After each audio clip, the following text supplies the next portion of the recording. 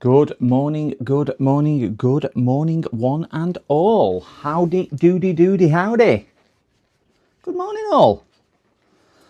Hope everyone's doing well for a Monday morning. Oh, dear me. I would just pop on and do a, don't often do Monday morning streams, in fairness. So I thought I'd do a Monday morning stream just to see how stuff was going. And then start to get everything ready for the stream this morning. And guess what? More technical issues. We had Streambot go a little bit funny, and if anybody's familiar with Streambot, you should have lots of pictures on there, and my buttons now are doing wrong things. I've lost all these configurations on Stream Deck, and I've just had to quickly reconfigure these two so I can change some scenes. So all in all, a little bit challenging, but we'll probably do that on stream. It's only a 5-minute job, so we'll get that done. Freezing this morning. Whew. Right, let me just say some quick hellos to some people, because we have some people in chat. Morning, Nick. 10k run. Yeah, hurt the leg yesterday again. Did it just over an hour, but I am aiming for the sub 1 hour for the run, which would be nice. But it's yes, it's aching a lot today. I'm supposed to be running tonight, but I'm going to give tonight a miss just to give it a bit of a rest. Probably run Wednesday night, I would have thought. Running clubs twice a week, so I'll probably run Wednesday. Maybe get that done, and maybe Saturday or Sunday as well. So just do that. So hey ho. Morning EDM. Good morning, Sean. Morning, Joseph. He's made it, woohoo! And morning, Enrich. Morning, Andy. Andy's in the house, everyone. Andy. Woo, woo, woo. Andy's in the house. No school run this morning. Are the Bambinos still tucked up in bed on scrolling Instagram or whatever they do at that age? And good morning, J Fix. Good morning. We've got the usual posse in this morning. So we have a little bit. I'm just checking on everything looks right on the screen. Be still here. Be still. Aha. They're still at school here. Right. Okay. It's half term where we are this week. So difficult half term, I always think, the February one, because weather's not good enough to really go anywhere. So you've got to then do something inside, which costs a fortune, and nothing ever lasts. Oh, bed's still here. Oh, they're still in bed, are they? All right. But yeah, it's a difficult one, I always think. Certainly when they get to that sort of early teens, just woke up. How's your treadmill exercise going, Andy? How are you doing that? You're not pushing too hard here? Because I think that's the temptation for a lot of people. Just go, I can do a little bit more to see where they can go, and then they get disillusioned because they're trying really hard and not getting any notable impact, or they go too hard, tire themselves out, or lose interest or something like that. I had a day off yesterday. Oh, that's good. That's good. They say when you first start it anyway, only do 3 days a week, and then build up to a fourth, and then varying your run speed as well. So just don't do the same constant speed on.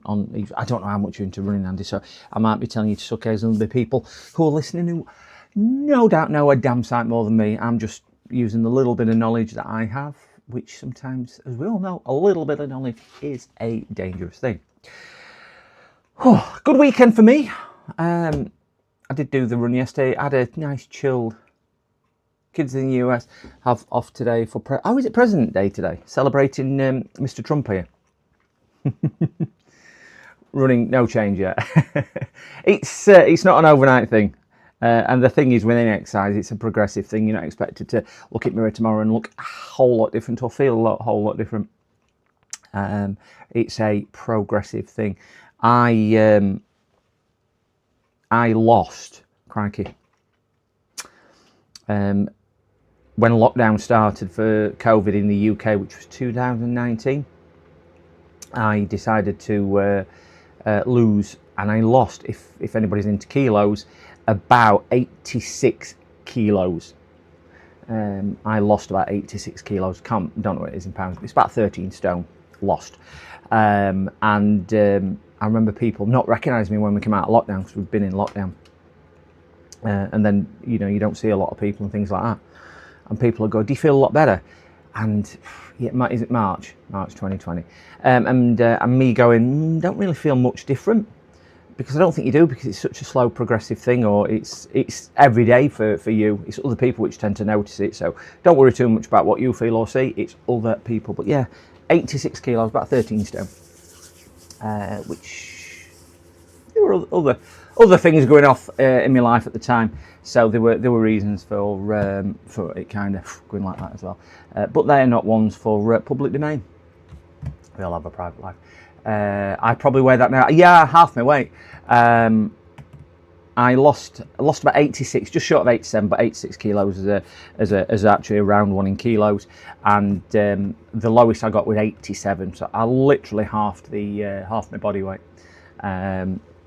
So I had if you want some stats on it, I don't know if anybody's interested.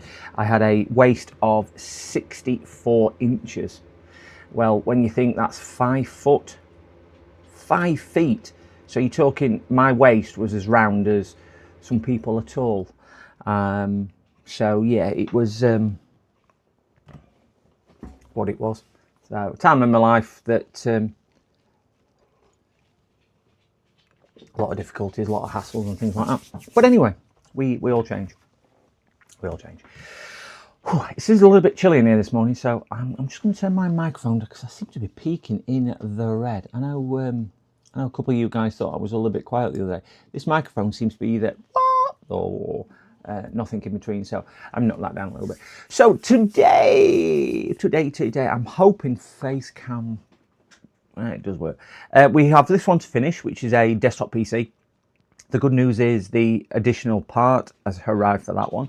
We know this one, which is the one with all these bits here with the i9 processor, the new motherboard, then the motherboard being broken, and then the CPU being stolen by whatever, and the cooler going missing. Anyway, cut a long story short, that is now all here. So we can do that one today. We have one just off shot as well, which you guys can't quite see, but another one sat there. Which is going to be done today as well, and we've got one sat on the floor here. These are all desktops. I fixed it by hitting. Oh, thank you. Thank you very much for that, Joseph. I need some sound. I've got no sound. Oh wait, that didn't come up anyway. Don't know why my sound didn't come up there, but thank you so much for that little tip on there, Joseph. Much, very much appreciated. Thank you so much. So we've got that desktop there, those two desktops there. So we've got 4 desktops in so far today. I've got a customer dropping 2 laptops off this morning, who's messaged today, and I've got another customer which messaged on Friday who's dropping their laptop off today as well. So we've got 3 laptops at least coming today. We've got 4 desktops. So how long they'll take us, don't know. How interesting they're going to be, don't know. The one what we did on Saturday, the really in-depth one, well, I think we all kind of enjoyed a little bit. One where we had the oscilloscope out, which weren't quite working, and several of the chat were absolutely phenomenal, amazing. We started it Friday night, worked until about 1 AM, then picked it up on Saturday as well. Customer came on Saturday, chosen not to have any other repairs done on it because of the issue, because I think it's probably going to be a board issue now. So he's kindly donated that to us anyway. So he's just going to do a direct replacement and get something like there. So I will just catch up on a little bit of chat because I can see stuff coming through. I just in my peripheral vision, so we will see. So we've got Andy. Just woke up, a day off. Kids in the US. No chance yet. What's that? Not yet. He has not changed this year. Oh, yeah, about Mr. Trump's day. He'll have something, won't he? We'll old Donald. Nick saying, wow, thank you, Nick. And yeah, wait that now. You probably feel a lot better since. Do you know what, Sean? That's what I was saying. Sorry, I'm just catching up on chat. You don't actually feel a lot different. I probably do in retrospect now, years later. But I don't. I didn't notice it back then. It kind of shocked a lot of people. And used to play around with them a little bit because they'd go, wow. And I had people who just didn't recognise me. I remember going to school for my daughter, and I said, I'm here to pick such and such up, and they went, who are you? I went, it's a dad. And they went, crikey, didn't recognise you. Just didn't recognise you, because you do look like a different person. And I'll see if I can show you what, see if I have a picture. So it is a quite a bizarre one for a lot of people to go, oh, hold on a minute, don't kind of recognise you as such. I can't stand this new layout of photos. It's terrible. And if I press that one, and there you go. That's kind of before and after. But yeah, some people didn't kind of recognise me to what it was. So that was the bizarre thing. But people then you say, oh God, you look amazing. You look amazing. And you say, well, don't you think I looked good before? And people will never go, no, you look like an absolute lump of lard or whatever. They would say, oh, no, I don't mean it like that. Don't mean it like that. So, yeah, after and before. Not all the way around, Nick. So I used to have a bit of a play with them. But, yeah, I don't think you notice it. There is a lot of bias towards larger people. I'll tell you that now. And if you've never been in that position, and I'm not going to stereotype or put it into any boxes with the other passive or undiscriminative discrimination, is that the word? Which other genres, demographics or whatever fit in. But there is a lot of bias towards big people. I remember going to a shop, and it was a clothes shop, and it was Hugo Boss. And I walked in, and the assistant said, excuse me, sir, can I help you? I says, so jokingly, I said, I don't think you'll have anything in here that will fit me. And he went, maybe some socks. And he just looked down his nose at me. It's a funny line. I found it quite funny. But if you said it about any other thing, like any other type, body type, colour type, religion type, gender type, or anything like that, disability or anything like that, it'll be frowned on. But they think it's okay to poke humour at larger people. And a lot of discrimination, you get looked down on so much and spoke to differently. I remember being in public and people speaking to the person next to me because you were large and people thought you weren't quite with it. It's so bizarre, and I can't really explain it, but you get talked to and treated so differently when what society deems as normal body weight, and it's horrendous. But anyway, we won't get into that. It's a different story for a different channel for a different thing. Let me just skim through these. Good morning, Undergrow. Morning, Undergrow. Morning. Who else we got? Sean, Nick, Undergrow, after and before. So anyway, guys, we are going to crack on and get some of this done. So there are a couple of desktops we are going to start this morning.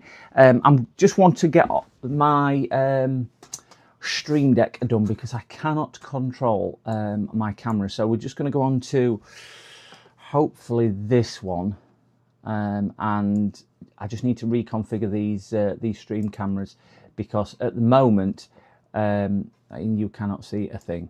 Wonderful. So even that stream camera is not working. That one? No. Which one? So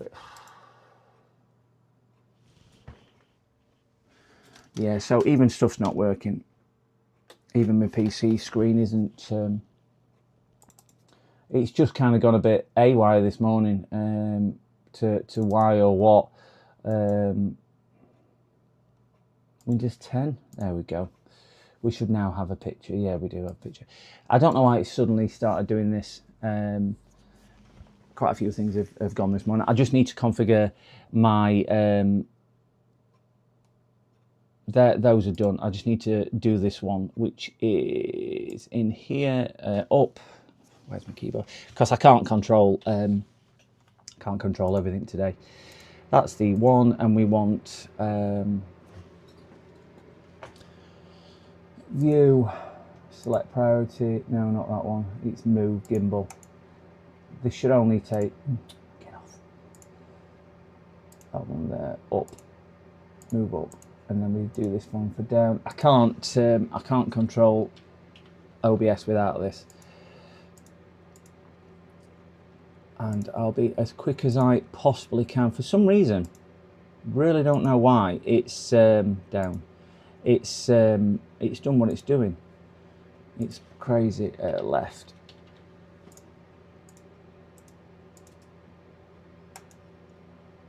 Gimbal, sub priority left, and the last one, which will be right.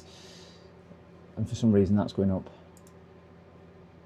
Why is that one going up? That's what I mean. They've moved around terribly. So if you just go back to all, I want to make sure I can control it. And they've all transversed to different sides. So just let me swap me right for me left, and me left for me right, and me up and me down. They've all moved across, and swap that to that one. I think it's because my gimbal is mounted upside down up.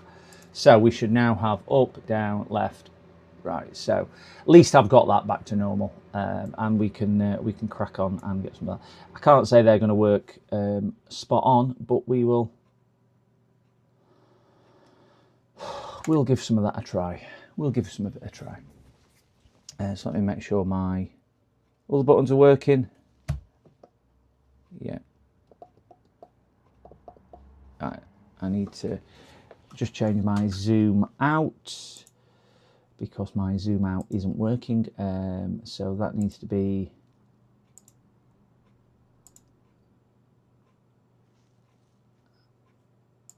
out. Right, there we go. Right, so at least I've got a functioning Steam Deck to some degree on there. Morning chill, morning chill. Good morning, Mick. Hope you are doing well. I think this morning we will get on with, I'm going to do that one first thing this morning because he wants to pick up tonight. We've got that one to do, and then we've got that one there to do. So we're going to get on with this. As with desktops, gents, they're always difficult to kind of see what we are doing and so on. This one is just having a hard drive replacement, so not an ultra exciting job, but a necessity for making sure the computer works. I'm just going to turn my heat on because it is a little bit chilly this morning. This is, oops, sorry about that, just deafening everyone. This is one what we looked at last week, and guess who's come to play? She came for a run yesterday with me, but she's still behind me now. She's going, are you going to actually throw that for me or what? Up, here. Yeah, take it to your bed. Go on then. Come. Crazy. Morning, Pitco. Good morning.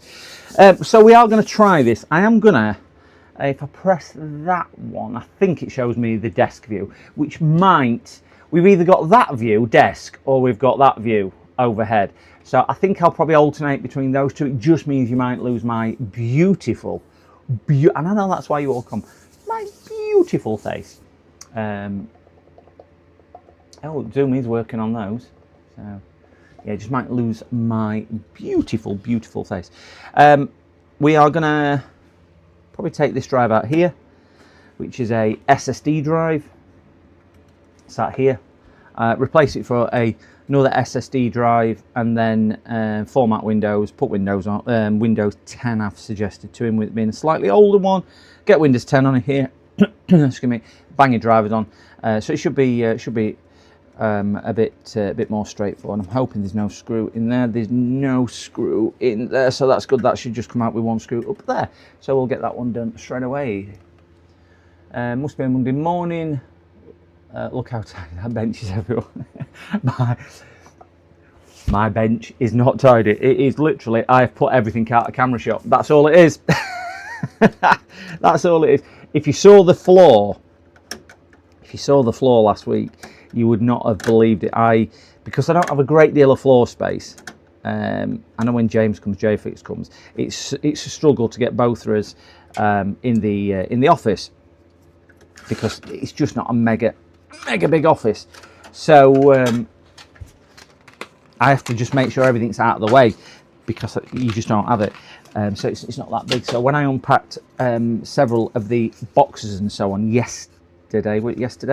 Friday, sorry, it just left us with left me with no room at all. It was absolutely crazy. I could not even move. I'd got computers sat on I've had to move 5 of the desktop computers to the extension to my living area as such, because I've just run out of space in here.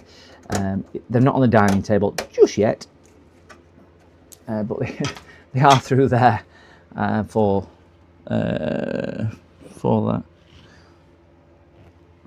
Right, that's that. I'm just going to pop the side back on, because that's all he needs doing in this one. So this is a typical day. Whatever comes in, I work on a daily basis as such. Let's see if I've got a couple of nice. It's not exactly the best looked after case, this one. I'm hoping that goes in there. Yeah, that goes in. Do you sell those PCDD pullovers? I like to buy one. You mean one of these? You mean one of these? Is that what you're saying? These hoodies? Oh, my face cam's now frozen. Why? What? What? What's he doing that for? Guys, I'm mad today with these. I don't, Sean. I mean, I ordered this off eBay. I ordered this one off eBay, and it's the wrong size. I'm a medium to a large, and this is a large, and it's incredibly tight. So I ordered a second one, and I ordered a double XL, and double XL's come, which is smaller than this one.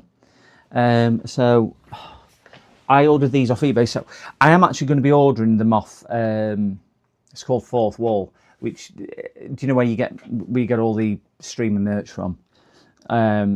They are a little bit more expensive. I think they're about 20 pounds or something like that. But by all accounts, the quality, the fit, and everything, these are very polyester and cheapish. So this is just kind of a holder until I get one of those. Yeah, they're not. Let's put it like this: I wouldn't recommend buying from this company at all. Who I got this from, because they've been a bit of a pain. Plus, the quality of the merch on here is absolutely terrible. The fitting's not good. Everything's not good. So yeah. And then what you could always do is wear it, and you could come and work for me. You could pretend to be me, which I have had. I have had that. I donated quite a lot of stuff to a local charity shop, not realising that one of my winter coats, I'd never even worn it, were brand new, but had my proper business logo on for my business that I run. I got a call 6-8 months later from the local police saying, we know it's not you, but we've had somebody going around knocking on houses in an area of where older people live, and pretending that they are working for your company, and they've got a company logo on. Can you just confirm they work for you or not? I went, no, they don't work for me. It's just kind of me and a couple of other people. They definitely don't. So I've always been really cautious then for my main business about producing anything with my business logo on. So everything now I cut up in half so nobody can do it. But yeah, I had somebody knocking on doors pretending they were from my business to try and infiltrate their properties and whatnot. Not smart enough to pretend that, I don't know, could be so smart. Could be so smart, you never know, do you? Definitely. I did get my first viewer troll at the weekend after Friday's stream, calling me an idiot and calling me, well, he didn't call me an idiot, he called me a genius, in a sarcastic way, and then an idiot and all sorts of things. So I just blocked his comments because I thought, do you know, if you ain't got anything constructive to say, because what he was saying was right. I'm not going to say it weren't, but it's not so much what you say, it's how you say it. And I just thought, you know, if you can't even give me any constructive positiveness about it, there's no point you saying it at all, because they always say you can't argue with idiots. Well, I have a theory. You know, if I want to argue with somebody, I'll argue with them. If I don't, I just won't engage. And if you set your stall out to educate me, I ain't got a problem. If you set your stall out to tell me I'm an absolute buffoon and an idiot and slag everybody off, you don't really deserve my my airspace. So I got my first troll at the weekend, which was a bit silly. So I wouldn't say it was smart enough. And it was all over with, I think one of the viewers had said about he was doing cable management in a PC, and I'd said basically don't bend the cables. And the particular viewer didn't like how I'd put the analogy forward to doing the why we shouldn't bend GPU cables. Didn't like the analogy. I think the viewer himself, we broke it down into a simplistic term, enjoyed or understood what I was trying to tell them. Because sometimes you've got to, I'll sometimes say to my customers in a very simplistic way what the issue with the computer is and things like that, because I don't think everyone's got the tech knowledge or the comprehension to understand it all. But again, sometimes with people thinking, how can you put it? Because they've got a lot more knowledge and intellect and everything experience on that subject, I should go into a lot more degree. But I won't understand it. It's a bit like, you know, saying I've got an headache and a brain surgeon explaining in great detail. No, to me, a layman, I've got a headache, I ain't got whatever, I don't understand all that. So that's what it was. But, you know, they're not worth the time, are they? They're not worth time. There's 7 billion people on planet. There's another 999,999,999 people to concentrate on. There are people that have nothing better to do. I know, just start fights on somebody's channel. He put it in the comments of the video, so I just removed it. I've got no intention of removing comments. If the comment, if they'd have come back and said, look, how you explained it is inaccurate, really it's this. So I understood it, because I'll openly admit on channel, and I've done it numerous times, I'm not the best at soldering, I'm not the best at electronics, I'm not the best at any of this. It just happens to be I'm on camera doing it. If they come back with you know, something like that, I ain't got a problem. If they come back with a bit of sarcastic comment, I don't have a problem. I think mine is genius little comment. It was as he went further down into the rabbit hole. But anyway, it got removed. Yeah, it doesn't like going around corners. That's what it was, Sharky. And it weren't meant to be electricity didn't like going around corners as such, but it were to say to a customer, don't bend your cable acutely. And I think I went, it would say to the client, don't bend it acutely. And that's what it was, Sharky. And he didn't like that comment on there. There was a few follow-up comments, which I got later off a couple of people, or a couple of comments on there as well, which from there. But hey, it's what it is. But yeah, it weren't. It was an analogy I was trying to put forward rather than anything. Anyway, let's move on, guys. Let's move on. So we have got this one. I need a USB memory stick. Oh God, Valentine's Day was Saturday. Did anybody do anything? Did anyone have a significant other, a pet, an animal, a friend, a relative? Did anybody go out and get a bit tipsy? How was Valentine's Day for everybody?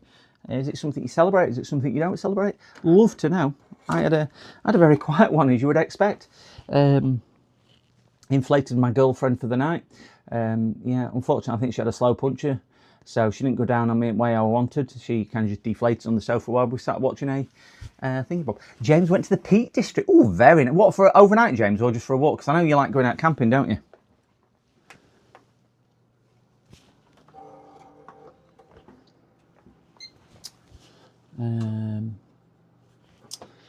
Right, so microscope has disappeared off here as well, which is my...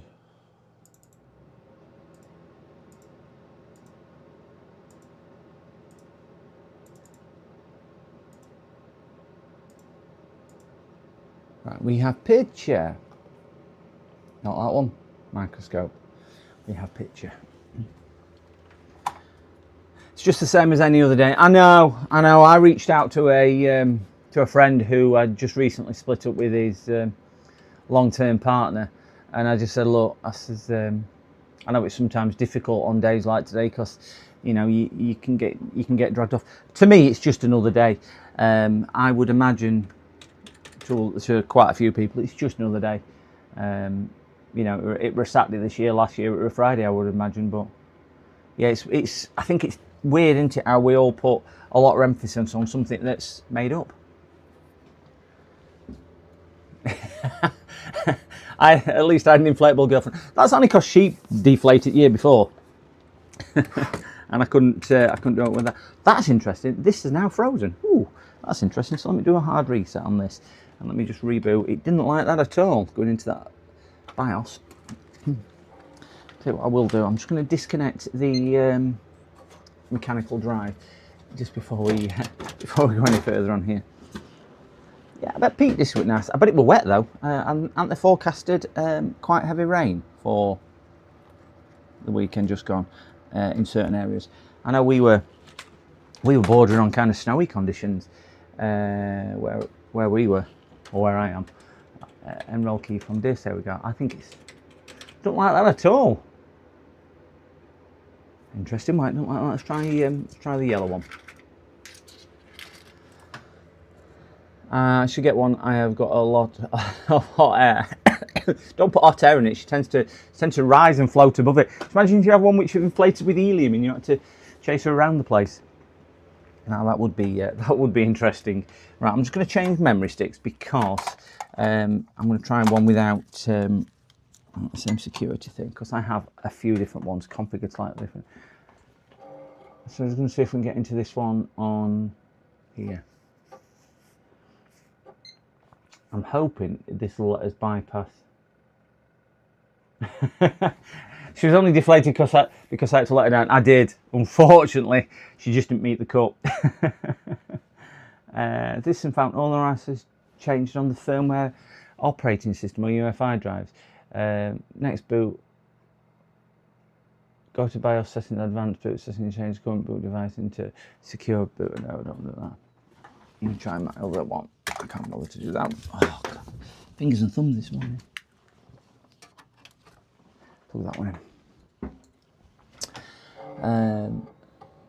There are not very many repair streams in my hemisphere. I keep getting you guys across the pond. That surprised me. I presume you're over in the States, are you? Over in the US. It does surprise me because I thought there'd be more over there. I'm aware of a couple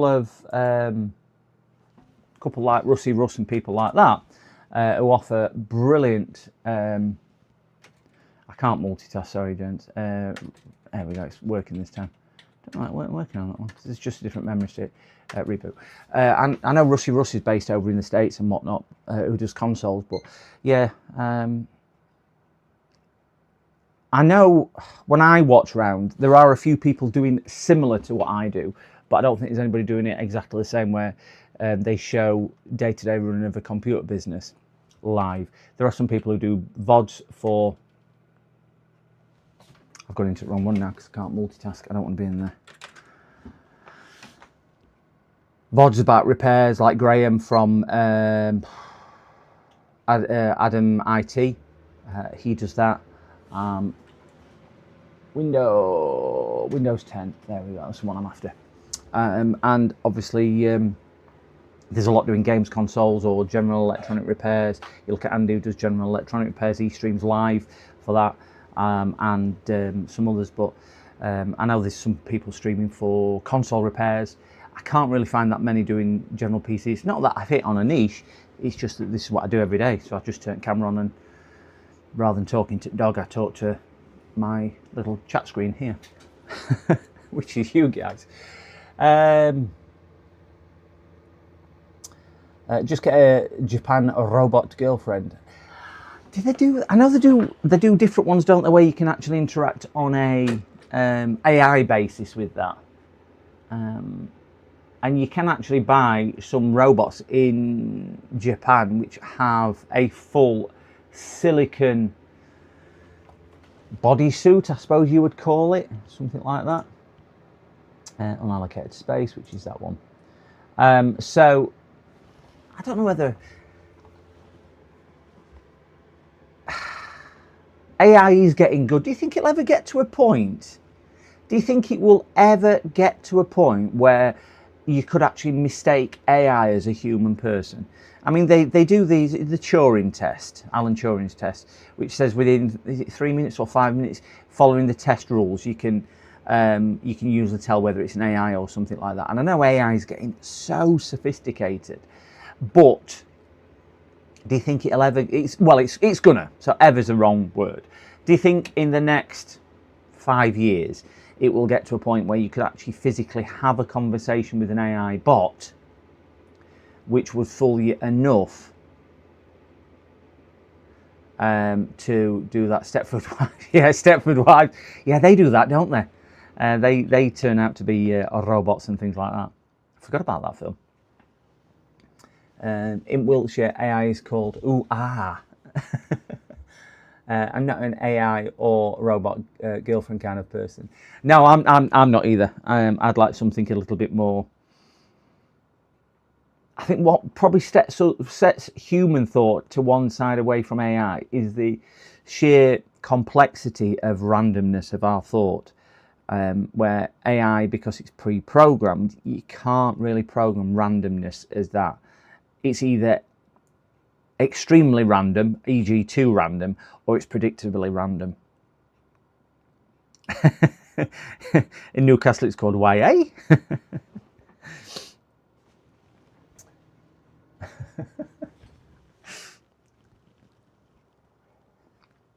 I think we'd all agree though, wait, AI is going. I remember seeing a thing 4 or 5 years ago with Google doing an experiment where it got AI to ring up for a hairdresser's appointment, and it paused on the phone and went, let me just think, as it was confirming the booking to itself. Won't be long before, an AI rings another AI to book an appointment, and they have a conversation between each other, and there'll still be the niceties going, and all this. I rang, can't remember what I rang up a couple of weeks ago, and it was clearly an AI, because we can all tell with the rhythmic voice print what they use, and pretty generic one. And it says, do you want to do this? And you go, yeah, that's what I want to do. And it went, just let me think about that. And then it coughed. It coughed. It went clearly to try and convince me it was more human than it was. But there'll be a percentage of people out there which would think, oh, I am on to somebody real, which is, it's just, I know why they're programming it in, but it's just a bit disturbing that they think, well, we'll just program that little bit of thing in. All girlfriends will be, I can't see without my glasses on, put my glasses on like this installed. AI girlfriends will be mass success. Well, you've got the other thing as well, CPU. It might not be girlfriends, it could be boyfriends. And before long, we're all sat with a graphics card and an hard drive in bed. Well, if we could all sit with an hard drive, I don't know what we're doing wrong, but yeah.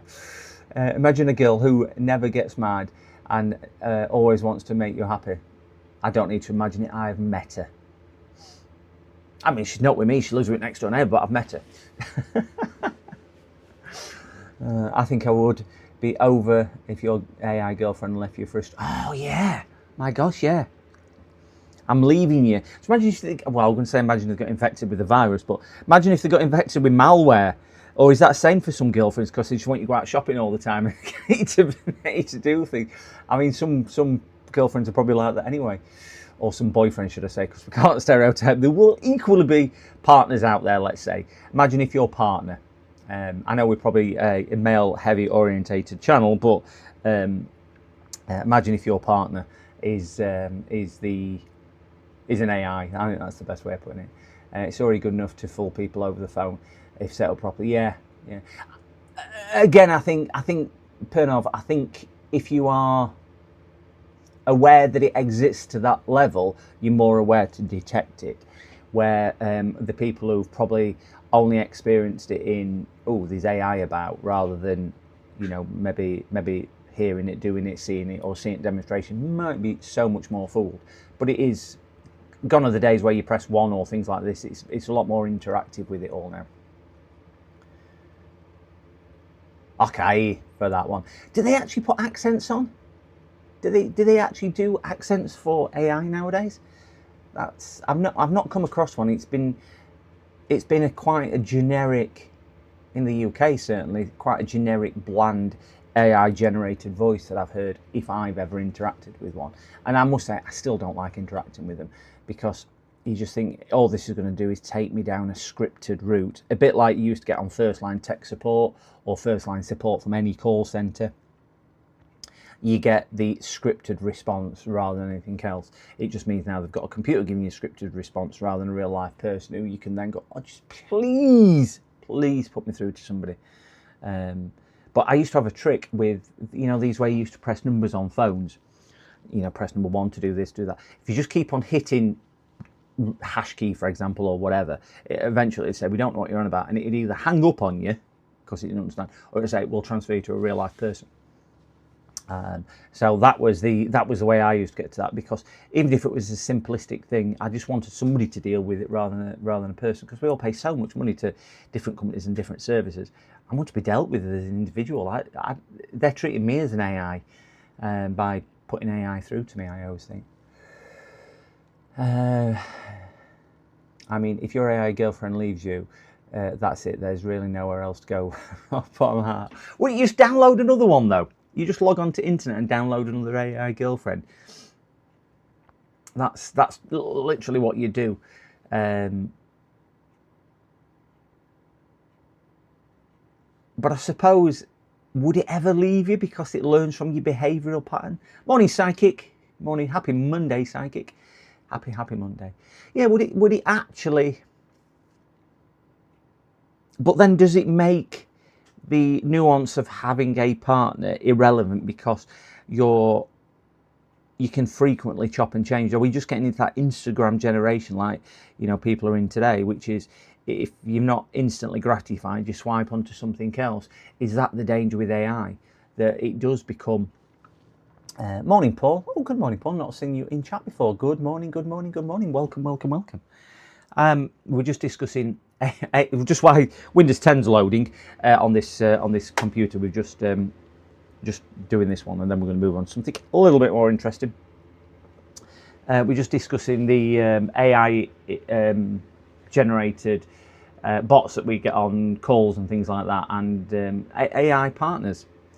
So that's where we are. So yeah, does it take away a little bit if you do get an AI partner, to the degree of, well, this doesn't quite fit, so I'm going to move on to something else? Or because it adapts so quickly to your personality traits, does it become less of a partner and more of a clone of yourself? Because that's the other thing. If you all get these utopian partners or AI partners who want to please, want to satisfy, want to challenge you, whatever it is, does that take the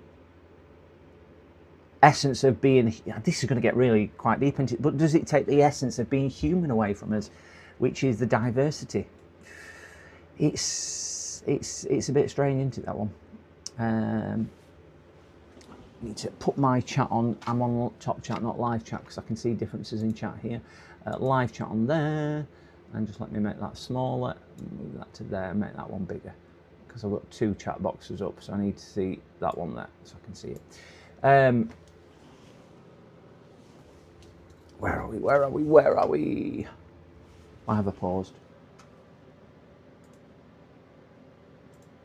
There you go. Don't want to pause. Do AI do a virtual packet in the after they call? Maybe. Maybe. You wouldn't mean need to start making excuses, would we, if we accidentally broke wind or had to scratch yourself or something like that in the middle of the night with an AI partner? You can imagine the little nuances they'd have to build into AI if you did that. That you'd be laid with your partner in bed and suddenly you'd turn over and there'd be, you know, a little bit of data code laid on bed or something like that if they laugh funny. Or went trampolining. So if you get fed up with your AI partner, could you just pop to the AI Superstore and trade in for a new model? I think you'd probably just download it. You wouldn't even need to go outside. I mean, that's the thing, isn't it, with AI? Because it's just code generated. I suppose if you've got a real, are we really discussing this in this step? But if you've got a real design of one, how would we all design it? Would we all design it to be, you know, a beautiful model from the generated world of, like we see in magazines and whatnot, or would we want the girl or boy next door look?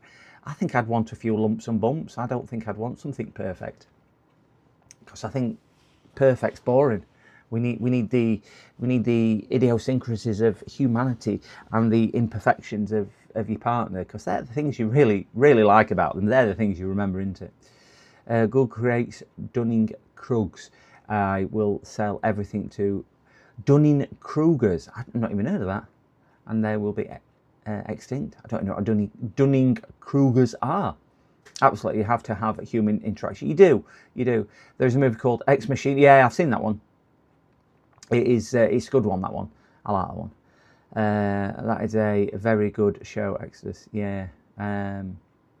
Good morning, Bristech. Morning. You subscribed on Friday. Thank you very much for your subscription on Friday as well, Bristech. Thank you. I don't get everybody's coming through. Unfortunately, we are just sat here waiting for Windows to load on this machine, what we've just replaced the driving. I can't really speed this up, unfortunately, gents. It is what it is. Windows 11 on a modern machine takes me about 6 minutes to install, start to finish. On a Windows 10 machine, it is a little bit longer. All gravy. You are right, it is all gravy, Bristech. It is all gravy. Oh, there we are. Let's go to that one. I am having issues this morning with tech again. My OBS and Stream Deck decided to go a little bit adrift, but I seem to have got Stream Deck somewhat working, and hopefully we will get OBS all back up and running too. So once this is installed, we'll do the gaming build next, which is, it looks, you can't really see it, it's this one here. Put my hand on it. So it's this one here, which is this is the one, I'll explain more in detail. This is one where the customer had ordered the i9, which is sat here, which is the i9 14900KS, that one there. It was sealed, if you remember, but when we took the seal off on stream, it had thermal compound on the inside of the plastic and onto the CPU. When we did put it under the microscope, we noticed there was a knocked off component, so it was clearly a used CPU. So spoke to the customer, and he actually dropped into chat as well. So that's the motherboard which he brought with it, and then the cooler, which is a water cooler set up there. I think he's still in the process of trying to return this to the company, which is Laptop Outlet. He then ordered a new motherboard from Amazon and went to the AM5 platform with a 9800 Ryzen 9 or whatever it is. And that then came, and Amazon managed to not deliver the CPU and the cooler, delivered the motherboard, but the motherboard is smashed to high heaven. So he's then ordered another one, which is just, you can just see the orange box up there. Oh, is that the broken one? No, that's the new one, which is sat up there as well, because I took it straight out of the box. And this time they delivered a motherboard which is intact, and we've then got a cooler and a CPU as well.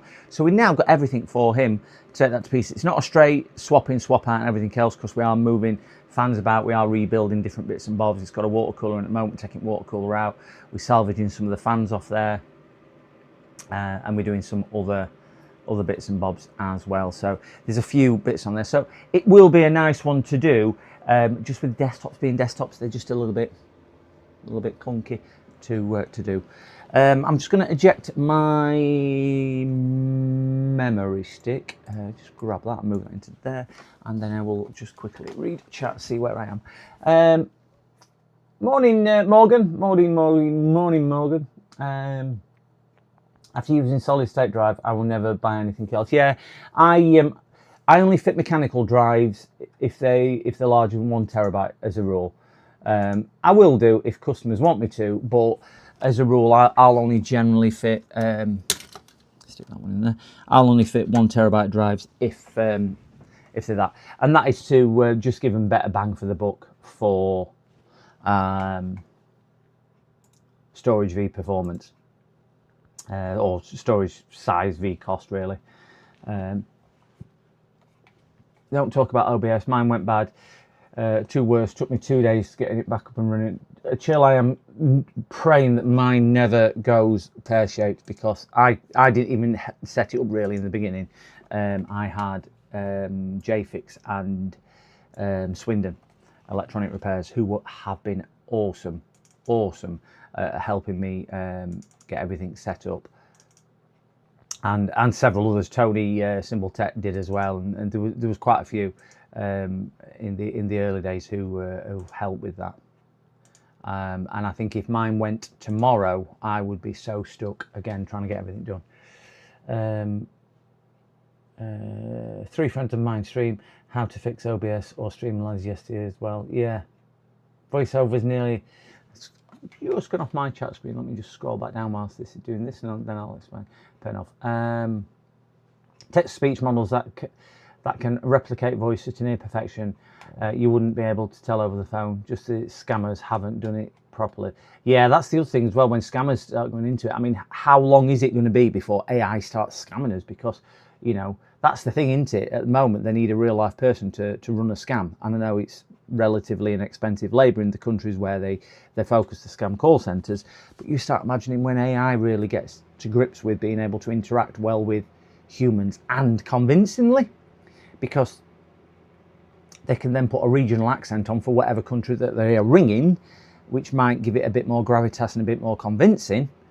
And instead of it making, you know, 1 phone call an hour, that AI can make hundreds, if not thousands, of phone calls per hour. It's going to be frightening when that really kicks in, and they're going to be more convincing than everything else when it really does get polished. Even generated videos are getting very decent. People lower quality and apply filters on purpose to make it look more realistic and make mistakes less apparent. Yeah, I mean, deep fakes, as it was coined a couple of years ago by Trump, weren't it? But yes, it is scary times. I don't even think we've scratched the surface on how much there will be thought processes out there, how much it's going to affect us. It's whether they can protect us, because it's all right affecting us. You just need to offer the protection from the effect. I'm getting blind. Morning. Oh, Swindon back in.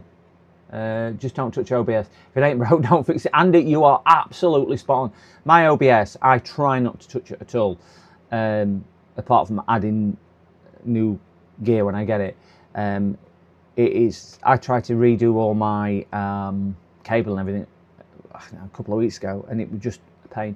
I do unfortunately need to build a new machine, because I've got quite an old this machine I use for streaming. It's only a 5900X. This is basically what I run for streaming. If we can see that, if I press the right button there, and it is an older machine. It's still not a bad one. 12 core, 64 gig of RAM, several drives in it, as we can see, and I think this one's got a 5060 Ti in it.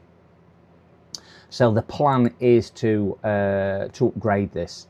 I've got a RAID configuration on 3 drives here, which are all my J drives. They're rated SSD drives to just give me the bandwidth. I've got a primary 1 terabyte 990 Pro. I've got a 10 terabyte mechanical drive for bulk storage on here, and then I've got another one which is a 500 gig. That's actually got Windows 11 on and some other operating systems, because I use 6 operating systems on here, so I can boot into different things from this one PC with boot menu. So So yeah, but predominantly it runs off the C drive. Oh, it's a 980 Pro, sorry, my 990 is in my gaming system upstairs, and then the GPU. So GPU does handle it. You can see from here it's sat at about 74%, and this is kicking out 2 streams, one for Twitch and one for YouTube. So it's handling it absolutely fine, but it's not really CPU limited. It uses a bit of that CPU if I'm encoding VODs for upload, but it's GPU, and I'm trying to just hold off doing anything for the foreseeable because stuff's just so expensive. But I think I'm thinking of going to the AM5 platform maybe in about end of year, when hopefully RAM might have come down a little bit, and moving to something like a 50. I like the 5070 Ti if I'm being honest. I think I might move to a 5070 Ti in here, and whatnot, just to give it a little bit more of a performance increase. It's got a 5060. I don't think I'd need a 5080 in here. I don't need the horsepower for that. But a 5070 Ti, and I've got a 5090 in my gaming system, and that's overkill for my gaming system, let alone for my everyday use. I don't need it all.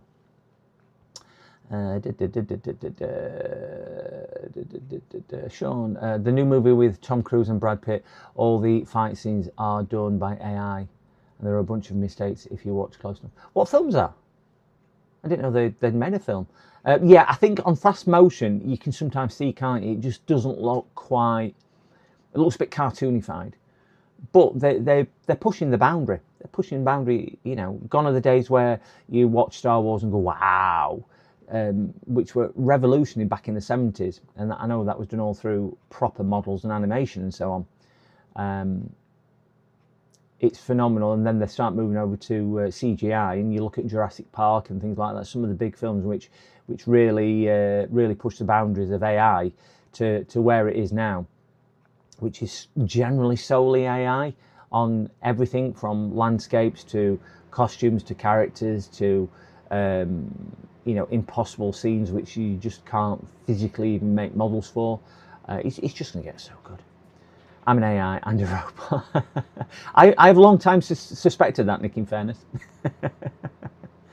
35 years working in electronics, melt my eyes, yeah. I have a Ryzen 5 5600G in my main PC and it works fine. Do you know that, Morgan? The only thing which I have found, just let me reboot this, Snappy Dragon has done. I'm just going to reboot the system on here, what you can see, and click on there and click reboot, is that the G series CPUs on that age, I've had to replace several of them because the CPUs have blown. And what I suspect it is only the ones with the G suffix, so onboard graphics, and it must be something to do because they changed how the chips were stacked on the next revision after these, because they realised it were overheating and it weren't as fast, and they did it all for performance so that it was less power and whatnot. So I have replaced some of those. So I would say if you have one of those, just make sure it's kept cool, because I have replaced maybe a dozen of them now in the last 12 months, and you consider how many CPUs I've replaced other than those is negligible over umpteen years. Negligible. So we have got device manager up and running. Just make sure we've got a driver for the graphics card, which we have. It's an older system, this is why we've suggested Windows 10. And let's just see what we have got. Performance, we have got a 4th gen Intel CPU, quad core, 16 gigabytes of RAM, and a GTX 950. My telephone is ringing, so just give me 1 second, guys. I'm just going to answer this phone. PC repairs.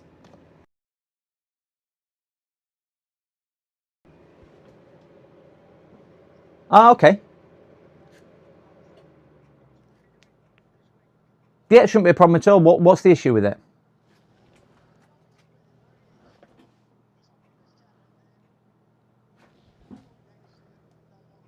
PCDD right. So you just wanted to move to shit. Windows 11.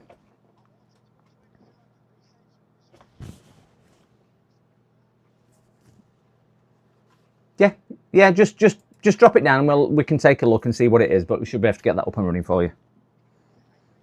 I am, yes, yes, yes.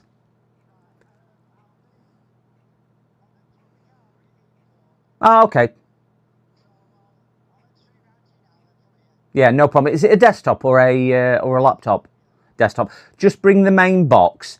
If it's a non-standard power cable, just bring that. But if it's a standard power cable, don't need it. Yeah, but yeah, just don't bother then. Just bring the main box then, and then we'll take everything from there. Probably going to be looking at getting that done. I've got a few in today. Probably tomorrow if you drop it off today. Oh, right. Yeah, no problem at all then. Okay. Yeah, I mean, normally it's 24, 48 hours for that. So yeah, just drop it off and we'll get that slotted in. No, don't need anything. All right, see you soon. Bye bye now. Sorry, guys, got another missed call come through.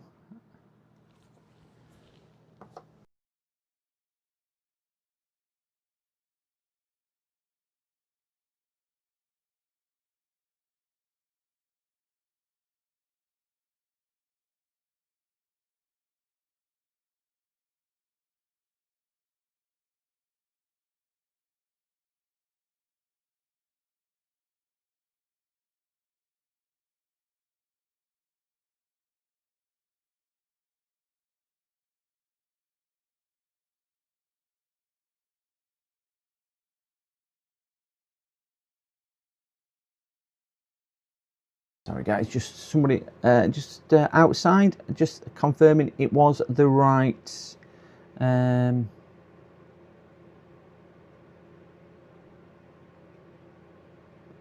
um,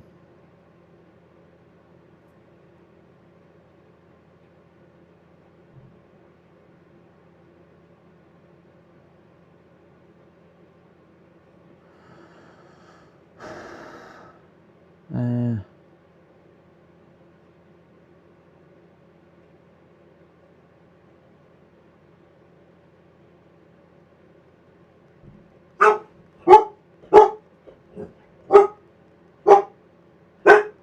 right, so somebody else just dropping off, and then somebody else after that as well. So just bear me 1 second, gents.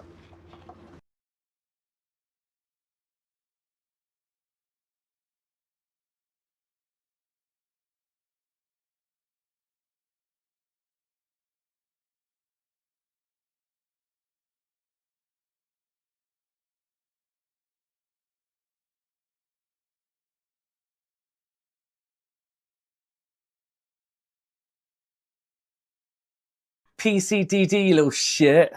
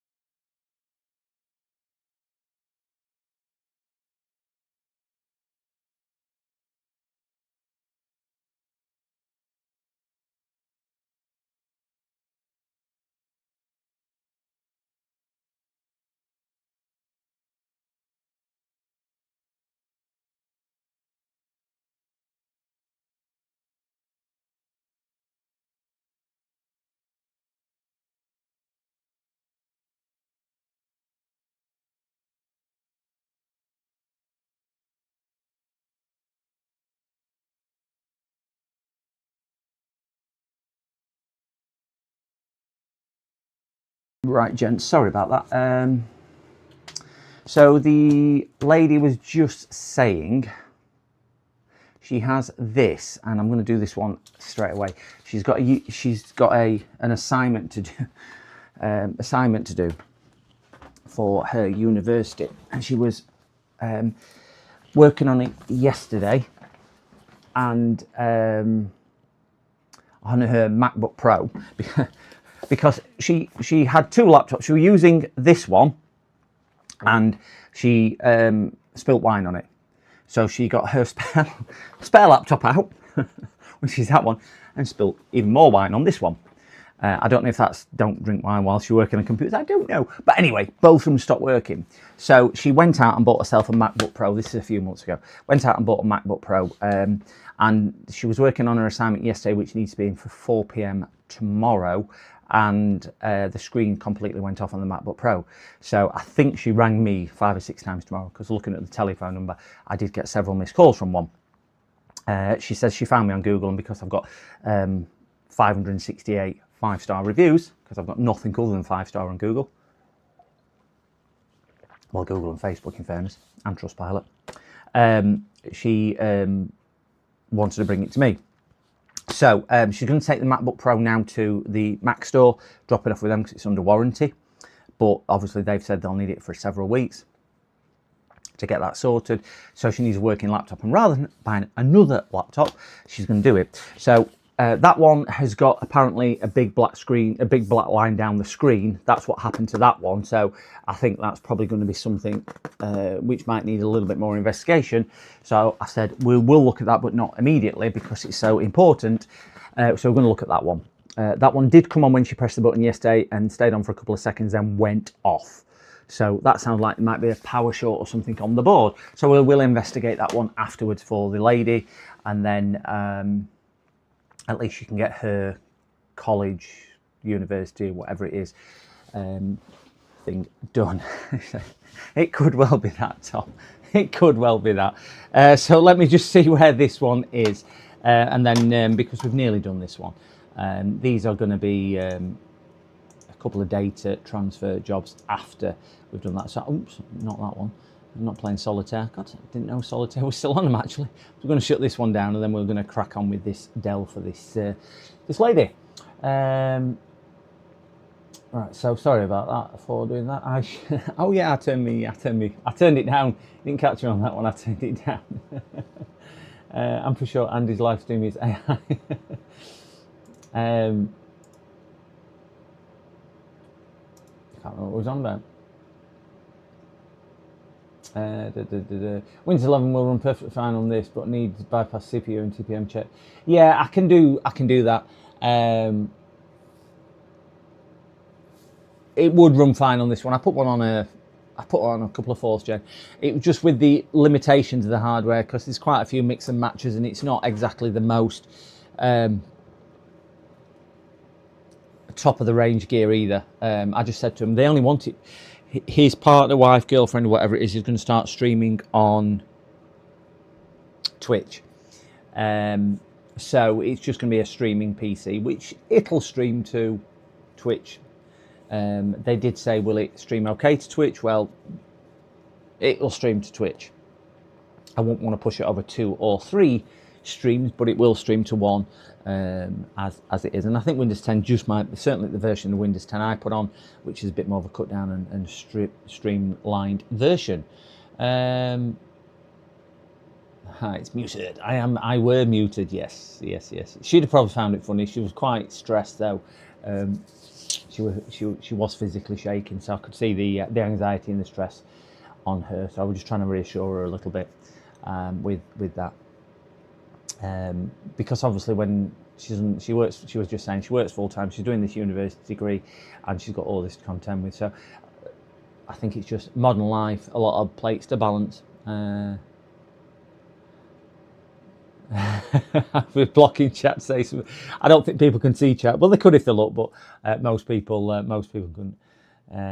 Flat battery. Right, so we're going to get this one out of the way. This one is now going to just be a data transfer job, because we've done what we need to do on there. So I'll get this one shifted, and we'll get onto the laptop that's just arrived for this young lady, and get this done. It's nice to help people who feel feeling the pressure of getting stuff done, and it's surprising. If any of you guys work in the field and work with retail customers, I think Andy's probably experienced this as well. You do get sometimes with people coming up who are feeling, oh, crikey, my world's come to an end because my gadget, tech, whatever. And I think we've all experienced that. I experienced it yesterday trying to book something online, and I just thought, crikey, and it was stressing the heck out of me. But I can only imagine what it's like when it's your life thing, you know, something that you must have done. To get working, just to make life a little bit better, a little bit easier, or earn some money. So I do appreciate that. So to try and help somebody out and try and get it a little bit better, it will be okay. I know what I'm trying to say, even though I'm not communicating it right. So we'll get onto this one. I just need my magic box of tools. Okie dokie. So we will be using that, and we will be using that. And we should have one more. Ouch, knee. Oh, and we will be using that. So I can put this one away.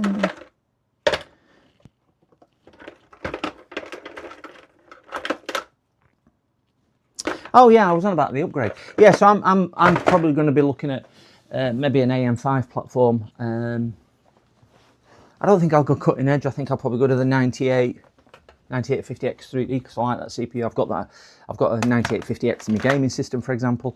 So I'll probably go for another one of those. Just going to get my power supply booted up, which is, can't even remember what my power supply is called. Power supply.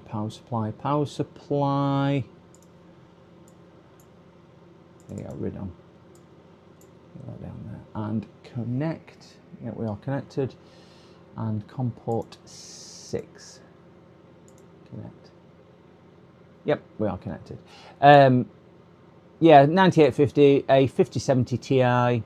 Don't think I need any more than probably 32 gig of RAM. Certainly don't need 64 like I've got in this one, or 128 as I've got in my one upstairs. I'll probably use my 10 terabyte drive in this one. Hasn't had that much use, but maybe put another couple of drives in it for 992 terabyte 990 Pro NVMe, and then move this 980 across as well, and yeah, see how everything is. So let me get my power supply on screen. We've got that one on screen, and we want this one on screen as well. Right, we'll have them on screen to start with, and we will flick that one over to Microscopal. Yep, the microscope's now working. So we are cooking somewhere close now. Ooh.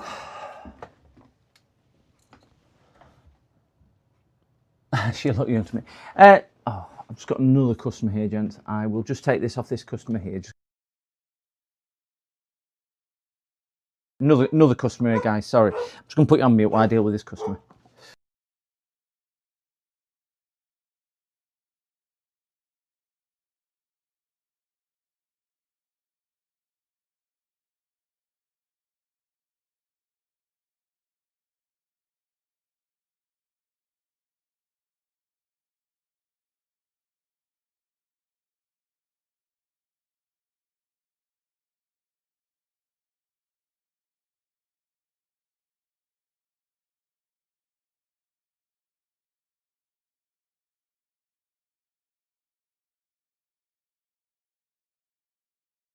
PCDD, you little shit.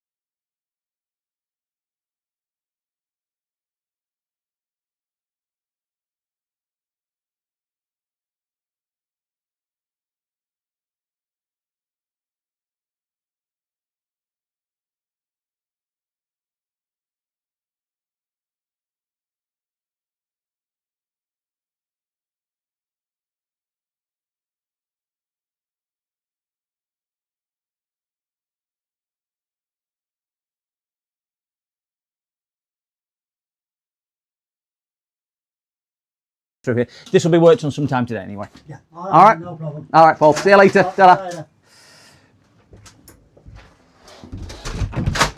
Okay, sorry about that, guys. Oh.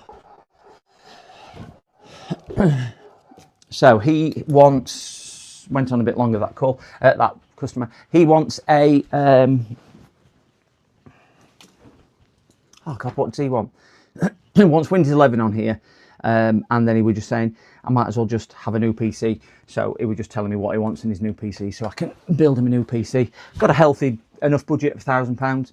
So I'm just thinking, a bit similar to the one I built there, but obviously not that one because that's about £1,500 worth. Bit similar to that, and just cutting down on maybe the standard graphics card and the amount of RAM and things like that. So we will have a look at that. Anyway, we're going to get back onto this one. Welcome everybody who's sat in chat. Sorry about that. Obviously, I run my own business, so I've got to answer the door. When I answer the door, I can't always communicate with chat. So yes, sorry about that, guys. We are going to now do this one. If you weren't with us when this lady dropped off, she has got banana. She has got water damage on.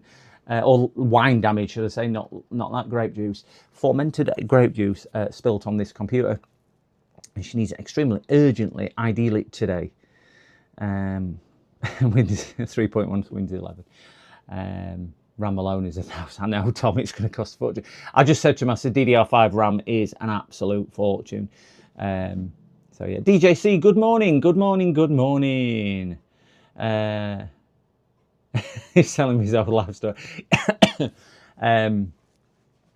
Morning, Sans. GTO, Toe, good morning. Good morning. Morning, Sean. Morning, Sans. Morning. I'm quickly skimming back through chat because obviously quite a bit of chat goes off when I am with people. Oh, there we go. I think we're more or less up to date. So I do apologise if I've missed anybody. I'm probably staying on AM4 for a few years. DDR5 is way too expensive. Yeah, I'm going to have a conversation with him and I'm going to give him two options. One, to stay on AM4, which I think is probably a better way forward for him for cost. As long as it's Windows 11 compliant, he should be okay. But the other one, I'll say, if you go to AM5, it's going to cost you this. So we'll explain a few bits to him. I think if he drops his CPU and his motherboard, we could probably get maybe 8 gig of DDR5 at a half reasonable price. Probably around £60 to £80, I would have thought, for some DDR5 at that price, if we're lucky. And he's got a cooler. It's whether his cooler is compatible with AM5 because he wants to move his cooler over, because I only fitted it 18 months ago, which will probably be either one of the Peerless Assassins or a Noctua, because they're the two which I used to fit. I used to fit Noctua, but I moved over to Peerless Assassins a while ago. So it might be one of those. So we'll see. We'll see what he wants to do. She wants the laptop as soon as possible. 3-day radio. Yeah, I'm hoping it's not going to be too much hassle. I'm hoping it's not going to be too fried on this one. I'm probably staying. Yeah, she did say she switched it on, and it kind of went off. So. Oh God, it's really chilly, really chilly. Anyway, we're going to get back on with here. Let's turn my power supply on and let me give myself some voltage. So we are on there. We are at 19.5, and let's just knock that ampage down a little because we're at 7 amps. I want to be at 7. Let's just go to 5. So 19.5 on 7 amps. Stick this in my little box at the side and flick down onto there. Welcome 39 people in chat. If you are here for the first time, we're just repairing this laptop. If you're here for a long time, thank you very much. Please consider hitting that like or subscribe button. I'm chasing 600 subscriptions. We are going to be using our little fan favourite here, which is the Jabiud, whatever it is, UD1700. If you've not seen me use this on stream before, we put our main CPU, PSU power supply in here, which is 20 volts or 19.5 volts in here. And then we've got our output here, which is sat here, and I'll explain that in a second. And importantly, we can then emulate what style of laptop. So the laptops like Lenovo, Dell and HP, which has got a center sense pin on the laptop, won't always work unless we've selected the right one. So this one's a Dell, so we're going to select Oh, Dell on there, which is the second one up. You need to look it to find out the flavour. I did smell it. She looked at me really strange, Pitco. I did smell the laptop when she came. I was looking at it and I kind of I bashed all the keys like this, and then I went and give it a quick sniff. And she did look at me a bit strange, and I just said, "I'm trying to smell if I can smell any liquid," just to give you an idea. But sometimes one of those things you do without thinking you're doing it, and well, how does that get conceived? Yeah. Oops, sent a message before writing it. Oh, it's not good. What wine? She's managed to spill the same wine on 2 laptops. The other laptop is sat here. She got this one out, started working there, spilt laptop on there, spilt wine on there, that went off, and then got a second laptop out and spilt wine on this one. So, yeah. It's wasting wine. Wasting wine. So anyway, get back to this. So yeah, what this will enable us to do is emulate it to be Dell, and then at this side we can select what. Let me zoom down onto there. It'll be easier rather than me holding it right up. We can then select what wattage the Dell charger is. You've got Dell, Lenovo, and HP. So we're going to tell it that we're working on I think this is probably going to be about a 150, 160 watt charger. So what this will mean is that the laptop should think it's got a genuine charger plugged into it, which is always nice. We can still see the current draw in the top right hand corner, and we should get one on here as well. But we've got it all on screen to do that. On the other side, this side simply goes into the charger, and then you get a little connection box with 3 on. So you get the HP and the Dell, you get the Dell and HP there, you get the Lenovo ones there. Alcohol abuse, spilling wine, never good. There we go. So we'll leave that switched off. Too much wine at the office. I love the smell of fried transistors in the morning. Oh, they smell lovely. It's your story. Yeah, that's my excuse. That's why I went and smelt the thing. So we'll pop that in there. Right, so we will flick this on and just see if we get any magic white smoke. I'm hoping we don't. So top right hand corner, I'll try and keep that in shot as well. This is just the emulated power supply for the laptop that we've got that. And obviously top right up here, we will have that. So we will flick it on right now. See if we get any current draw. We've got a little bit, as we can see, which is okay. It's not static. Oh, wait there. Is that, no, it's still moving, which is good. Which is really good. A little bit, this will be overhead from...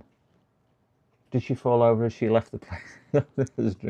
She didn't fall over. She was very nervous and anxious, but I think that's because she's got a lot on today to try and get some. She's doing her own research paper on alcohol abuse. Let's have a look now. So that's... I'm expecting, if it's got a battery in it, to maybe got a pre-charge and that. So it could just be because the battery's full as well.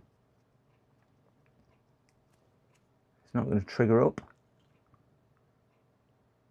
Yeah, charge current should be higher than that.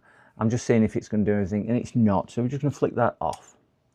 So we've now flicked the power supply off, and I'm going to just disconnect that and open and just see if it will power from here. Now she did say that it did flick on and then went off.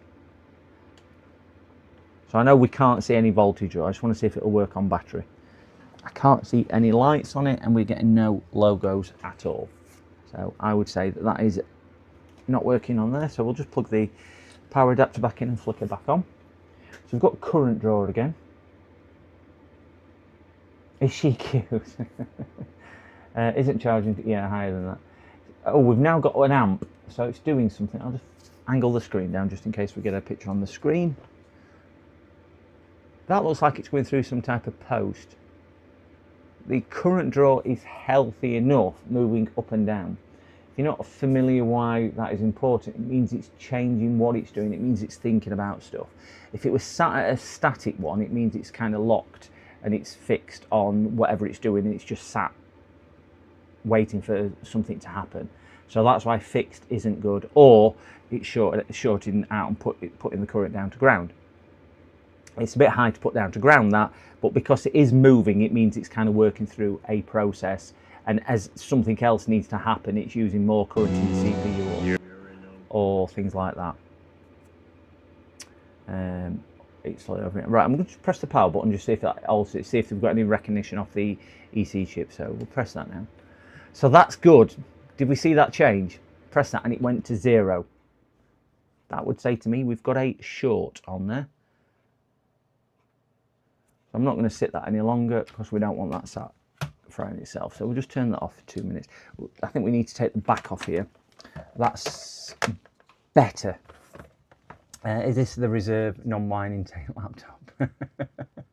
Hopefully a bit of IPA takes care of all the most liquid damage things I've been able to fix.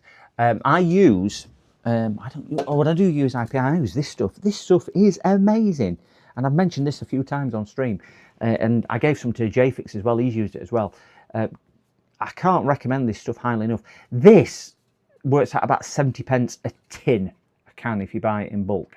And it's a half litre, 500 ml. Comes out really, really powerful, really quick. Evaporates your Brett and Live electronics. Cleans really well.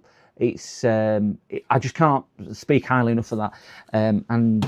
It works exceptionally well. So if it's wine and sticky, anything sugar based, unfortunately, we need my Magic cleaning fluid, which is a closely guarded secret, which sits in this bottle here, which I make myself.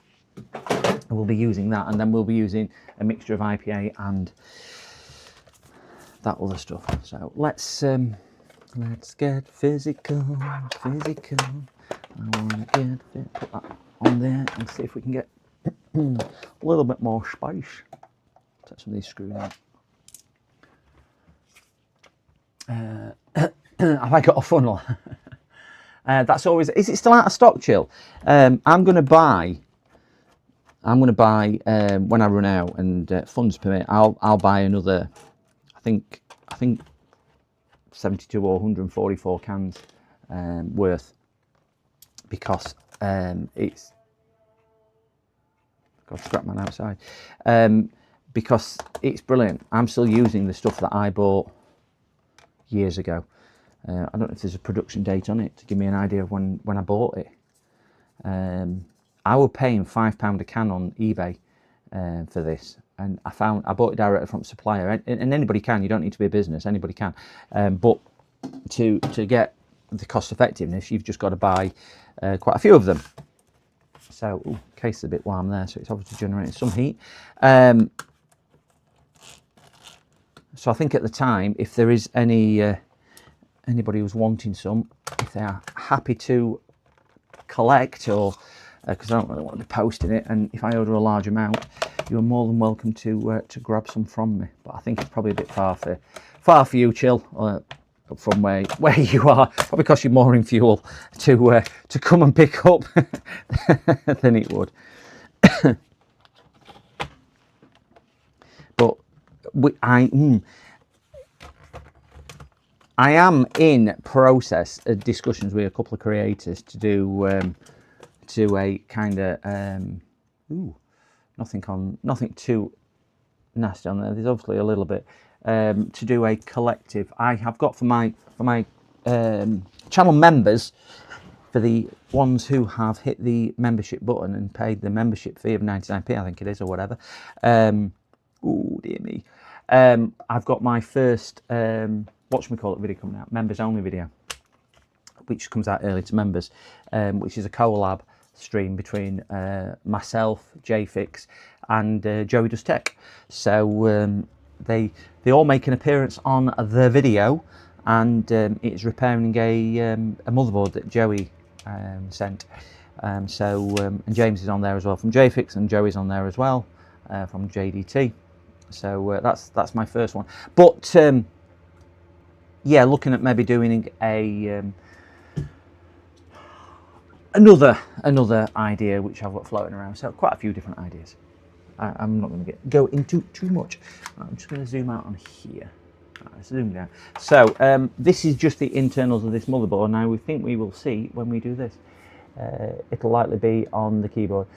Nothing to see here. No spillage. Move on. Yeah. Let's get physical. Do you know version of Physical, which are Olivia Newton-John? Sophie Ellis-Bextor does it, and I prefer her versions a lot more. So we have a little bit of a village. Just that there. Get a bit of illumination, right? Can we see around here? Get my poking device. Poke, poke, poke. That looks to be on the battery core, so I'm going to try and get the battery out sooner rather than later, because what we don't want it doing is causing any other issues. I'm just going to try and take the battery out as quick as I can, but it has been probably plugged in for a while. I don't know when this got spilt, so this could have been spilt because she said a friend just told us to put it under the radiator. God, that's welded it.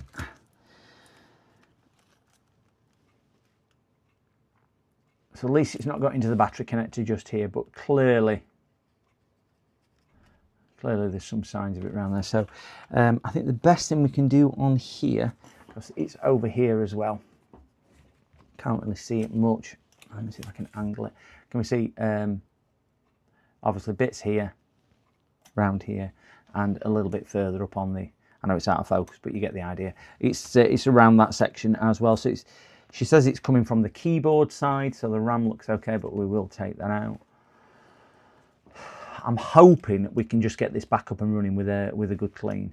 This is only going to be a temporary fix because she wants to run her MacBook Pro. So if we can get this back up and running as a temporary fix until she gets her MacBook Pro up and running, it would be remarkable. And it would just get her out of a sticky situation that she finds herself in. So I am just going to flick back over to that, and we will take some other bits and bobs out. Those screws are stripped. Which screws are we looking at? No, I don't think it's stripped. They're corroded. Forget about these. That is. Oops. Get that out. Come on, arm on here. Fine, where we're going. They're not stripped. It's whatchamacallit. There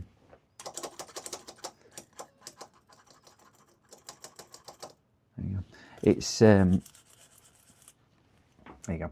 It's liquid rather than stripped. I can't see any. I mean, there's some more, but you can see here there's rust. It's whatever liquid has been in here for a while, because we can start seeing all the bits and bobs. So I would say that's not aligned very well. Actually, on the sticky pad, so that's okay. I'm going to say that chip's not aligned very well. I can't see any stripped screws, and the case screws all look fine as well. That one there, all look hunky-dory. So I think if we get the board out. Oh, we've got a new subscription. Oh, thank you very much. We've not got a subscription, we've got a membership. Thank you very much, Ozzy. Very, very much appreciated. Thank you, Ozzy. Thank you for that. You will be getting some members content coming through shortly. I have got the video, and JFix has kindly done an edit for the beginning of the video. And whatnot, and I sent it to Joey the other day, and Joey's given me the thumbs up to be able to release it, because obviously it's got Joey content in it, and James has just done a bit of an edit on the beginning for me, because James is amazing at doing video editing, really good. It looks a bit dark in here today. So that will be coming shortly, and the plan is to just kick it out just as a thank you for the members, because I really haven't, with me doing many live streams, I don't have much. So the idea is on membership is that we'll do it on a fact of the member shout outs like we've done, and I'll try and start putting a few more VODs through. Ooh. Oh no, it's okay. I'll start putting a few more VODs through, so it gives you a little bit more content before the others.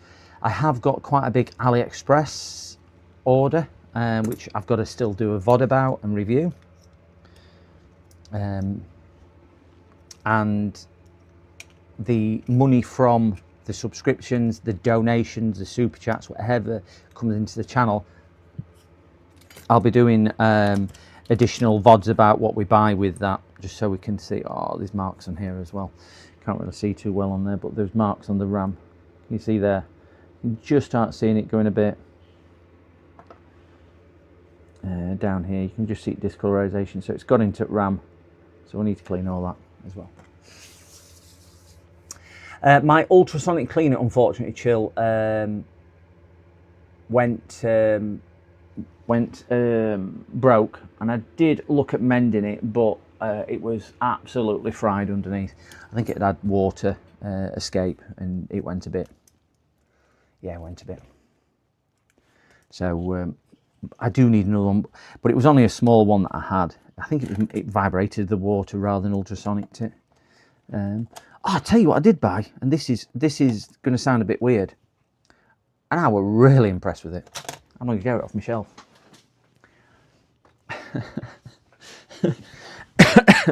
And I'm going to show you this just to see if anybody can guess what it is. Some people might.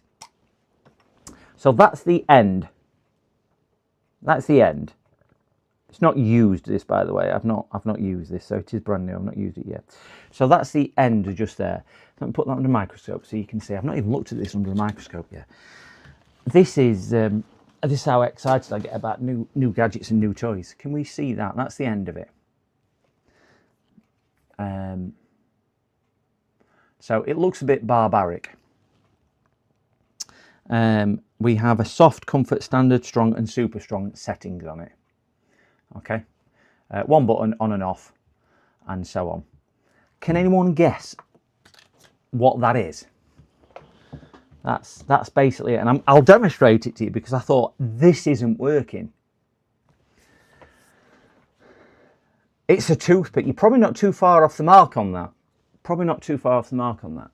It is from Maddie. I will stress, guys. It's a dog's toothbrush, an ultrasonic toothbrush, and just we mentioned it was ultrasonic. And I thought it was going to be like a human toothbrush. I thought it was going to be a brush on the end. But as you can see, it's quite a sharp. I mean, that is really sharp. So floss, yeah, it's like a floss.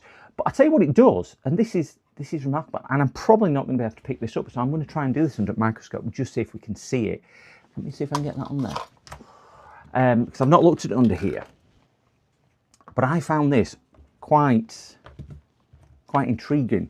And people will just go, that's how ultrasonics work. Yeah, I bought this, and let's go back to that one whilst I set it up. So literally that's off, and you press and hold it, and the light comes on. So there's no discernible noise difference. So that's my microphone next to it. I don't know whether that's coming through anything on there. That is on. We'll put it on super strong. So that is on full whack now. I can't hear that. And everything else, you can tell it's on because there's a light on it. And simply hold, that's off. Just turn it back on. I cannot feel anything on there at all. That is not doing anything. What's remarkable is it is true ultrasonic. And again, guys, you'll probably go, oh yeah, that's how ultrasonics work. I didn't give it any thought. Can you hear that?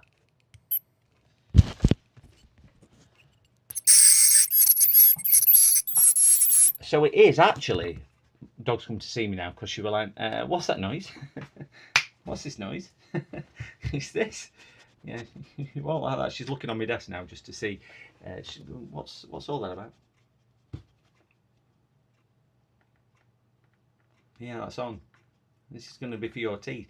But the ultrasonic on there, I've never experienced anything like that. I was trying to think if I could use it in some way, shape or form in work for something on component level for doing traces and whatnot. But it's a little bit bulky. But yeah, true ultrasonic thing.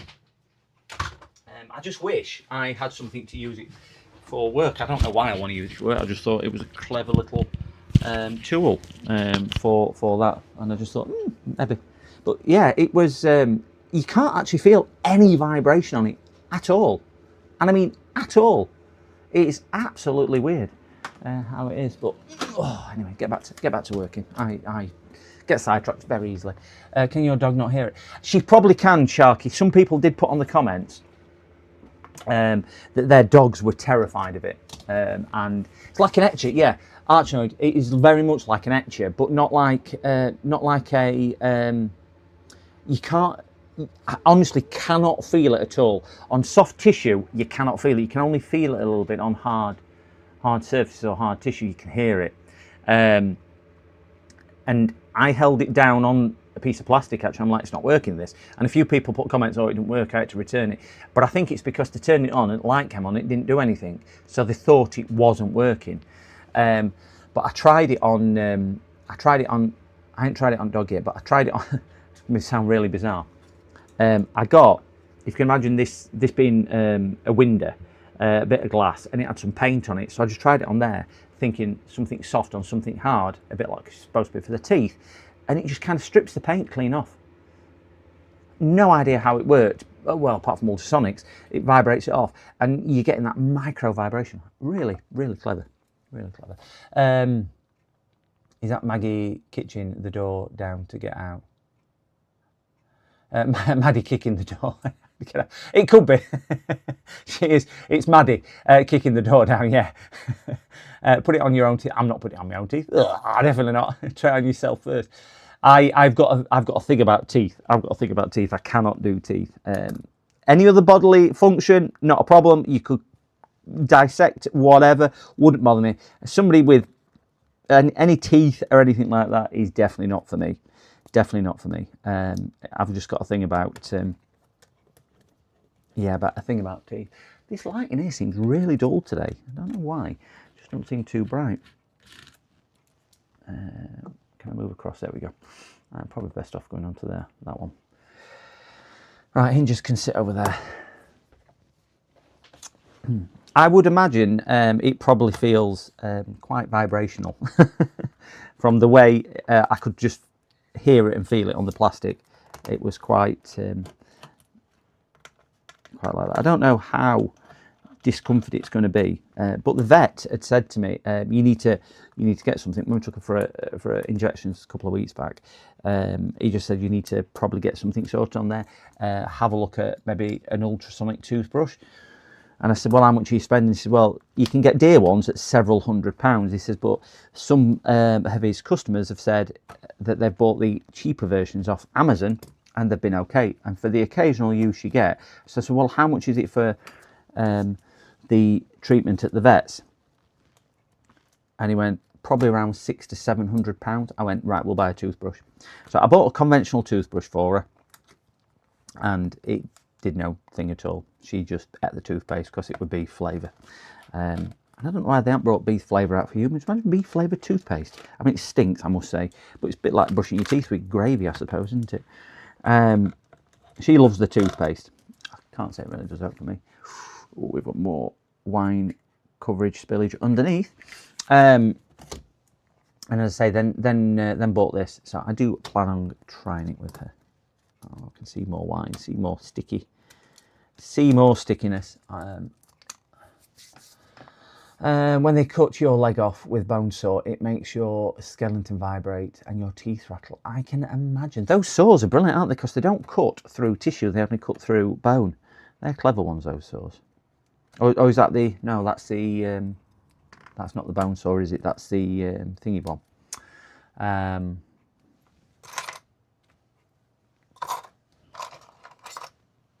Not bone saw. Cast. When you get a cast on your body, that's one of those, isn't it? Oh God, can't get that out.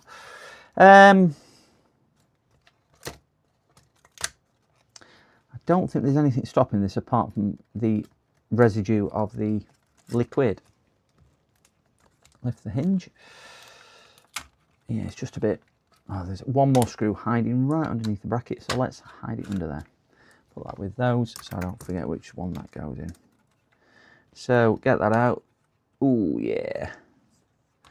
So underneath isn't looking too bad. I have some pictures missing. So underneath, all in all, doesn't look too... Bit of residue on here, as we can see, and a bit round here. Sticky is sticky, and again sticky on here. I'll clean the contacts. I'm not going to clean the... Oh yeah, you can smell the wine. I can smell the wine. Let me see if we can see Chardonnay. No. Sauvignon Blanc. Definitely Sauvignon Blanc.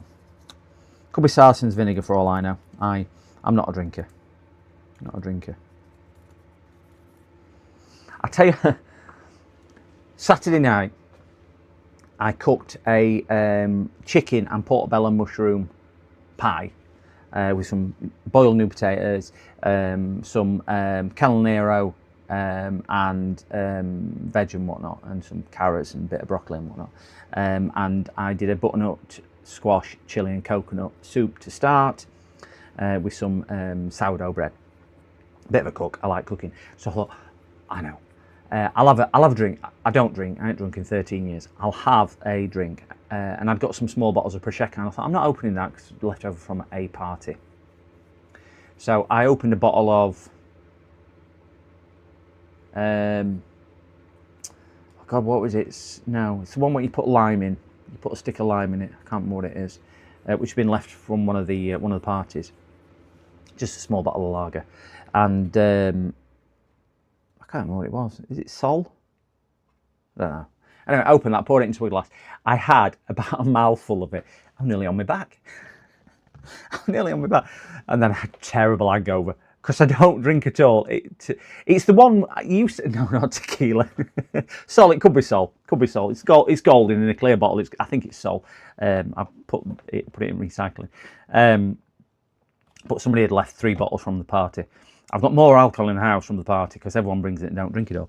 I had that. I was on my back. I had a mouthful. Don't like the taste of it. Oh. And then it affected me within about 30 seconds of it going in. It just went straight to my head. So I was like dizzy. Oh gosh. I felt like you would have to probably, most normal people will have several pints. And then chronic hangover. And I thought, this is why I don't drink. So I had half a mouthful of beer. I am such a cheap date. Just guys, just get me drunk. You could have your wicked way with me. It's crazy. I do not drink at all. So yeah. But yeah, it could have been Sol really. Yeah. Tequila. Lick it, see what flavour wine it is. Do you know? I'll probably give that a miss, Sean, in fairness. She was researching the effects of alcohol on motors. Yeah, I did. I used to work in prisons some years ago, and one of the it used to be a female prison that I worked in, and I used to years ago I used to run a dozen prisons. So one of the girls who was in the prison, we used to have hand sanitizer gel. Went to the toilets and managed to drink a full carton of the alcohol hand sanitizer gel, thinking it was going to get her drunk. And she was violently ill, but because she didn't get drunk even though she was ill, she drank a second one to see if she could get drunk. And I hasten to say, it doesn't get you drunk, it just makes you extraordinarily ill and whatnot. So we then had to move to alcohol-free stuff rather than the alcohol ones, which, but yeah, she drank a full one of those. I'm going to take the heatsink off because I think if we are going to do it, we might as well give it a good clean and change the thermal compound at the same time. We'll just release them all a little bit. Let that do a chill and fall off the chair. I sat at the dining room table, you know, with the food and everything, and I had a mouthful, and I just thought, I don't know what possessed me just to think I'll have a drink. Don't know why I did it, because it don't bother me. Don't drink any longer. And I thought I'll just have a drink. It's Valentine's Day, you know what I mean. Just have a little bit of a tipple. So I don't know why I did it, but I did, and yeah, felt absolutely grot, and it affected me Sunday, and I still had a terrible headache yesterday when I went out for my run. It was quite terrible. So I'll give the heatsink a nice clean, so at least we've got a nice clean heatsink. We'll give the CPU a quick quick clean over as well. And then we'll have a look under the microscope just to see if there's anything. Dog's still playing with the ball behind me, if you can hear that bouncing. Doesn't have to be mega clean, just needs to be something as clean. She's the eternal optimist. She keeps thinking, if I bring him the ball, he will throw it for me. What's this? Go on then. Well, you're rubbish. See if you can catch it.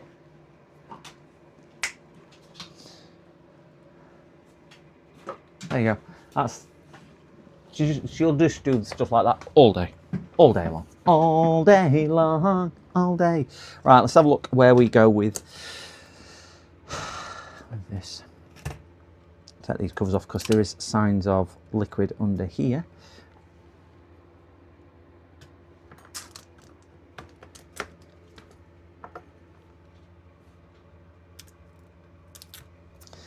And the last one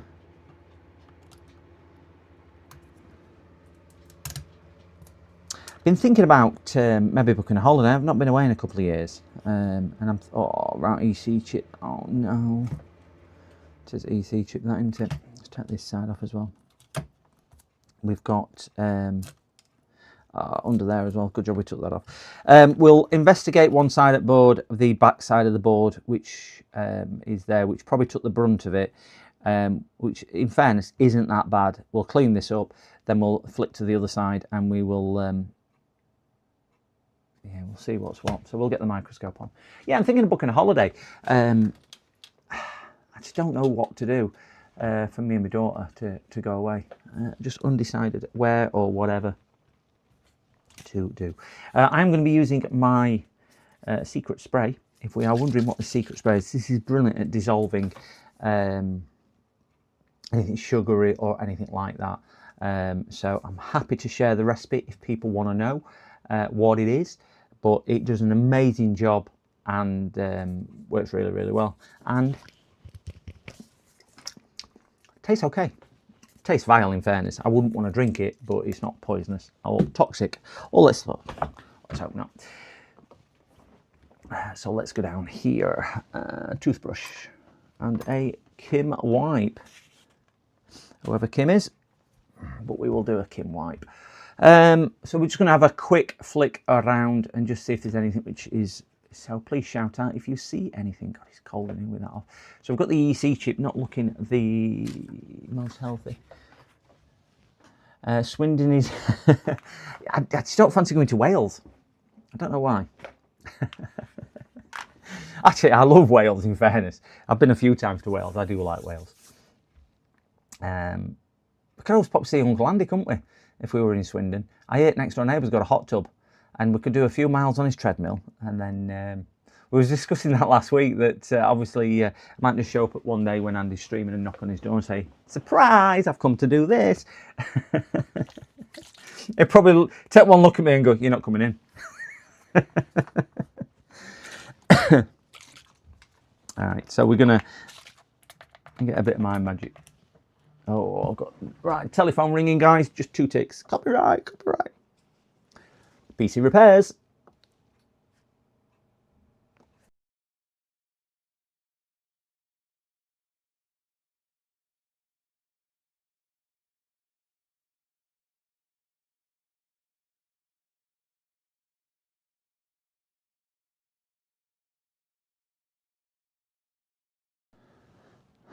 Right. Oh.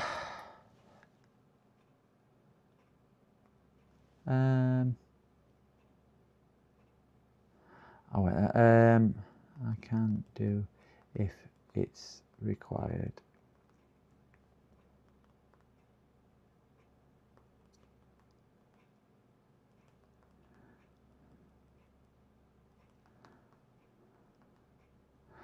Longer, let me dictate the longer, comma, certainly on the M2 drive that has failed, comma, do you wish me to get this transferred across and moved across and do the data recovery on both disks for you?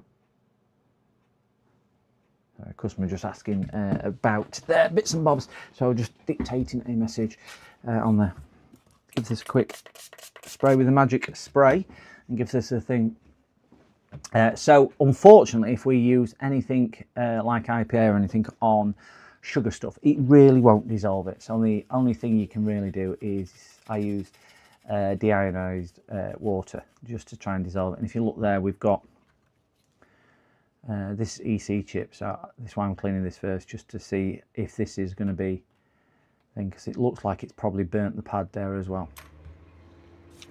So if we can clean this up something like, and maybe do do something on here which is going to help repair, it might just be salvageable, but I won't want to hold my breath and say it is or it isn't. Can't see. Oh, you can't see. There we go. Sorry about that. Sorry, Tom.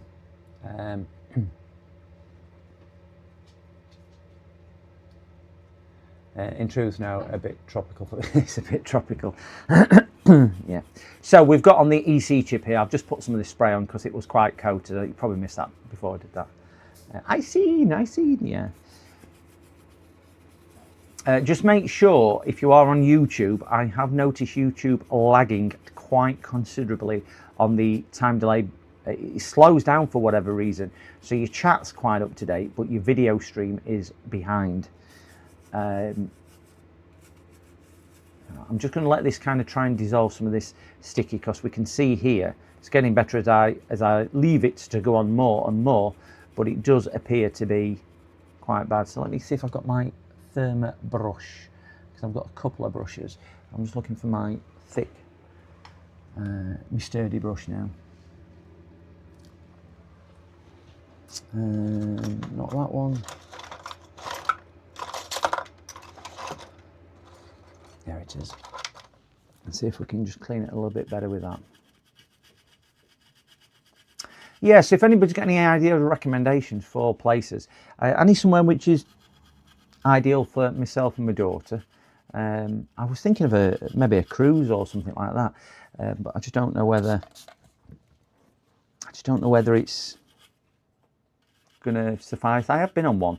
My best friend is a captain, and he used to be captain of cruise lines and whatnot. And I went on one of that, and he's actually been working for a billionaire on his private cruise ship, really, like one of these massive ones. He's the captain. So he's just going back to more the commercial side, because he's kind of semi-retired now. So he's going back to the commercial side. So I would love to go and stay with him being the captain, obviously. It would just be phenomenal to do that. And he kind of did offer to do that. That pin looks actually intact. I know it's a bit black and corroded, or a bit discoloured, but it looks a lot better than it did a few seconds ago. So we will, I'm going to check out the rest of the EC chip just to see, which is here.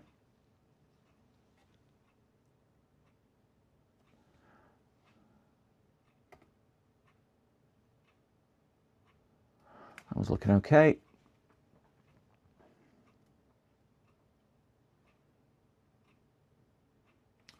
That one looks okay.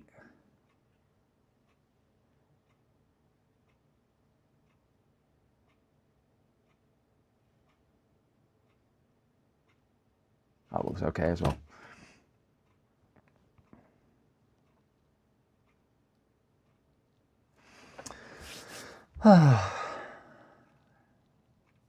Damn, Dell so predictable. So was the EC chip. Luxor Egypt is great, winter break, but lots of hassle. Not been to Luxor. I swore blind I would never go back to. No battery on it. No battery on it. I swore blind I'd never go back to Egypt. I've done Egypt a few times, and I had a horrendous, horrible experience the last time I went to Egypt, which was a couple of years ago now, and I would not set foot back in the country. I think it's probably one of the worst experiences I've had on holiday, for a few different reasons, but some of it was because of the experience we had with the locals and everything else. I thought it had gone downhill so much compared to when I first went, probably near on 20 years ago. It was terrible. Canaries. Yeah, Canaries are nice as well, aren't they? Did a villa a few years ago in Canaries. They were really nice. Maybe Tinnet or something. Yeah, I will do.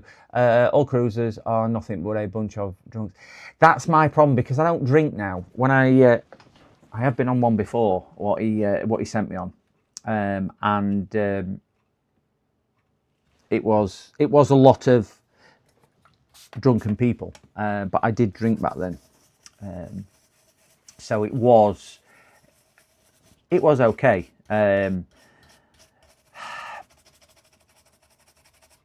But I like the idea of you're stuck in generally a nicer floating hotel, and you go to places.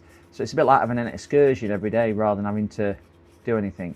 And I suppose if you get a nice boat as well, which has got nice amenities and everything else, you're probably not missing out on a great deal. And you are waking up to something different every day. So it's not, so if I can readjust my microscope, not waking up to, same pool and beach and fighting for your sun lounges and things like that. And generally they'll have more than one eating area as well, so you can do that. Entertainment, or when I went before, entertainment seemed pretty good as well, quite diverse. There was a lot of things on board. So I don't know. I am selling myself on the idea of it, I will stress. But just have to wait and see.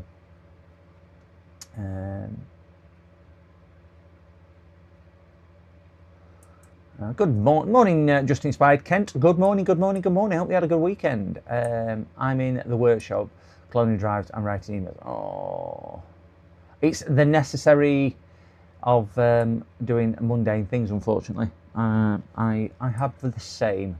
I despise doing paperwork with a passion, but it's a necessity.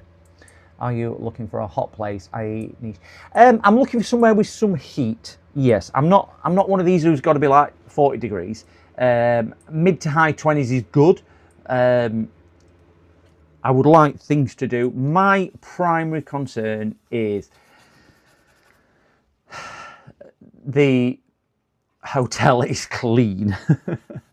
I'm not bothered if we've got to spend 7 days in the hotel. I would just be more interested whether it was clean and tidy and not infested with rodents. Did want to Cape Verde a couple of years ago, and the first room that we got put in had a gecko on the wall, and you just think fair dues, and then it had cockroaches running across the floor. Now apparently it's quite common for it over there, which I see because the maids come in during the day, they open the doors, leave the doors open to air the rooms off, and insects and whatnot crawl in, so it's difficult for them to do it. So we complained, they moved us rooms, because I went, I'm not sharing, because they just ran across the floor, this cockroach. I managed to get rid of the gecko, but the cockroach I couldn't catch, and I just thought, I don't want to be laid here thinking that. So they put us in another room, and I said, before you even leave us here, I'm having a look at this room. So I moved the bed out of the way, and there's about 4 billion ants. They'd got their own little ecosystem with shops and cities and everything. They've been there a while. And I went, your cleaners clearly aren't doing its job. Oh no, we spray and do this. I said, no, I'm not spraying. This is like 3 a.m. at this point now. I said, I'm not doing this. You need to find us somewhere which is clean. So then they took us to the room, which was absolutely gorgeous, I must say, and very, very clean and nice.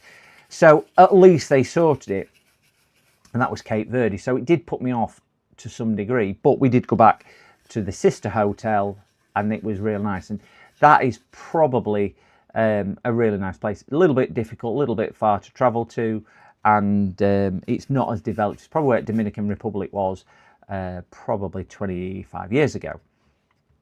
On the flip side, went to Egypt, and our room was absolutely disgusting and filthy. And we're not spending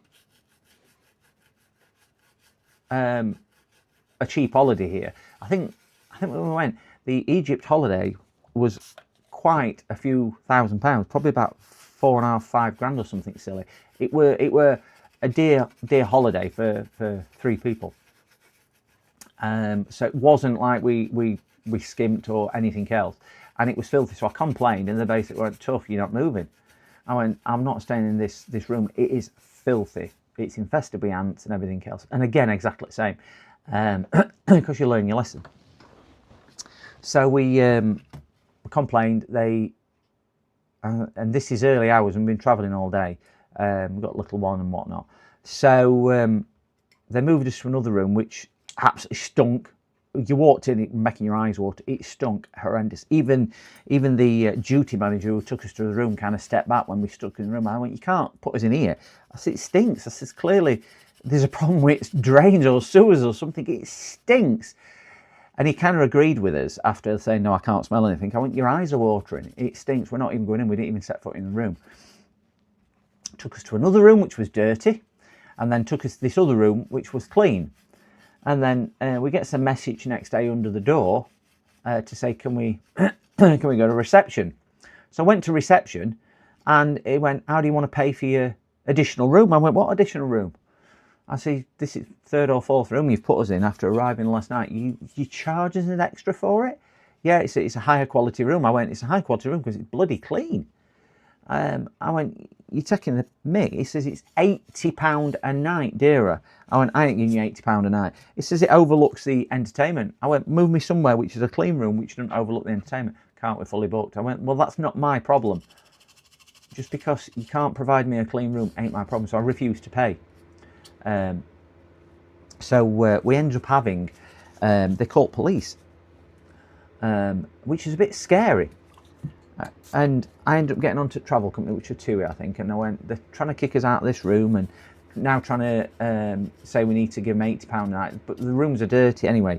Whatever it was with the police and everything else, they agreed to waiver the cost.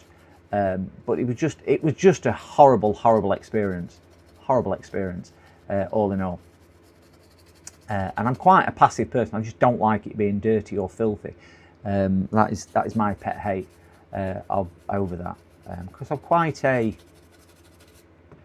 know I live on my own, but I'm quite a clean person. I take pride in my house, or I take pride in what I do, my appearance and things like that. I wouldn't dream of anybody coming and finding a dog hair, even though I've got a dog hair, over anything or things like that. I'm paranoid about the smell. And you just start thinking, these holiday places you go to, I know it's en masse, but you pay a lot of money. You go for 1 week, 2 week, a year, or every 2 years, and they just treat you with such disdain and disrespect, thinking, well, they can get away with it.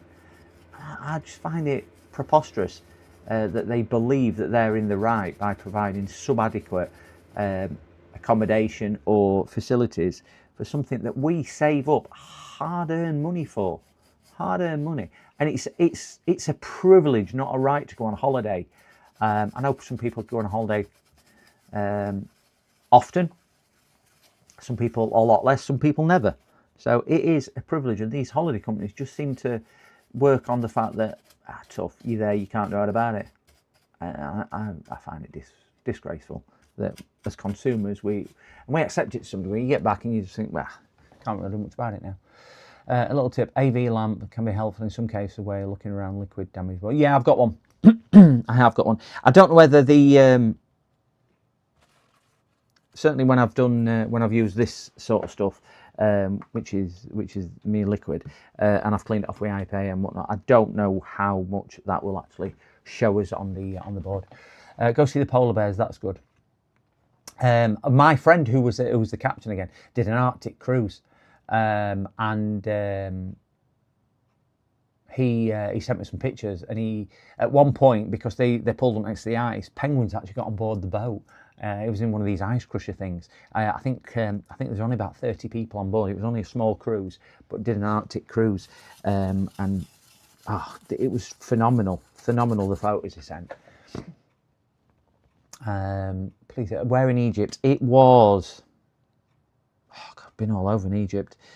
I want to say the last time we went was. I honestly can't remember. I want to say Hurghada, but I don't think it was Hurghada because we'd done Hurghada before. I've been about 6 or 7 times to Egypt, and that's why I went again. But yeah, it was terrible. Geckos to eat insects. Always had them when I lived in Thailand. If you feel adventurous, monitor lizards keep cockroaches at bay. Oh my gosh. It was just that I'm not into creepy crawlies. Definitely not into creepy crawlies. I could not do I'm a Celebrity, Get Me Out of Here. For several reasons. One, because I'm not famous. Well, some of them people aren't anyway. But on the second thing, I am petrified of spiders. If you've got a spider in the house, it's really gonna set me back. So anything which moves pretty quick is not good. Maybe 1 second, guys. Got a phone call. Hello. Hello. I'm just streaming. Okay, bye. Sorry, just my big sister ringing for a chat, but obviously I am streaming. Oh, my microscope went on. I thought microscope went off and then it put my black sleeve under the screen there. Yeah, I don't know what that is on there, but it's not coming off. So we're getting on to the... I didn't see any liquid damage around here, so we're going to give this a quick spruce, and we will give it a good bath in the contact cleaner anyway to get rid of the residue of the magic liquid, which dissolves the sugars and whatnot out of the wine. And there was nothing in there because we looked at the plug. So I think we're good with that, and we're good with that. I've still got somebody else, 2 other people dropping off today as well. So we've got another laptop coming in today who texted me Friday, a repeat customer of mine. He's a gas engineer, and it's his one what he records all his customers on, or his gas readings and things like that for his gas certs and whatnot. So he will need that doing. Now, if you remember with the RAM, just get the stick of RAM. You can remember there was, you can't really see it under it. You can just start seeing the discolorization. You just see it a bit there. So I do think, I don't know if that's that, but we'll give the RAM slot a quick clean as well. Nothing really on that side, but we'll give the RAM slot a quick spray and a quick clean as well.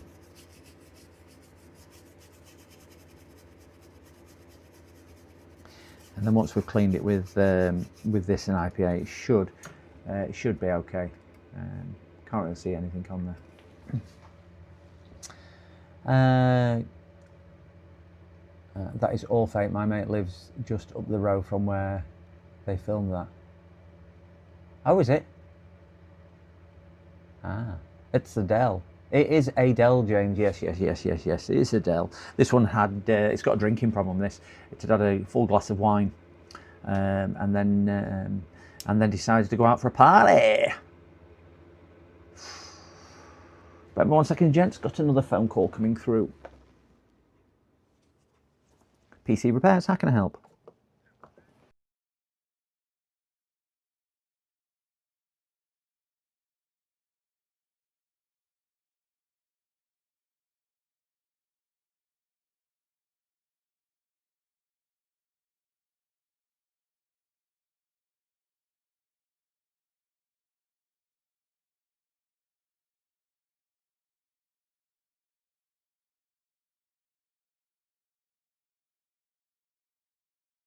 We just need that. You drop it off with the power supply, and then we'd be able to run some checks and tests and whatnot on it. I would say to you, don't turn it on, don't connect it to the internet, because if it is something which can steal your data, the last thing you want to do is have it connected to the internet and then have access to...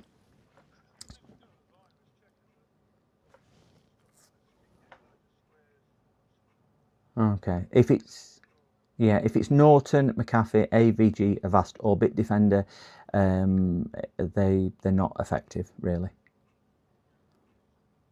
Yeah, McAfee. Yeah, they're not. They're. I'll reserve comment on it, but they are not. They're not that effective. Your Windows Defender generally is as effective as, or even more effective than McAfee or McAfee or whatever. I can drop you a text message with the address on if you wish.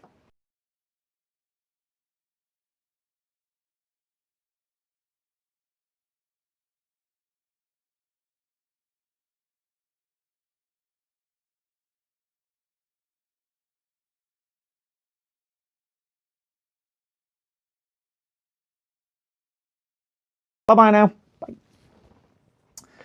Sorry guys. Yay! we had done that. Right. We've got, this is the SSD caddy, as we can see. That's not looking amazing either.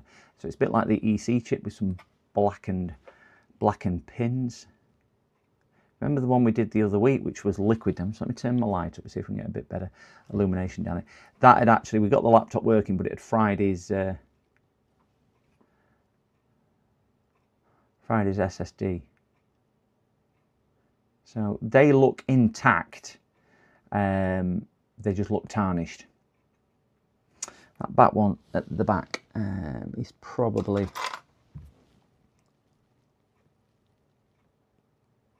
third one along that one there. If you look there inside, so we'll try and give that a clean with some contact cleaner and a bit of magic fluid. That might just regenerate that and bring that back to life.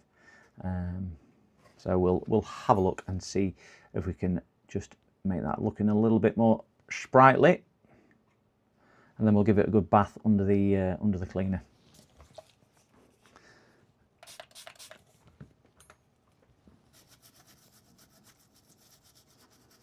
Yeah, that is definitely a bit of discolorization. I'm just going to leave that a few seconds just to kind of soften the sugars or any of the stickiness or anything like that. Because obviously wine contains quite a lot of impurities. It's not pure water, obviously, and it's not pure alcohol, which would be wonderful if it was.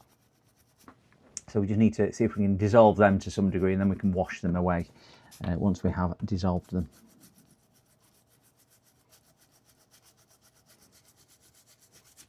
I know, scene, sorry, forgot to put that back over, didn't I? I'm just having one of them mornings today.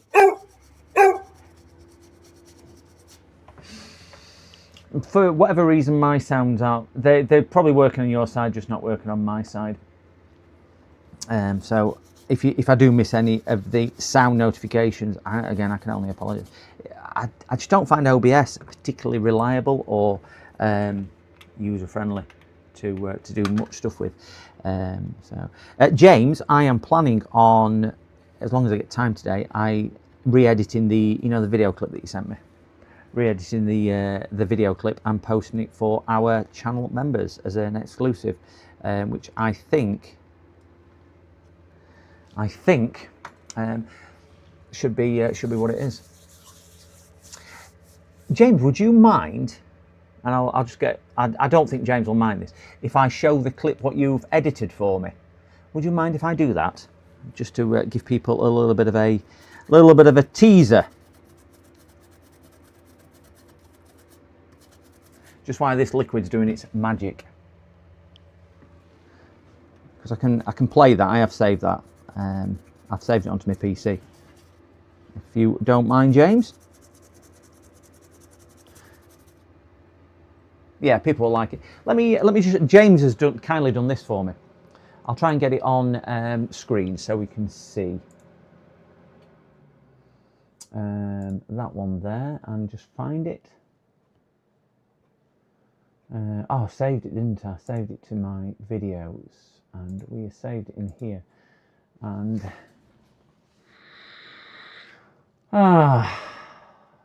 I've saved it. I'm almost positive I've saved it. Here we go. PCDD repairs. Let me tell. Right, James has kindly done this. I'm going to put mine on mute because what you don't want is an echo. And if I just put that on there and I do that, we should get the amazing Joey come up. And I'm hoping if I take...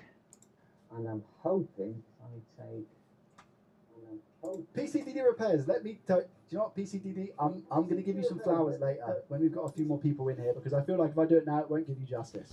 Because I think honestly, you've done such a good job, and I think you're like almost born to stream, man. I genuinely mean that. I really appreciate your stream yesterday. It was so nice and chill to have in the background whilst I was editing. Where's Doc? Where's DD repairs? Where's DD repairs? I'm thinking to my UK geezers.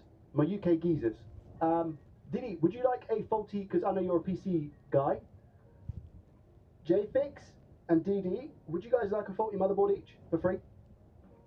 Let me go and get them and see how many I've actually got free to use the JDT brand and whatnot in your content. That's no problem. As in, like, if you wanted to be like, oh, Joey sent me this, blah blah blah, then yeah, you can do that. No problem at all. Right. So yeah, Didi, would you want one? Because I know you're massively into the PC part stuff anyway, and you gave me a bunch of stuff before. So I feel like it's only right to return a favour. So would you like one?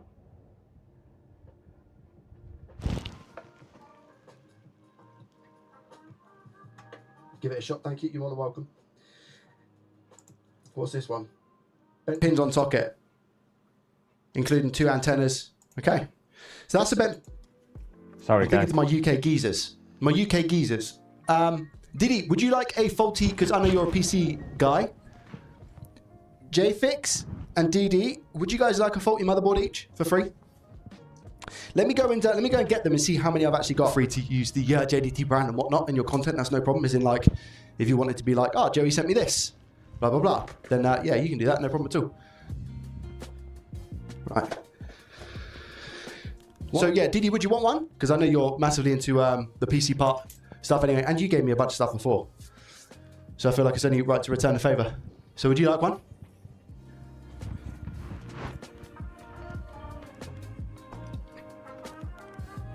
Give it a shot, thank you. You're more than welcome. What's this one? Bent pins on socket, including 2 antennas. Okay, so that's the bent pins one. Okay, 40 bent pins. Right, I'll give this one to you. See how you feel with some 40 bent pins. So guys, that is the intro that James has kindly done for me of that. So that is more or less the premise of the video, that Joey has sent us a motherboard. I think I got one. JFix, Graham from Adam IT, and our very own Andy from Swindon Electronic Repairs got one as well. So I did a VOD. I was actually live on air, and James was here. If you're tuned in a week, last Monday I think it was, we did the motherboard on. There you go. Sorry, I've still got my desktop one on there. Is it a newbie? Yeah, I need to get onto mine. I've done the VOD. I will stress it's going to go out to the channel members first. Not for any reason, because I just want to show them a little bit of gratitude for that, and then it'll be a trigger out to that. So keep an eye out for that. But I'm not going to spoil it whether we get it working or not. I've had to do it in 3 sections, mainly because when I did it on the VOD, all the chat was very kind. They didn't give any of the commands off, so that was much appreciated. But I then forgot I was doing the VOD, so I've had to kind of re-record the beginning of the mod and the end of the VOD on different days to where the middle of the VOD is. So you will see Joey to start with. You'll then see me. You'll then see James appear, and James miraculously disappear, and then James suddenly come back, and then James disappear again, and then I wrap up at the end as well to whether we got it working or not. But yeah, he calls me Doc. He calls me Doc. He calls me all the time. So I've known Joey longer than I was streaming. I used to follow him on his Rocket Repair days and whatnot. And we know how successful he's become, and rightly so as well. Rightly so on there. Right, so we'll get back onto this. So this has had a clean and a bath and a nice soak. So we're going to get my waste bin out, and I'm going to give this a quick blast with the good old Rocket Repair long hair days. It was. Also is the DJI Mic Mini UU. Yeah, it is the DJI. I use the.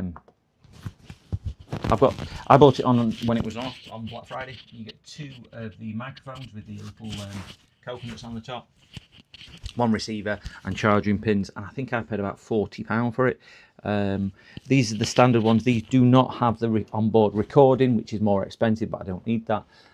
But yeah, and they've got noise cancelling as well. Andy from Swindon Repairs recommended them, in fairness, so that's the reason why I bought them. And again, just 1 second, guys. My phone this morning, yet again. 1 second. PC Repairs, how can I help?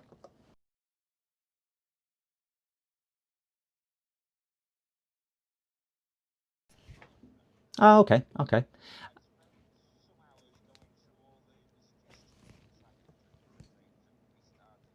Mm-hmm.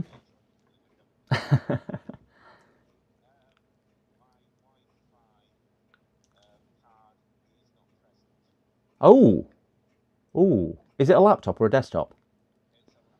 Oh, okay. Okay, that's really unusual for that to happen, I will say, because that's generally then a hardware issue rather than a software issue. It can still be a software issue, but yeah, it sounds like that. So we'd probably have to run some checks and diagnostics and whatnot on it. So you'd need to drop it off with us, and then we can get on with that. We would probably be looking at getting that back between 1 and 2 working days is what we normally aim to once we've started work on it. So if it's dropped off today, for example, it's unlikely to be today, I'll tell you that now, because I've got so much working, but it might be back tomorrow, if not Wednesday at the latest.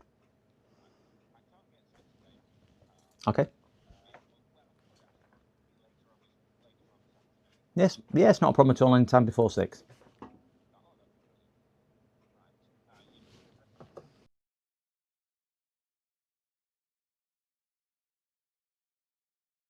PCDD, you little shit.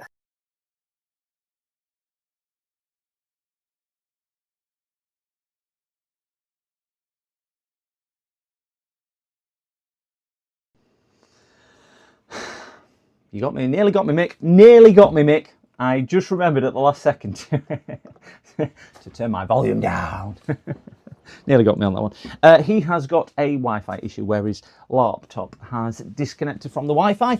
He's been on, it says, I've been on ChatGPT and everything else, and everything isn't working. So we can't get it working, which is good. So he's decided to ring me. I probably suspect it is. Well, he says. Sorry, guys, why don't I just move that? He says the issue has been reported as his Wi-Fi card is not present, but that's because Windows has probably gone. I can't see it because drivers are corrupted or something like that. Jeez, Andy, he's on the phone. Yeah, I get a fair few phone calls. It's crazy. Some days I might get 50 or 60 phone calls. Sorry if this is a bit noisy. Shall I put this on mute, or is this not noisy enough? I'm just giving this a bath with the. I'm just giving the card a quick bath at this cleaner. This will just help because of the pressure comes out of here. This helps to A, get rid of the rest of the contaminants, and B, it'll dispel any traces of the dissolved liquid or things like that. Need another can. I've not got many of these cans left. And then we can go in the bin. I think I'm down to my last couple of cans. We will see how forceful this can now be.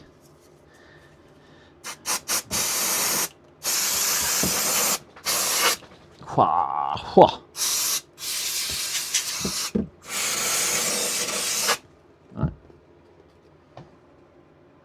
Give that a shake off. Not the most one. If anybody sat in chat and they would like to hit that like or subscribe, I am chasing 600 subscriptions. It would be very much appreciated.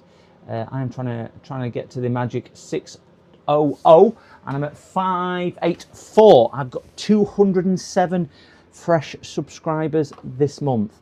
So not this month, sorry, last 28 days. This month a bit amazing. I'm not on JFix's level just yet. So we just need this to dry off a little bit. I have a space heater on the floor. One of them. Not a space heater, a fan heater. So I'm just going to hold this in front of the fan heater because that'll help it to thingy bobs. No deadly fumes there. Do you know what, Tom? That stuff, like I was just saying, and I know I mention it again, I'm not affiliated. I don't get paid for these at all. I'm not going to give you a link to buy it from. Just have a look on their website. I just find it wonderful. Really, really is good. James uses it as well, JFix, because I've given him a can as well. Really is good. And you can probably buy the same stuff from other people, but about 70 or 80p, 76p a can I think I paid from it. It's brilliant. I just find it really good value. but it is out of stock at the moment. I thought that was the air freshener then. Brand nice air. They do, because I think Sovereign make a lot for the PCDD, you little shit. make a lot for valeters, car valeters and whatnot. But it is cheap. It's 76 pence per can it worked out at. I think I bought a case. I can't remember if I bought a case of something like 84 cans or 150 cans or something. But do you know when it costs that little, you don't mind using it. You don't mind using it a lot when it costs that little as such. Mr. Pitco! Hello, Pitco. I got it from What the Shop. Is that a thing, What the Shop? Is that a localised thing? I'm just going to stick this in front of my fan heater on the floor, just to give me a little bit of air. I'll tell you what I will do, gents, because I need a wee. I'm going to stick this in front of something upright, which is that, to let that dry off. And I'm just going to pop for a pee. Right. That's just going to blow there. I'm just going to pop for a quick wee, and I'll be 2 ticks. Remember, like and subscribe.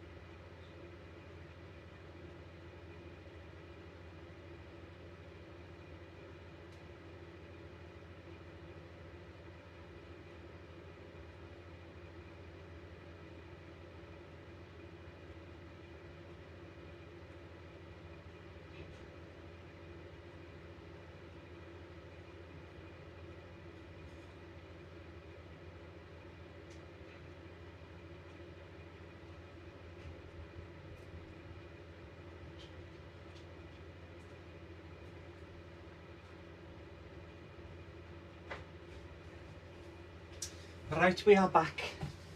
Oh gosh, it's freezing. Freezing. I was just thinking, forgot to mention this. One of the things which let me just see if I missed anything on chat, just while that's drying, because that's still sat down there drying. On the website, they're £760, yeah. Give you a great. I bought mine. Oh, cracky, I can't remember. Mine were back around lockdown time. So I've had mine a long time. So the price have gone up. I don't think I'll be buying the 600 can thing. But when I need them, I'll have to buy some. Obviously, I just won't be buying the £600. Yeah, when the smaller amounts come in. You can buy the cans, as I say, in individual units, but I think I was paying about five quid a can from. We should do a group buy. We should. The only downside with group buy is everyone would have to chip in and then collect. So it's where we get them delivered to, on that side of things. Buy group is okay as an online store. Yeah. WD-4. Do you know why it's called WD-40? I can tell you if nobody knows. I don't know if it's an interesting fact or not. Let me see if this is dried up. Yep. Turn that back down. Just can't afford to run that all day. Right, so we've just evaporated this to some degree. I'm just going to get my air blower out and give this a quick blow. Get me a slow one out. and I'm sure you've heard me mention these before. These are wonderful things. Put it on level 2.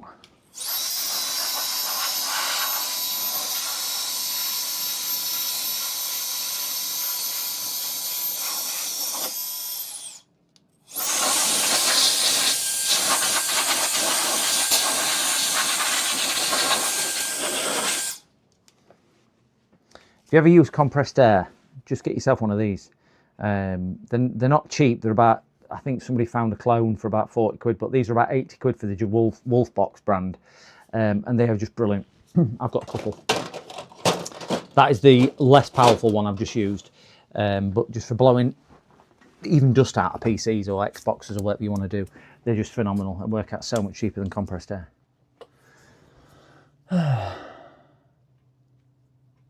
Yeah, it's a brand, not the product. Yeah. They make WD-40 stands for water displacement sample 40, and the original WD-40 was developed for NASA for the space project, and they needed a fluid which would dispel water, displace water, and that was sample number 40, which was then successful, and that's how it became known as WD-40, water displacement sample 40, and it was successful, so they marketed it. But I think a lot of people think it's an oil, and it's not. It does actually dissolve oils. It'll lubricate, but it'll dissolve the oil. So if you put it on things like a bike chain, for example, it will lubricate it and then dissolve all the oil, and you'll end up with worse stuff at the end. But I'm sure there'll be somebody out there who will correct me on that. But that's the way I understood it, and everything else. So let's have a look at this. This again. Just want to have a look at this EC chip. Because the EC chip is not looking great.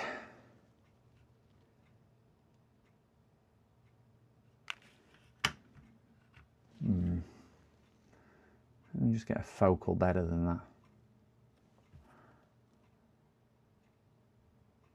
It is connected, so I'm hoping we'll give it a shot before we actually do any more on there. So we've got that one, and get one of those blowers. I have a 60-gallon compressor. Joking apart, Dave, I've got a compressor as well. Not quite 60-gallon, but it might be a 60-gallon one. Actually, I think it is. And I don't even plug it in now. I use that as my primary one, and then I use that as my less primary one, even though that is newer. I bought that last year. It's not as powerful as that one. Still good, but not as powerful as that one. That's about 8-year-old or something like that. Brilliant, absolutely brilliant. I cannot recommend that, and the cleaning fluid. They're the two things that I would recommend to anybody if you're doing consoles and whatnot. Take it outside and it'll blow your console, it'll blow your computers, it'll blow everything off. I use it for drying boards on because you've got 3 power settings on it. Just brilliant, rechargeable for doing that. There's no substitute for 110 psi. There isn't.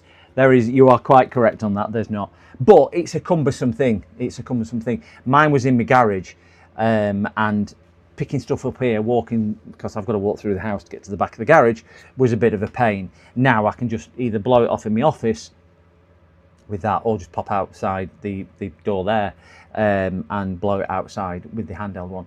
And I would say 99% of all the tasks that I need are accomplished with that.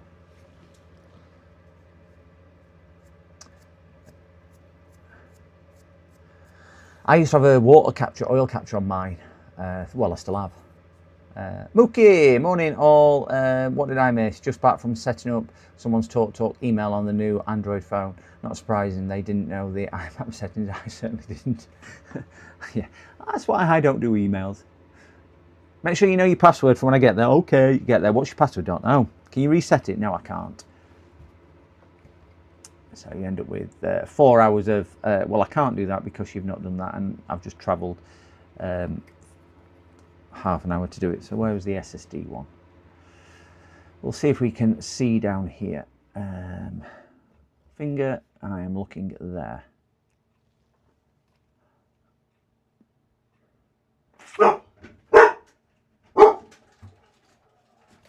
Let me grab the door, that's the postman. And then I'm on the wrong scene. Ooh, I know what this is. Let me put that on the right scene. I'm on the wrong scene, aren't I? This should be my authority from... Yeah. Oh no, whoa! Ah, it's finally come, finally arrived. Woohoo! Right, we have a sticker. I've ordered a sticker just when customers come in, they can see they are being recorded. So I do tell people that I am streaming when I am streaming, but I thought it might act as a deterrent as well for people. If you were present the other day,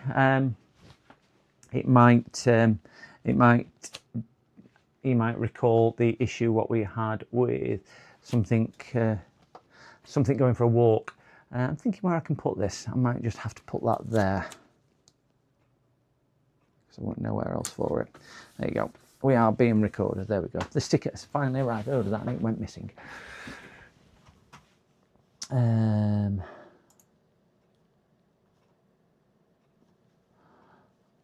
put that on live chat because it keeps changing, but I don't know why. Stealing the IR cam, yeah. Hi, dog. Ooh, dog. She new password. Set an encryption. My compressor is oil free. Still has bell filters in. Yeah, I've still got a couple of mine still in the IR cam. On the door. I don't want to put it on the door because this door is then shut into there, and I don't like the idea of having anything on there because people who come who don't know what to do, I don't want them thinking there might be something of value. Ooh, moved off my chair. Something of value in my office. Because I do try and keep it semi-separate. If you ever need stickers, let me know. That's what I do. Oh, is it? Large form printing. But well, I bought this, which is sort of size. It's probably the same size as a stick of RAM. It's probably the same size as a stick of RAM, and it's that's cost me £3 for that sticker. £3. I don't know whether that's cheap or not. I was expecting to be £1. I was going to order 4 or 5. But ideally, I wanted something bigger because I want something I can put, or maybe, I don't know, 1 inch wide, but kind of this long, so I can stick it across my shelf here. So if customers come in, they can't say, I didn't see a video sign. I've now got several in my office. I want something which makes it very clear that I'm recording. You will be on camera. A tattoo on my forehead, yeah. Going to do some tests soon for compliance and warranties. Oh, very nice. Very good. Right, so let's get back to this. I think, where's the SSD? Get my thumb on here so I can see where I'm lurking. Let's see if we can get a bit of illumination down there as well. Turn the light up a bit. Get back onto microscope. Now we are set up. I'm a bit worried that that peg there is not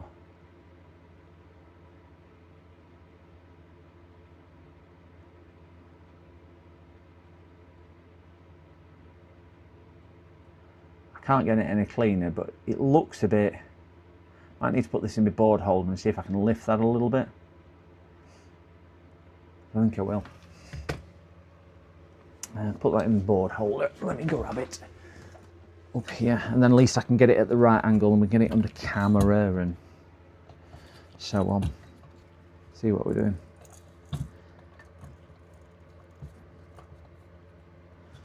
Stick that there.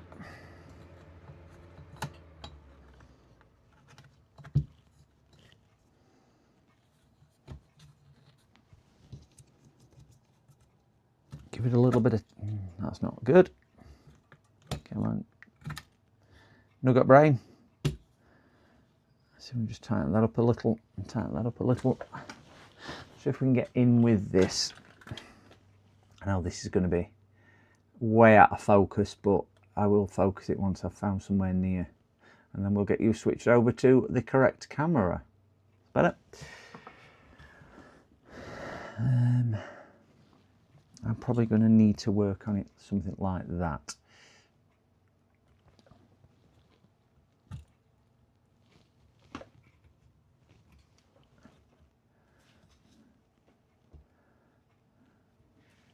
go. It's going to be interesting to see if I can get this straightened up. Be knee deep in requests, Clunge, you will be. Always be some spare room going for client jobs, so as don't fill the free areas immediately. Looks grim. What connector is that? That's the SSD connector, the M2 connector on the board. I am not sure what that says from whoever that is on there, because I can't speak. I presume that is Russian. Can't read it. Sorry about that. Whomever that is.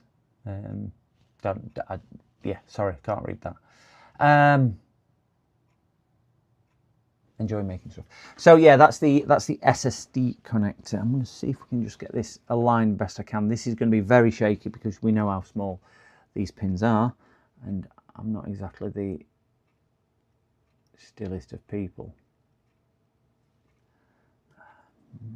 Just trying to get into it.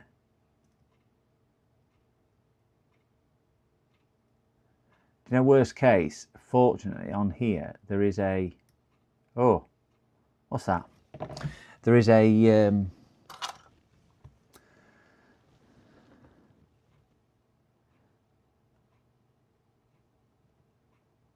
I think that's the pin.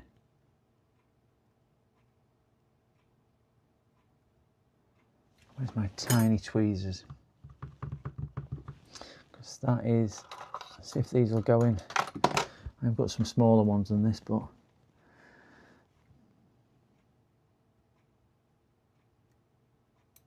yeah, that's the pin. So that is not going to work because the pin is not present.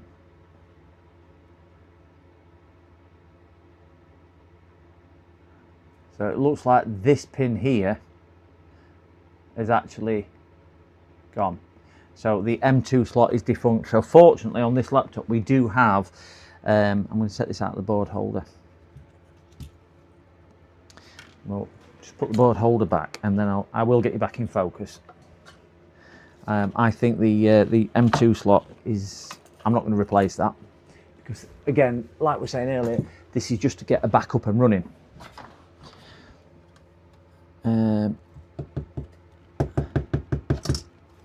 I just don't want any contacts in there. It's there. Yeah, it is the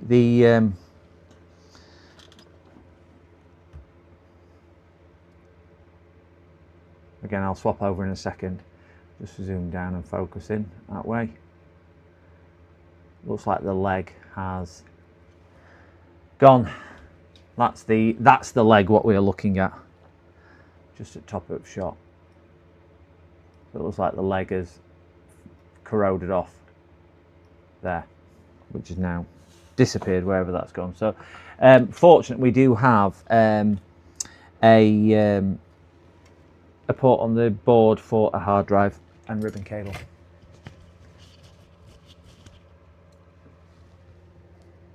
Can you swap the connector from a donor? I could attempt it, Aussie, and not that I'd like to because I'd have to heat from the back of the board, and there's a lot of stuff on the back of the board, including some plastic. So it is sitting here, if we can see it there, which sits here. So it's not impossible, but with the amount of pins on there, there's a lot to go wrong. I think it's going to be easier for me to get a backup and running with an SSD in there. I mean, that's presuming that the damage on the EC chip is going to let it post.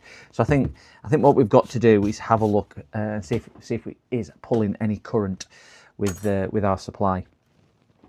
So we'll plug this back in. We'll see if there's any signs of life coming from it before we go any further with other bits on here. So we'll just get our supply and whatchamacallit plugged back in. So we're going to be using our Jabudu, whatever it's called, Jabiud, whatever, 1700, which is our emulator for Dells.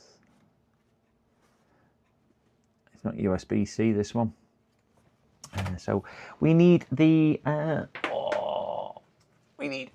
the thing off the laptop, the AC, the DC plug. So get that pulled off. plug this into the board, which sits up here, DC in.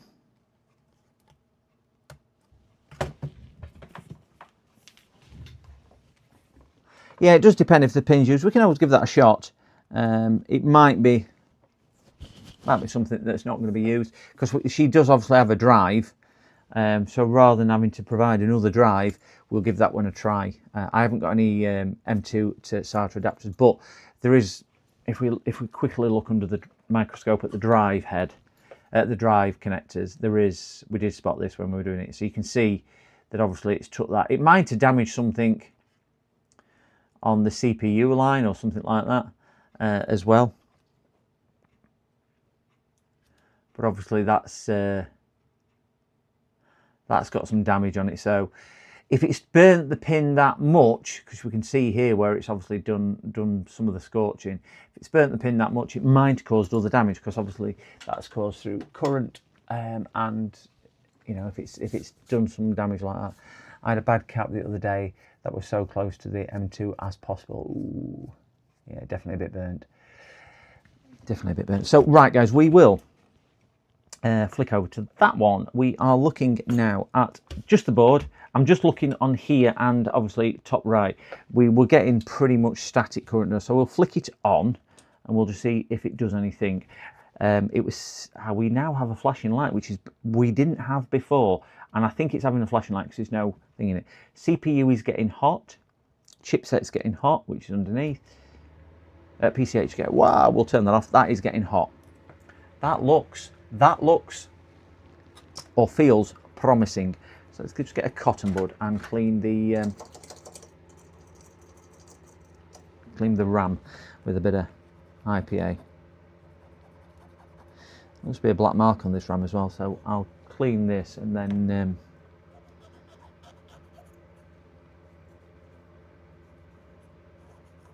have a quick look under the microscope at that black dot, because I'm not too sure what that black dot was.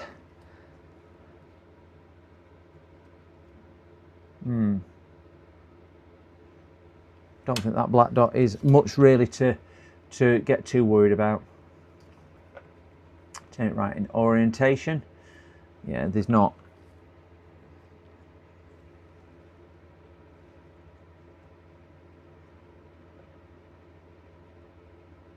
A little bit of something on it, but not. It's perfectly honed tweezers here.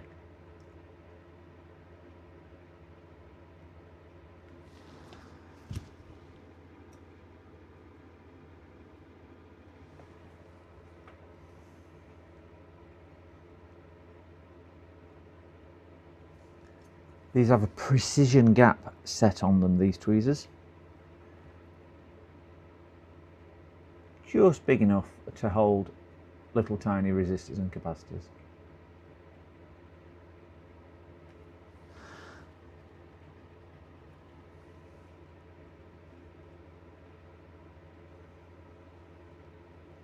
Going to give this a brush down with some IPA as well. I don't think it'll hurt, just making sure. If you look here where there's obviously some corrosion or whatever you want to call it on that filter there. Are they multi-bank resistors? I don't know. Or filtering chips, I would imagine. I don't know what they are. Don't pretend to know.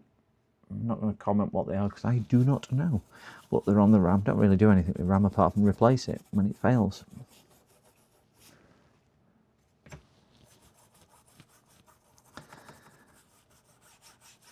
I'll give that a quick blast off and I'll give that a quick spray over the bin with the aerosol.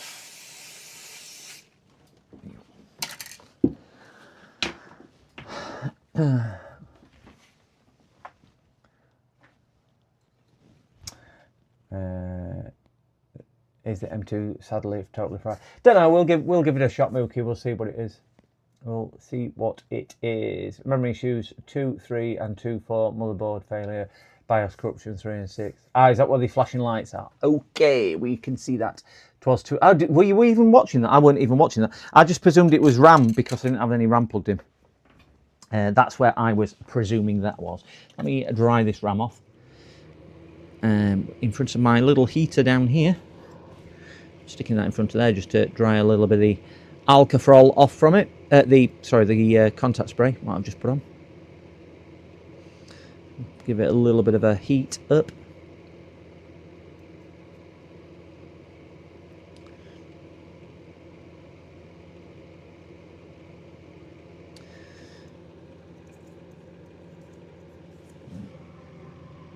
So that's okay with that. I'm just going to grab a temporary heatsink as well, which I can just stick on top.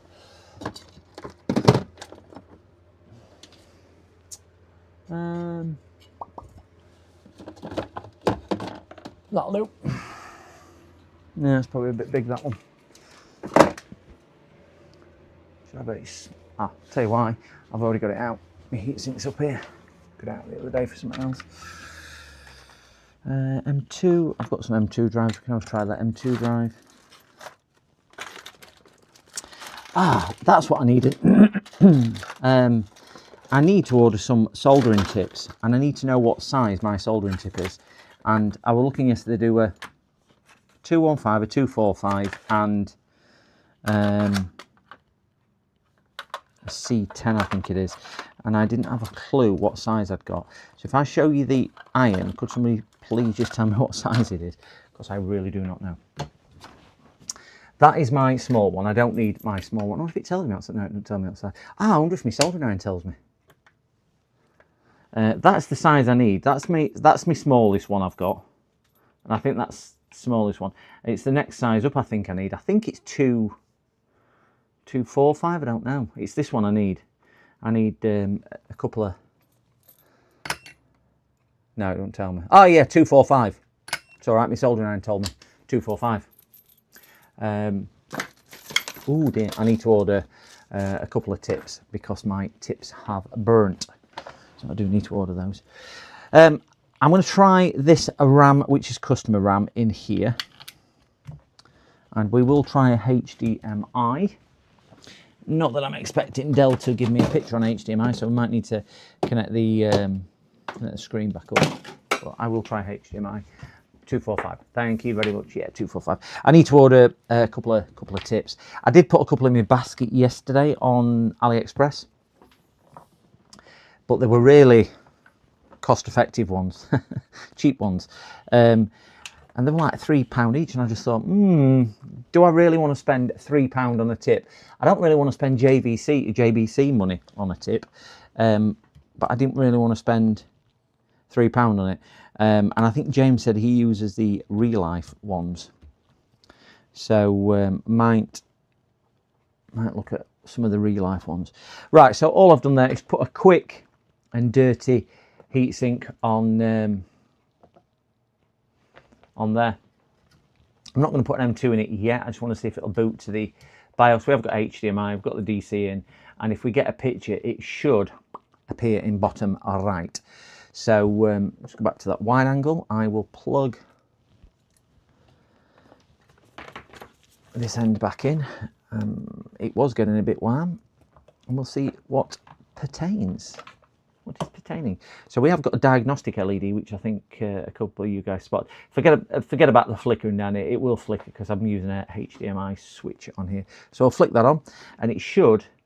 We've got a solid white light, difficult to see on there, but we have got solid white light. We have got nice current draw as well. We are getting a little bit of warmth in CPU. Please give us a picture. It looks like it's going through a post or boot process. 1,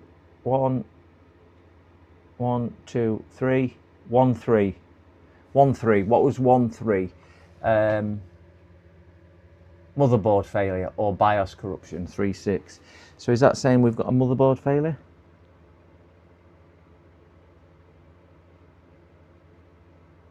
Yeah, 1.3. We have a motherboard failure.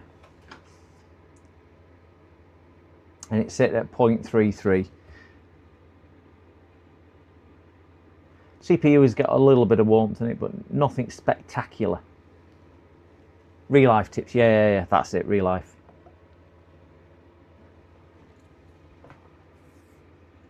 One, 3, 1. Yeah, 1, 3.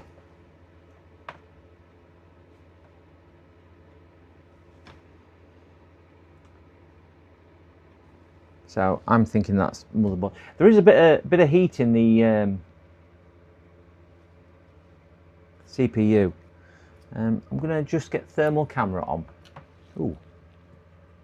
Tell you what I will do. I'm just going to swap the RAM slot over because we thought this RAM slot might be dirty. So I'm just going to grab a piece of spare RAM, 2666 RAM, and we will stick it in there. 1 Amber 3 Whites BIOS system board flash corruption. Yeah, it might have done something it shouldn't do. I don't know what BIOS chip is on here. Probably the other side of the board. Oh no, is that BIOS chip? BIOS chip probably sitting down at the bottom down here. I would have thought maybe this is the BIOS chip. I don't know.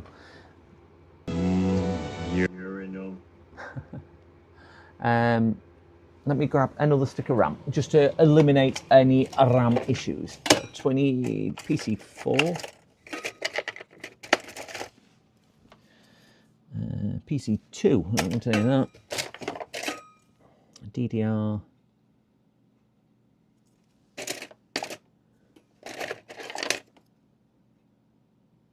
PC3, don't want that. Everything apart from the bit I'm looking for. There we go, another 4 stick. And I'm going to try this in the t'other slot. So that was the slot it was originally fitted in, which was there. So we'll try this in the other slot. So plug that back in. It's on. We have a little light. We are getting current. CPU is getting wham. Come on, give me a flash code. Give me a flash code. Don't give me a flash code, just give me something. We've got no flash code so far. I know we have. 3, 1. Flip that back off. Was going to build second streaming rig, but looking people want £200 for 32 gigabytes. At the moment was like £6. They want £200 for 32 gigabytes of DDR4. What? What? I must have hundreds of pounds. I've got match sets of RAM. I don't know where I've put it now. I think, I mean, look at this. I've got a match set of 4 gaming RAM, DDR4 gaming RAM in there. I've got RAM. I've got another, I don't know, 4 slots in there. I've got another 2 pieces in that board. Got another a slot in that board. I think I sent some DDR4 to Chill and Relax the other day. And we do have a fair bit of RAM to go with. I've got some very nice Dominator RAM as we looked at last week. £1,000 this is on Amazon at from Corsair's website. Absolute crazy time. Absolute craziness.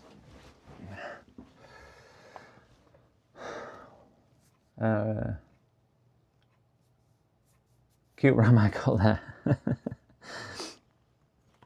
I have, yeah, I've got quite a lot of RAM to say. I've got a lot more desktop DDR4 than I have laptop DDR4. To stress on that. If anybody is really up against it and they struggle with getting any DDR4, certainly desktop RAM, I might be able to free a piece up if you require it. You can buy a new house with all RAM. JFix, do you go high too sometimes? At JFix, do you go high too sometimes? Oh, JFix, I checked the one of those damaged pins on the NVMe drive. It's 50 PCI.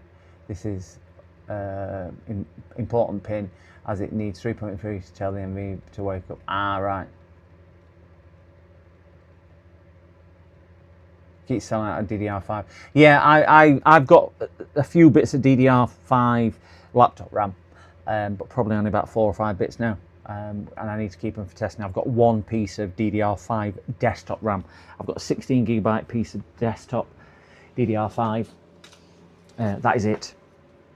That is the only piece of DDR5 desktop RAM I have now spare, and I need that for testing, so I can't do anything with that. I can't sell it or anything. If I need to get some, I have to buy some more, so I'm not gonna do that. But yeah, it's not good at the moment. That's one of the reasons I'm not looking at maybe upgrading the PC anytime soon. Right, we'll put these. Get my cover back for my tweezers. Ouch! These tweezers are ever so sharp. Stick that on there. Stick them in there. Stick them in there. Yeah, keep it safe. Your best by we're removing it from display. PCs due to theft. Are you doing it? Yeah. Is that what Best Buy are doing? I can imagine. I can only imagine. There's a lot of companies now which are selling full systems minus the RAM, and just saying find your own RAM. That's what it is. I have ordered for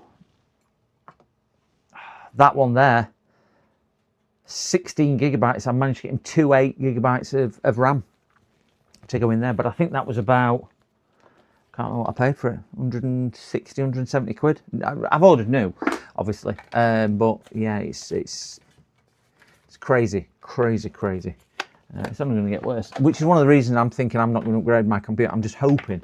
I mean, if my server went down here, which I use for everyday use, I'd probably bring my gaming PC down because it gets little use. I'd probably bring that down and just use that as a work PC for the time being. On there. Right, so what I'm going to do with this, I'm just going to see if we've got any hotspots with the thermal camera. So I'm going to get the thermal camera out and just see if there's anything getting a bit warm. Buy a safe, get more expensive than gold. Yeah, I mean, a lot of my RAM is older stuff. I will stress there's everything from original DDR in there to DDR5 in that little box. So it is a mixture. It's not all 4 and 5 which is in there. I do keep several bits. Come on, please work. Please work. This software. Yeah, we've got a picture. This software is horrid. Absolutely horrid. Click on there and let's turn my thermal camera on. Woohoo! We have display.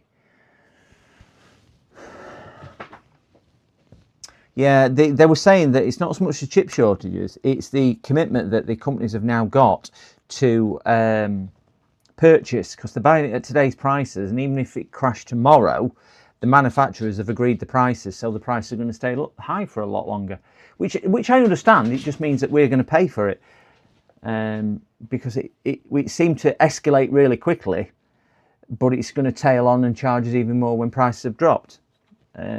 So yeah, but did we ever think they were going to do us any favours? Probably not. Probably not. Right, so we are looking at the board. Right, I'm going to plug the board back in just to see if we get any markable heat signatures on here, and we will see if anything else is screaming out going, I'm hot, I'm hot, I'm hot. We will get a really terrible picture in the top right hand corner of the thing. So we are now powered on. Let's go about thermal camera. CPU is getting, CPU don't look good. So the good thing is the coils are getting warm, so the board is trying to come to life. I can't really see anything too. CPU's got a nice even, there's a heat signature there, a really strange heat signature there, because that heat signature there is coming from the other side of the board. So we're going to have a look at that. Let's flick that off and turn over. Yeah, they're gonna start making it, aren't they, China? But the speeds aren't there for the Chinese ones at the moment. Apparently, speeds just aren't there. It's 27.9% of their output. Used market, yeah. Unfortunately, manufacturers have no real incentive to up production. High price equal big profit. Yeah, it is. It is, and it just makes us at the bottom of the tree pay. So, right, we are posting now. So that thing there is the thing which is causing the heat signature on the other side of the board. So we'll have a look at that in a tick, just to see if anything else is. That's the CPU, obviously, which we know is getting warm.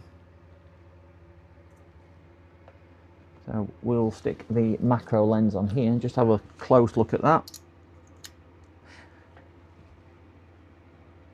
Still getting to grips with this. So that's the...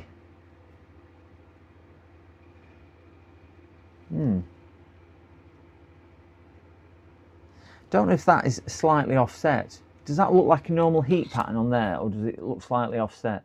Because obviously the centre of the chip is here, and it's slightly down to the bottom left.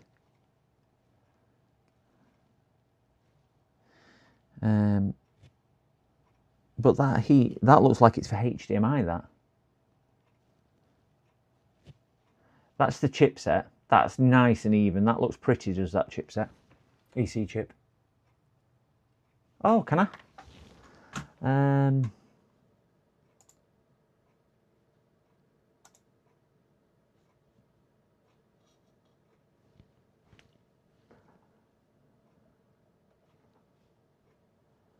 How the hell do I enable temps on here?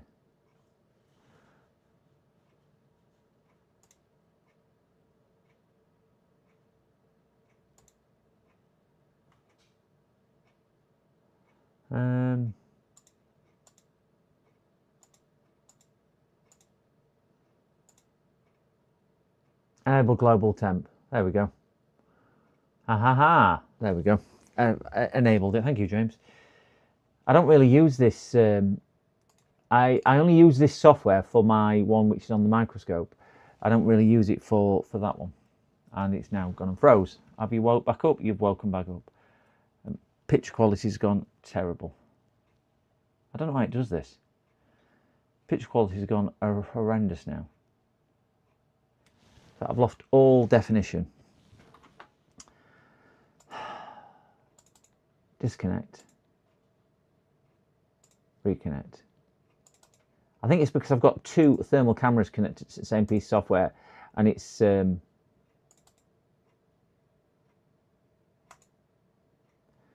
remember the other day I ended up throwing it through a window and just resorting back to my other one.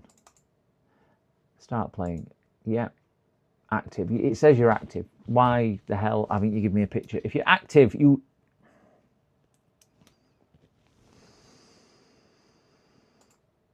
Stupid machine. We abused it the other day several times just to see. And now software's crashed. And it'll just continue to crash now, I would imagine.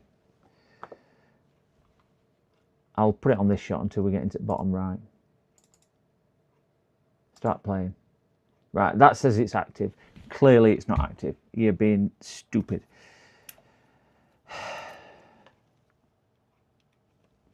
The software is absolutely shocking. The Thermal Master software. It is by far the worst thing. Temp Master has stopped working. I know you've stopped working.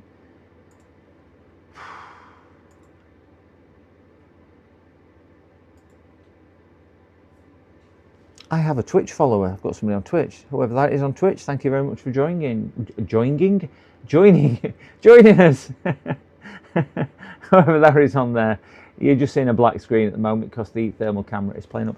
So we're going to move to the tried and trusted Unity Pro. I will stress, guys, it is not the camera. It is the horrendous software and I think it's because I have two cameras. I have a camera on the microscope, which I'll show you in a second, and I have my little handheld one, which is an infrared camera, what James has donated. So it's not the equipment, it is the software that's pants. So if we move over to here and I connect that one,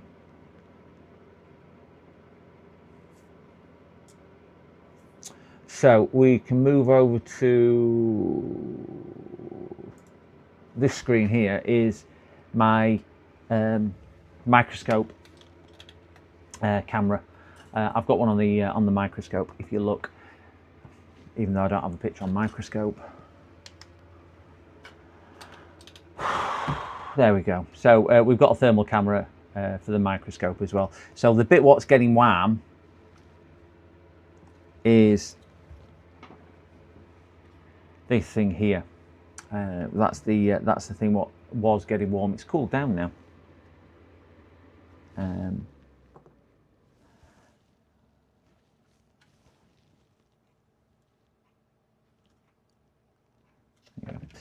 So that's the thing there which was giving a heat signature off, but nothing now is getting warm. Am I still not only pulling? I've got no RAM in it. Pull a bit of RAM in it. Plug that back in. Turn it over. Keep an eye out. See that? That's the chip just there. You'll see it on thermal. You'll see it on microscope as well. So that's the little culprit there, which is getting warm. So we'll have a look, see what that chip is. I think, is that a retimer chip, do you think, for HDMI? Let's try the trick with the pen, with the magic marker.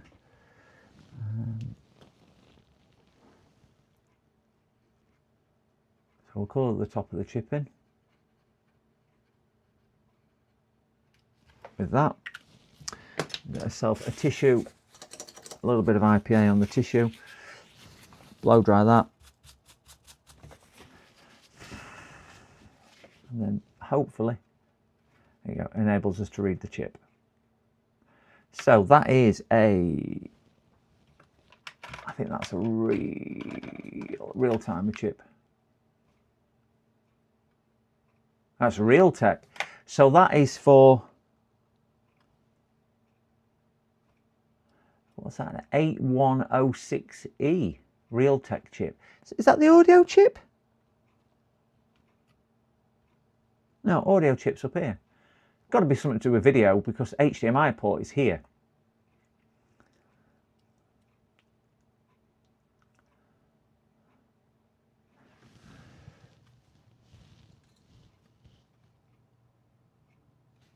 Yeah, broadcast it to...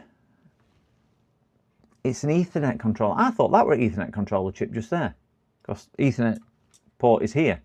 I thought that was the Ethernet controller, but it could well be.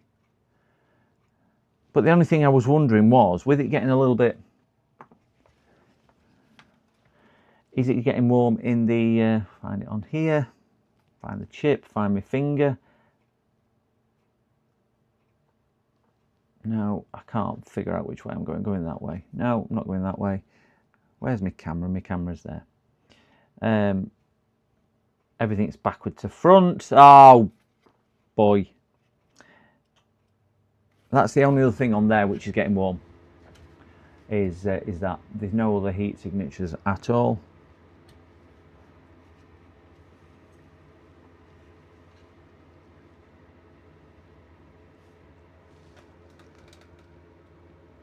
That's CPU.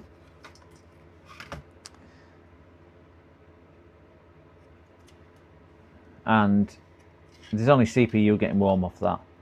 So should we have a go at reading the BIOS? Just see if the BIOS is dead.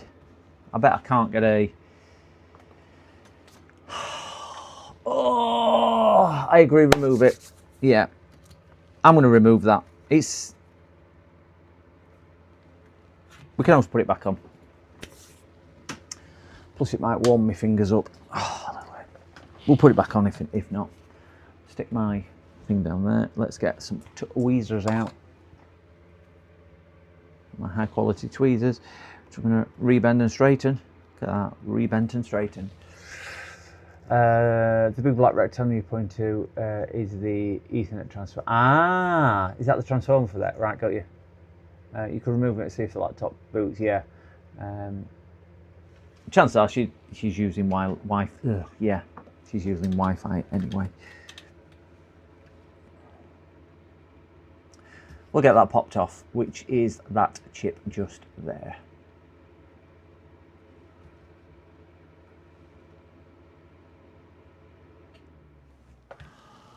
My hot air station, oh, turned on. I need to turn my heating off in here because it is getting a bit toasty.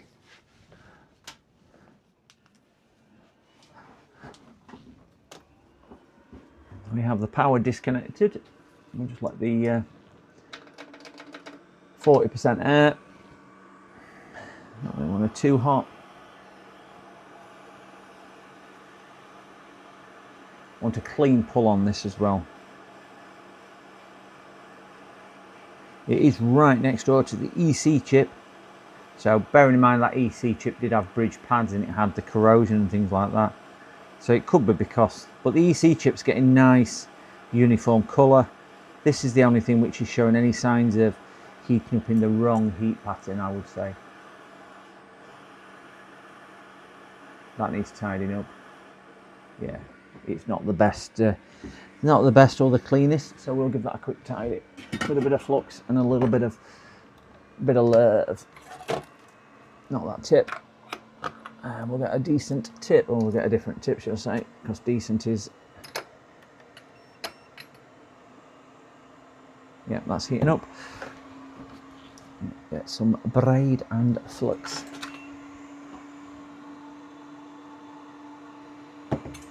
Is it me, or does that look absolutely pants? Don't look very clear at all. Solder it. Sit down here.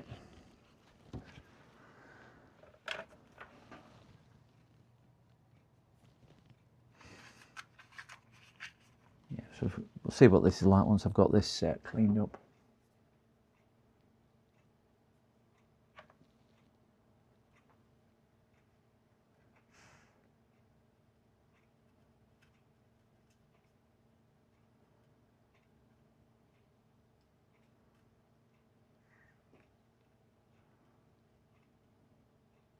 This is just so she can do her assignment. So do you know, if worst case scenario she's got to use Wi-Fi instead of Ethernet, that's going to be at least her worries if she can get her homework or whatever it is she needs to get done tomorrow.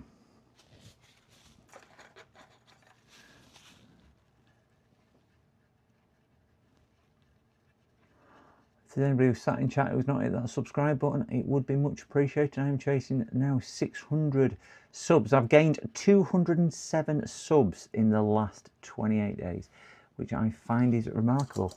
But that's not down to me, that is down for you guys watching. Thank you so much for that.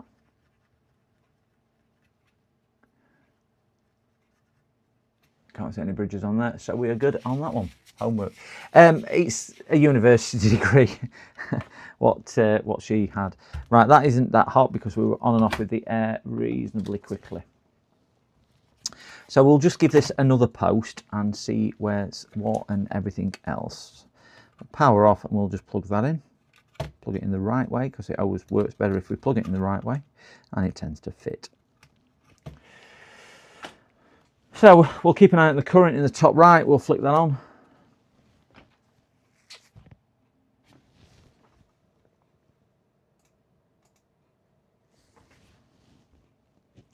The good thing is we're not getting, oh, that's getting hotter. That looks more promising. That looks more promising. I just need to put a crappy heatsink on it. I've got a better thermal pad than that. I must have, because I've got lots of thermal pads, because I use them all the time.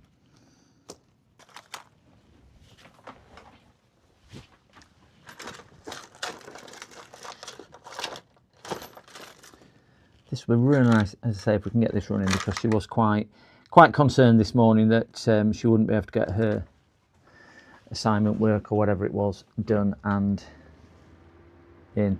So we'll just stick that there's a temporary heat sink.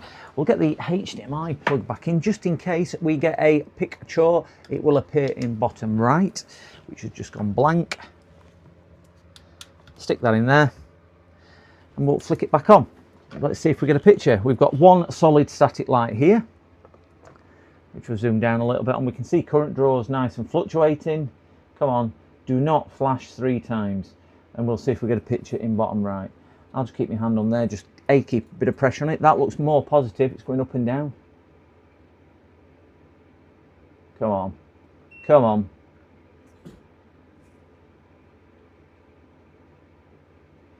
Right, we're going through a post process.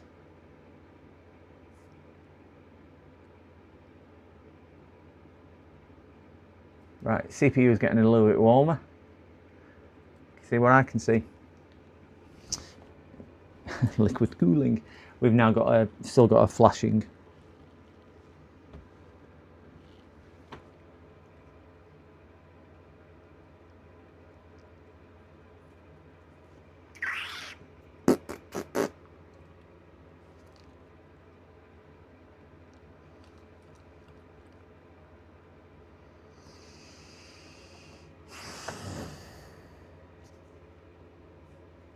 Yeah, 3.1, which is board failure or corrupted software.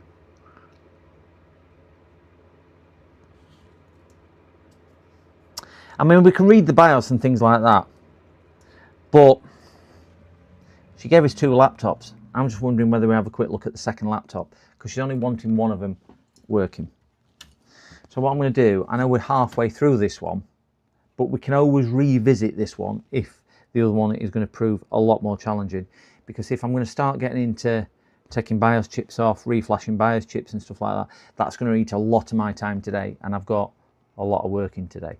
So I'd rather see if I can get maybe the other laptop she dropped off working. Your 3.1 is either board error or corrupted BIOS. Now, if it is corrupted BIOS and we can get the BIOS, we might be able to reflash it, get it all up and running. Maybe. I think with it having liquid damage, you've got a greater chance of it being maybe something around that EC chip, which is where we saw quite a bit of the damage and corrosion on there. That one. If you remember, that's the pin on the EC chip. Now, it doesn't look too bad, but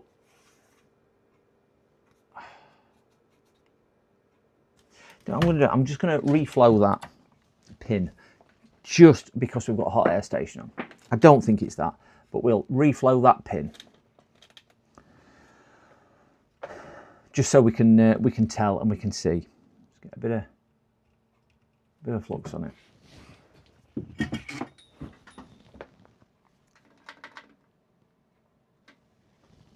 And microscope, and microscope,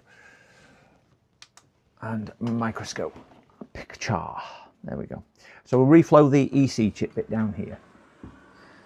And all I want to do is just kind of wet the solder.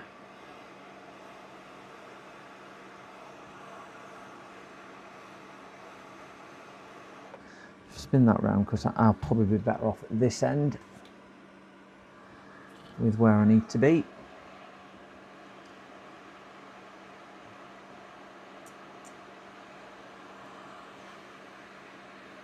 So I'm just looking for the solders to go silver.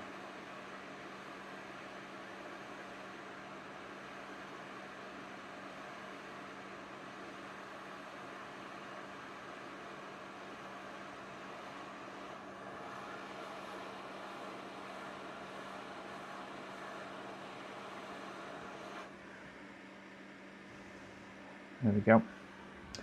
Right. I don't think that is the problem because I don't think that was going to cause too much of an issue. But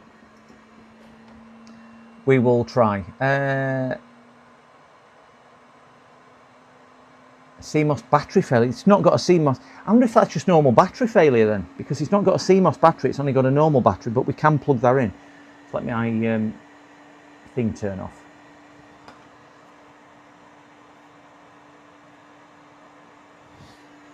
Come on, turn off machine. Stick a thermal pad on there just to cool that down. Hot goes the weasel. I've got a really big, I've got a pile of these thermal pads. There it is. Thought I had. What I use for just cooling large components down. There you go, when I've toasted them to death.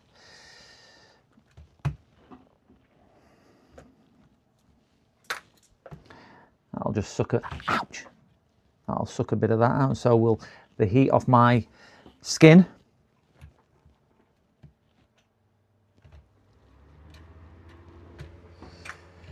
And we'll just give it a quick clean, just to make sure there is nothing untoward sat around anywhere.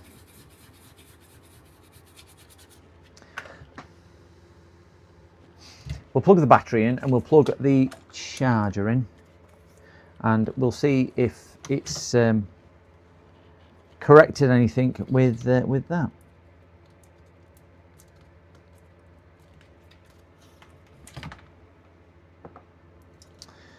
Now, charger's back in. We're looking for current draw top right. We weren't getting any charge current last time anyway.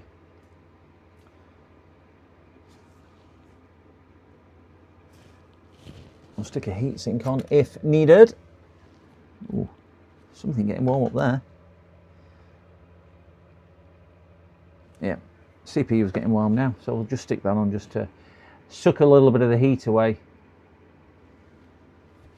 We're watching for a flash code here.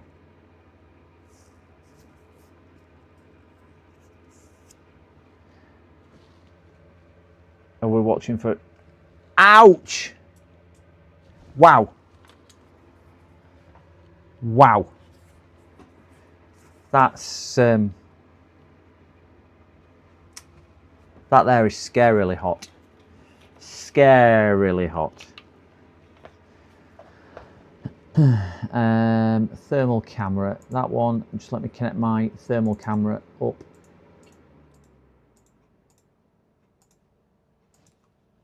There we go. So if we just keep an eye up here, we've got my macro lens on. We have my macro lens on.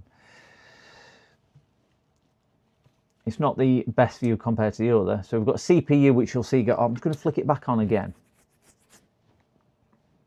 So we can see it's drawing current now. Just keep an eye up here.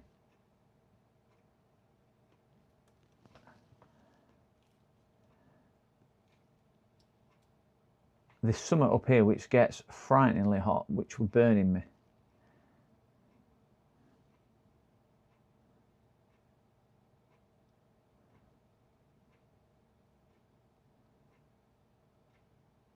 So we've now got static current draw. But yeah, 60 odd degrees. It's not unusually hot that for a MOSFET. But there's no active cooling on them from the system anyway. You know, there's no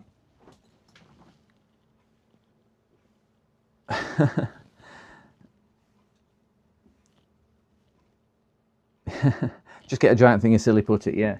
That's just a bit of heat pad. I just find it helps to suck a little bit of the heat away from it.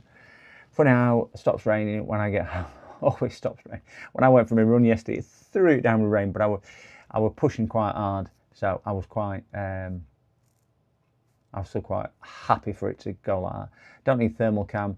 I definitely didn't need thermal cam. Ow, that was hot. That was a bit toasty. So I'm thinking on that, let's just check them MOSFETs around there. Remove the battery, remove that, and we'll just give them MOSFETs a quick check.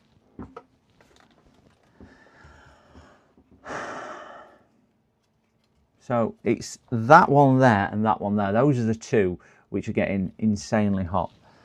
I never planned on doing this laptop at all today, so this has set me back so much time.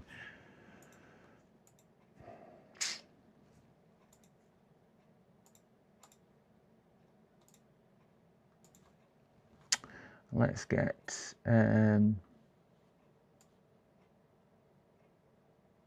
let me put in the bottom corner. So we've got the meter now in the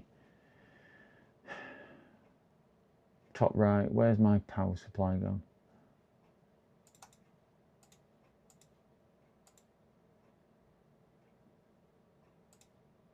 There you go. At least we've got power supply back as well. Let's get onto local and continuity check. Just see if we've got any issues. Get off that. So we'll just check these for ground. No, none. I'm just going to bend my probe. PCDD, you little shit. Cows! Good afternoon, cows. Hope you are well. Hope you are well. Yeah, it looks like something shorted. So we've got a decent of ground there. Nothing on that coil. Nothing on that coil. Nothing on that coil. So coils look fine. 31 ohms on that coil, which is a bit of a strange reading. Would we agree? I'm just checking in resistance.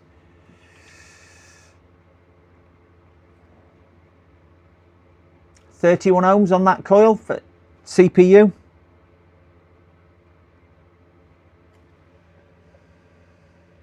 Oh, is Arnold here? Hello, Arnold. How moo goes. Yeah, 31 ohms on that coil. I don't like the look of. I think that is a bit of a strange reading. So let's see if we've got any shorts on these FETs.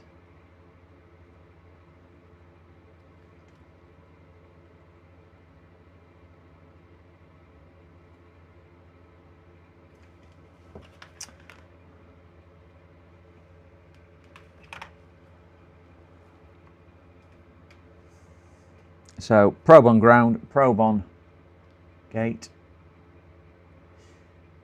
and so gates are okay. 33 ohms on this side. Yeah, so that's going to be ground anyway. So that isn't actually shorted. That MOSFET is not shorted.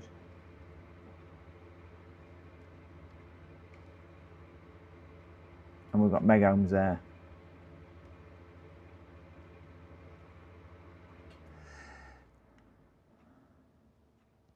So I just wonder whether that's just normal.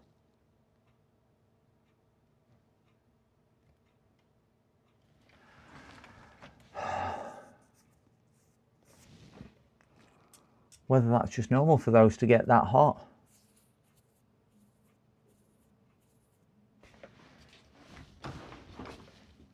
Or was it that MOSFET there? I don't think it was that MOSFET. I think it was that one I just checked. Yeah, that's fine.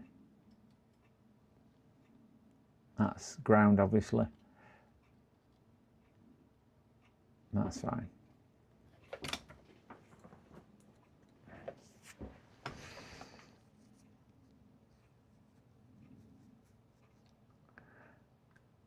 Hello, Shane. Shane Brady, 568. Doing good today. How are you today? How are you doing today? We're just trying to diagnose a lady who's spilt wine on her laptop. So, oh yeah. I'm just going to plug power back in and just take a voltage reading just to see what we are getting on the MOSFETs. So we've got current draw. Let's go to 0. That should be 0, which it is.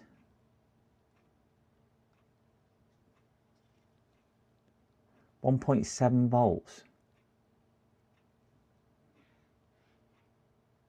So these are the MOSFETs which are getting incredibly hot.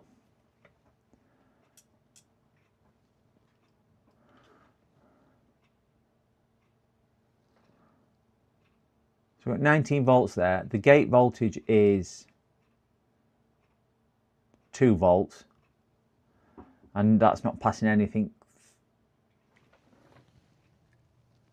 Yeah, I need to move on to. I can't afford to spend much more time with this, unfortunately. We've got 5 volt and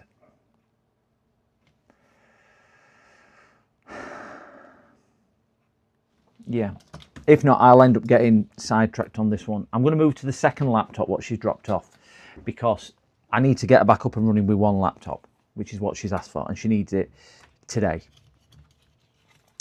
So I need to get back on with that for her. So I'm just going to get a little box to parcel her things up in, move on to her second put it in the case actually. Her second laptop. Hopefully we will have more success with her second laptop, because that's never going to be a long-term fix. It was just to kind of get back up and running. I will need that, so I'll just shift that out of the way for 2 ticks.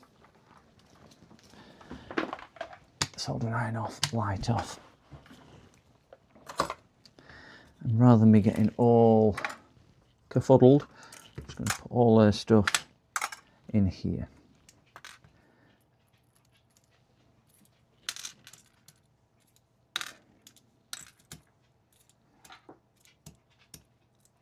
I don't actually offer a same-day service as such. I just try and get things done as quick as I possibly can for people. But she certainly needed that. If this one is dead, the other one is dead, I need to get onto the desktop PC. So what we might do is do the desktop PC and then come back to shut that down. Come back to the laptop. Because the gaming system needs to be built. Need to get that done today. That's the one where Amazon decided to borrow some of his stuff. We all know what happened there.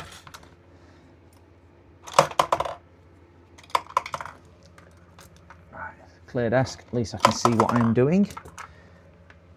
I'll try and see what I'm doing. Let's get this shifted to one side. Run out of space on my shelves. Still waiting for a few people to come and collect. This one. Right, this is the other Dell. Ooh, what a nice Dell that is.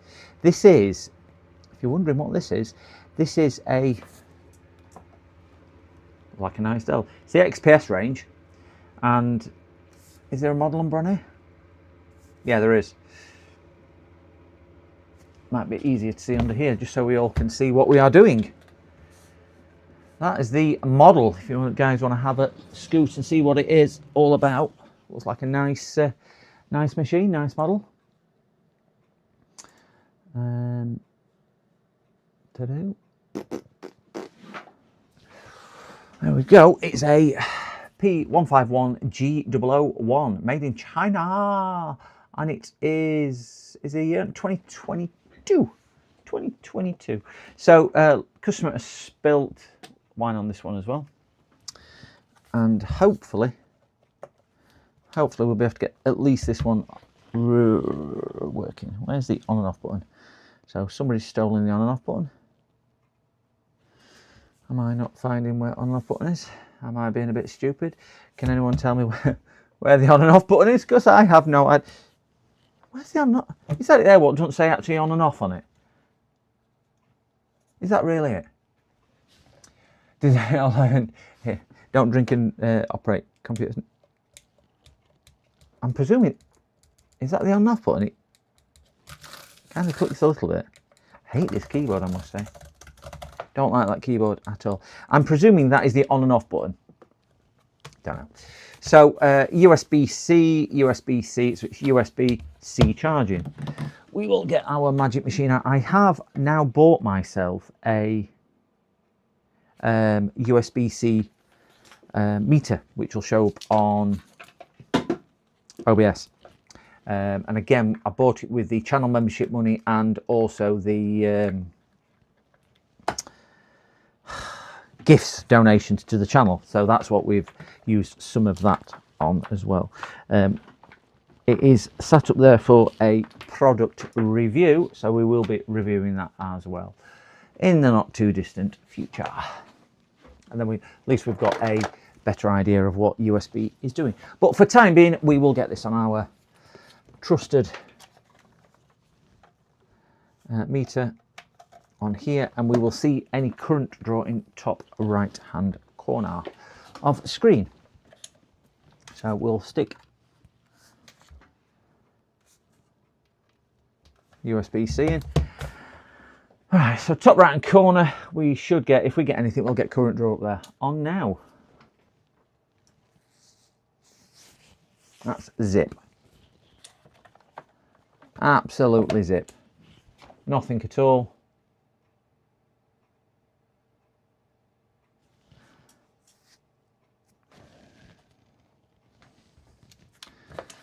And this is probably going to look terminal as well, that side. Flick that one on.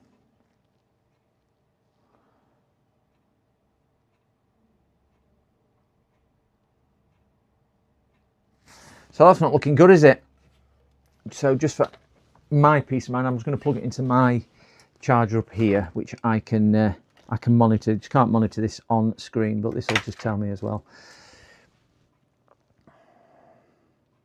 Yeah, absolutely zip. It's not even negotiating anything on that. It's like it's not even plugged in.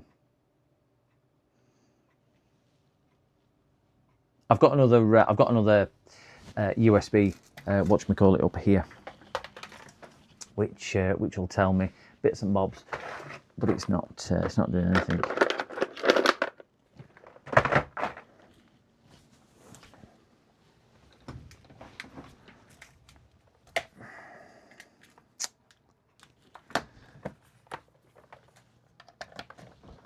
So we'll go back to the old-fashioned one here. So we are negotiating 5 volts. That one, can we see? 5 volts, but no current, and it's sticking on. 5 volts. Yeah, so it's not negotiating any higher.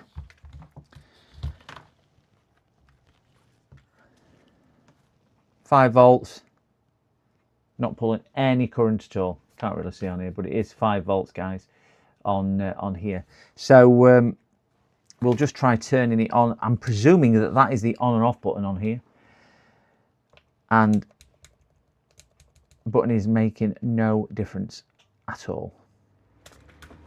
So we'll get that unplugged. We'll get that stuck to the side,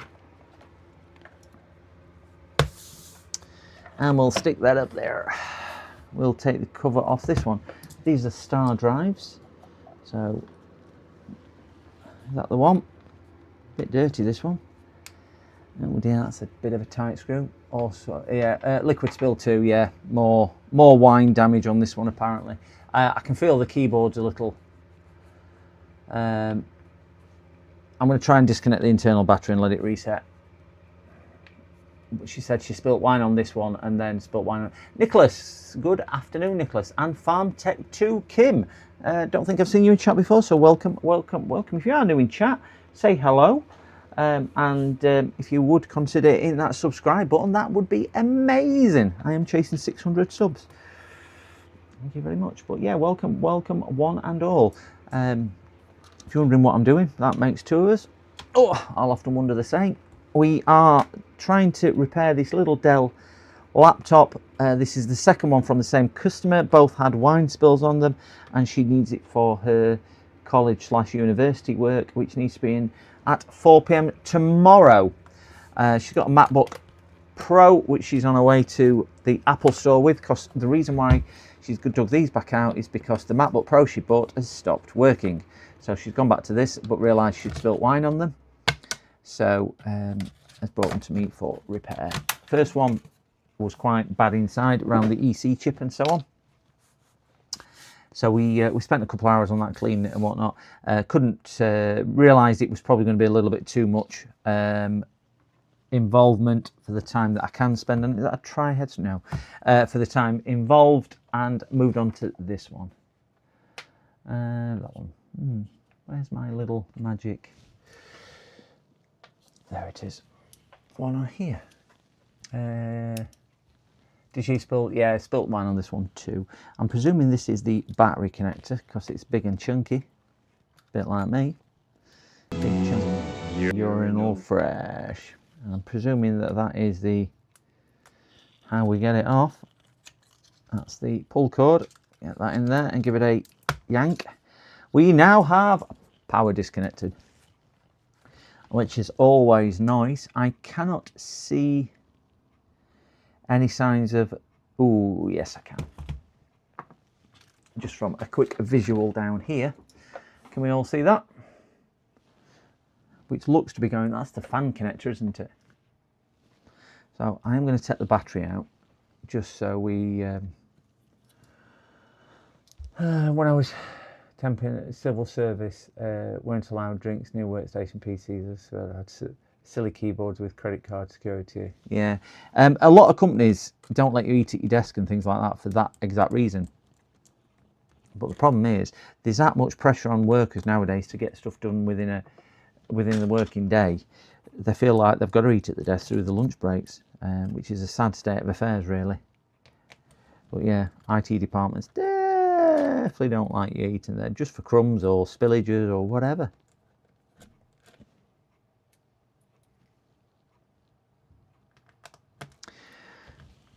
Just going to get this battery out just to see if we can see any other ingress marks underneath.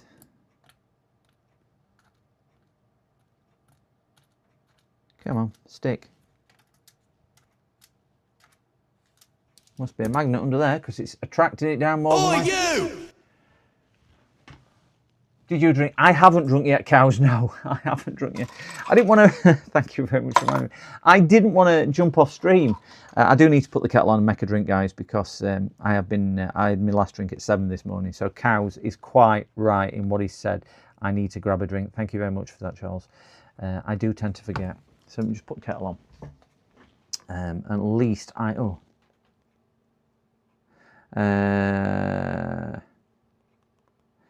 sorry, customer's texting me as well. I'll just put the kettle on because I've got one of these Wi-Fi kettles, which are wonderful. And when that boils, I'll go through and quickly pour myself a cup of tea. That's sticking down. Now, is that sticking down because it's sticky, or is that sticking down because there's something under it? I don't know. Let me see if I can free it. No, it's sticking down because there's something under it. Not a great deal of room in here to get anything in.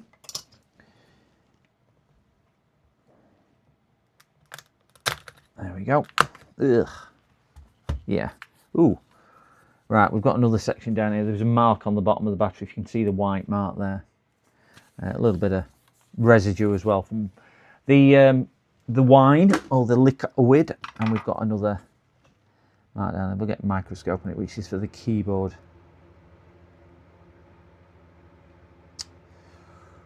Oh dear. Wine. I reckon I had the worst spill. Mohammed's a lot of suspect fraud claims. Took me ages. Oh right. I keep alcohol drinks away from electronics after countless beer spills. Yeah. Do you know some worse ones is I did a milkshake once for a customer, and it wasn't easy. Fortunately, I got it. It was on a desktop PC, and I got it working. But desktop PC was a little bit easier because of the way it had sprayed all over. I am going to just remove that cable and just see if I can maybe clean that.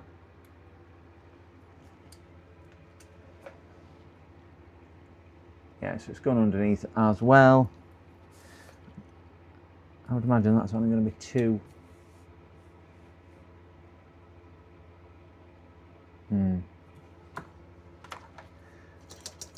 Let's see if we can just give that a quick tickle off. Yeah, that don't look too bad in fairness. So I don't think we need to worry about that bit too much, but we do need to worry about this.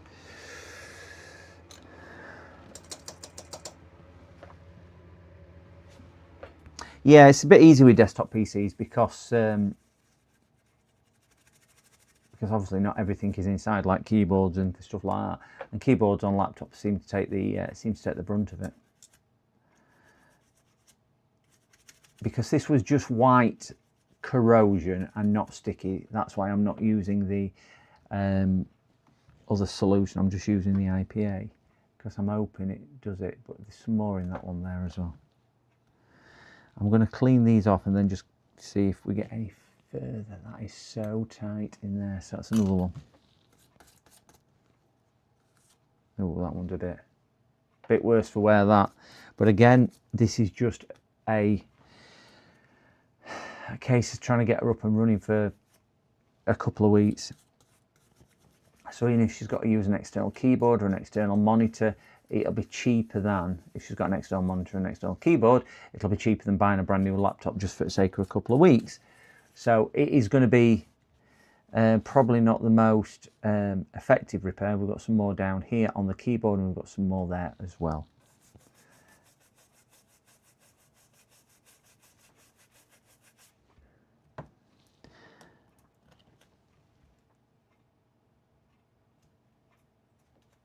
Right, let's just see if there's anything more apparent as we are looking around the board.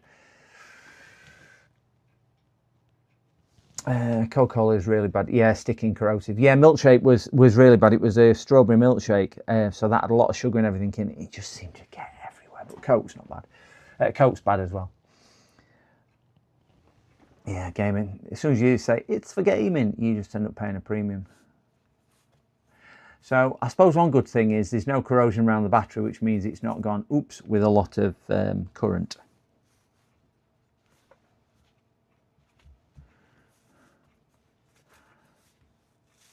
So I am aware that it's probably going to be more likely to be on the other side, with it being a keyboard side spill. But are we going to be fortunate and just have them 2 spots there? I doubt whether we're going to be that fortunate. It's got dual power inputs from the USB-C, but it's showing nothing at all, no current draw at all.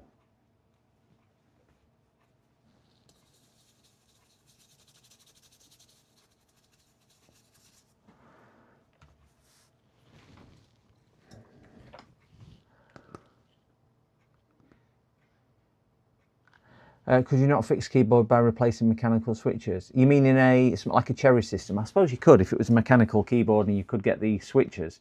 That is always an option with it. But that's fingerprint reader. This one, I presume FPR is fingerprint reader.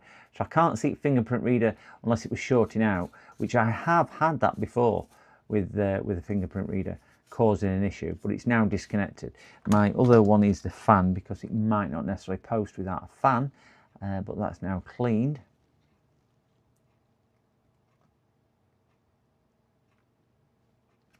Let's just see if we can get this back in.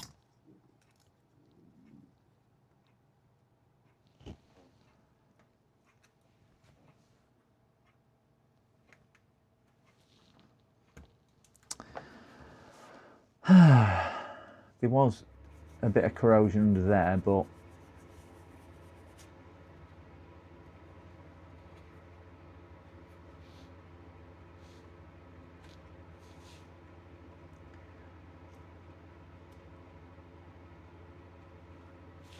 right, so that's obviously the keyboard connector.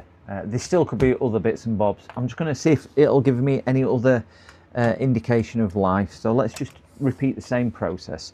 We'll plug this in and see if we've got any other signs of life. So it's still sitting at the same.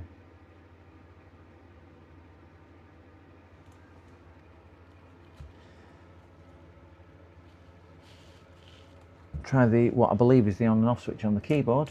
I can't see. No. So it's obviously something stopping it coming on to life any further, because it's not even going into any pre-charge state or anything else. I'm going to just plug the battery back in, just in case it's one of these silly ones which goes, he's got no battery in, I don't want to play out. And we'll just see if it does that. Get these aligned up.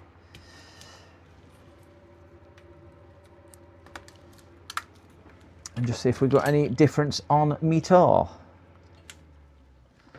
We're still sat at 5.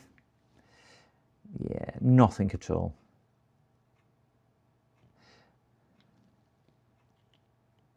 Right, so that's going to be quite an in-depth one as well. I'm going to have to speak with the customer and just say, if we are doing a great deal on that, because I'm only charging the diagnostics on one of the machines, so I can't actually dig any further into this one because we've done quite a bit on the other one, obviously she might well want it doing or need it doing or whatever, but I can't just invest the time and resource into it without authority offer.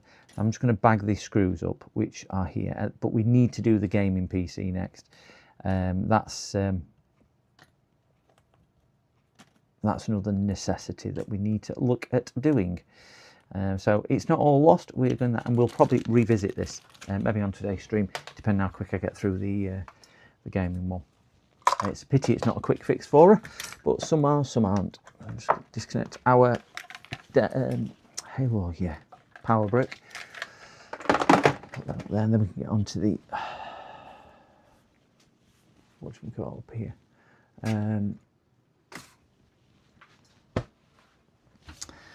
Right, gaming PC next. Oh, this one. Right, so this, I've got 4 or 5 gaming PCs in today. This one is a PC that I built last week for a customer, and it just needs a second drive installing or fitting in it, which has now arrived. It arrived yesterday. So once we've got that drive put in, I think I installed Windows 11 last week, I can't remember. I just need to set it off for some data copying, which is what I'll do over there, and then we will get on to the other one, which is a bit more of an in-depth build. Is the other one higher end stuff, higher end bits and bobs, but this one was what we built last week. I will quickly show you this. Oh, it's a nice system, this one.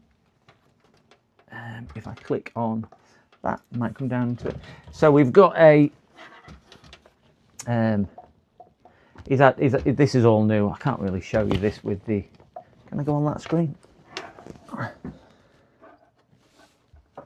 So we've got a 7800X CPU, I think it was. No, AM5, 70, I can't remember. It's AM5 anyway. New GPU, which is a 5060 Ti. New Thermal Master Peerless Assassin cooler. 16 gigabytes of DDR5. Brand new power supply, obviously. And a couple of fans at the front. Exhaust fan at the back. We tweaked all the fans last week. We fitted a 500 gig M2, which is sitting on the board here. We do need to fit his mechanical drive, which is going to sit in this pouch under here. So it's going to sit here. We've got a 4 terabyte mechanical one. So it's a nice system, this. From what he's coming from an Asus Predator pre-built desktop system, which is a few years old now. So didn't want an RGB, which is thankful because I don't like RGB. Didn't want RGB. So what we've got to do is put his mechanical drive in here, connect it up, take his 2 drives out of his old machine, and I'll transfer them, but I'll do that over there. So because I've got another screen set over there, so we'll do that over there. Once we're doing that over there, we'll bring that machine here, which is that one, onto here, and we'll build that one. That's a full strip down and a full rebuild. That's the one which was having the i9 14900 but it's having an AM5 platform now because of the story. Brand new cooler, brand new everything really in there. So that's a full strip down, full rebuild and everything else. But I just need to start this one off for data transfer. So I am going to just quickly refill that and grab the 4 terabyte drive, and then I will be back as quick as I can. Please stick around, guys. Please consider hitting that like button. 33 likes, 43 people watching, and I am chasing 600 subs. I am at 585 subs. I'd love to get 600 before end of month. 209 subscriptions I have received in the last 28 days, which is phenomenal. Phenomenal. Right, I'll just go and top this up, guys, and I'll grab the 4 terabyte drive. Oh, maybe let the dog out as well.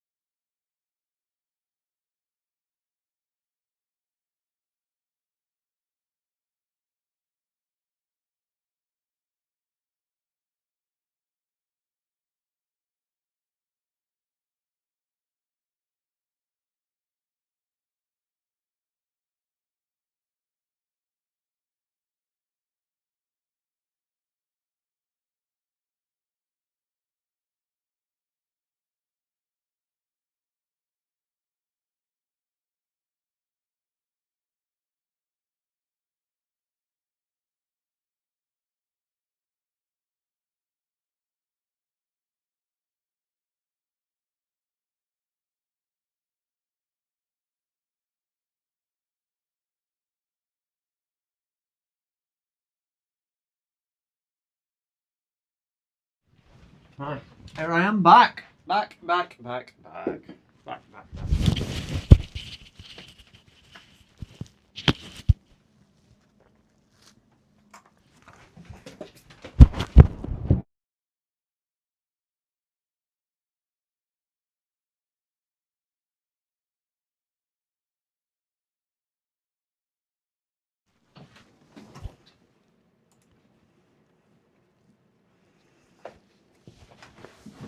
I have pinched a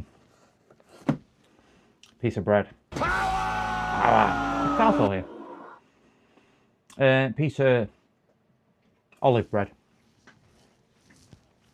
for my lunch. So I'm going to try and chew it off camera. Desperate for a drink. We will get the 4TB hard drive opened. Turned up late yesterday, this. And we will get that installed. Get that in the bin, recycling. Oh, there we go. If gaming HD to install games on, should be okay. The way I configure it might not be the way everyone does it. Yeah, I think Mick is streaming with mechanical drives. I need to send him some SSDs, actually. I did say I'd send him some SSDs. I would say the best way of configuring it is an M2 drive for boot. And then, wait 1 second, guys, got somebody at the door, another drop off.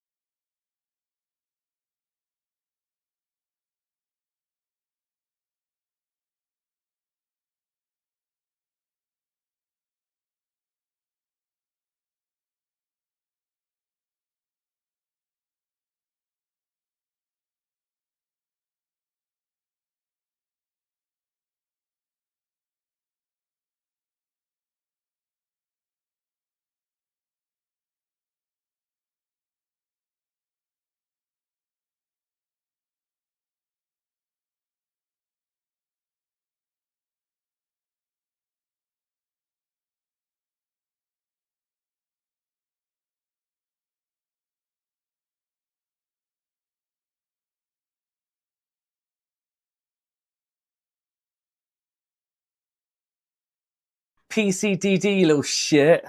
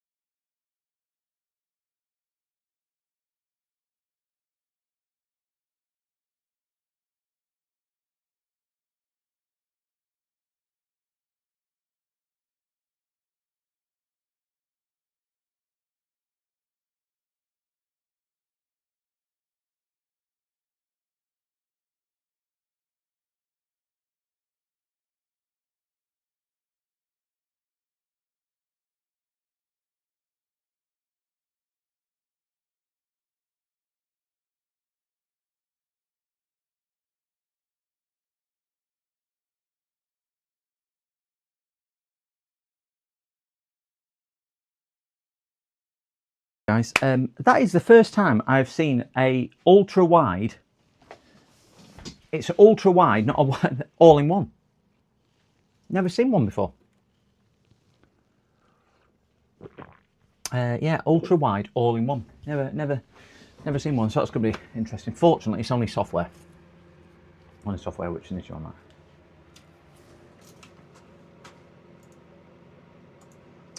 So where were we? We were.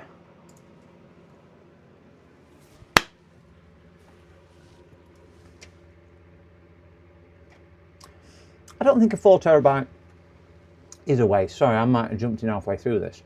Alex,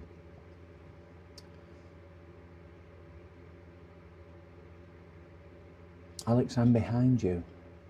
Who's Alex? Staring at you. I don't know who Alex is. He's in my left pocket. Okay. 93 here. Sleeping. All right. 4 terabyte hard byte. Waste modern PC. Old school. New SL naked hard drive. Yeah. I don't think a mechanical drive in today's computers is a waste. Certainly with the way solid state discs are increasing in price, they're not as cost effective as they used to be. So there is an argument to be said that they are better value today, but I've always liked it mainly because you don't really get a great deal of speed increase in game loading.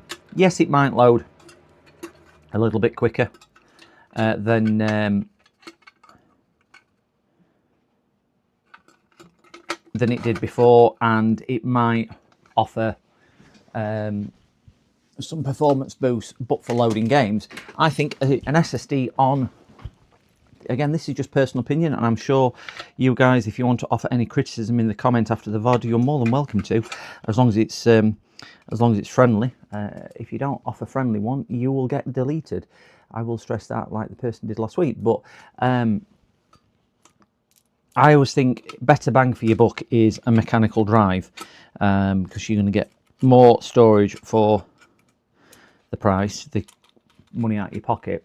And in grand scheme of things, if it takes 10 seconds to load instead of 7 seconds to load, yeah, that 3 seconds comes in handy. But then if you're going to be playing a game for, I don't know, 40 minutes, is that 3 or 4 seconds vastly amount of time, as opposed to being able to store more things? If everyone were really vigilant and only put stuff on they wanted to use, but we don't do that. We tend to put things on your machine.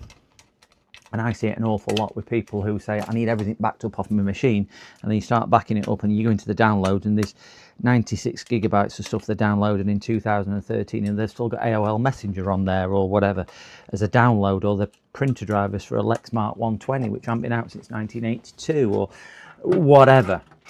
So we don't actually get rid of things. If we were more vigilant at getting rid of things, we won't need as much storage, but we're not. So mechanical drives, I think, offers a good bang for the buck. I just need to respond to this customer. Be off. I want to come to take the laptop and to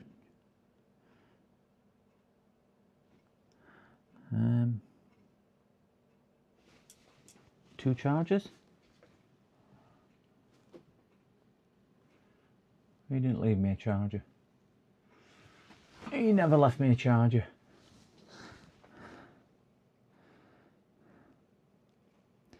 I'm about all day, all morning.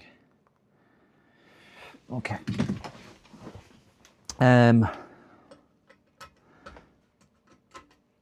That's the gentleman who we couldn't repair his chipset. It's a blown chipset on that one. I think he knows somebody who can replace his chipset for him, which is part of the piece. It's part of the CPU, so it's a CPU replacement as well on a Acer laptop. So he's coming to pick it up and get that sorted. Right. That is that in. We need a SATA cable for data, and we need a new cable out.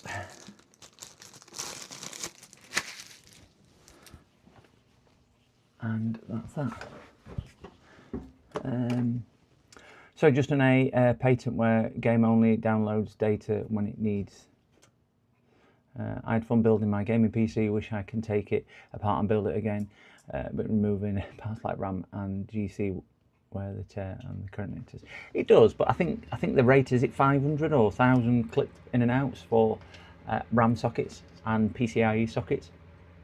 Other rebuttal argument is just false. Yes, SSDs do fare randomly, but nowhere near as much as hard drives. Yeah, I would agree. I would agree on that. A good quality hard drive, SSD is more, in theory, write tolerance and better writes than mechanical for that.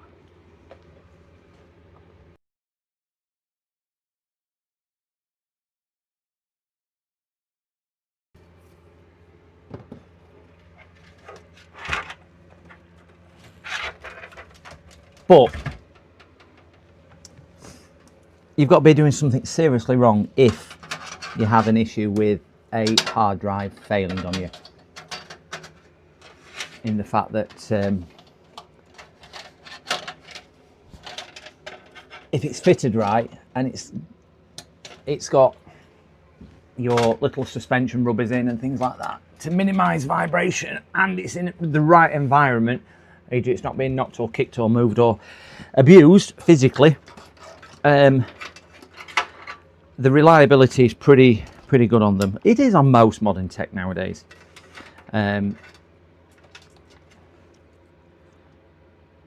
But I mean, how much is a 4 terabyte SSD? And I'm not talking a cheap Chinese brand, I'm talking something which will give us the same reliability as this 4 terabyte drive what I've put in. I bet you're looking at twice the price, if not 3 times the price. So would you want to spend, I mean, it's all down to individual, this, remember. So if you can afford to spend it, spend it. If you can't, you don't. And I'll usually say to people, it gives you better performance, better value than your conventional SSDs. Yes, your SSD will give you better load times for games, but not necessarily better value.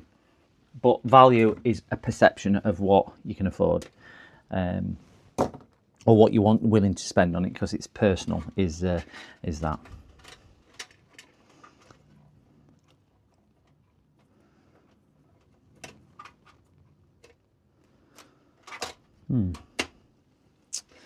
So we get this coming down this side.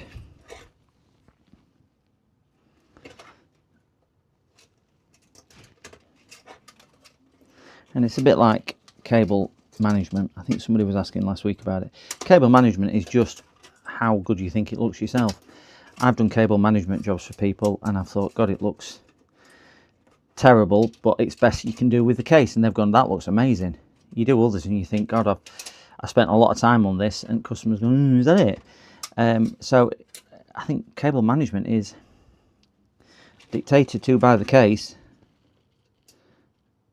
and your perception of what it is. Yeah, you can do a lot better when you start putting them in more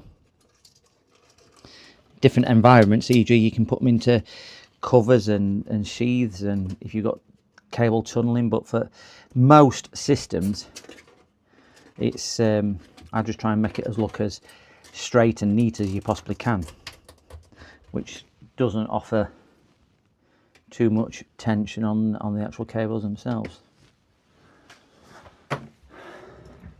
My PC was spectacular when I did it intentionally. It has got worse even every time I change a component. Yeah, comes as a better bait drive, no cables. Yeah, it does. Better drive. Yeah.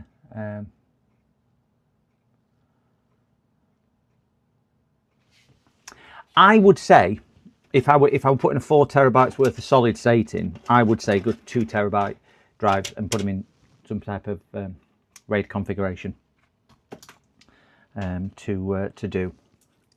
I need to text this customer back because he's said don't recall you leaving 2 chargers. He's asking him to pick up his laptop and 2 chargers. Don't recall him dropping off 2 chargers.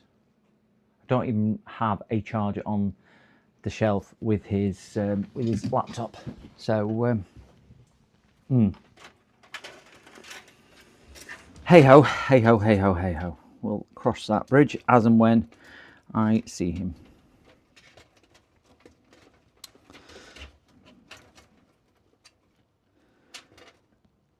This is a solid case, so this is more that's good.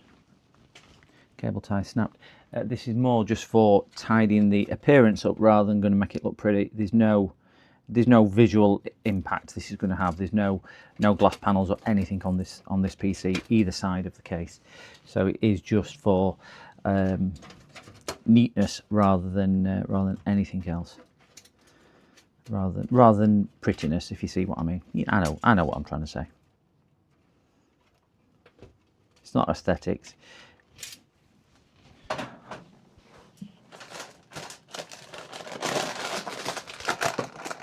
need to order some more cable ties. I am running a bit low. I've probably got about 500 in here, but you can't get them out. I need a better storage system rather than just the bottom of a drawer.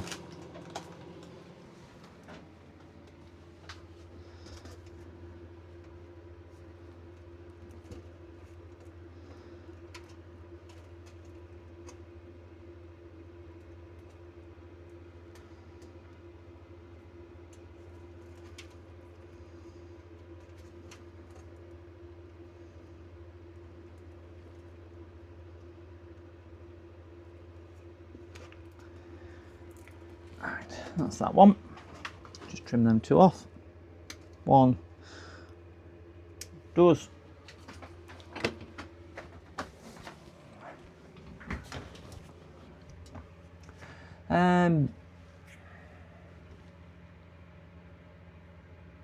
Yeah, Pernov, the 2 terabyte is what most people will generally need, but the cost today is just, I think for a lot of people, is the deciding factor. And do you know the other thing? Do you know if you're going to spend, like, say, £200 on a 2 terabyte drive and have 2 terabytes storage, would you rather spend £150, let's say, or even £120 on it and get 4 terabytes of storage and 4 terabyte mechanical and a 500 gig NVMe for Windows? That's the way I would personally recommend. But some customers go, no, I want. I mean, I have fitted them. I have fitted a 4 terabyte. I think I've only ever fitted one of them. I often fit 1 terabytes when they request them, and I have occasionally fitted 2 terabytes. Not often though. The more often than not, it is 5 or 1 terabyte NVMe with a mechanical, because they would rather have more storage at the same price or less price than that. Okay.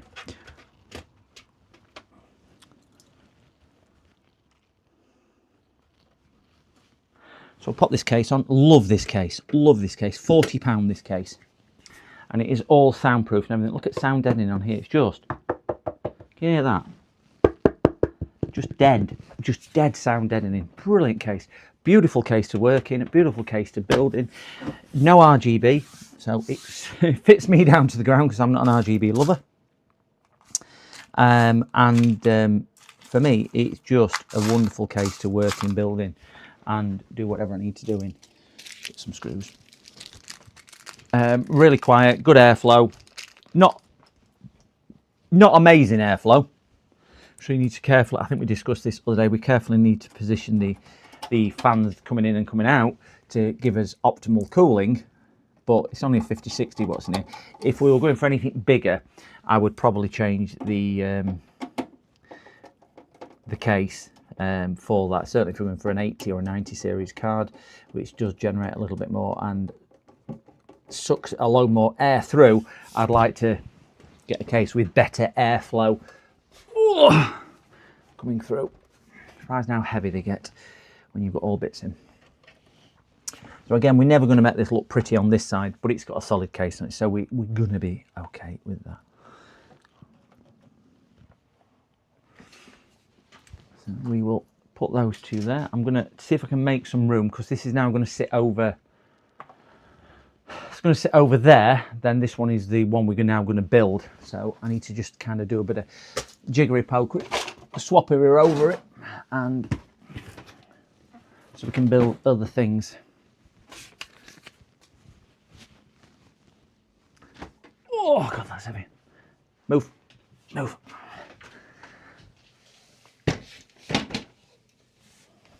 I can sit there. And the reason why I'm doing this over here is because we've got a lot of data to move for the customer. So there's no point tying our work area up with this just to do data moving over here, because that's not particularly fun or interesting for anyone to sit and watch, certainly if it's going to take.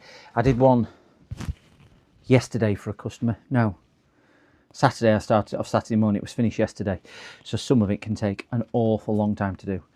But they had, probably remember us doing it actually, it had about a terabyte, sort of 787 gigabytes of data. We managed to do recovery on that one for them.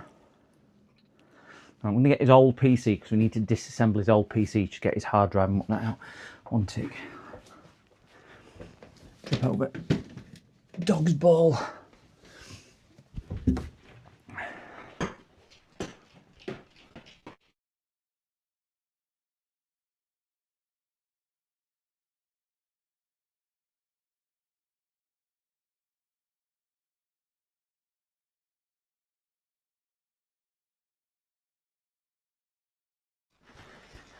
God, this is heavy.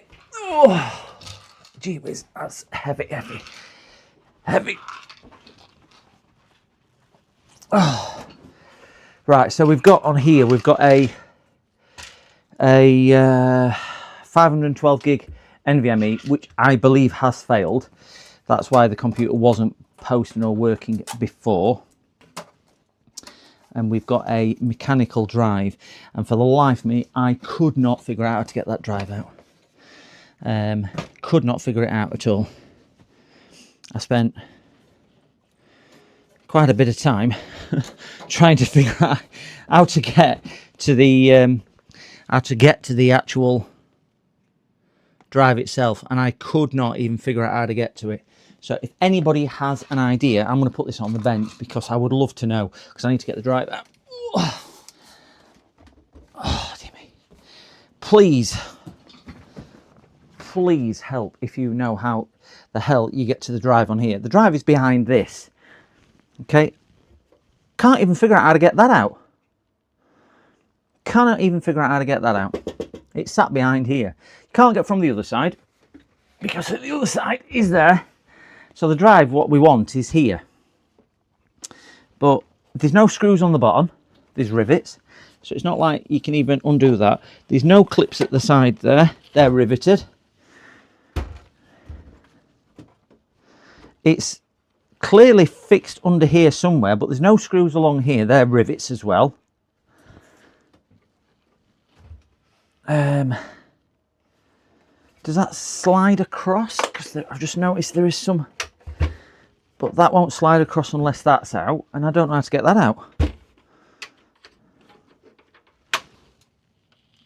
It's totally and utterly baffled me. Absolutely baffled me. It's a Dell. They can be a puzzle in it. The puzzle isn't in it. Dremel. I honestly thought I'm going to have to drill stuff off. We've got two little screws here, but I can't see what they hold in. And I think I took them out last week and they did nothing. two little screws there, which are unusual places to have screws, I appreciate, which now does that, but it still doesn't shift. There's no more screws around the back apart from the power supply. So they're holding the power supply in. So I wonder if they're... And there's nothing down there at all. So I really don't know how. I wonder if this comes off here.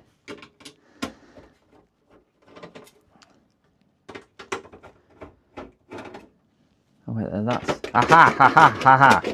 Oh, I'm saying aha. Right, we've got another piece off. So I wonder if power supply is holding that in. Which it could well be with being a Dell. No. So do we think we take power supply out at the same time? Let's undo power supply altogether.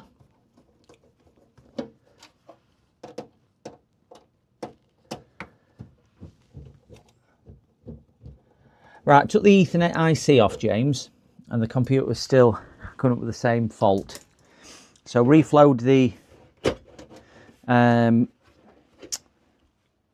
EC chip, and it was still coming up with the same fault. So due to the fact that I needed to move on, I then had a look at her other laptop, which was even more broken, I think. Because that was just no power at all, and that was USB-C. So because I've got other bits I've got to jump on, I've got to get this done, for example. What I decided was, because that's only come in today and I know she needs it urgently, I can't physically do it today without speaking to her any quicker than this. Do they come off, do we think now? What makes matters worse than it's got that much fluff and dirt and debris in it. Oh wait there, what's that? Aha, we have a screw. It needs a bit more time and everything else. Oh, if I can just get the drive out, I'm not bothered about what else. Because this is now scrapped anyway. He's been, oh, you're not going to tell me you've screwed it in, you blinking parent company. No. Oh, wonderful. Come on, you darn thing. Come on out. Right. Oh, thank goodness for that. At least I've got that out. Oh. So I'm going to have a conversation with her and just say it's going to take considerably longer. I've only charged her for diagnostics on one, so I didn't really want to do a lot of work on the second one without obviously any costs involved for me. And because of the amount of work I've got on with the others, it's just literally going to have to go into the queue for the work. So it is something we'll probably revisit, but it might have to be revisited maybe tomorrow or another time, or I don't know yet. I'd still love to do it, or I'd love to have a crack at doing it, but it's a conversation with a customer. Remember the customer we spoke about last week, with the blown IC, what I had to order, and that was his EC chip, James. He's coming on Wednesday to collect. I've got to be honest, I'm not particularly looking forward to, because they're quite aggressive with me on the phone the other day. So I'm hoping it's not as confrontational as it was the other day with him. Quite upsetting, in fairness, on the phone. Very aggressive, and yeah, didn't appreciate how it was, with the way he was speaking to me, shouting at me and getting quite threatening and whatnot on the phone. Ah, dear me. She keeps on saying she put them all in the same box of wine. He's not been back yet. We tried to repair it, and so I spoke to him the other day and I said I couldn't repair it. So he's texted me. He was supposed to come last Friday, just didn't show up. He's now coming Wednesday to collect. But he's asked me for 2 chargers. Well, I don't have any chargers at all for him, so I'm not too sure. Oh, God, not too sure what he means with chargers. Right, we've got the big drive out of here. I'm just going to take this back through and put this away because I ain't got room for this.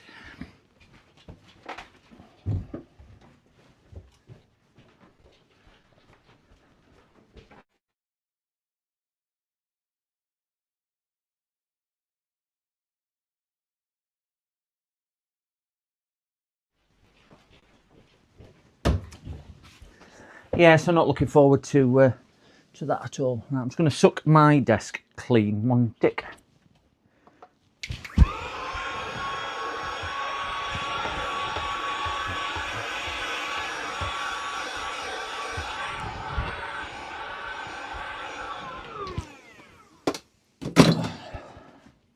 So we've got that, and we've got his NVMe drive. I don't think I'll be able to get anything off the NVMe drive. I think his NVMe drive is broke. But we will give that a shot, and we will then connect that up as well and give that a shot. Now we've got it out.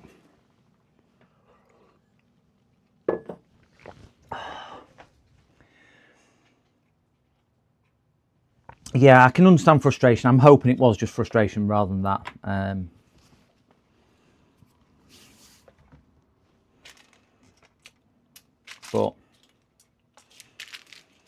I'm hoping it was inadvertent intimidation. Let's put it like that. That's what I'm hoping for. So if you want to come down for a coffee on Wednesday, James, and be my moral support and backup just in case.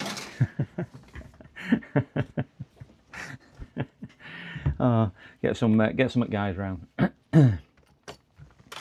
Right, so I need to put that away. That is for that broken one up there. Let's get this posted and popped on. Face cam number 2, and let's just move the mouse. Osbot number 2.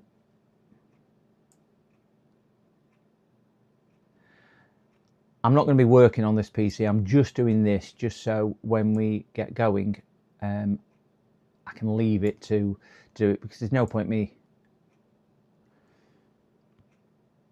So we're going to be working that one over there, and once it's done, I can just leave it to do its sort of thing. Why is autofocus switched off? I should be able to see chat for 2 minutes on my other screen. You're just going to have to look at the back of my head, unfortunately, gentlemen. I know it's not the prettiest thing, but front of head ain't much better anyway.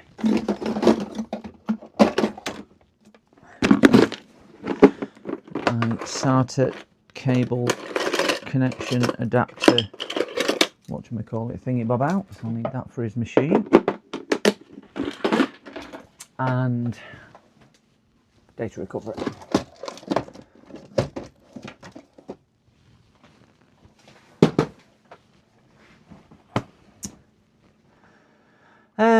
So look where we are. There's no reason. Now time has passed. He should have calmed down. Yeah, I don't know. I would, but I'm working.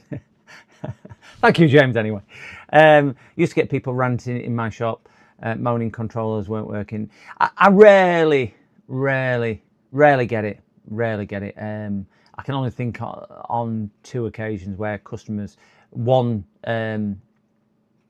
did get physical, and I ejected him from the premises. So yeah, and the other one got very mouthy and threatening, and I persuaded him to leave as well. My daughter and boyfriend just got scammed for a BMW. A bloke gave them the money. Long story short, he said the engine was faulty after pouring something in the header tank, and then paid me £1,000 instead of 2,000. Should have been 2,600, but the boyfriend was fooled by them an engine. Realised the money was short until. It's crap, cows. Crap. Absolute crap. Like wireless controls fix the issue.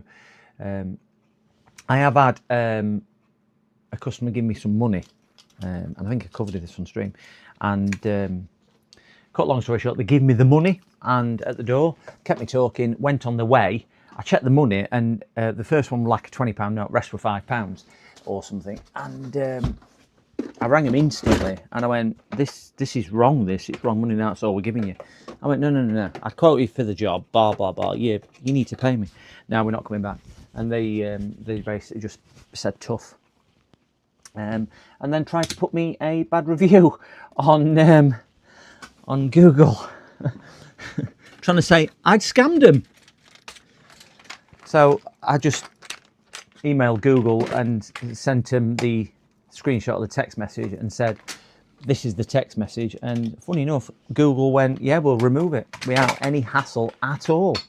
I've just had the same on Trustpilot, where they've reviewed a company in Holland and put it against my business, which obviously I'm not in Holland. And Trustpilot's gone, oh no, we're going to leave it. I went, he's actually put my business name, Holland. I went, I'm not even in Holland, I'm in UK. I service people within a 10-mile radius, certainly not Holland. No, we're going to leave it. I mean, absolutely useless, absolutely useless. So sometimes you can't win even with big companies. So we are just going to post this into hopefully Windows. Probably would get a picture on screen if I plugged it in. So we will plug that in there. This is the new system that we built. I like this system. I do like these cases, and it's a nice stealthy looking build, this. What's your plan with that then, Charles? Can you do anything, or have you got any recourse for doing it?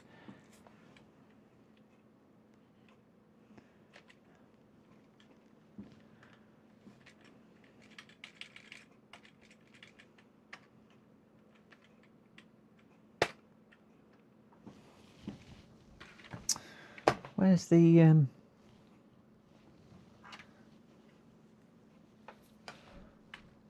where have I put it? There we are. Couldn't find that for looking. Couldn't see that for looking then.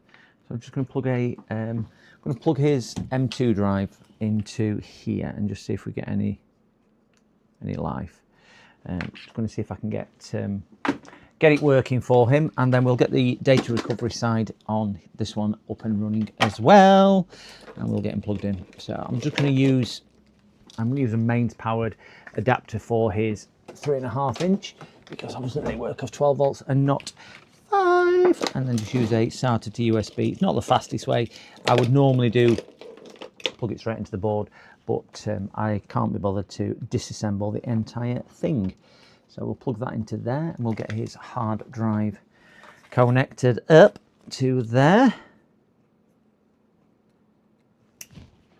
And that power into there.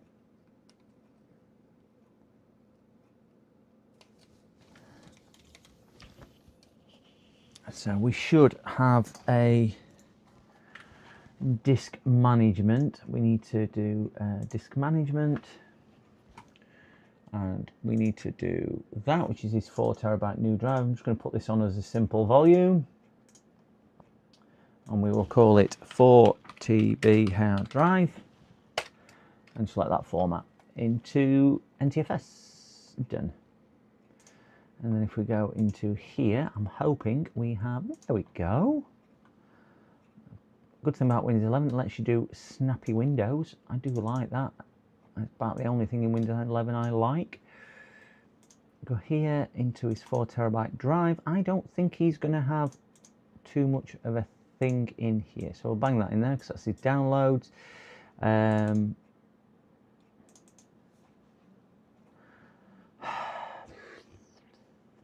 I don't think, I have explained to him that we can't move any software, so I don't think he's got anything else in here which is going to be of any real use. 600 gigabytes of data, which is going to be 4 hours over USB, so there's nothing else I can really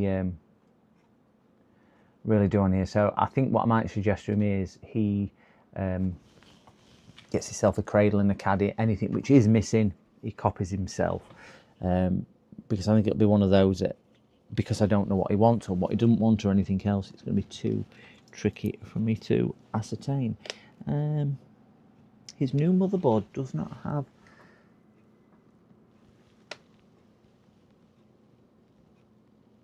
No, I need my red cable, which is that one there.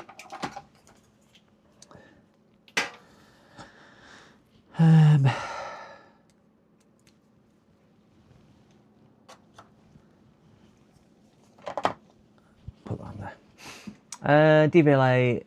Let's have a look where this is. Sorry, I missed some of these. Basically, no. Oh, shocking. Reported to police in DVLA. 10-mile radius. That sounds like a miss. Yeah, feels like it some days as well. DVLA just said fill the logbook in to make sure nothing comes back. Yeah. It would be in bits in a container in another country by now. Hot cows, it's a good lesson if nothing else. It is a good lesson, Dave. Unfortunately, it's just, you shouldn't need to learn lessons like this, should you, by somebody else being an absolute scumbag? Because in reality, that is why, that's why people do it, because they get away with doing it as well. It's just not amazing. But yeah, really, really damn annoying. Trustpilot are mad. Reception at my Shropodis left 5-star reviews for Central Heating Fitter for a good job, and they banned her. What? Banned her for a scam review? It's crazy. Yeah, the guy is in Holland. His location is in Holland. I've appealed it, and I've gone to him. I even emailed him, and I went, this guy is in Holland. He doesn't even live in UK. He's actually put a review on for a Dutch company. He's typed it in Dutch. It's not even like he's typed it in English. I'm not in England. Here's my Google reviews. Here's my Facebook reviews. Here's my Yelp reviews. Here's my Microsoft reviews. All of these are 5-star reviews. I get nothing other than 5-star reviews. It takes me ages to type them all myself. I've probably got close to about 700 reviews, all 5-star. And they've gone, tough. And so I said, well, I'll shut my account down then. Nicholas, I am not so much north now. It was up there, not now. Was up there, not now, Nick. So yeah, kind of Midlands area, I would say. I just popped in. What happened with you and these guys? Which guys are you referring to? Are you on about? Did they pull up a house or something? Lee Farmer, hey up Arnold, hello. I can tell you from you. Yeah. Up there, but not now. Are you on about? Right, that's dead. That's not working. So I'm just trying this in a different caddy, because sometimes, even though they're identical boards, what I try them in, sometimes they work differently. Are you on about myself or with Cows? Because obviously Cows has had a bad experience with his daughter's car.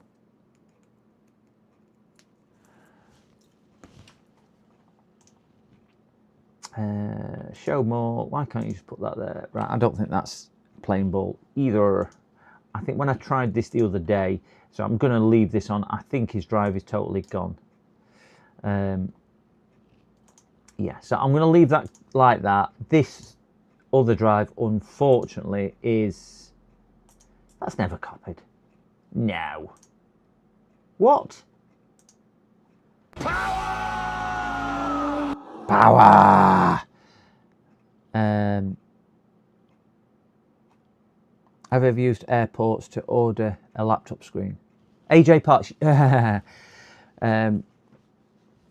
Yes, James, I have. I had a massive falling out with AJ Parts a couple of years ago, and they banned me because they sent a laptop screen through. They did two, in fairness, and I fitted it to the laptop, and it blew something in the laptop, and so I contacted them and said, this screen's not working. So they sent me another one out, and a different part number, which was the part number I ordered. So I looked back and realised the photos I'd taken for the first screen they sent was a different part number. So I then looked it up, and it was different to the fact that it could actually damage the laptop. Fair, it was my mistake for not checking part numbers, but they denied doing it. So I sent them photographic proof and everything else. So you've damaged this laptop. and they went tough. And they just denied it. And then you look back at some of the reviews, and they were a little bit iffy with some other customers. But I refused then personally to order from them. Well, they banned me because a few emails came backwards and forwards.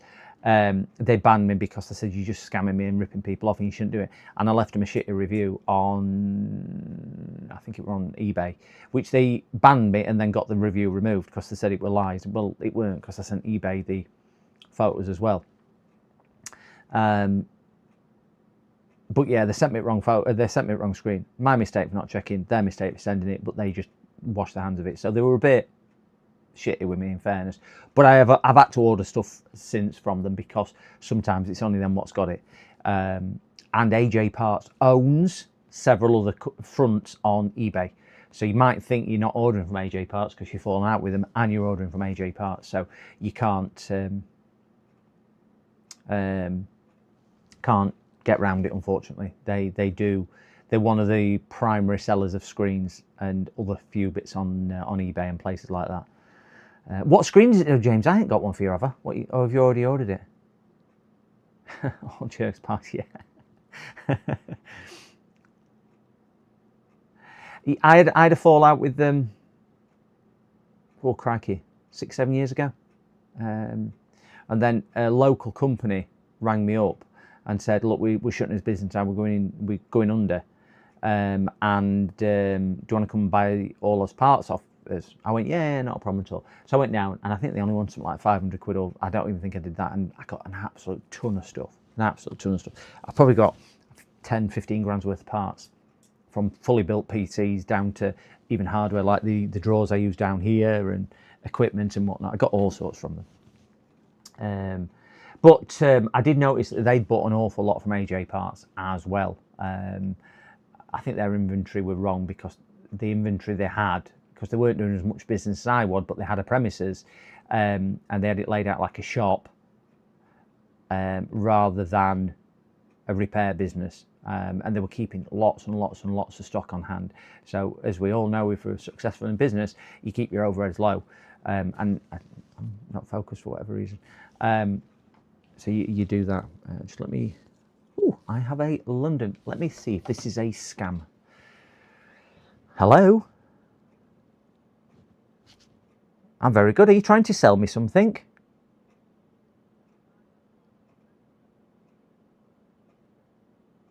It's what, sorry? I can't understand what you're saying. You want to see what, sorry?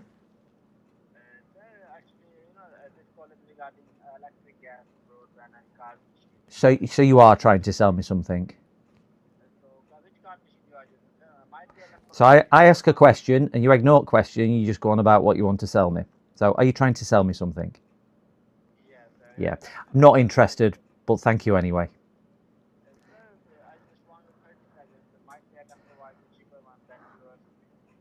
I know, I've just... Go on then, fire away. I'm live streaming over the internet.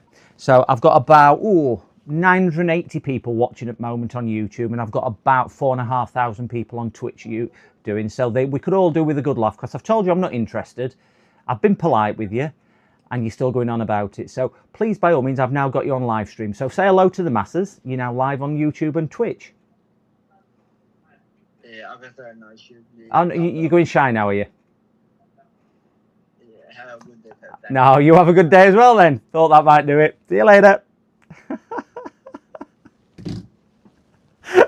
Oh, dear me. Oh, didn't want to talk it then.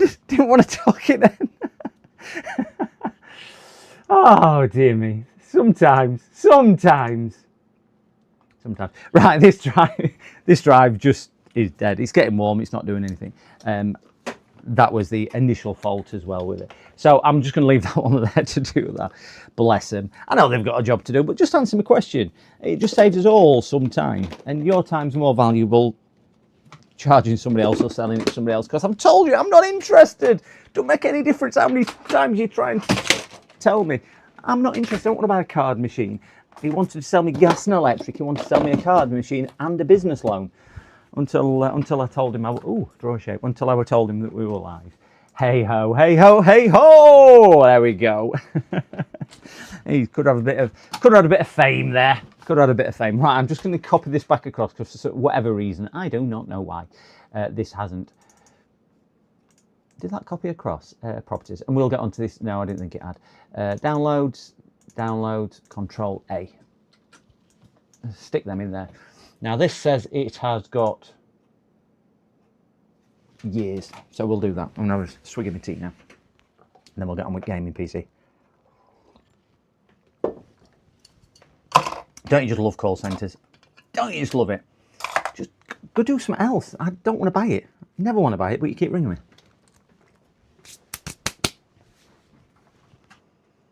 And you just didn't want the fame.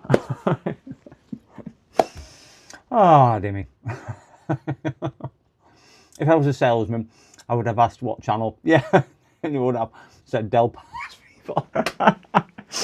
Yeah, yeah. Just check me out. Do you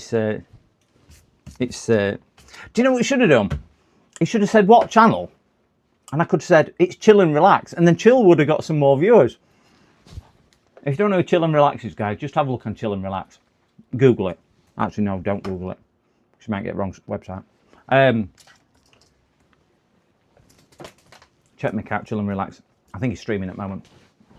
But yeah, check him out. Right, we're going to do this gaming PC. Where did I put this gaming PC? Yes, dog, I know. Go on. I know what you're coming here for, because you want some food. You know, you had your brekkie first. She's a glutton. Oh, I've gone and broke something now. That's better. We're going to try and make room for this. But you need it. Yeah. But it was just. But yeah. I used to wind him up and say, I've done all sorts. When you get that many, some days I'll get. Oh gosh, that's heavy. Some days I'll get 10, 15 phone calls from them. And you know, when you are busy, it just becomes a frustration. It becomes harassment. I've told them, not a problem at all. Just let me have your name, because I need it for the Ofcom report, because we're reporting you to Ofcom. And miraculously, that sometimes gets them to hang up if they know what Ofcom is. Others, I'll go, yeah, I'm interested in that, and then hang up, and then ring it back and go, yeah, I'm interested in that. And then you hang up again. And you just keep saying that. And then you get a bit, but when you get so many, I was sounding like them panicking. When you get so many ringing up, it does just become a bit tiresome. I'm just put these glass panels somewhere safe, because I don't want to break those. With them in tempered glass, they go all over. Not a nice thing to do.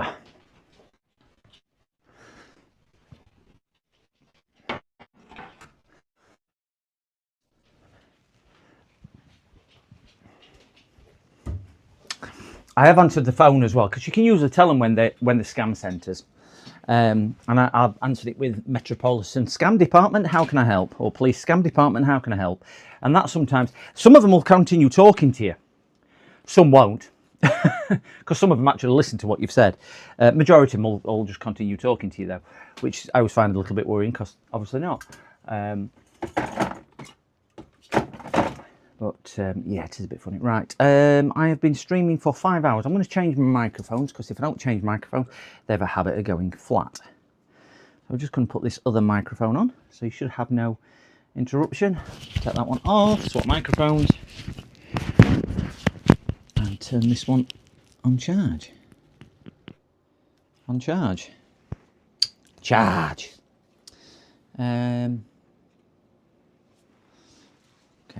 Right, so this one is going to be a full, nice system this, full strip down. Full strip down, everything out. Power supplies remaining. Water coolers coming out, because we do have a triple fan water cooler, but we're not fitting that. We're taking the fans off it. We're fitting the 3 fans up here, throwing the water cooler away, and we're fitting a Thermaltake Peerless Assassin 140. So yeah, that's what we are doing with that. Manchester fraud investigation, yeah. Sounds like I need an Intel. Are you deaf? I told you, I'm not interested. Leave me alone! I'll sometimes go. I'll explain why in a second, actually. I'll sometimes go when I talk to them, I'll go, hello. And they'll go, hello, I'm just interested in doing this because they're generally from India or wherever. And I'll go, yeah, not a problem at all. I'm really interested. And then they'll tell me something. I'll go, hello, are you still there? And they'll be going, hello, sir. I'll go, hello, can't hear you. And then they'll start to shout and raise their voice. I'll go, hello. And then they get bored after a couple of minutes. But it all depends on, I don't know what that is. It all depends on how much spare time I've got. And how much life I want to just sap out myself by doing it. But sometimes you do... yeah, it all depends on whether I'm in a mischievous mood or not to do things such as that. Right, stick those in here because I think that we can leave that one on the floor because I don't need that. It's only there it is. It's only a case screw. Stick my thing there. Right, let's go taking it out. So, reason why we are doing that with water coolers. It's because he's bought a water cooler and it's the Corsair IQ Link 360. That one. He's bought that one. And I just said, I don't like water coolers. I'll fit it for him. I ain't got a problem. So what I think it's more viable to do is put the Thermalright SE140 in, which is an amazing cooler. I know these are all right, but a Thermaltake is never going to leak water in your system. And the Thermaltake will cool a bit better than the Thermaltake, but not significantly for what he's going to be doing. And it's a nice airy case and everything else. So he's gone for the all black Peerless Assassin 140, which we will see and we will thermal test as well. But he wanted the RGB fans removing from this. And fit into the underside of the case. I did say it would be cheaper to get you 120 quid back for this and buy a set of 3 Corsair fans for £40, let's say. But he says he can't return this anymore. So we're going to take the fans off here, fit them to the case and do it that way. So I did say it's probably not the best way, but it's the way he wants to do it. Hello, I'm calling from Microsoft, yeah. Or I'm calling from Amazon. I once said to one of them, I went, you're not even in UK. He went, I'm in London. I says, what building are you in? So he told me building. I went, are you on 9th floor? He says, no, I'm on 4th. Well, that's funny that. I says, I'm on 5th. I'll pop down and see you. Meet me at the lifts. I'll come down. You can't get into our room. I went, well, what company is it? And he told me, I went, I'll come downstairs. It's fine. I'm only on 5th floor. We'll do it face to face. He hung up on me. Oh, I do get bored sometimes with them. So we'll get some of this stuck out. They have AI honeypots for that. Just talk to them like a clueless person forever. Yeah, I do that as well. Excuse me.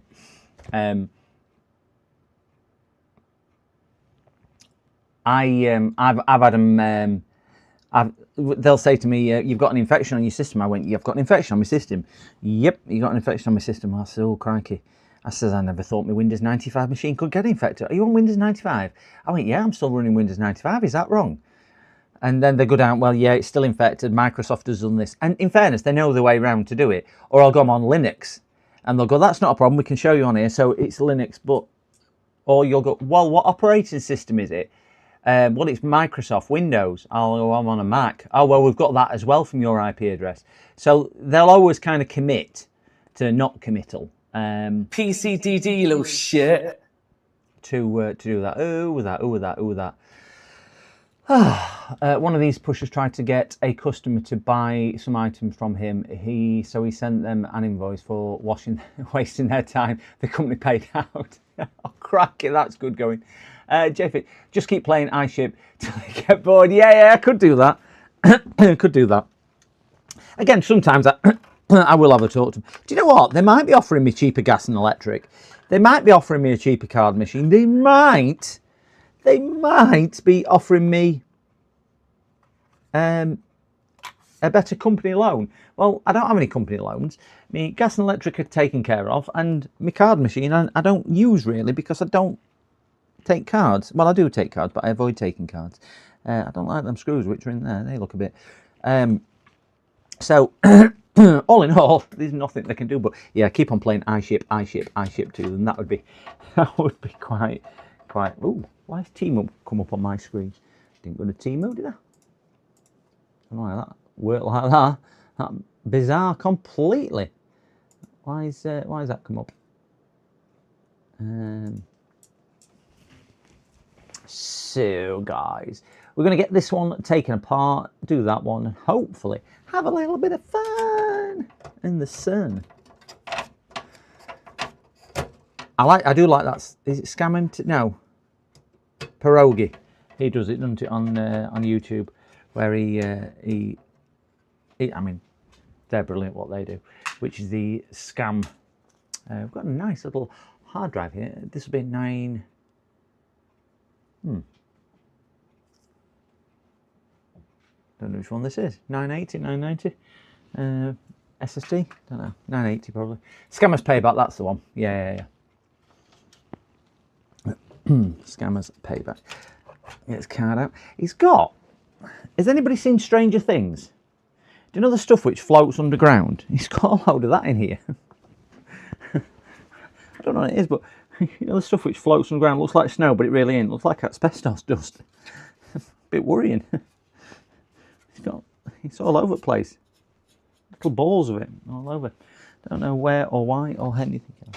Alright, put that to one side. That is a nice enough. That's a 5070, I think. We will. I have a car pulled up in my driveway with somebody in a yellow coat. Somebody's getting out. I have somebody pulling up in my driveway with a yellow coat, orange coat, and getting something out of the back seat. So I might just need to take this off him. I do not know who this is. No idea. Right, I'm just going to go to the door. 1 second, guys.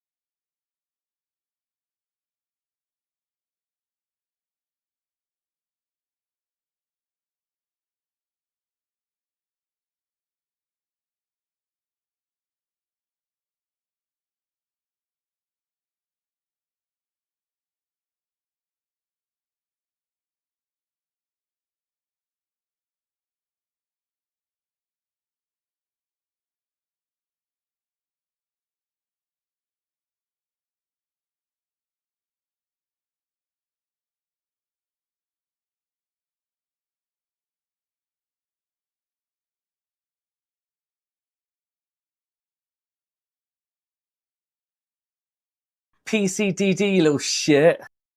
Later, mate. Ta-ra. All right. Put this through here.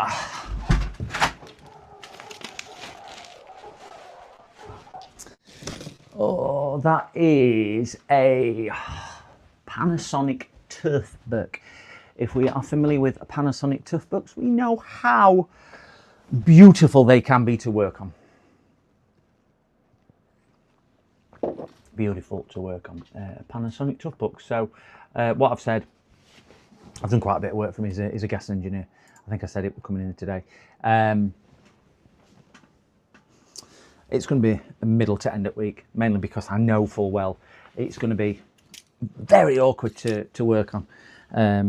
It's not lighting up, power light's coming on, and Wi-Fi light. There's no flash codes at all. Fan's spinning, stays on for about 30 seconds to a minute, and then it shuts down and just repeats that process. I'm hoping it's something straightforward.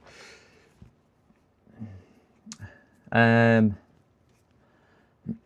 that scammer which ran me early did not want to be on live stream.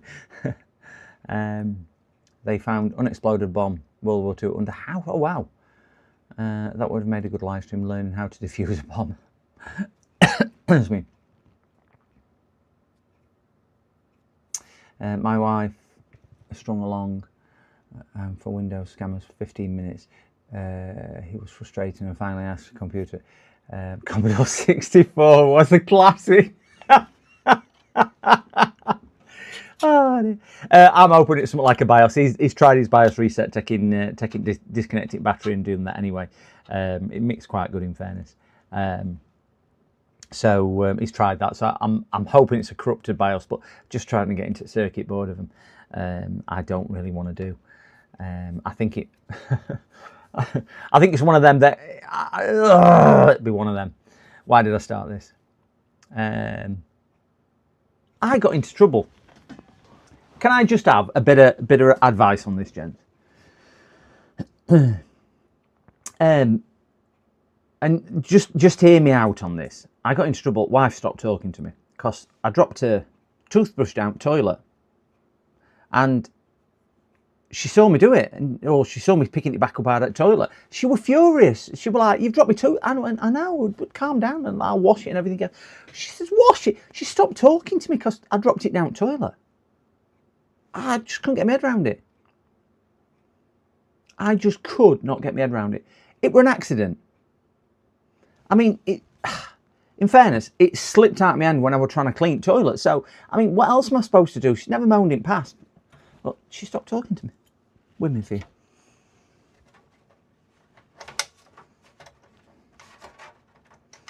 And dogs never moaned when I've cleaned their teeth with it. Oh, Sean. Hello, Sean. Hello, Sean. Hello, Sean. Hello. I'm hoping that the motherboard to this is a little bit smaller. That one there. See if we can get an overhead view of that one. This was a few years ago. Googling managed to sort it clean off the file. Sean, it's the same water she drinks out of the tap. Well, it is. It is. I mean, she said to me, she says, "Do you ever wee in the shower?" I said, "Well, it happens from time to time." God, it does. And I said to her, "Look, I'm really sorry." I said, "But yeah, I do wee when I'm in the shower." She says, "That's disgusting." I said, "Well, I can't help it. These things happen when you're trying to take it." We knew where that was going, didn't we? We knew where that was going. I'm going to try. I weren't used to front not being on there. I'm going to try and take the board out. Nice screws in this board. Nice board, this, in fairness. Take that one off because that Corsair fan's going to probably get in the way when I start pulling things out. Oh, yeah, that's tight.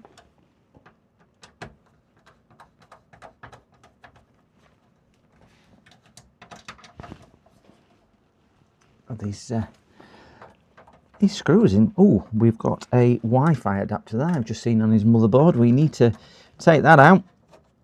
If not, it might damage when we pull. Put that in his little box of screws.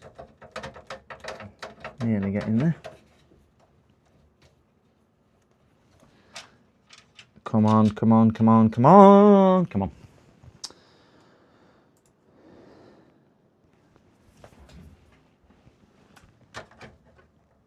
That's so tight.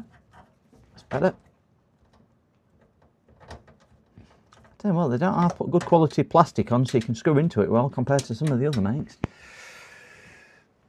Put all the board screws and the case screws in there. It's a little bit dusty, but not overly dusty. I'm going to start taking some of these more things out.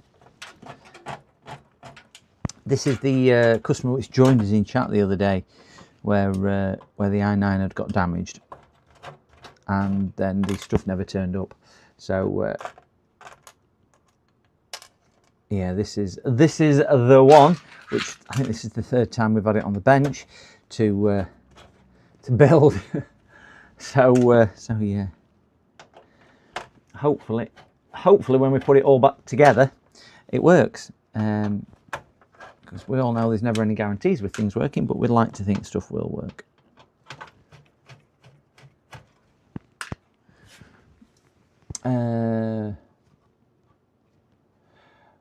So why did they not just buy 3 or 4 fans? Was it on special offer? I don't know. I've got a funny feeling, Archnoid, you might not be on live video. Just make sure you click on live on YouTube or refresh the page, because sometimes it runs minutes, and I mean minutes at a time. Everyone just try that, guys. YouTube, for me at the moment, it's not my side because I've not dropped any frames, but I watch YouTube on my screen, and that'll often be several minutes out of date as well. So just make sure you are actually on live. PCDD, you little shit. Live video. Ariane, hello, hello, hello. Mr. Paranormal Mod is here.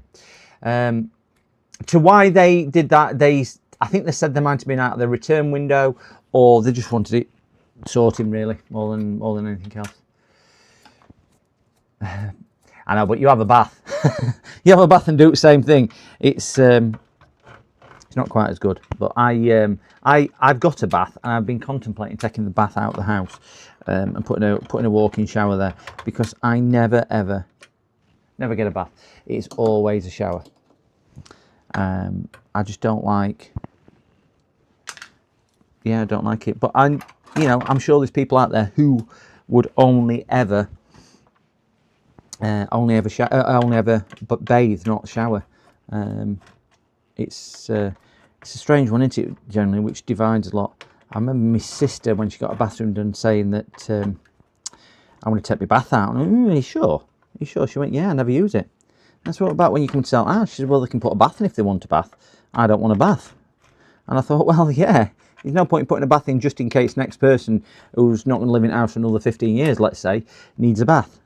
Put a shower in for yourself. And if they want a bath that bad, they would do it. But I think we do stuff like that, don't we? We think at next person rather than what we do. That is a non-magnetic screw. Can I find any tweezers to pick this screw up? There's some there.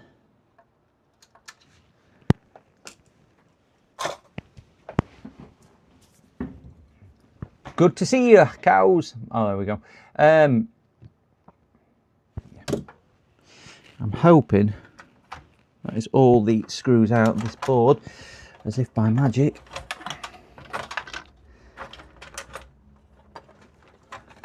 Oh, Mr. Amazon has just driven by. So let's have a look what we've got in here, what we're taking out. CPU wise, we are taking out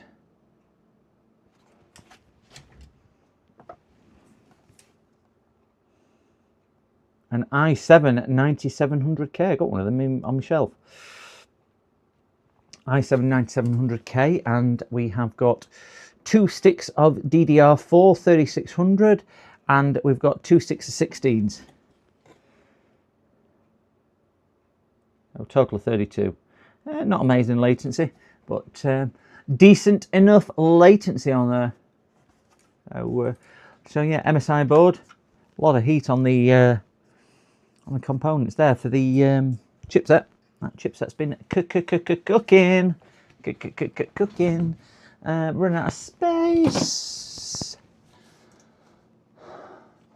Multitasking now, trying to get on to doing several things at once. That has got another 3 hours and 30 minutes left on data transfer. So we need to be able to get this urinal fresh. I need to get rid of that timer. Let me drink. And eat.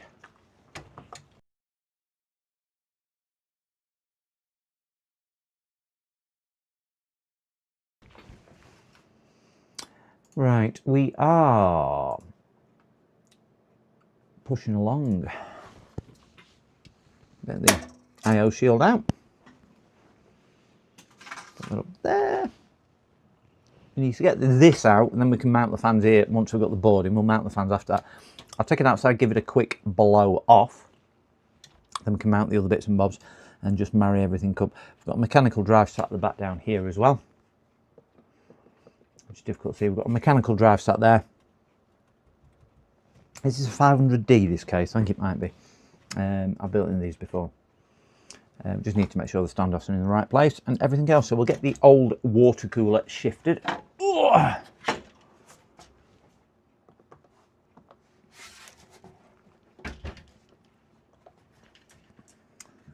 something trapped under there? No.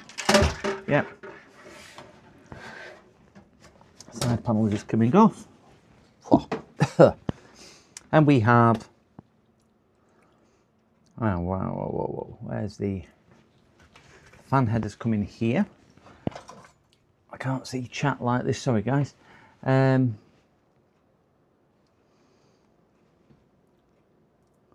K can be overclocked. As if by magic.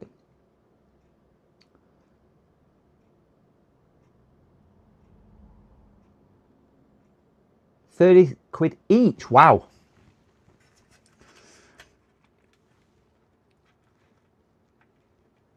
Yeah, I think he said he bought the cooler, which is the water cooler, on offer. So whether or not, I don't know, but that's kind of what he's decided to do. So it's going to be, I'd never fit a water cooler anyway. For things what I've said, I don't like them. Personal choice.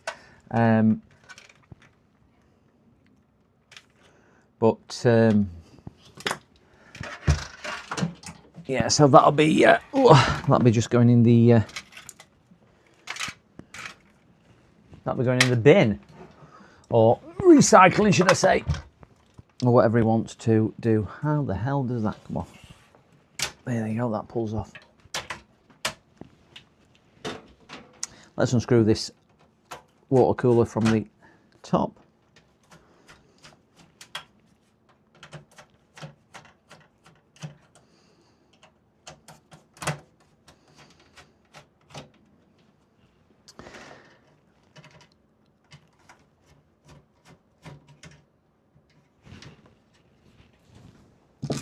My smaller screwdriver might be a bit more useful than the big one.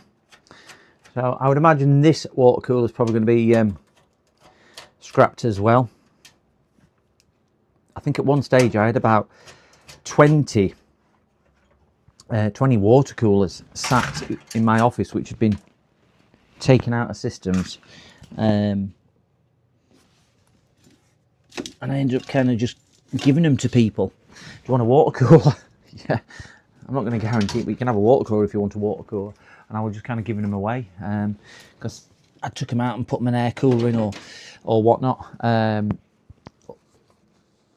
when they were going wrong or failing or whatever. Because I don't think there's anything better than a failing water cooler to knock your system in. Right, we have an empty-ish case now. That is a really weird connector for that back fan.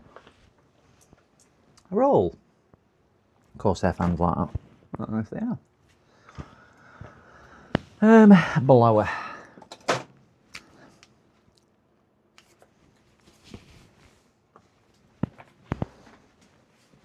Need to dog go away. I'm just going to take this outside and just give this a quick puff with air. I'll take the microphone out because I don't want to deafen you. I'll be in 20 seconds. Ooh.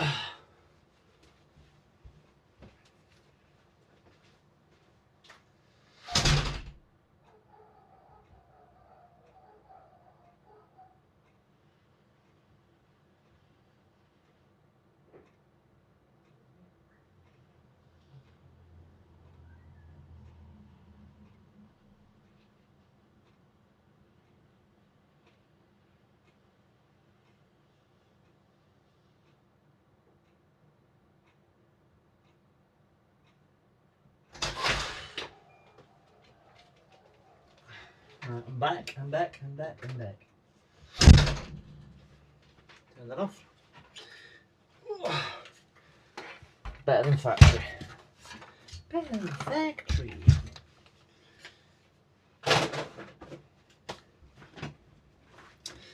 One thing I don't like about that fans, they don't auto power off, which I find is a bit of a silly thing. I suppose it's what it is. Yes, right. I don't know who Greg Solzer is. Who's he? Oh, right. Fandom. All right. There are videos on here about defusing VR bombs. Oh, wow.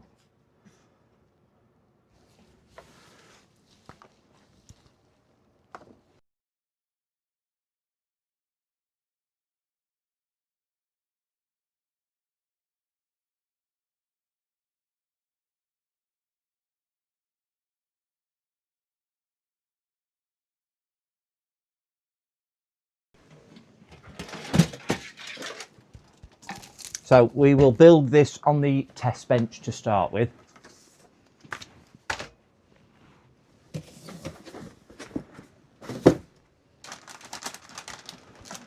Just to make sure there's no issues with anything. And we'll build it with a temporary heatsink on, just to make sure we are nice and chilly.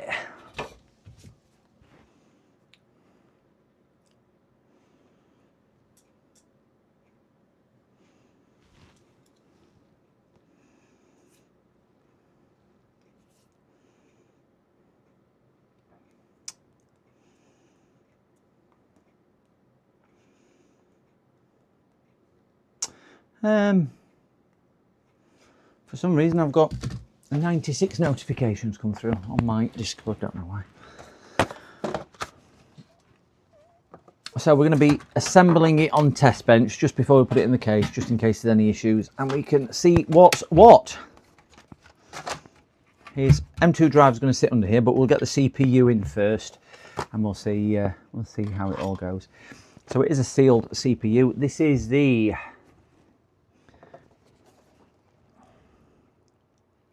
9800X3D AM5 cooler, not included. 8 cores, 16 threads, 104 megabytes of cache, and it's unlocked as well.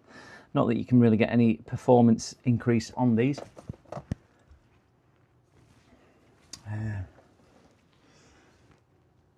Who doesn't take a leak in the shower? Ariane, I suggest you might not be on live video, because please click on live video or refresh the YouTube stream. They can be many minutes out of date, and I think I mentioned that about 20 minutes ago. So I don't know how to tell you, because obviously you won't hear this message for 20 minutes, but we'll see. So this is going to be a AM5 platform.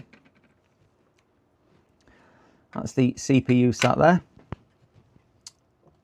I'm going to zoom down here just in case any issues, so we can see when I first open it. And we will open that. Oh, the port looks wonderful. We've got offset notches on the CPU. Can you see them little notches? They're obviously not in line with the center, which is there. So you've got equivalent notches on there. I like doing this from one notch side to the other, so I simply place that in there and I just release it with a little bit of motion, and it'll sit in its place. So it's nice and firm, it's not going anywhere. Don't force it down. Click that down. This has got some tension on it. When you click that down, it will release the black cover. And we all live to fight another day. that's the CPU installed. So we'll pop that in there.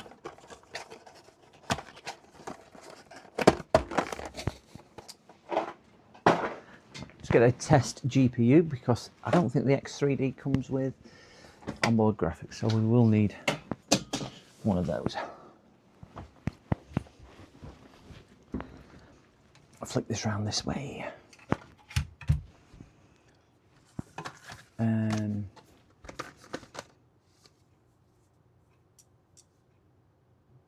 Yes, I saw one a few years ago. Thought it looked great, then promptly forgot about it.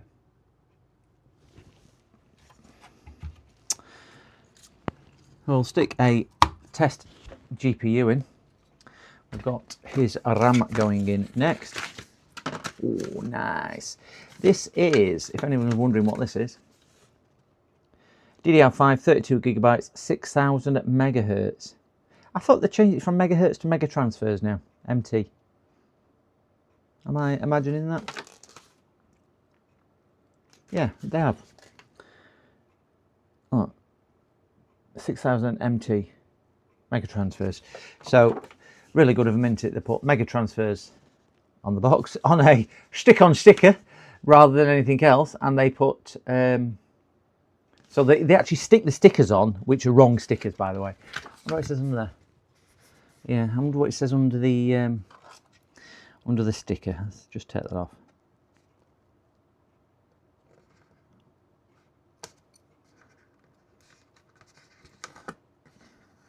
It doesn't say anything. Completely blank. So it's just a placeholder where they put and do that.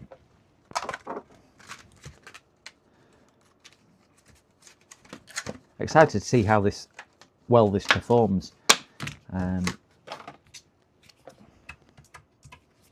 So I did check which slots these should be going in, and they should be going in one furthest away. Simply align it. Spin this round so I can see what I'm doing better.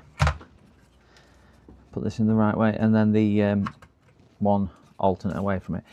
Take the peel-offs off. Lovely. Oh, wow, wow. I know some people like that, don't they? Don't really. I do like to get it off in one go though. So if you're not used to putting RAM in, equal pressure either side and just put it in. Do not do that because you will damage the slot, or you've got a strong possibility to damage the slot and also possibly the RAM. So just like that, and both side clips will clip in, and we are now down. Keep that in case the customer wants his little stickers, because some people do, some people don't. Put that with the dog. The dog can keep an eye on that one. We've got no more peel-offs here. We will probably have no peel-offs at the back either. So we're going to put some M2s in it, but we just want to post it first just to see if we can get a imagery on screen, just to make sure everything's okay. So I'm going to stick a HDMI cable in, and hopefully we'll get a picture bottom right hand corner when we do this. It's got one primary GPU slot in here. If I show you, I might be able to show you this on camera if you're not familiar with it. This is why it's important that you look on your instructions to see which is your primary slot or not. Turn the light on so we can get some illumination down here. See if we can light it up and zoom down. Turn that up. So can you see gold contacts here which run there?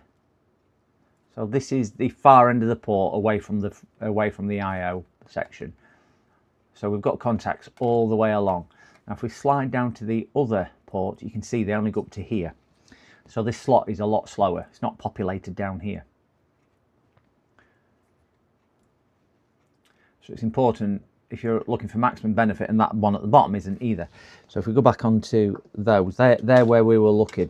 So those two are the slower slots. That's the primary faster slot with more channels. So it's just important that you just check the right one. Your graphics card will work in those. You just might not be getting the right throughput or the right maximum available. So before I take anything else off here, because these brackets will come on to put the cooler on, we are, as I say, we are going to post it. Just to see if we get a picture. We have a picture. And we're just looking for a boot BIOS picture on here. So we'll stick some thermal paste on here because this is just to keep it cool whilst we post. Let's see if we can get that out of the way there, and we'll get the trusty faithful Penny the power supply. Old faithful buddy, this one, 750 watts of test power supply. So I have mentioned this before, we get 2 sets of 8 connectors in a computer. You get a 6 and a 2, which is GPU, 6 and a 2 GPU, and we get 2 4s to make an 8, which is CPU. Some computers require 4, some require 8, some require an 8 and a 4, some computers require 2 8s. This particular one has got slots for 2 8s. For our testing, we will get away with this. I do have a splitter, but we're only going to see if the board powers, so we should be able to do with this. I would always say, if you've got the connectors, put the connectors on, because it does help to spread the load. And if you're doing other bits and bobs, it is a thirsty CPU, this one, so it's again advisable to do that. So we are going to use the CPU one and not the GPU one, because if you put GPU one in and force it in, your 0 and positive are switched around and you could make things go bang, which is never good. Oh, we do have another peel. We do have another peel. So I'm going to stick this on there, on there, on there, on there, on there, just as a temporary one. Move it around a little and stick this on CPU fan, which is the grey one, and then get our little board out, which we did last week. This little board, I can send you the link to it if you want. Simply put that over the pins of the motherboard, and then you've got a couple of buttons on it, one for on off and one for reset, if you look on there. So you've got a power one, which is the top one, and then a reset, so it just stops you using your screwdriver or whatever you do to whatchamacallit to mount, short mount. I can't see where these go, so I'm going to stick my head under there. There you go. So we've got our little board in. We've got a power. We just need to make sure it's plugged into the wall on the main side.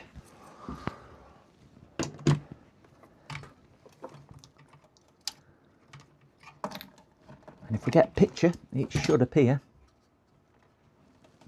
Power supply on. We should get it in bottom right hand corner. So we're looking just to see if we get a post picture here. It'll probably come up with keyboard or something like that. So we'll press the top one.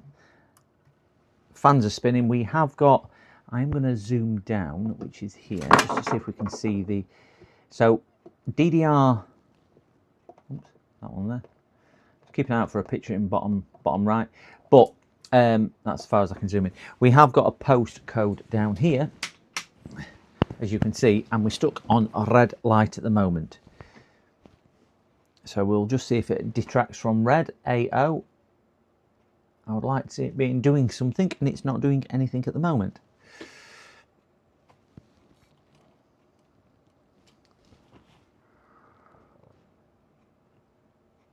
So that could be because we haven't got the other. So we'll just get our power supply splitter thing, because it might be power related. This one might be saying no, I'm not going to turn on unless you give me my my correct juice, which is this one here. So what we're saying about this is my 4s. This is just a splitter to split my 4s into 8.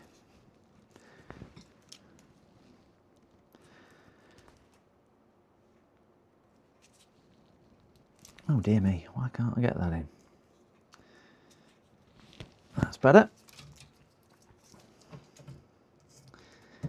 One set of 4s there, one set of 4s there. That's a bit tight, that connects it. Okay, so we'll try same thing again. All I've done, I've converted the, I wouldn't fit one of these normally, it's just for testing, just so I can get it in. So I basically split my 4 into 2 4s to get the testing on. So we'll keep an eye on this primary thing here again, and we'll just post back up. So yeah, I think it was just saying you've not got them both plugged in, so plug me both in Otherwise, we're not going to do anything. So we'll keep an eye on the bottom right-hand corner and see where it goes. I'm going to have a bite of my dinner after doing that. So I'll just put you on mute so you're not listening to me chew.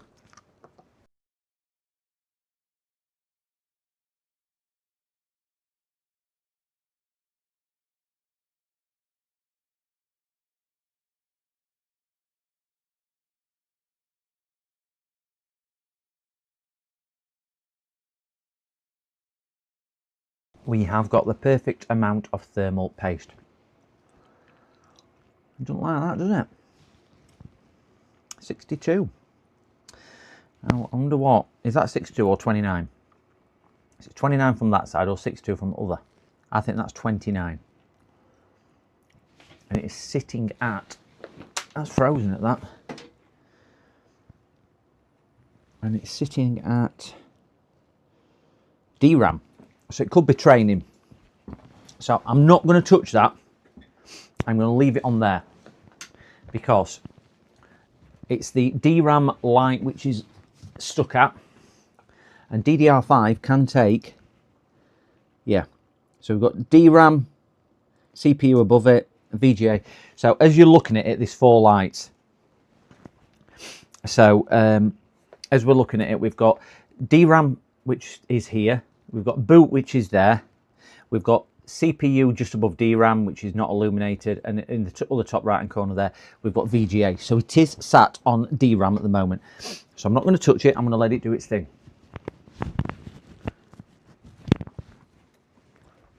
Um, 62 as a decimal at the top is what you're seeing. Oh, right, yeah. Yes, it is 62. I didn't see the decimal. You are quite correct. I thought 62 sometimes has its top thing on.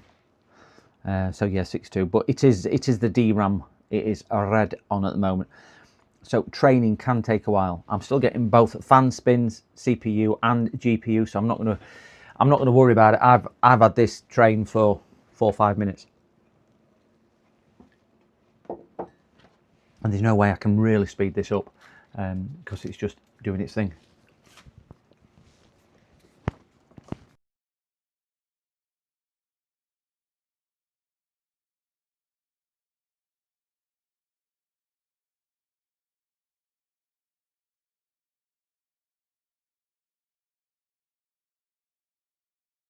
I have actually had systems brought to me because they're gone. I built my computer and it's not working, and it's just because they've not waited long enough for it to do it.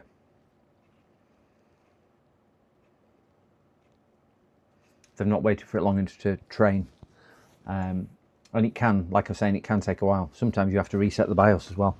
I've known that as well. I think this might have a little bit of a BIOS pin on the back. So let me just check whilst that's doing its doing, because it's still doing its thing. You've got a Q flash button. No, you've not. We've got a.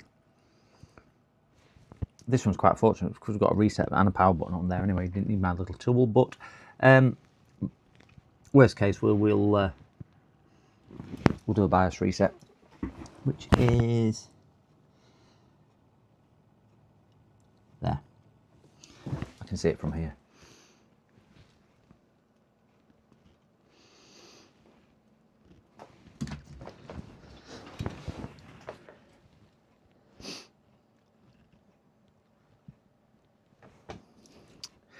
If I'm just watching the time, I'm going to give it another 30 seconds.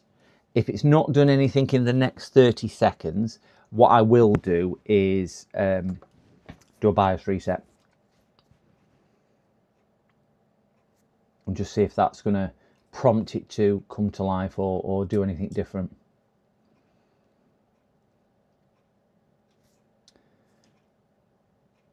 Because it really, I would have thought by now, normally you see some flicker of light, because what it would normally then do is go through like a testing where it's kind of flicking and reposting.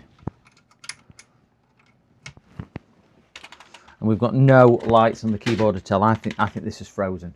So we're going to do a reset. Okay, and let's see if that alters it again. So we're still on 31.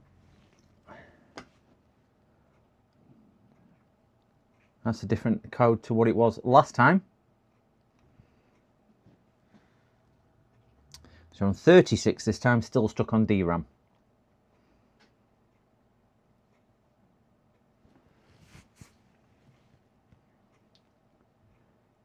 Ignore the flashing in the bottom right hand corner on that screen. That's just because my switch is terrible. It's not actually doing anything until my little red light there goes to probably white and they all disappear. So I think in a fully posted state this would be like that. But it's definitely DRAM at the moment. It's getting stuck on.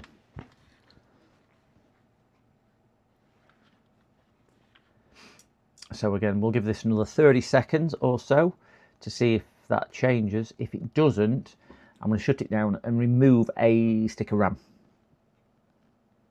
And just see if, because there's a possibility one of RAM sticks is an issue.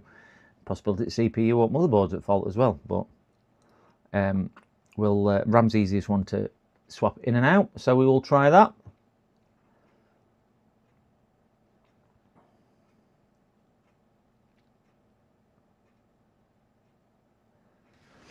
And that doesn't look like it's doing anything.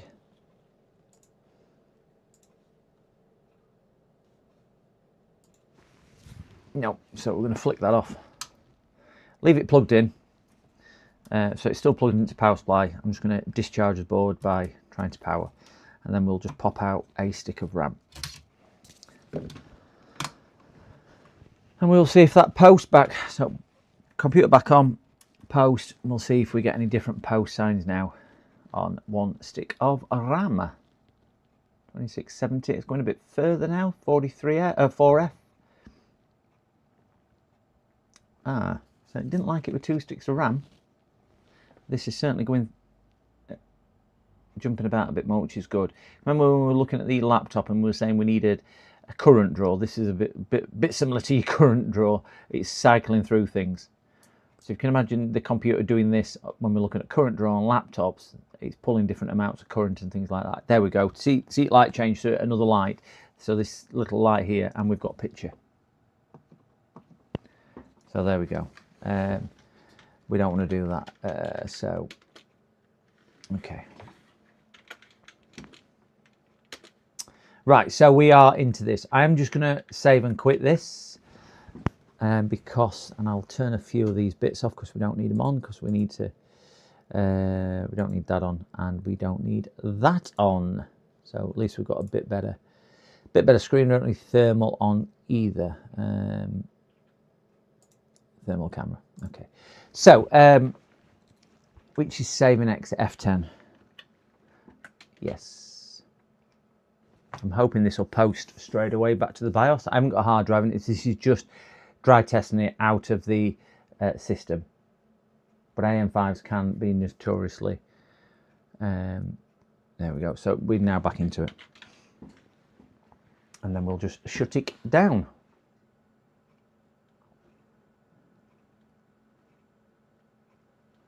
And then we'll try it with 2 sticks of RAM and see if it'll work with 2 sticks of RAM. Could have just been because it would have been awkward and it wanted to boot first time with that. So we are with that. We will just shut it down with that. We now shut down. So we'll power off the machine. Press and hold the power button to discharge the board. See why it's important. See the light come back on when I powered, even though the power supply were off. We are discharging the board, and we'll put the other stick of RAM back in.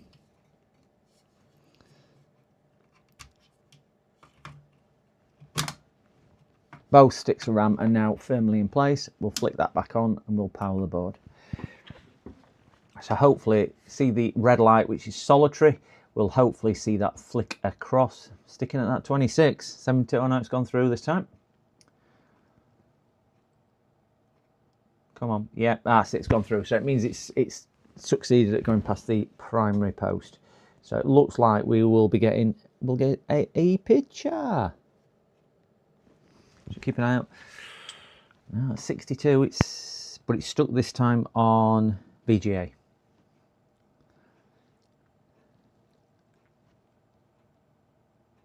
Not it's stuck on VGA this time, not RAM. That light there is the VGA red light, where this light here is the this LED here was the DRAM. That one's boot. That one is EG hard drive. That one is CPU. That one's VGA.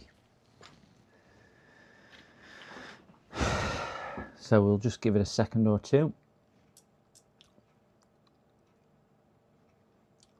Not having much success with this, are we?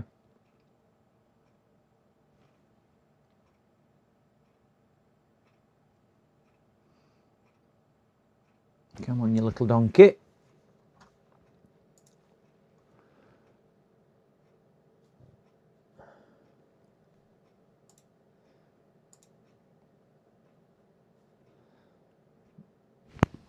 No, it's stuck on there. Stuck on there, so we're going to power it off. As soon as I'll discharge the board, take that RAM back out. I just want to see if I can get posting again without that ramming. So back to 1 stick of RAM.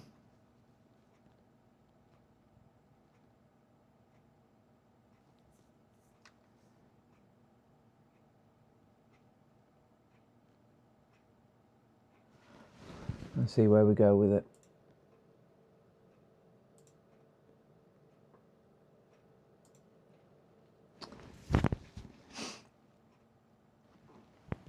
So we're stuck on boot now, so we are in here. That's good.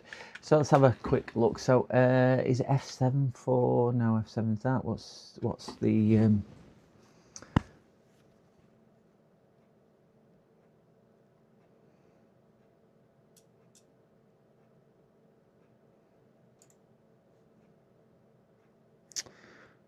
where's advanced mode on there? Help.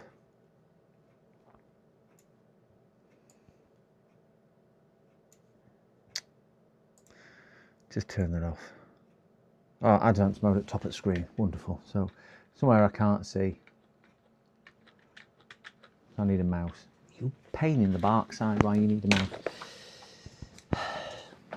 Let me get a mouse. We have several. That's not a mouse. Come on. Oh. Try the other two. Like, yeah, I will do. I'll see if it works. I'm just going to have a look on here, just see on advanced mode, just to see if there's anything which is yeah, back to keyboard. Glasses on so I can see.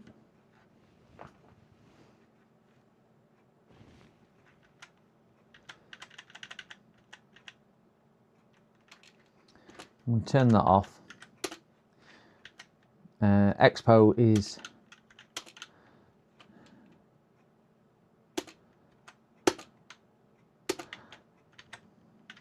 XMP.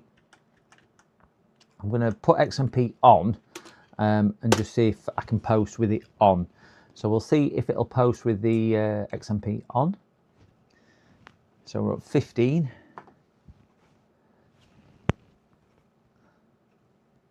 So we're keeping that in bottom right again.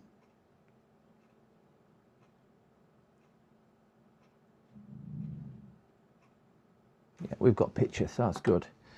So we're posting at 6,000 mega transfers now. Yeah.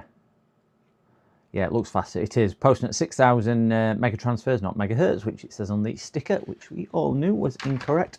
So we'll flick that off. I'm going to shut it down. So we're happy that this is posting. What I will do is drain the board, and we will just double check, triple check, just to make sure it's not going to post at 6,000 mega transfers on there. So that's the second piece of RAM back in, and we'll see what this comes up with on here. So we're after it not locking, so we've got DRAM on at the moment, but it'll be training because we've now put 2 slots in.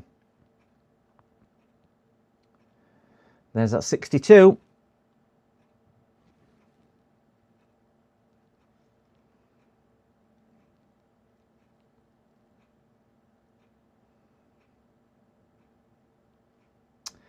Not happy with that at all. Soon as you put the second stick in. So we'll, I'm going to power it down, and we'll move the, we'll swap the sticks round, e.g. put this slot, we'll take them both out, but use this as a standalone memory stick. just to try and eliminate the issue. So we'll take them both out. We'll keep the known working one to one side. At the moment, this one has a cloud above it. E.g., we're not sure whether this one is working or not. I wonder if the standard of quality of RAM has dropped because manufacturers are going, we need to take the risk a little bit more, and stuff which probably didn't cut the mustard before, we're gonna send out. Anyway, we've got one stick of RAM in it now. Yeah, it could be dirty pins. It could be. It's just, with it all being brand new, you wouldn't expect that, would you? All brand new gear. 32 gig of DDR5. Now it's stuck on a different post code. Stuck on 90. Different code altogether, that. Don't like that stick of RAM. Does not like that stick of RAM.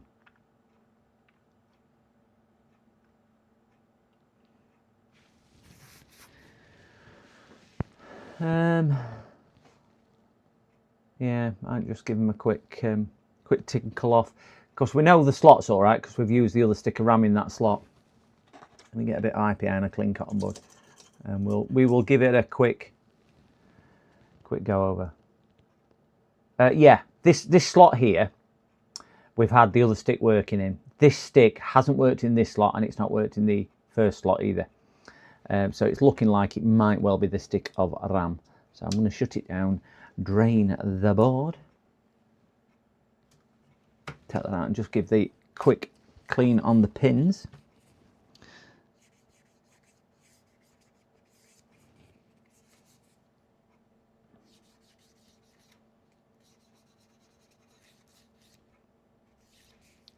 Because the annoying thing is, if he's got to send it back, he'll have to send back both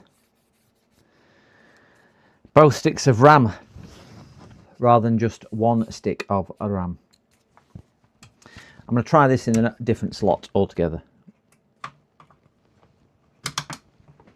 Right, so that's in a different slot altogether. That is the stick what has failed each time. Cleaned and in a different slot now.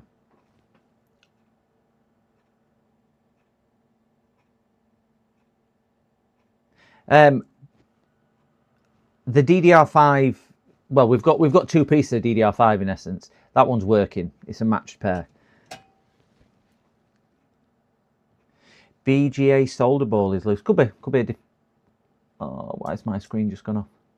Could be a defective. There you go. Well, that's a different error code completely. 3C is a different error code than what I've just completely had.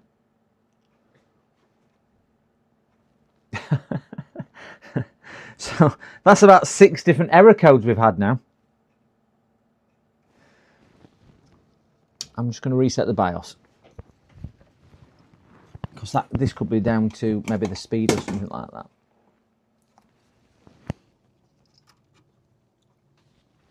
I'm just going to ground the BIOS pins out. Right. Give it one last post. Now, straight up with that error code. No messing. Not even, that's going straight to that error code. That's clearly. So just for argument's sake, this one back in the slot that we know is a good slot.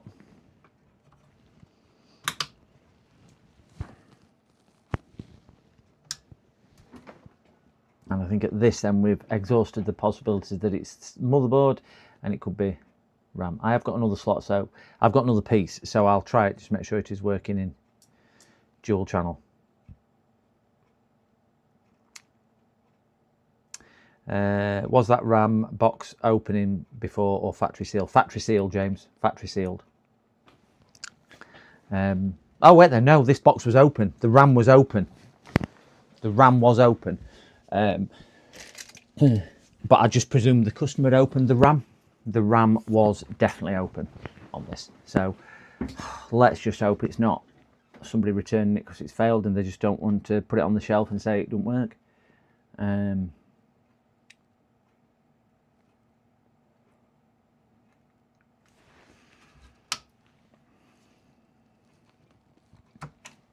Let's drain the board. He's not having much luck, this customer, is he? I think he must be one of the most unluckiest customers that I've had with regarding parts. So we'll get, this is the stick what we think is known and working. We'll get that back on here. This, you can just see now it's flicking through all the codes instantly, more or less instantly. It'll hang just it configures because I have reset the BIOS, and then we'll see the little red LED, there we go, moved over, and we'll get a picture. You can see how quick it moves across when it's working. I think he's got a defective RAM chip there. Oh boy. It does seem cursed. No, I've reset it, so we should be out of XMP. And I've turned, I think the only thing what's probably turned back on, because it looked like it was on as default, is DDR5 boost mode. We can see post-process is going through a lot more. That's how it should look. And DDR5 can take a while on here. At least we've got benefit of some numbers, so we know it's doing something. Because if not, it's just a black screen you look at. I've got one stick, so at least I can put a pair in. They are not a matched pair, but it'll give me an idea whether it's working on dual channel mode or not. Let me get a mouse, which I've got in my hand. We know that's the reset I did. So we're back down to this, and if we go to easy mode, advanced mode, we're back down to 4800, which is where we started at. So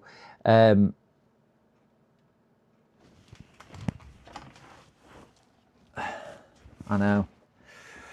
Tell me about it. I was worried that I was going to fall downstairs or something like that the other day, and I did say to him, I says, it all comes in threes. Let's hope it's not going to affect me. So we'll do that, and we're just going to shut this down completely, and we'll just wait for it to repost. And then once it shuts down, I'm going to stick my test piece in. It isn't a match pair, but it is a piece of RAM running at 4800 mega transfers. So we'll do that. We'll just drain the board, and I'm just going to put this in just to see if the computer will run in dual channel mode. It helps if I put it in that way because the slot ain't lined up. There we go. So we've now got 2 sticks of RAM in dual mode. Just while that's posting, I am just going to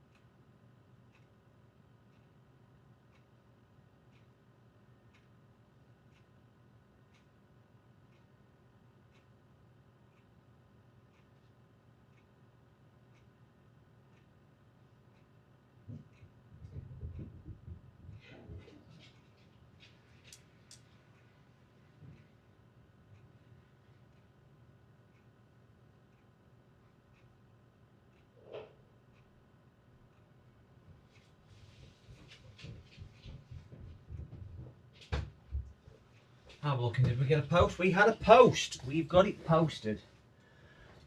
So click on that one and back on. So I think if we say that stick is not working in single mode, it's not working in dual mode, the computer stops completely as soon as I plug it in, it just hangs. It's got to be a failing stick.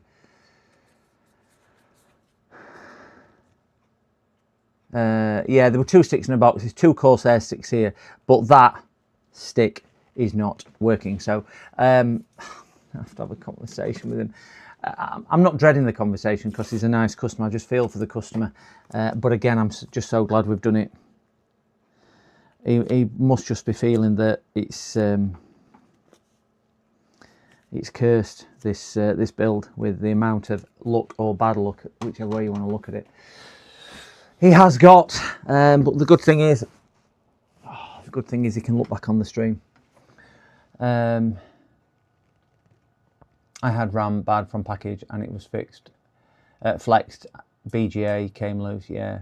Reflowed and it's still working 3 years later. Anyone seen RAM repair service yet? I have not seen that. No.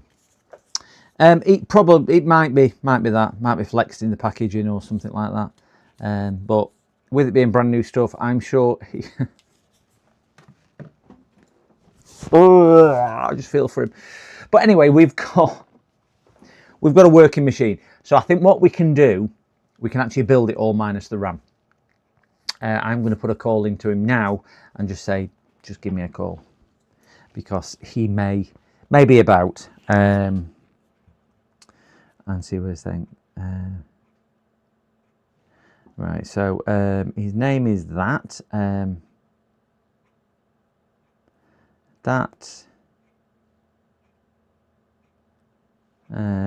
Just trying to find him on here. Not that one.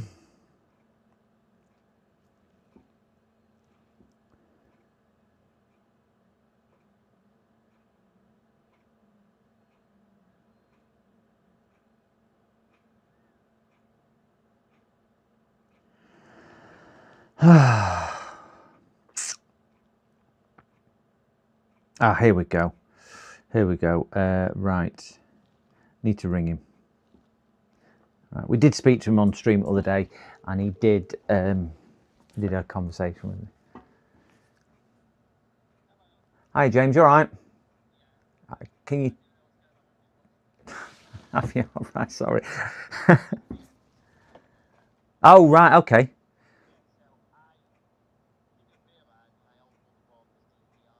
Okay.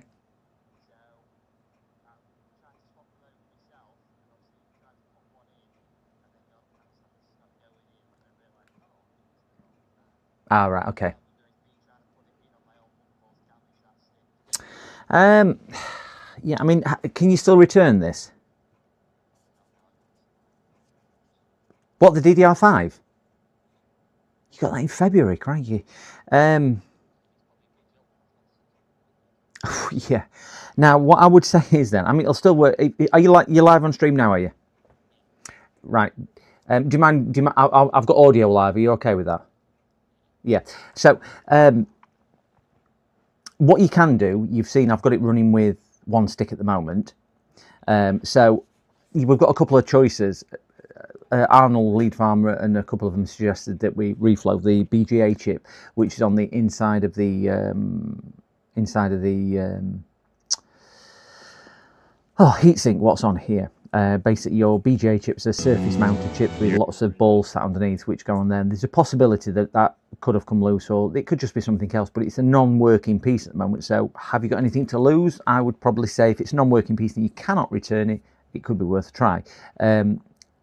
It's a bit hit and miss whether it will or it won't, but I'm happy to do it, and you'll see exactly what I do. But I will stress that I am not a professional at reballing or reflowing, because you've got to heat them to such a high temperature that there is a possibility it could kill it, but it's not working as it is. But I'm only going to do it on the piece what isn't working. Yes.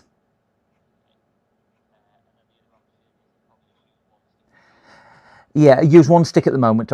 Yeah, it's going to go in single channel mode at that. But I would say 16 gigabytes is still a fair chunk. It's not as good as 2.8s in dual channel. But yeah, somebody just put in, sorry, Mooky's just put in chat actually, do you have a lifetime warranty on your RAM? I don't know whether, you've probably got to register the warranty when you bought it if you've had it a year or so now, I would have thought.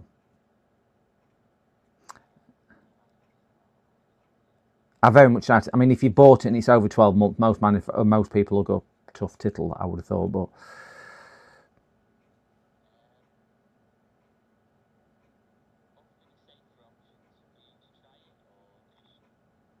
well,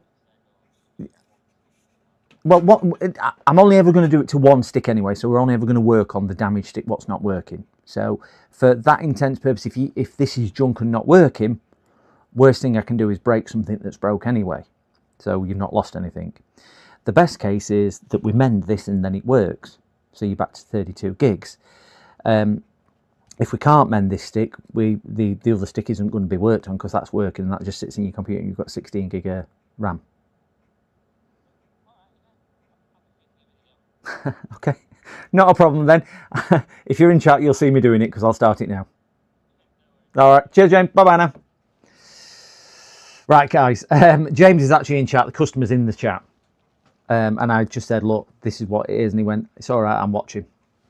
I know exactly what's gone off, which is a relief to me. So, cut long story short, he actually bought this in early February last year, so it's probably out of warranty. So I think he gathered everything else I was saying to him, and he is in chat as well, which is we are going to have an attempt at reflowing this. I'm not an expert on this. I can't say I've reflowed a piece of RAM before, but we will give it a shot. If we can reflow it successfully, brilliant. If we can't reflow it, we're only breaking a piece of RAM what's broke anyway, regardless of the cost, because he cannot send it back. So we're going to do that. So we're going to carefully disassemble his PC, because obviously it's on test bench at the moment, and we will put this to one side because we don't want to be damaging any of that, and we will see where we go with it. So that one keeps up there, that one can sit up there. We'll disconnect my power supply,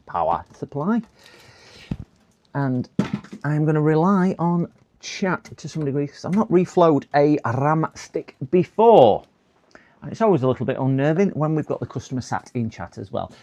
Not that I've got anything to hide, and James is a really nice guy, but I think there's always a little bit of extra pressure there, but we thrive under it. Good luck. Thank you, Sharky. I may need it. So this is the non-working stick. So is there an easy and simple way to get these RGB coolers or RGB strips off these? I've never taken one off. Is it just a case of opening them and taking the thermal things off? I have got an oven, but nowhere near to the right temperature. I hope your build goes better with you, Ram, so do I. Might need a raised blade to separate pad from chip. I have got, do you know the very thin, find my camera, very thin, whatchamacallit, you know, the, for getting under BGA chips to lift them. I have got those.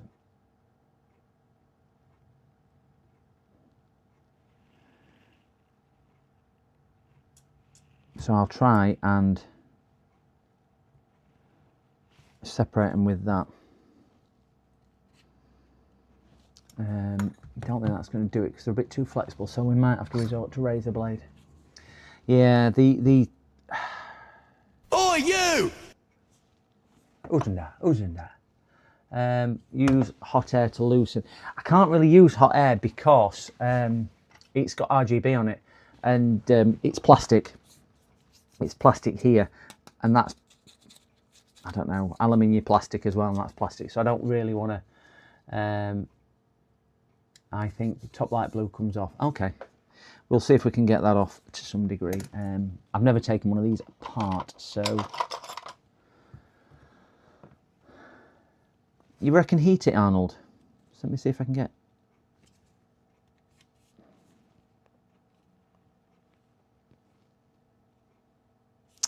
I don't think heating is going to. I don't think prising that blow off at the top is going to be effective because. Let's see if I can show you on camera. See if we can see down there. I think that's the. RGB connector there. See the white thing there? No, because we're at wrong camera, and we're still on wrong camera. Let me put that back on. 3, 2, 1, go. There we go. So we've got an RGB connector there.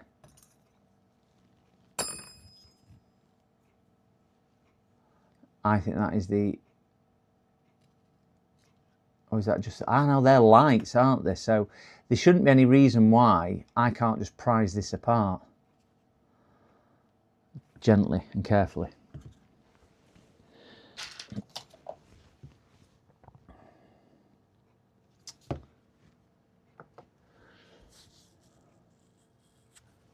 Let's put some air on it. Take my nozzle off, turn that off. I learnt my lesson about burning my hand. Turn that back on, temperature.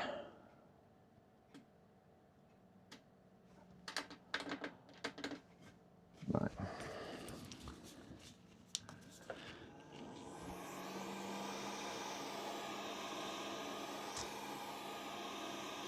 I mean, the aluminium's supposed to get hot. It's a heat spreader.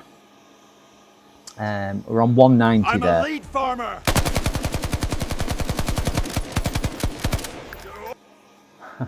Someone bring me a blindfold. I know I can't watch this either. I mean, do you know, ultimately, it's no different to reflowing any chip, I suppose. It's just getting into it, which is going to be, I might destroy the sticker. I can't really do much about that, but we know it's do or die, don't we? We are either going to get this working, or we're not.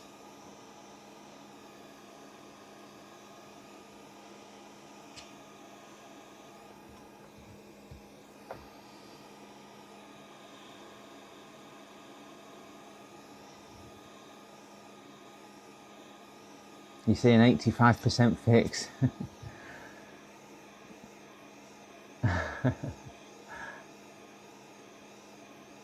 Lead Farmer's clip is brilliant, isn't it? I think either himself or James did that one for me.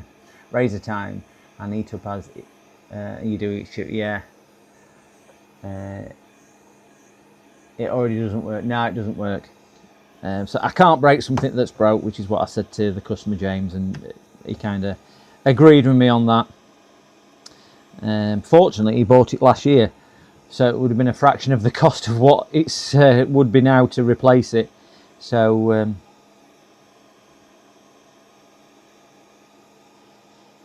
he bought it for his board, not realising that it wouldn't fit in his current board, because his current board's AM4. He was just saying, so that's why he's had it so long.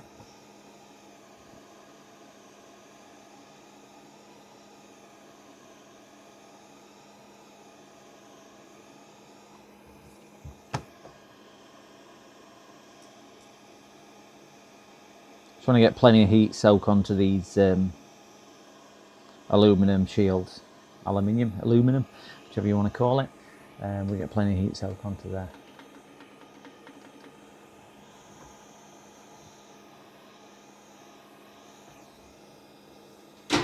Oh God, case has just fell in my office.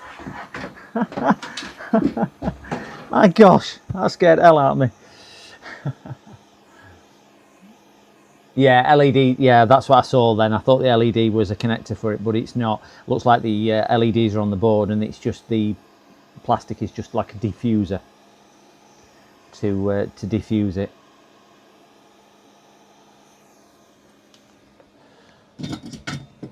See, right, because that's red hot now. I can't hold it. Ouch.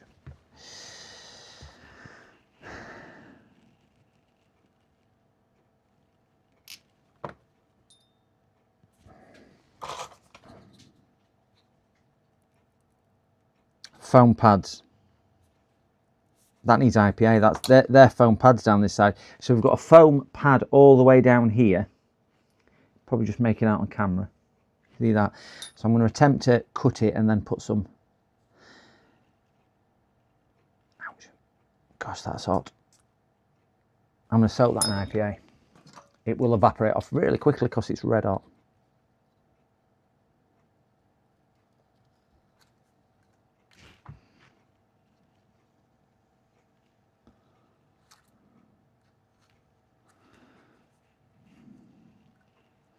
But with a mixture of the IPA and a bit of heat, it might just do wonders.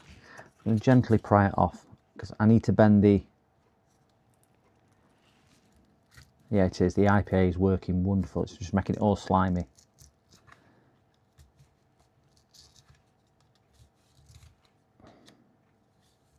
Right, that's one side completely free. And I'm hoping if one side's free like so, we can then start disassembling. Right, so we've got one side off. I don't know if that... Thought I nicked your squidgy, isn't it? Yeah. I never got RAM. No, it's RGB for me generally is not my thought. So just whilst I'm thinking, gents, I don't think this is going to be viable. Do you know if I leave that on because that's creating pressure and I heat the back of the board, is that likely to pull them off? It might pull them off rather than letting them go down.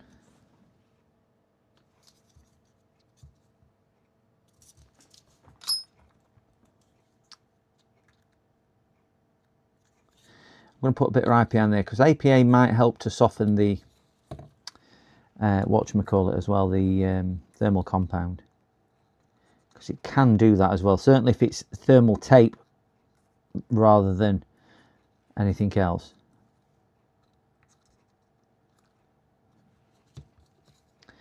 And obviously it's not going to have any detriment on the electronics.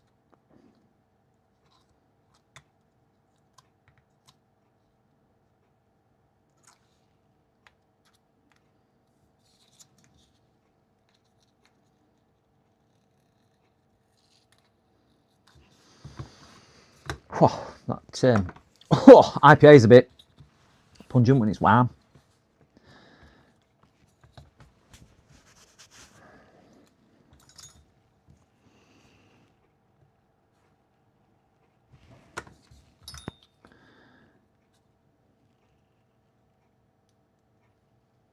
I'm going at the heatsink side rather than the chip side, if that makes a little bit of sense. I know it's difficult for you to kind of see this in chat, but I'm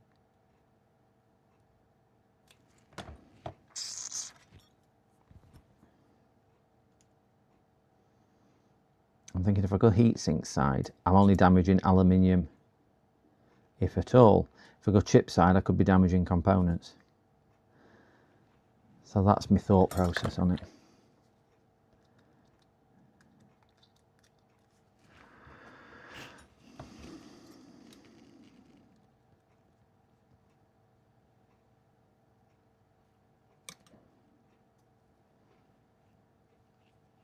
That's 1 free.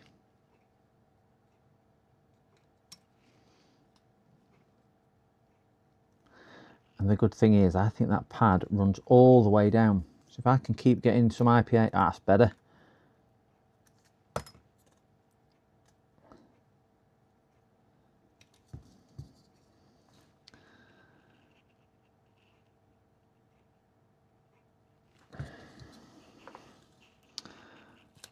Oh, wonderful. We have started to make headway now. Whew. This is only start. I mean, rest of it's going to come when we start re-balling and whatnot. Reflowing, sorry, not re-balling. Oh, I tell you what's a beauty, if I release that off the pad there.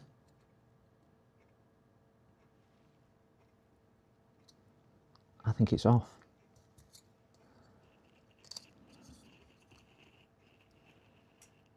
I'm pulling it sideways rather than up.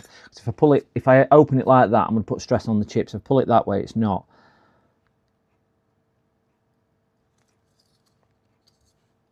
I'm just going to put a little bit more IPA down there. Hopefully that'll start doing its job. I've worked on things a lot more expensive than this.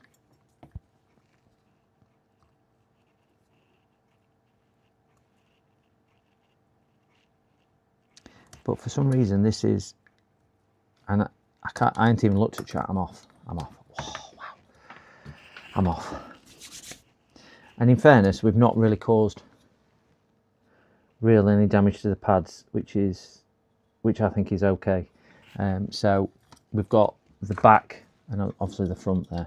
I'm going to put them out of the way because I don't want them getting dirty and contaminated. Stop them sticking back down if we can get the ram chip working. And then we'll give this a clean up. Soak that in IPA again because we need to give this back a clean up. I need some more IPA in my little bottle. Let me just catch up on chat.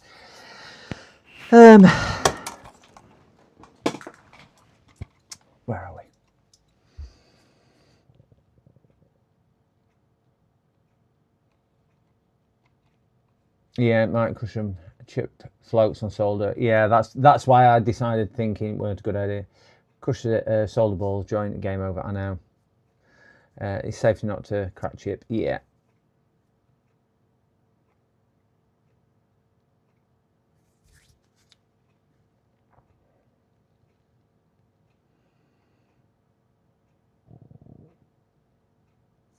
Please don't tell me the current price of this stick.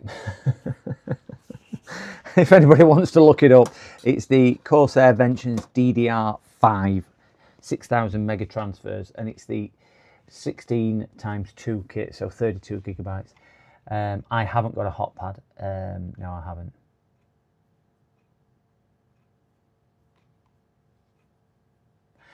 It'll start to dissolve the glue and help it come off. So I'm hoping, depending on the glue, in fairness, it won't work on all solvents, but it'll work on quite a lot. I just want to see if I can. I'm not going to rub too extensively there. I just want to see if I could tidy it up a little bit, because obviously if we're sticking the foam pad back down, it's easier that way. What you can use to get these off is an eraser, or if you're in the UK, a rubber. But if you're in the Americas, it's an eraser, because they are different things, obviously. A pencil, eraser. I do have some sticky stuff remover, but it reacts terribly with plastics and whatnot, so I'm not going to put that on. I am going to say I've got rid of quite a lot of that. There's still quite a lot on there, but you know, for what it is, we'll give that a wipe over with some IPA before we reassemble. So I am leaving some glue on there.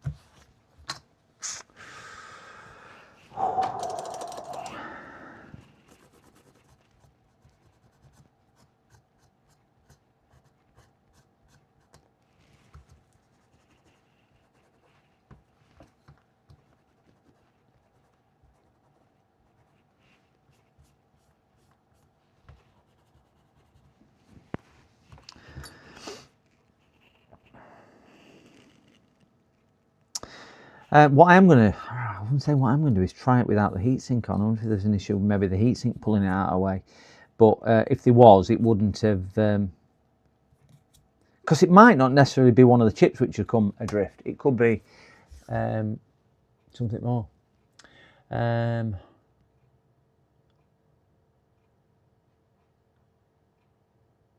Okay. It could be a problem with something else which is sat on the board. I doubt it, because I think it's a cracked RAM chip, if anything. But yeah, we'll just test for some. If it had a short, it wouldn't light up at all. The stick would be completely dead, and it'll be doing other things to the system. Those RAM chips there look different to all others. I know they're all the same, just under light in it.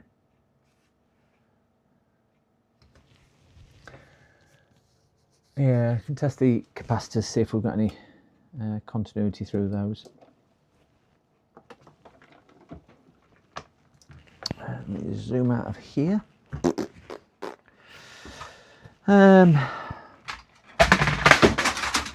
That's my keyboard, sorry. Got my keyboard on the floor. I'm looking for my right.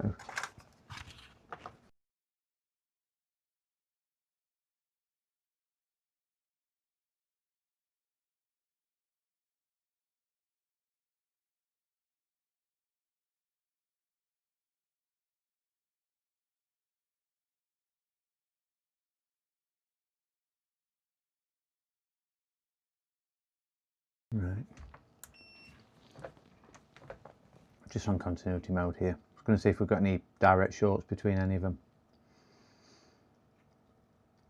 I very much doubt whether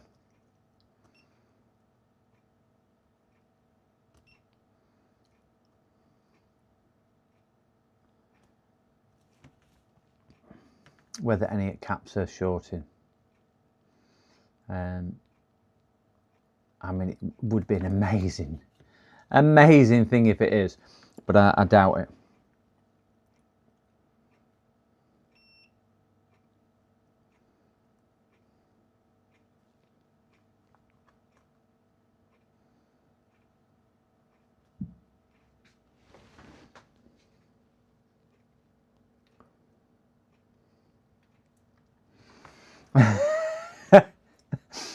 James, I'll tell you now, that ain't gonna happen.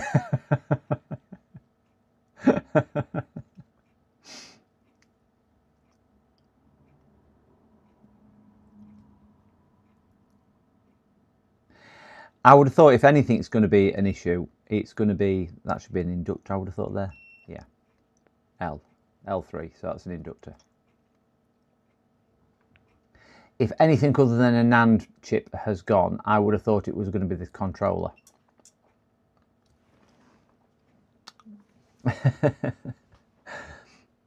Yay, reflow time. Not yet, we're getting there. We're getting there. I'm just gonna, I don't think it's going to be any caps around the things, but I will just give them a quick random test.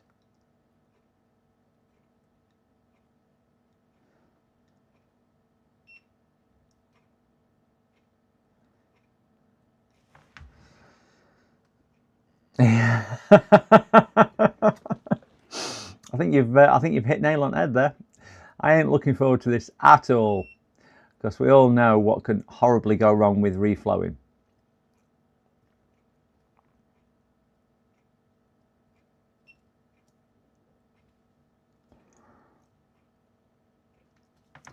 I've checked them already. Let's just quickly check these caps on this. The RAM actually feels a little bit bent, but I don't know if that's just me. I mean, I'm not on a perfectly flat surface. I will check it in a second on a flat surface. So I could make it worse. I could blow the chip up completely. We could fry the chip. I could fry a capacitor. I could bubble the board. There's a lot to go wrong with it, as we all know. It might not get it to the right temperature to reflow everything. It might cause more cracks.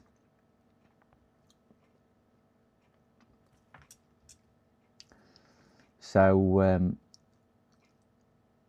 so there's quite a few bits which might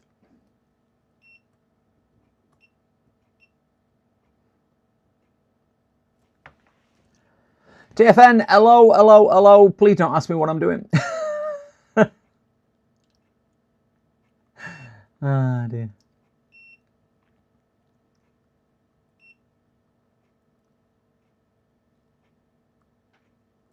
Right.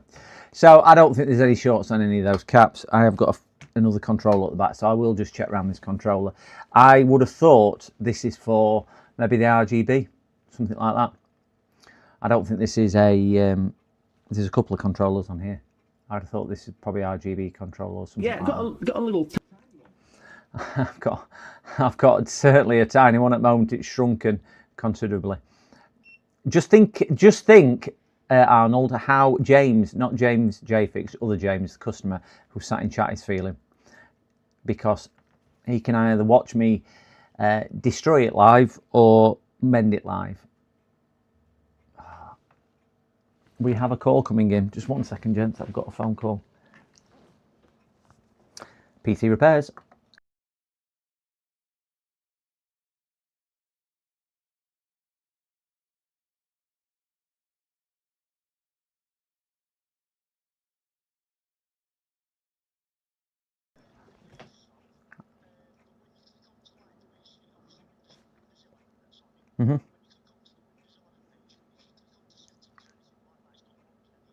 Okay, it's generally something like a virus or something like that. Yeah. Reset the PC. If you can't get into settings, you're going to struggle to do it unless you know your way around. I would recommend burning a USB memory stick with a clean image directly from Microsoft, writing that to a USB-C, boot into the UEFI settings, and then booting from that. That's basically what we would do.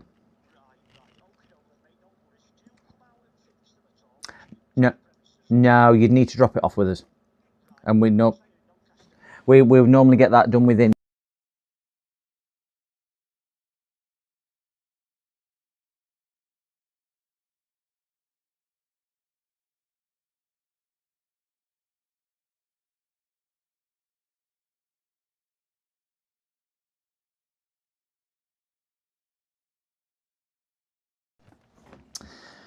Sorry, guys. Oh. Yeah, he's get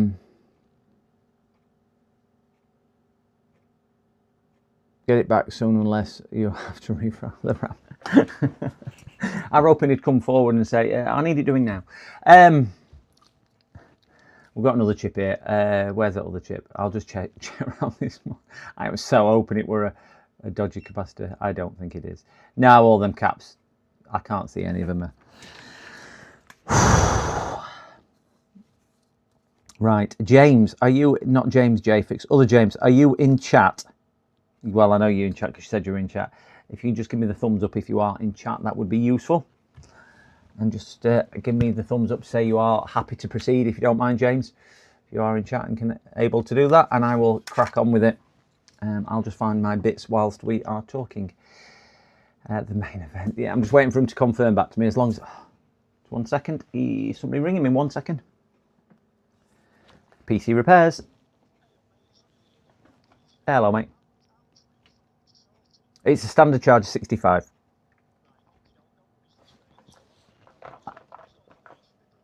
All right, no worries at all. See you later. Bye bye. Yeah, James is giving me the thumbs up. That's the customer, by the way, guys. So that's the customer.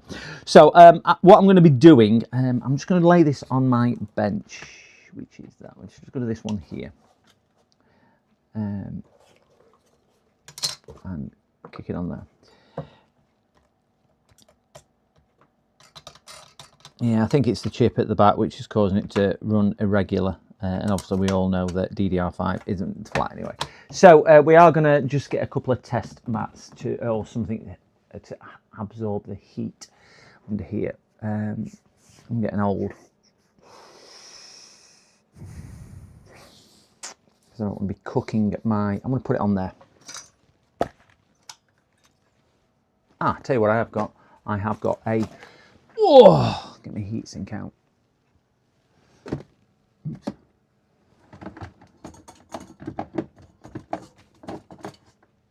There we go. I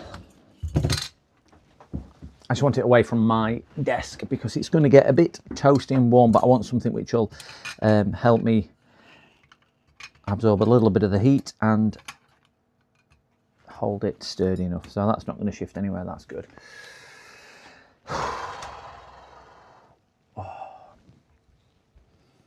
Yeah, it is a bit crooked.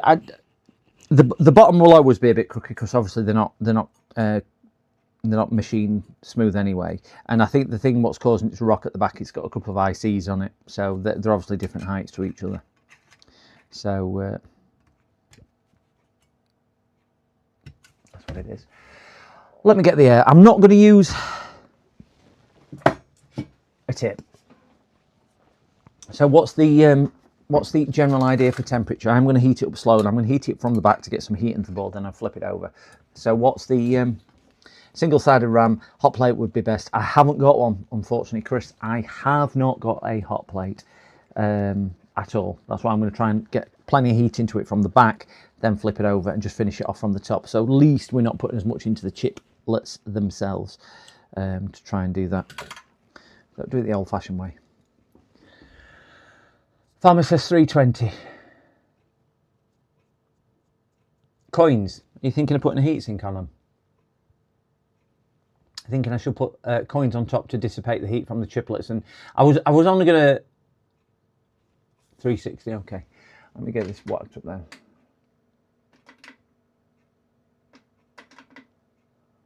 Right, I'm on 360 there. It is quite sturdy RAM.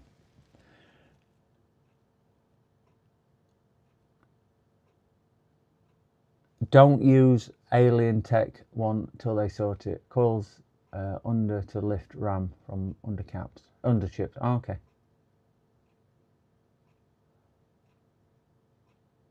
I've got some flux. Got my flux out already. I'm using the Amio M53 coins. So are we saying put coins actually on the chips so the chips don't get as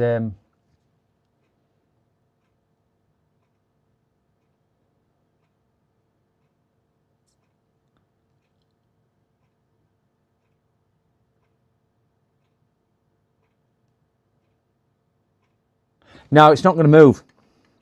This is really, I mean, look, if I can show you, the stick's not going to move at all. It's gripping it really well. It's moving a little, but I am pushing it really hard there to move it. It's not going to shift at all. Under the ram to keep two small chips from moving. Ah, got you.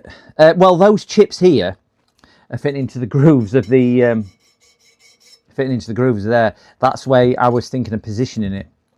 I mean, I can do it that way as well. If I do it that way, it's probably a bit easier. The chips are sitting in this big long groove. I understand what you mean now.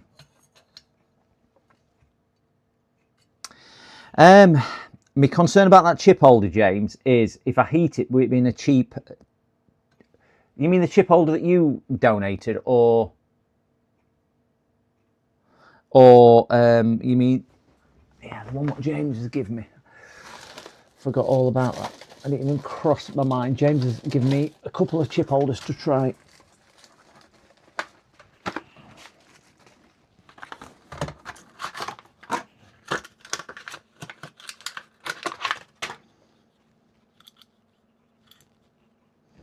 Yeah, we're not going to get it in that one.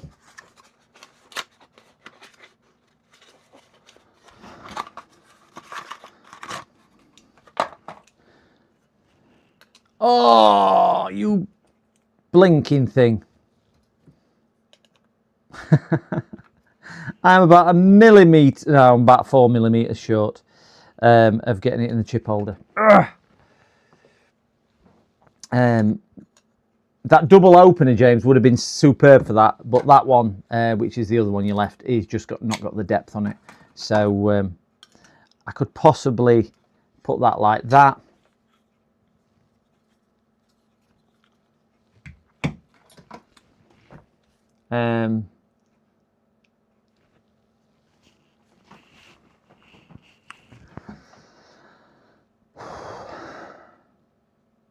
Yeah, I think the heatsink I've got is gonna suffice to what I need to do.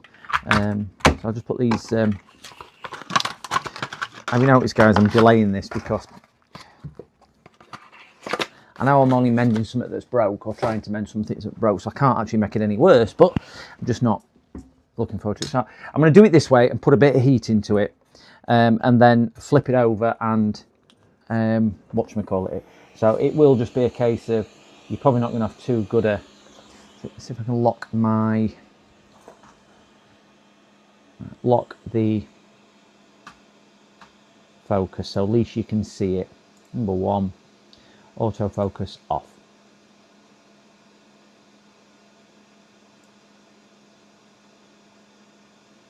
Right.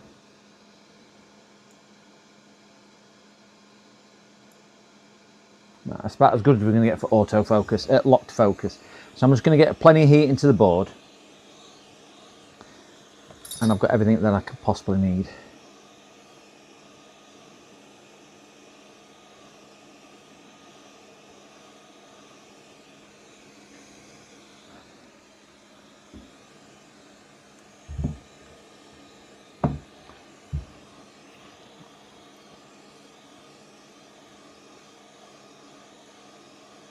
Yeah, I'm just putting some heat into the back of the board first, Arnold, just to... I just want to give it a little bit of heat to start with, just so it's not putting a lot of stress in getting it all down.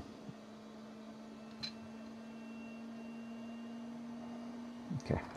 We have got plastic LEDs up there.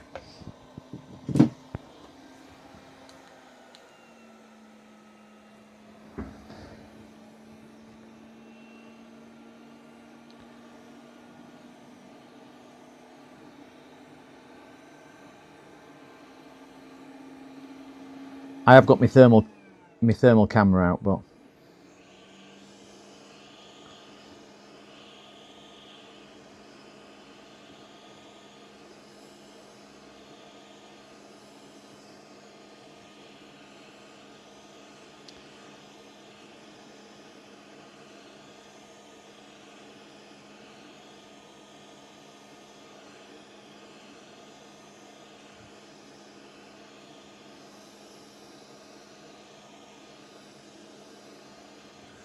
Right, I'm just going to come in with a bit of flux on them all, just to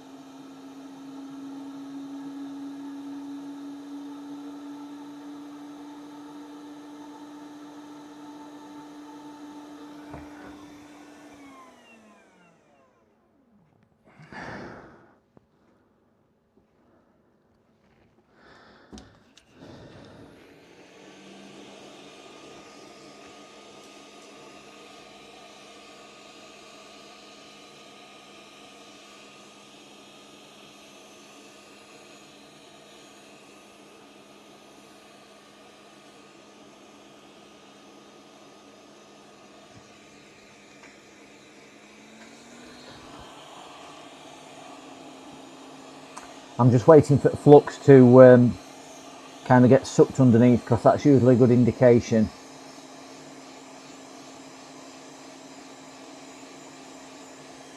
Yeah, I'm not putting too much on, but it's usually a good indication that temperature is there when flux starts to move. Put my additional lighting on.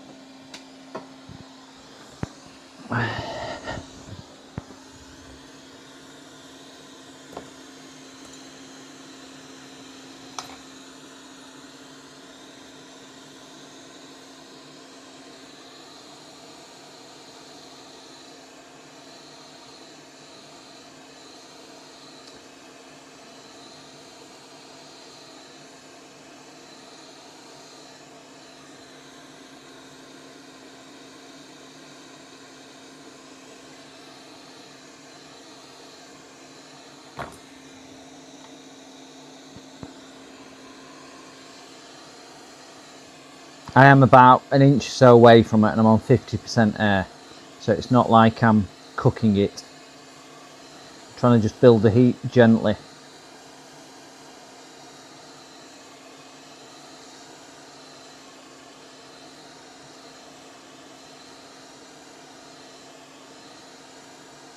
Now let me get into that sort of point near enough now.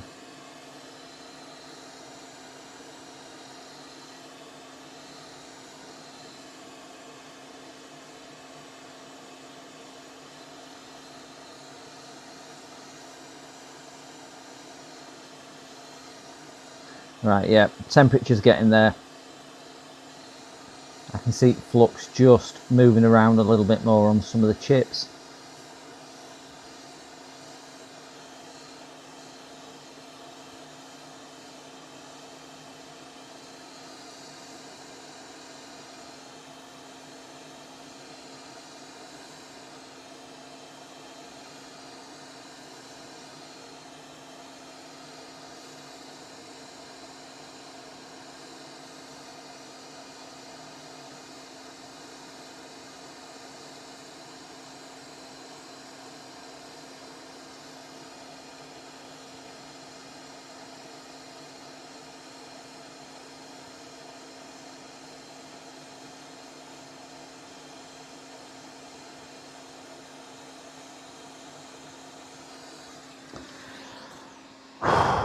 Right, I think that's where we are. Let me air cool down.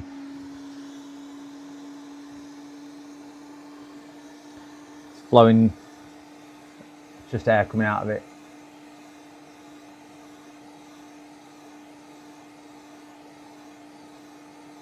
Yeah, I think it's there.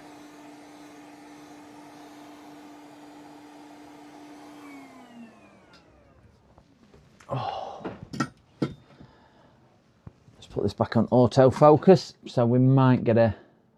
The only reason I turned autofocus off because I didn't want it to keep altering with me. Watch me. I'm just going to give that a few minutes to cool down. Oh dear me, that was or is still nerve-wracking. 85 degrees, so they're cooling nicely. The nans.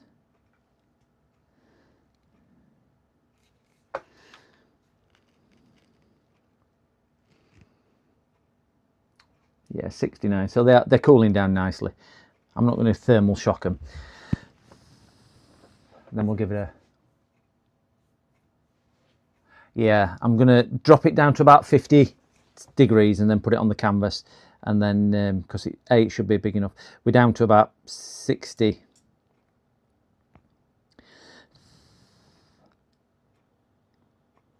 I want to get some IPA under the chip itself.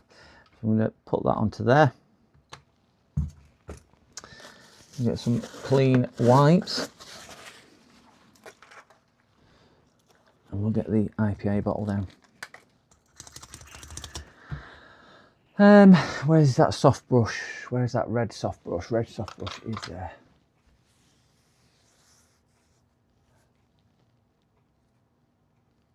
They don't have a centre ground pad. They're just held on with multiple balls.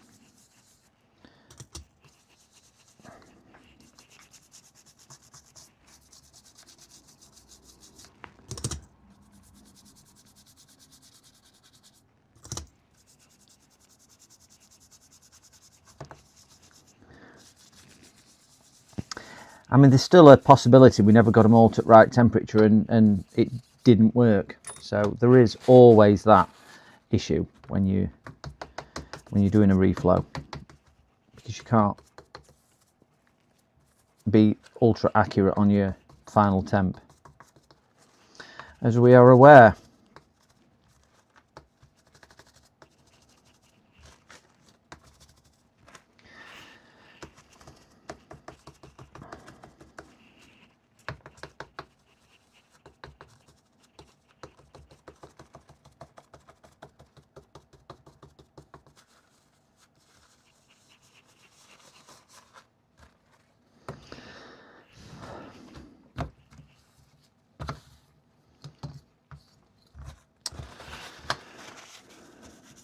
Oi, you!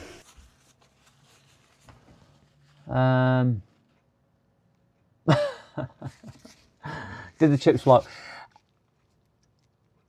They looked to be in the position of floating. The flux was starting to bubble underneath, and I didn't want to go too high because obviously I didn't want to start damaging it.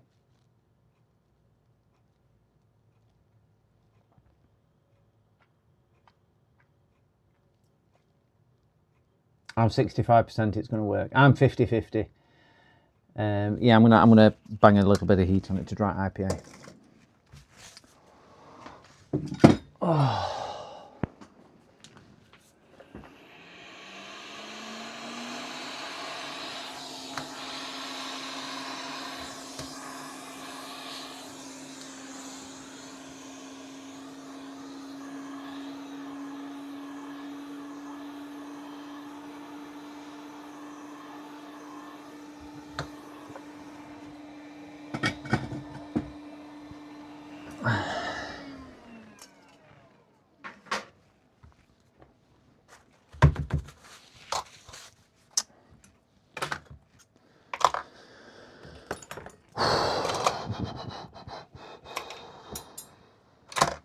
Come build computers, they said. Fun it'll be, they said. The trials and tribulations of a computer builder, I tell you.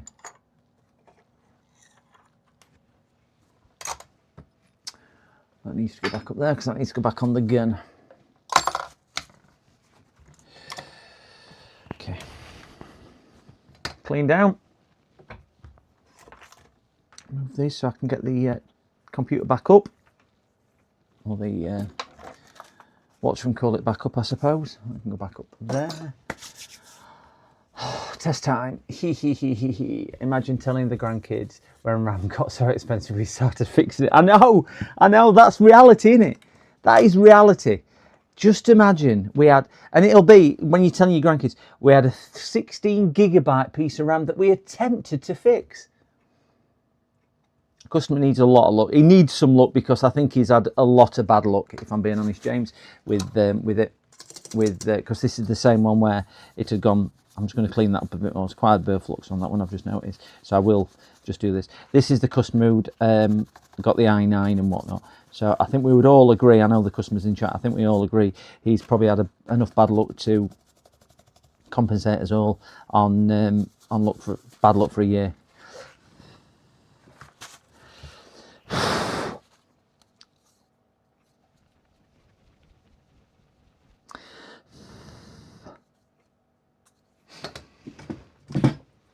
Give that a quick blow just to take that other IPA off I've just put on.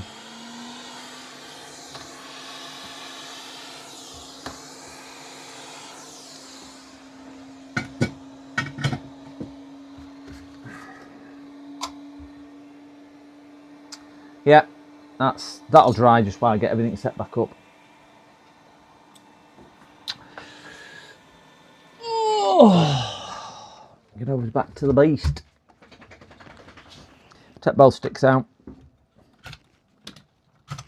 I'm not going to bother with the VGA because we should be able to see from the post code whether it's going to work or not. So that should give us a right idea or not. Get this in a known working slot, which is that one.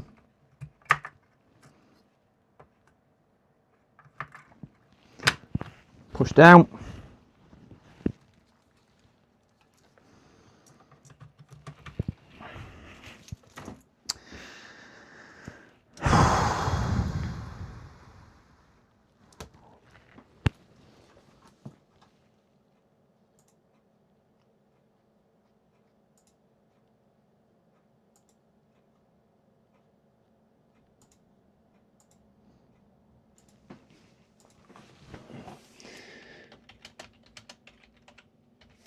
Oh, you know what's coming, guys? Let's I'm just going to go fill my cup up before I plug this in and turn it on. I'm just going to fill my cup up because I'm ever so thirsty, and after that I'm quite stressed, so give me 2 minutes.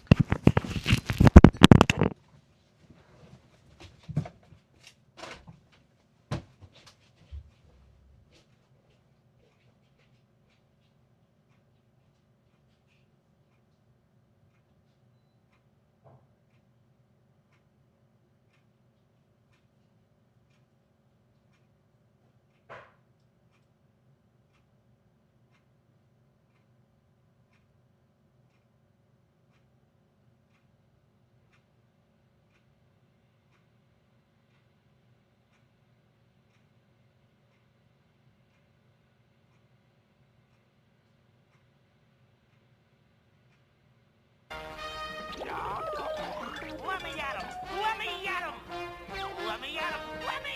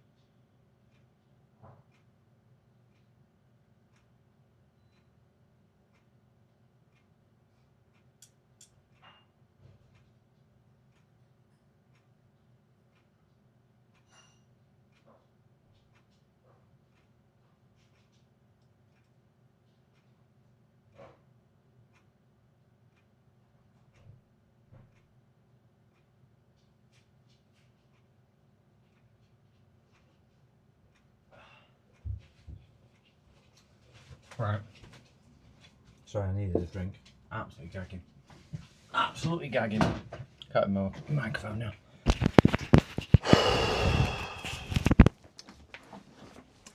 %82 says yes. Well, we'll close that. Thank you very much for your confidence there. 18% says no. We've got a fair few doing. So 11 votes on there.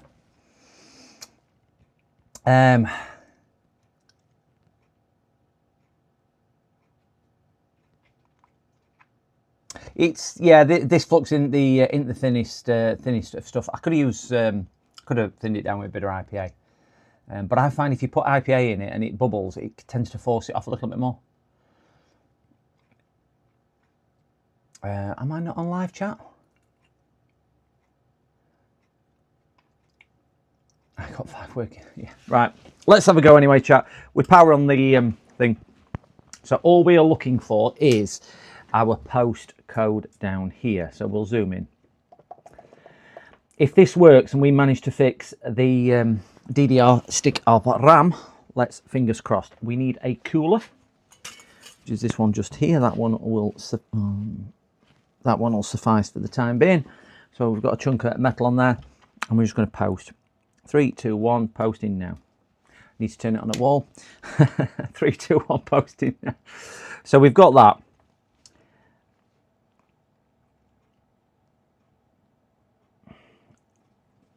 Well, RGB still working, which is good.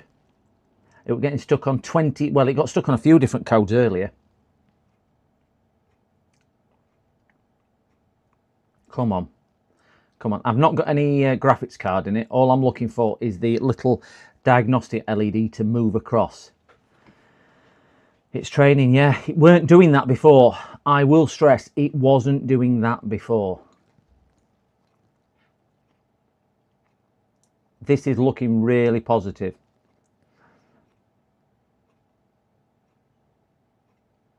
Come on LED, come on.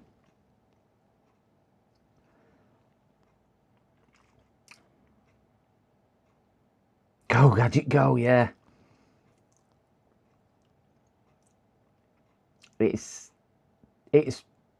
I think that C1 and whatever is it trying its different voltages and whatnot. I mean, it could have fried the chip altogether, and it's really confusing. Chip's not giving it much feedback. So that is the other possibility behind it. CPU not particularly getting hot.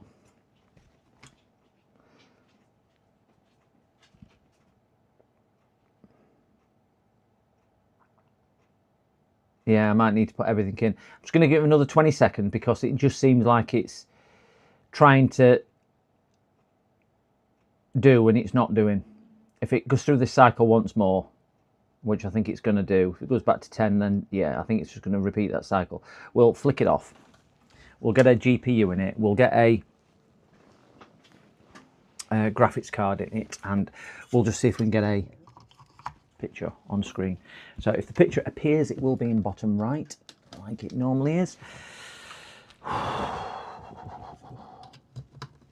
Okay, so we have, we'll post it again.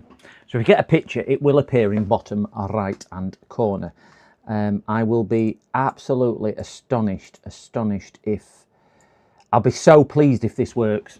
I will be so pleased. I'm going to have a drink of coffee whilst I'm waiting. Sorry for slurping.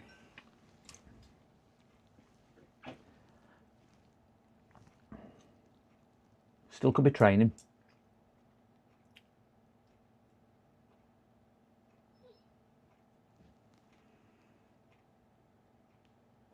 I don't want to put other stick in just yet because the motherboard does work with one stick because we've had it working with one stick of RAM. So I don't think it, I'm going to say no. I don't think it's that. What I will do is just reset the BIOS just to give it its best possible fighting chance. I'm going to clean all the pins up as well, just in case. So let me just flick that off. Let me give the pins a quick wipe down with some IPA. Just, we want to give it the best possible start in life, don't we? I can't see this being an issue, but not with the amount of IPA it's had on it, but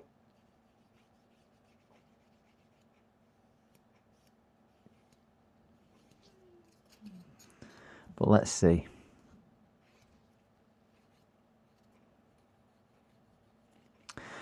I mean, the other option is we go for another reflow. If we don't believe we got hot enough.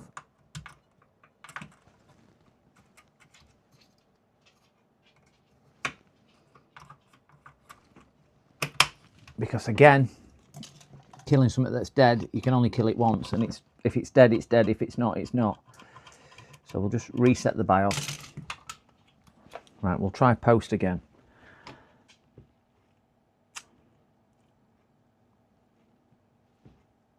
So that's 62, but we're still stuck on. This is where it were getting stuck before on 62.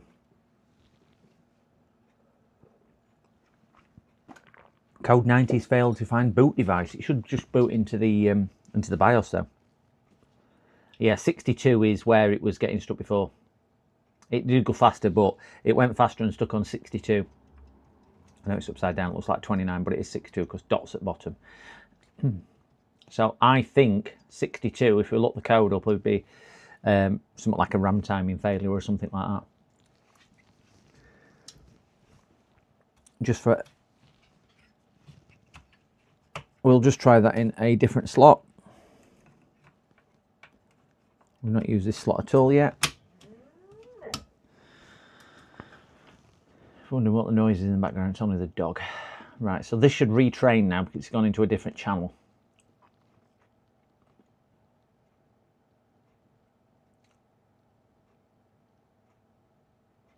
Yeah, good RAM post. Yeah, this is now failing again because if you remember when we first did it, it was coming up then, and I will guarantee we'll do it again. It'll come up with a different error code.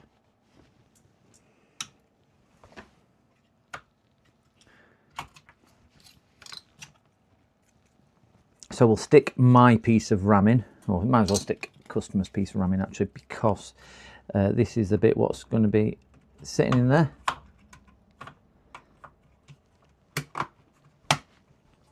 Right, this is customer RAM. And if we post that, we should get a picture. You see how quick it's going through checking. Bottom right.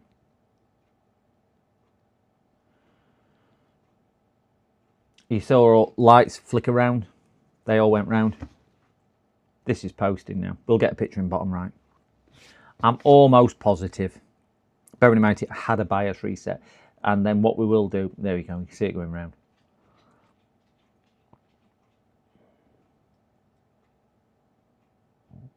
'62 installation of PCH runtime services. So basically that's the RAM, isn't it? It's not being able to communicate with the RAM, it's a PCH.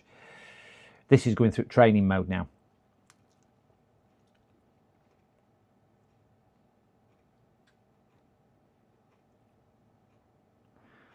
Yeah, I don't think we've got anything to lose by trying it again, because we've got a broken stick of RAM, we've got a broken stick of RAM, so we will, there you go, we've now got picture. So we'll just power that down. We can see that we've got picture there. We'll disconnect.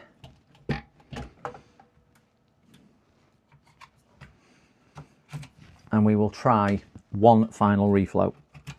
And we won't be quite as cautious. I know we will be cautious, but do you know what I mean? We'll try a little higher temperature and a little bit more flux to see if we can get underneath it. And the danger we may have is just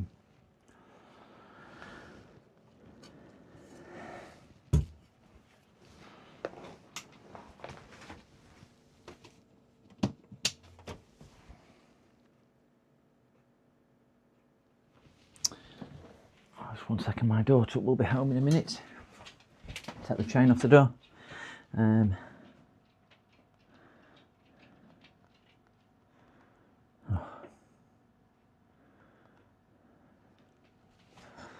Right.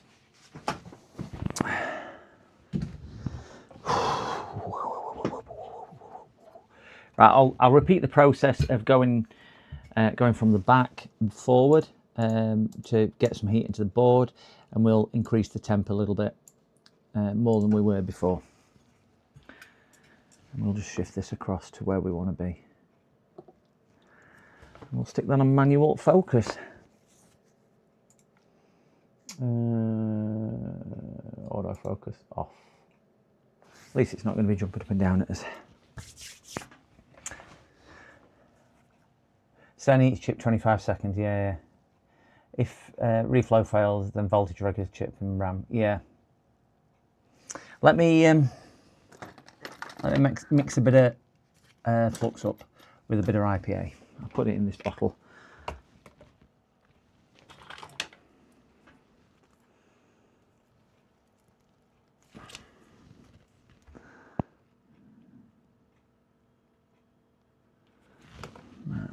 Get some IPA.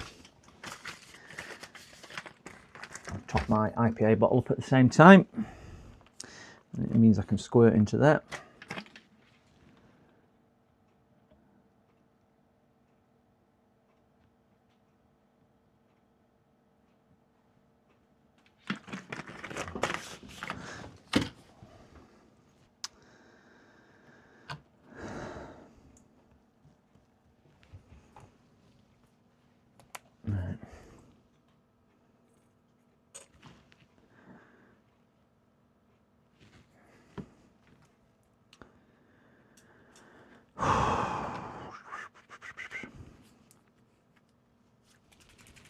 Right. We've got some liquid. A bit too runny that. Stick a little bit more of my flux in because that is a little bit too runny.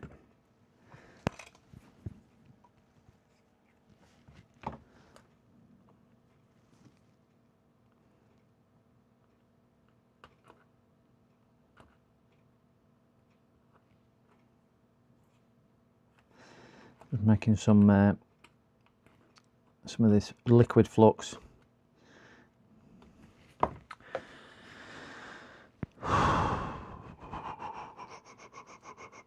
Stress. Right, that's that. Clean that off. Right, we've got some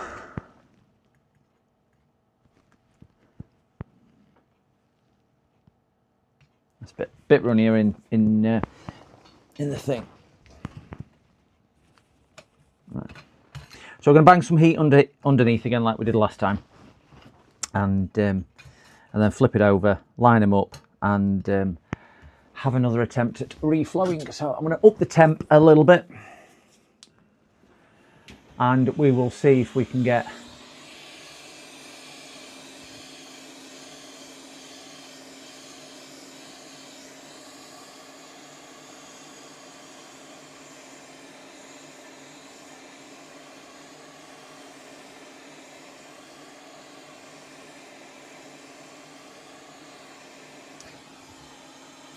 ouch, that's definitely hot. Right, so get them 2 chips lined up in there. We don't want them falling off. About right. Get the speed knocked down.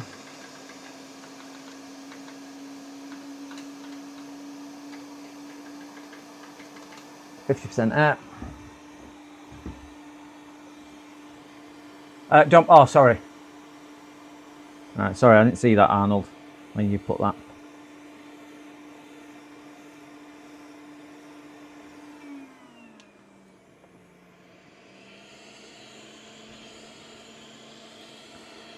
Trying to give it some heat. I will have an attempt at seeing if I can move the RAM flash this time. You know, the NANDs.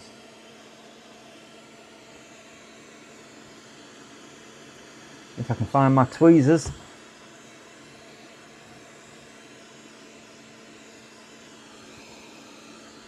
There they are, straight in front of me. Can't see for looking.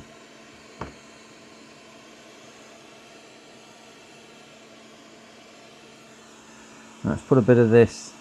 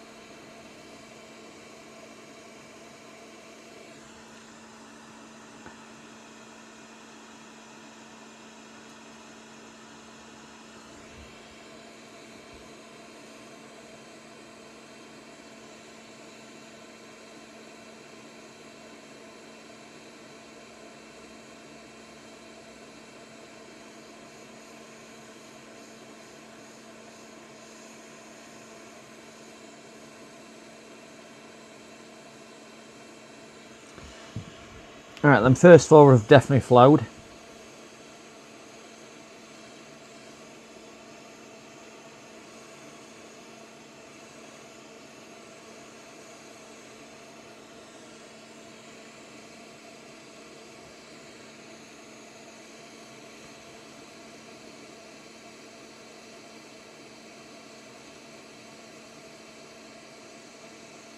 That's gone.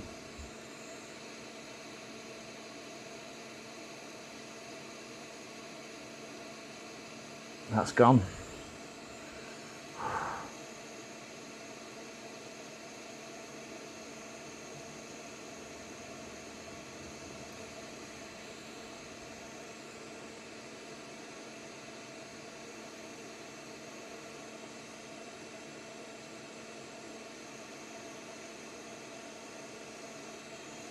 That's gone.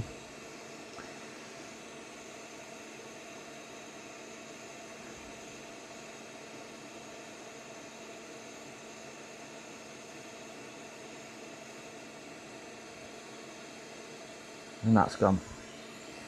Right. Yeah, got a little tiny one. Don't think I've held my breath for so long. Oh dear me. Oh dear me. Right, just give that a couple of seconds to cool. Put that straight on there because I want to get a whatchamacallit on it. See if I can clean it off before it goes too cold. A bit of this flux. Oh, you! Oh, have I got the...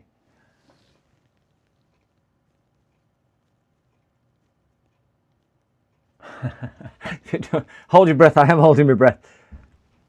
Top chip reflower. Centre top chips. Hi, Claudius. You still have half your head shaved. Sorry, my daughter's just got home.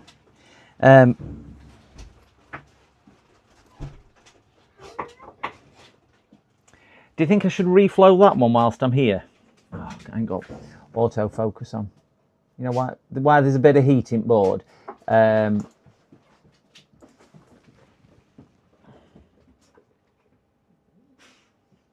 I reflow that whilst I'm here? Which is obviously controller chip. Yes, I thought so. I am going to reflow that whilst I'm here. Just give me 2 minutes, darling, and I'll come through. All right, there's a lot of chat. Just trying to reflow this for James. I've got gossip for you. All right. We'll do that all day. Okay. Okay. I wonder if I can get my microscope on this one because this is a bit smaller and a bit more in the way. See if I can do that. Microscope. Just put a bit of heat on it. Same temperature as before. And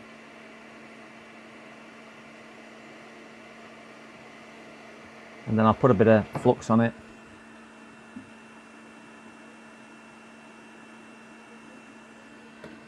That's IPA burning off.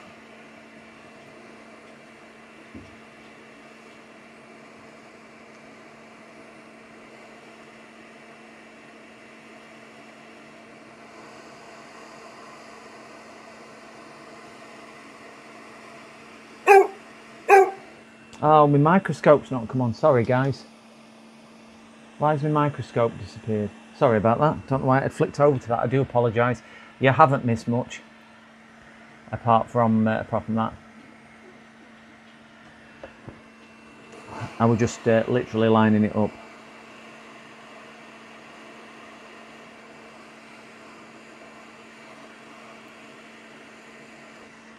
I'm going to put this on the bench because I've got the wrong angle to be as accurate on there. Sorry, I'm going to work down here on this one. I need to put my hand down to be able to reflow this more precisely.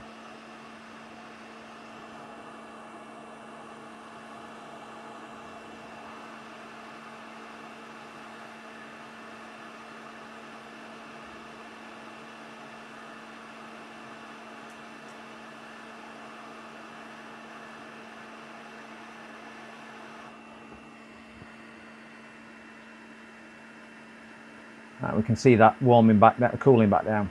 I think you just all saw that on there. Oh, right. So we've done each RAM chip, and we've done the very stressful, oh crikey, controller chip. Buy out that stressful. Please guys, if you are sat in chat or you want to hit that like button, it's very much appreciated for this. And if you've not subscribed, please consider subscribing as well. It means the world. If you're wondering what I'm doing, we have a customer in chat and we're just trying to repair his DDR5 so he can have a working system. So I'm just going to give that a bit of a clean with a bit of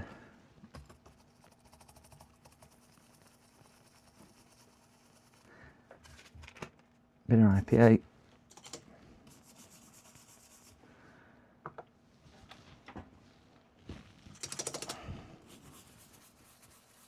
Got another customer here, I'm not sure who this is.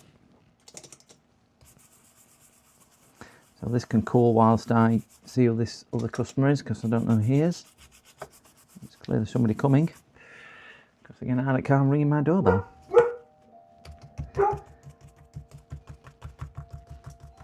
Right, give me 2 minutes guys, just answer the door.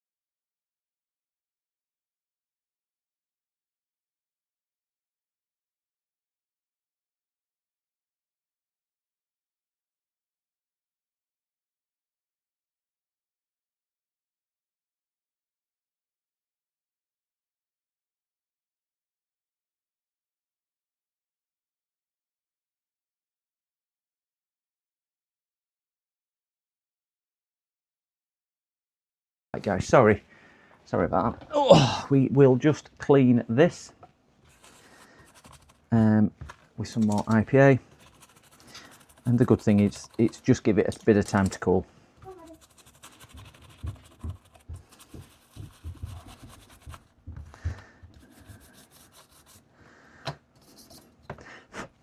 Give that a quick heat to dry off.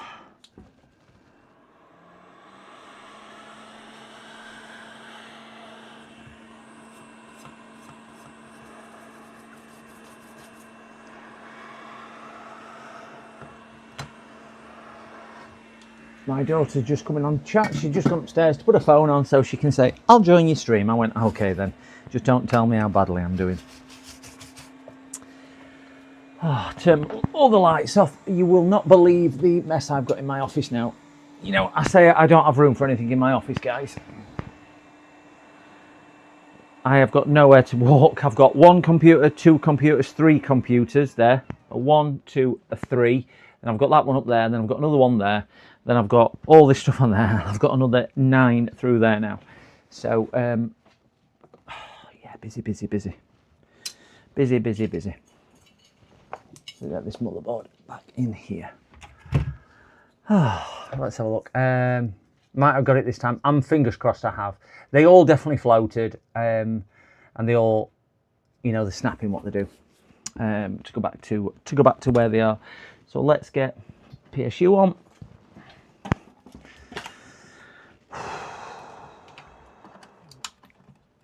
Oh, PSU is in. Put the ATX power in, power off, and let's get a graphics card in. Oh. And let's just give it the best possible fighting chance it's got.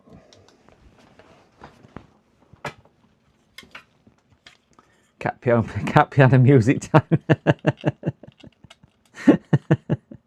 Could do with a bit of Tony in here.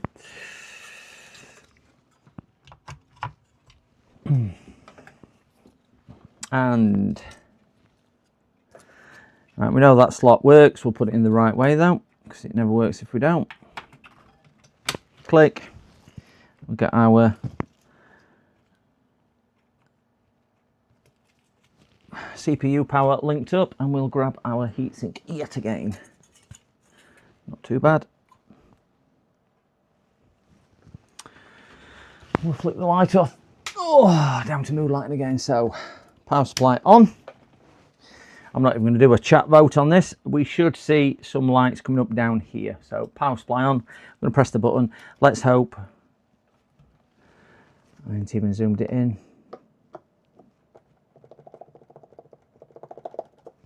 Oh, all. No. Just getting stuck on it straight away. C5. We'll give that a second just to make sure, unless anybody is aware of what C5 means. Yeah, Northwest Repair piano. It's Tony into Northwest Repairs. I'm going to reset the BIOS.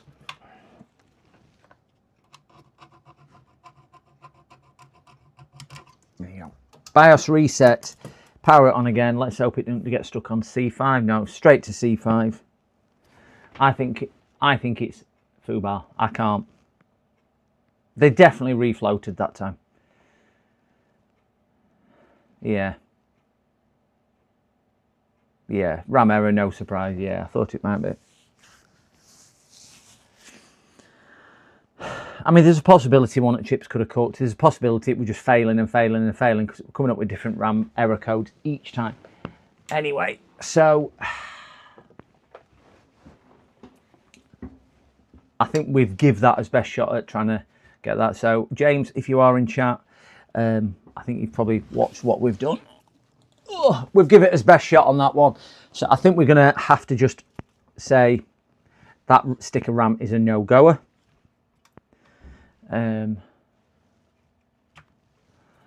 So we will put that to one side. We will find the working piece. I don't want to. Yeah, and we'll just try make sure his working piece works.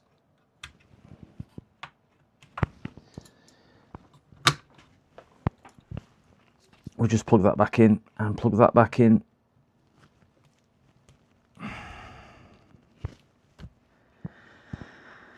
Power on. Bottom right hand corner if we get a picture, gentlemen and ladies, or whatever derivative you are.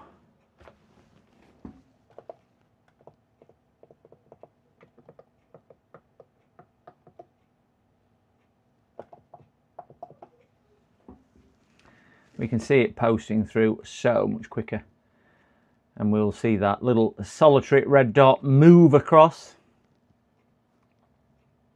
Yeah, so it's working. We've just seen it kind of shoot across the screen. Durr! We will get a picture in a second. We got picture. It's certainly RAM training more if you look at it. That's just darn annoying. Yeah. There we go. We have picture. Ah.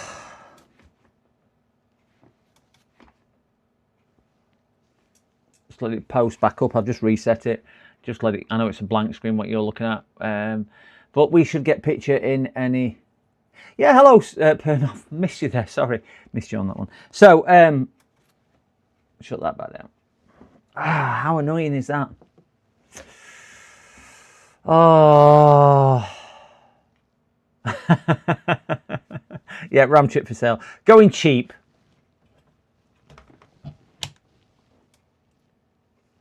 That's why it's important to drain the board. See that just come on back on, guys? And that's why it's switched off at the mains, just to drain the board. That if we'd have took things out, there's a chance there's still voltage kicking around in places. Oh, so the good thing is, rest of the computer's working. The bad thing is, it's 16 gigabytes RAM. But the other good thing is, what a nice machine this is. Yeah. Sell it to CX like everyone else seems to do, and then blame CEX for breaking it if it don't work. So we'll get our supply put to one side. We'll put our good stick of RAM to one side, and we'll just tidy up a little so we can continue the build. That one. Just put my good stick of DDR5 back. Need to check on this one, see what progress we are on this one. This is the one which we're doing data recovery on. Just while we...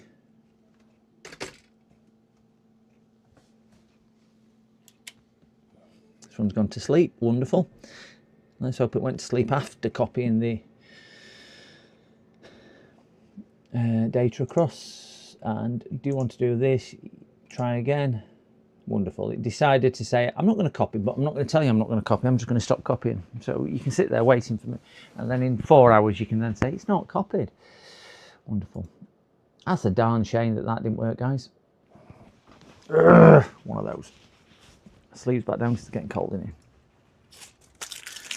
Right, next one is the cooler. At least we've got a really nice cooler. Woohoo! Got a really nice cooler going on. I got a faulty stick from CEX. RAM repair is think now 2026 thing. Yeah. Following the GPU market of 2021, you can probably sell a bad stick of RAM for more than it was 6 months ago. That is true. Yeah, I mean, James, if you're in chat, please put it on eBay. You might just get, if you just put spares or repair, cannot test, or whatever you want to do, if you want to be dishonest, or put spares repair faulty, somebody might buy it just thinking you've plugged it into a DDR4 board or something like that, or something else. Let them worry about it. But if you're honest and put what it is, it's for them to do. Right, so you have a whatchamacallit, which is going in first, a M2.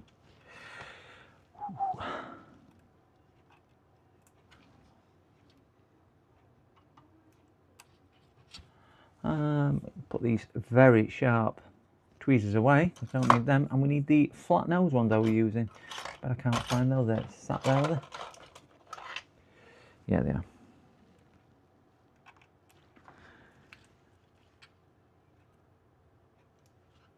Come on. There we go. Pull that off.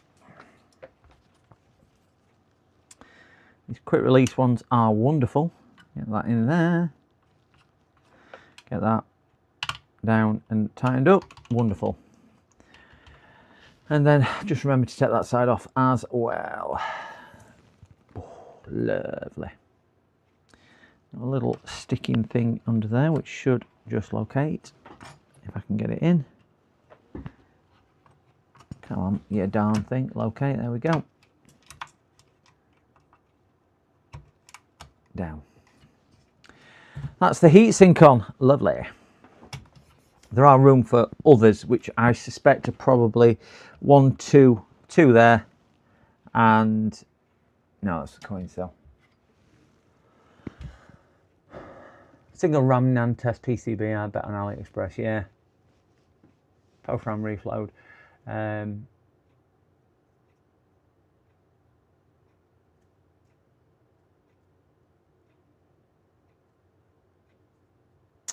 Yeah. With the cost of what RAM sticks are, somebody might buy that and go, well, I've got a stick of that which is faulty. If they believe it's the RAM sticks, they might buy this and say, well, I've got 8 RAM chips on here. Let me, you know, 8 times 2 RAM chips. So they might then go, let's do that. So you never know, do you? Right, let's get this cooler open. I go on about these coolers so much. I really do like these coolers. Really, really do like these coolers. I have no room in my office to swing a parrot. It's really cold now. I've turned the heating off.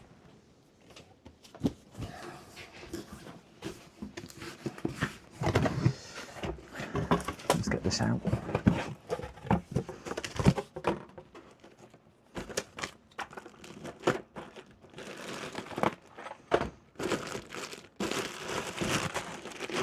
These are lovely, lovely coolers. I will show you a close to this. And anybody who's a regular viewer will hear me going on. This is one what I've just got James J-Pix to buy for his build. Even he said build quality seems excellent, and it is really, really nice build quality. Do you know, for the cost of what these are, really, really nice build quality. You get different fans in them now to what you used to. Before you used to get 2 identical fans, you don't. You get a middle fan and an end fan now. So the fans are slightly different. So you get a front fan, which literally is square and goes on the front, like so. And then you get a centre fan, which is slightly different dynamics on it, so that goes in the centre differently now. But the build quality is superb. You've got a nice flat bottom, which is really nice, polished and machined really nice and smooth. We've got encapsulated heat pipes, well 1, 2, 3, 4, 5, 6 heat pipes, which are obviously double-sided and going up to them. Just a nice chunk. There's not a huge mass of metal, which is probably the difference between that and a Noctua. But when you consider these are a quarter of the price of a Noctua, I bet a Noctua is 150, 160 quid now, and these are about 40-ish. They just work superb, absolutely superb. I use exactly the same one in my system, so they are very, very, very good. Well cooled and still in post year. Could just be a couple of balls soldered together, or just maybe a bad chip. Yeah, it could be. It could be. I think unless we start taking chips and everything off, and I'm just not. That's not my skill set. I'm not going to pretend any other. It's not my skill set, because we all know it's a specialised skill. It's, you know, it's surgical when you start doing stuff like this. And I know these streamers on YouTube make it look easy, but you know, they've done it hundreds, if not thousands of times. And we did. We give it. Arnold, what I will always say to a customer is, I will always try my best. Always try my best. It takes a lot of time to do, though. I fixed or attempted to fix some older sticks, not even BGA, and it's a pain. Even more so when it takes a couple of mem test passes to show an error. Yeah. Also checking DRAM ICs. I doubt DVR tester would come cheap. Yeah, that's the thing, isn't it? That's the reality behind it. Anyway, let's get our pieces out. We have... Woohoo. Now, the only thing I don't like about it, this cooler, is the thermal paste. So I will not be using the thermal paste that they provide. AM4, AM5, so we'll cut that bag open. We'll be substituting it for, we've got some MX6 in there, or even some Noctua paste. There's not anything wrong with it. I just find it a little bit thick.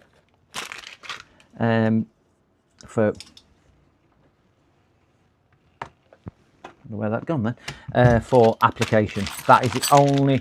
If I had if I had to pull one thing wrong with it, that is the thing which I would pull wrong. The thermal paste you get with it is a little bit thick, and I'm not a lover of it. So yeah, that will be changed for something else. And because this is quite high in chip, I will put very nice thermal paste on as well.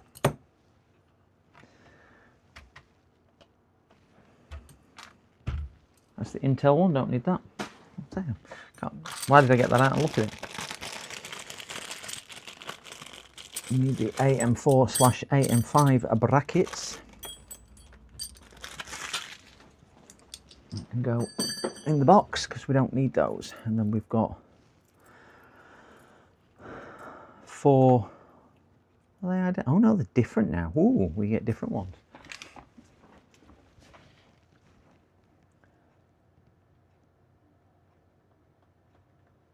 Yeah, lots of work.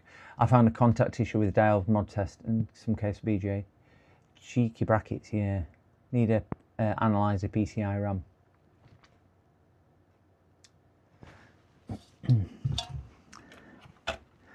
I think this year is probably, yeah, you would probably say it might pay for itself. Under normal years, it wouldn't generally pay for itself, would it? Having a RAM test, because RAM's been so affordable. Because we've all done it, and we've gone, yeah, your RAM stick's gone. So you throw that bit in, you buy another RAM stick. Because you could buy a RAM stick for, I don't know, 10 to 50 quid, depending what it is. Where now you start thinking, that RAM stick's a little bit more expensive, so let's have a go.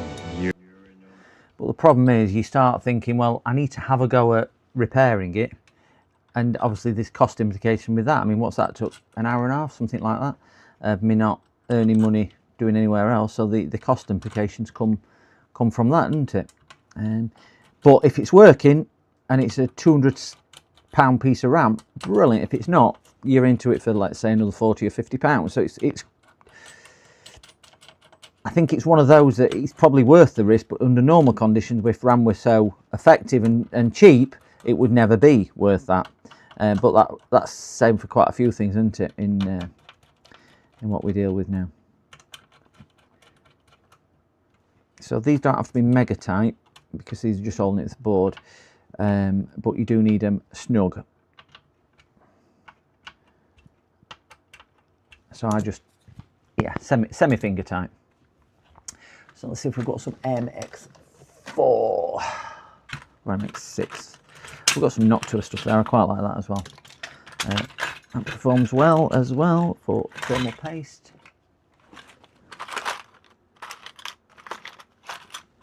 Yeah, it looks like we're going to be using the MX6 because the Noctua stuff. I do like this Noctua stuff. Spreads really well, sits really well, and it conducts extremely well as well. So we'll use the Noctua instead of the thermal. Right, that's the only thing I would knock it against is the included thermal paste.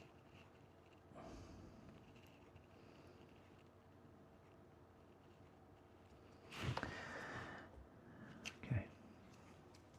So again, it's probably not how everyone does it. It's just how I do it. You don't have to copy me. I'm not telling you I'm right or wrong or indifferent, but I like to spread it out.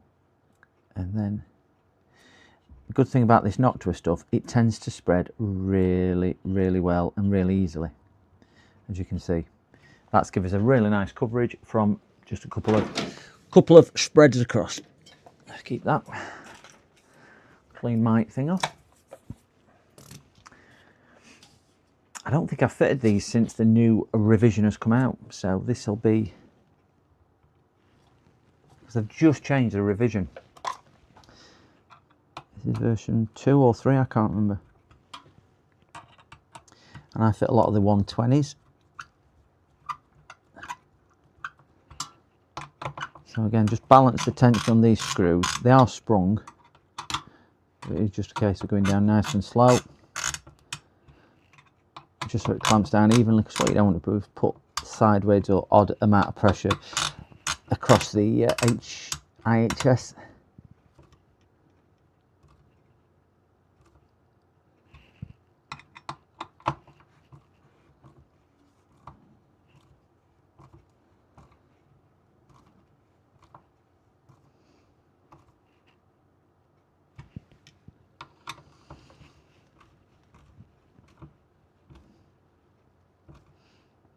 Just, again, not mega tight, just nipped up.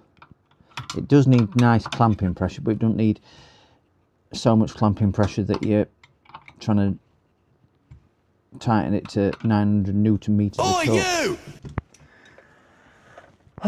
Let me have a look what people's put here. You need to be able to source the correct DRAM IC, which is what the market is lacking anyway. Yeah, that's the thing.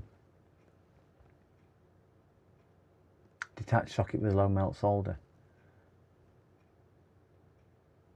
Do you remember? Yeah. I did. I remembered today. Do you know what confused me the other day? Because you're also when I did it the other day. I took it off, if you remember, the other day when I was showing everybody it, and then I put it back on to then show you a little bit more, and then I fitted it, and I forgot to do it. But yes, today we have definitely, I have definitely removed it today. But it were a good demonstration on that. Yeah, I was talking to somebody then, they'd seen me do it as well, and I went, do you know what, I've only ever done that once before, so that was the second time I'd ever done that. But it's a good indication of how thermals work, I suppose, isn't it? Right, so we're going to put that one in here like so, and that one's going to be connected. I don't know whether these get the long ones or the short ones, because I'm not fitted it with these double 2-styler brackets, with this being the latest revision. I usually fit the... oh, what a nasty thing they've done. They put a white sticker on black and then not made it easy release stickers. They've got paper stickers which don't come off. Silly people.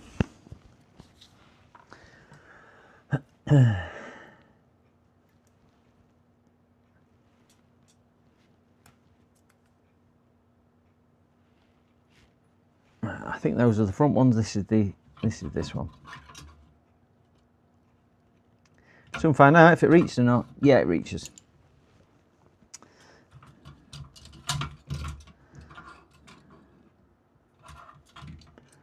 Hook that into there. Hook.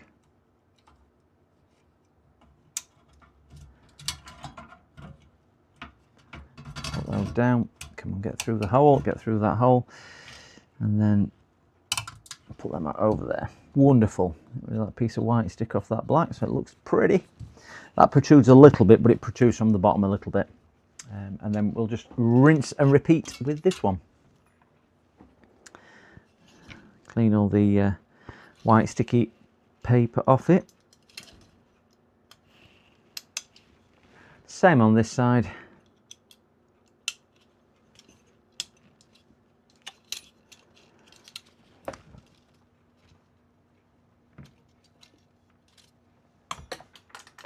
All the board mounting screws around the edge. Yeah, there is one hidden underneath the underneath here, which I'm not going to locate because it's a locating pin on the board rather than a screw hole. And then the others are around the edge. So there's only one in the centre, which is that one, which is hidden under this heatsink, and there's no way I'm putting this heatsink on once it's in the case, and secondly, it's under the heatsink for the. So I could possibly lift that and do it, but it's a locating pin which is in the board, so we are okay with that rather than not. That one needs to come off that way.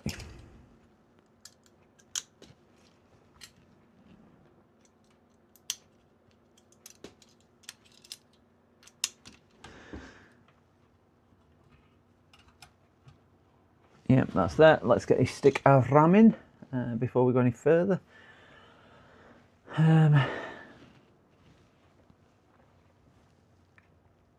I'll put that stick of RAM somewhere safe so I don't lose it, and then I put it there. So I'm going to put this stick of RAM in that slot just there. And stick his fan on, and then we can stick the thing underneath. Oops. Pulled across. There we go. It's on. That's round the back. So that's his cooler on. Nice, beefy, big cooler. We have a CPU optional and we have a CPU fan. So we'll be connecting one to the optional, one to the fan, and then we've got plenty of connections on this board.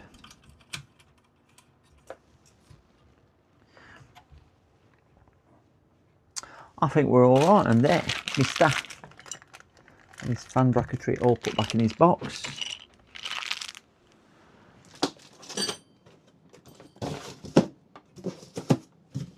And we'll put the fan out of the way.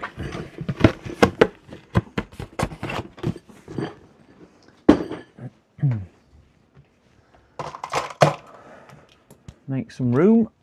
My compound back and my scalpel, and we can bring his case up. Have a go at getting it in the case. I need to just see if I can clean a bit of space again, and just make sure this computer's not going to sleep, because this is still downloading its stuff. We've got another 3 hours left to download that, so we should be okay.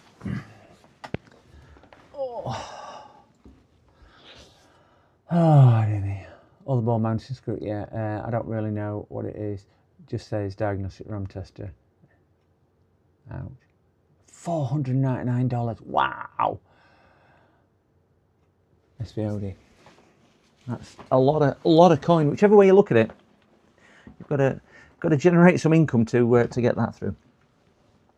So we will try and pop this somewhere safe for 2 tickles, which isn't going to fall, and we'll get the customers case up here.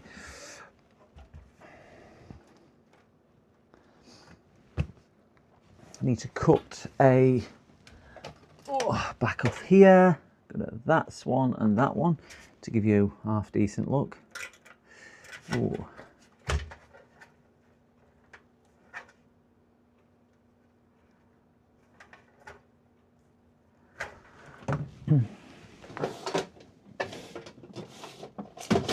Oopsie daisy.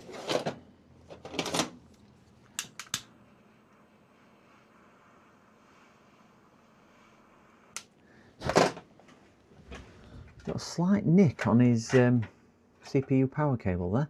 I'm going to put a bit of, I think it's where his cable tie's been on. I'm going to put a bit of hot glue on there just to mask it and insulate it. Don't look pretty, but it's going to insulate it a little bit, and I'll just put a bit of black masking tape, electrical tape on it as well, just to do it. Just noticed it right next to where his cable tie was. Bit bizarre, not seen one like there before. But hey, wouldn't be the first time I've seen things in computers which have stood out. I'll get that off. Yeah, his data cable is. They've just tightened his cable tie too tight, don't they? Snip that off.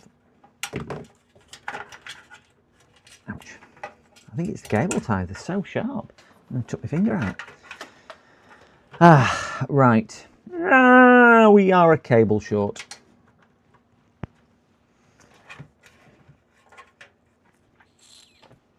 Just let me ring the customer.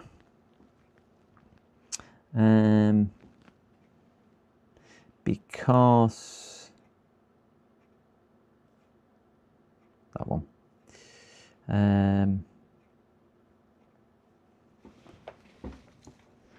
On the phone with the customer, gents. 2 minutes.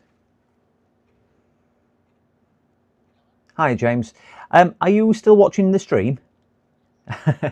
I'm a cable short for your CPU. The new motherboard takes two 8-pin adapters. I will just show you on stream if that's all right. If you've got it to hand, 2 of those for your CPU. Your motherboard takes 2 of those. Have you got any more cables for your power supply?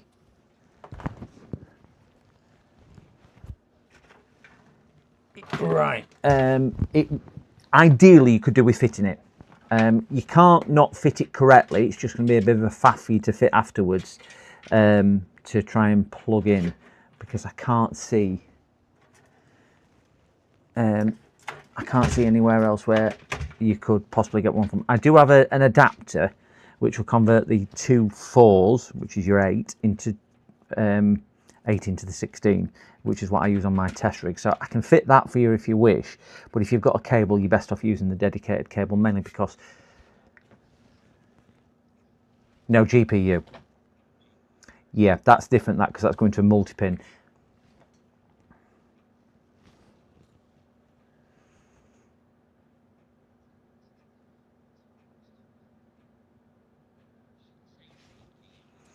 This one does, yes. Yeah. So basically, yeah, one end will go into the one end will go into motherboard, but your motherboard ones are all full. CPU, PCI. I think it's because you've got other things plugged in them. So it looks like we might have to use the adapter then. I don't like using the adapter because whilst they work, with the amount of current that you're pulling from it, it would be better. I think I said it earlier on in the video. It's always better to have a dedicated wire go into it rather than the wire to an adapter then splitting it.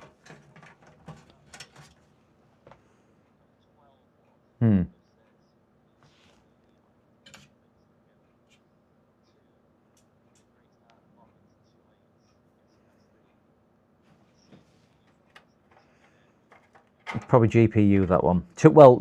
Yeah, could be GPU that one.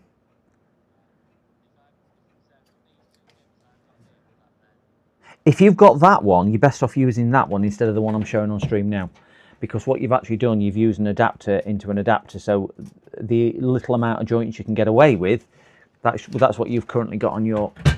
Sorry, chat. I've got the customer on the phone who's watching the stream as well.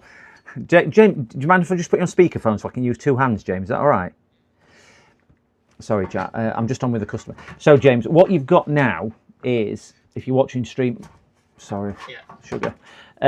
What you've got now is you've got your two data cables moving into this. So you're using an adapter. So what you're best off doing is getting rid of the idea of an adapter altogether, and then the cable which you've got, which comes from your PSU straight into your. Yeah, get rid of it all. No, this is GPU, this one.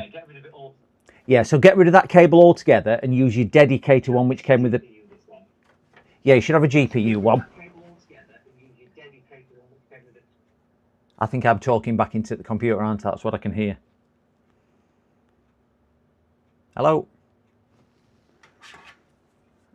Hello, Jim. I've got both of them, yeah. I've got a GPU one and a CPU one. Brilliant. So, yeah, remove that and do the GPU one. So, basically, whatever end is on there from your GPU, change this cable when you get it back and put your GPU one directly to your power supply. So I won't cable manage that one. And let me flick this over and I'll show you what I mean with this.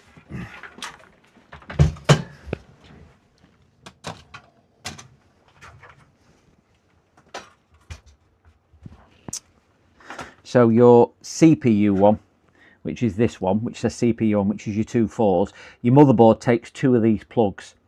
So these plug down here on the thing. I can't see apart from that one maybe, which is another CPU connector. You'd have to have a look when you get back. It'll probably work on 4, but if you've got the other CPU adapter, when you get back, plug it into your power supply, feed it through and plug it into your board. It's going to be a bit of a tight squeeze with your fingers because of where the fans are going to be. You'll see when I build it. But you're better off using, if you can, use 2 of these adapters because the board will take it. So it'll just help spread the load of the current and things like that.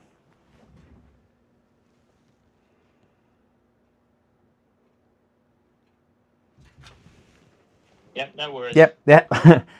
Oh, sorry, I didn't realise I'd put you on mute. Sorry about that. So, yeah, so I'll continue building. If I've got any more questions, I'll give you a ring, but at least for now.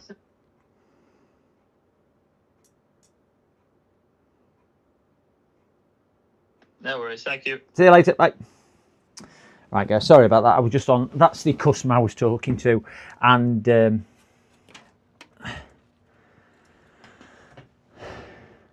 it probably is unnecessary. Yeah, I agree, Pernoff, but it's a 9800 X3D.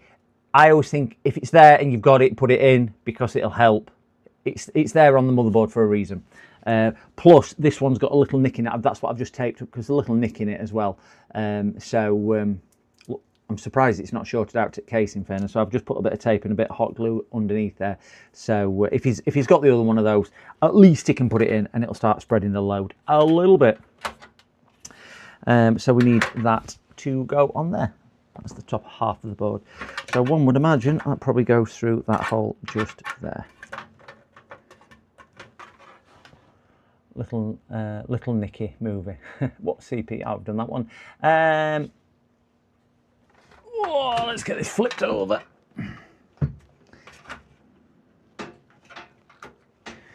Just take that out for 2 minutes because they break really easily. We don't want to break that.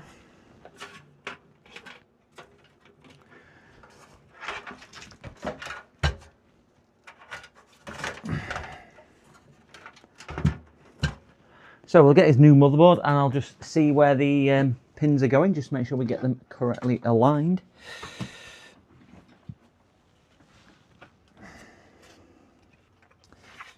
I would imagine they are just all going to be the outer edges. They are all the outer edges, and that's going to sit in there like so.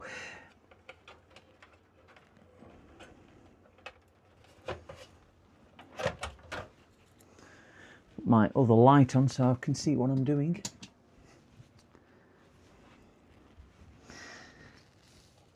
Go about another 40 minutes of this and then I need to shoot off.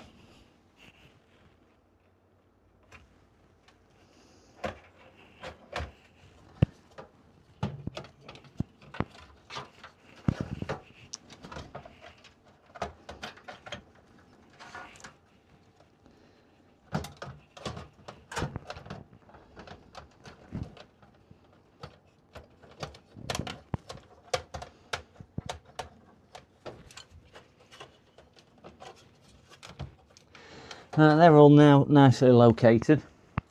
So I'm just going to do this for purpose of customer who's watching, and we'll see if we can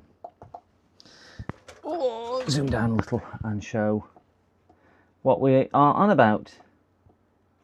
Right, so this is your 8-pin, your 2-4s for your CPU. So I'm going to plug it into that one. When you get your other connector from home, your handle will go down there, feed it through this channel, down the back and into your CPU, into your motherboard down there. And same with this one. When you get back, just take this cable out all together. I mean, you can leave it in fairness, if you want to. It's just better practice to keep the amount of connection down to a minimum. And if you've got it, you might as well use it straight back to your CPU and back there to give you the full benefit. So we'll get some screws. I think these were the screws that we had for the board.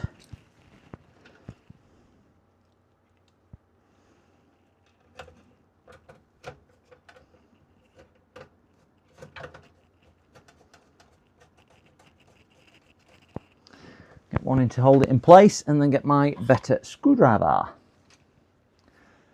Can't see chat when I'm stuck.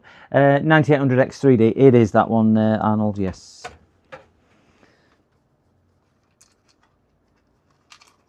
It's going to absolutely fly, this system. Absolutely fly. Markedly better than the performance on the previous system. Whether you notice it too much, because I always think with an upgrade, you get used to it extremely quickly. You get used to the performance increase extremely quickly, rather than if you took the performance away, you'd go, oh cracky, this is slow. So I always think it's going up's never the best feeling, because you do tend to adjust rather too quick to it.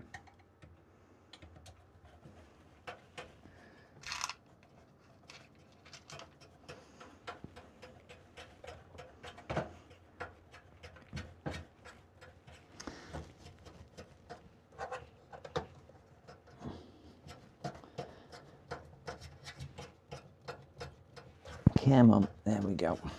Just getting it to bite. Again, not overly tight, just nice and snug. You just want earthing points to get in grounding points, or not earthing points. Earthing points is not what we're discussing. Oh, that's not. That's that one in. And the last one sits down near the fan connectors, which is there.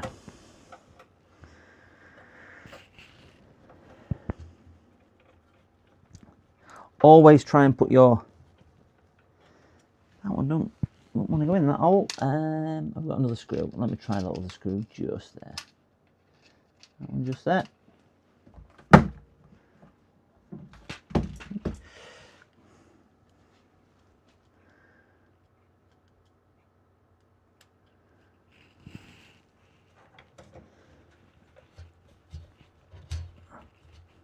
better. Straightening up and going in the hole.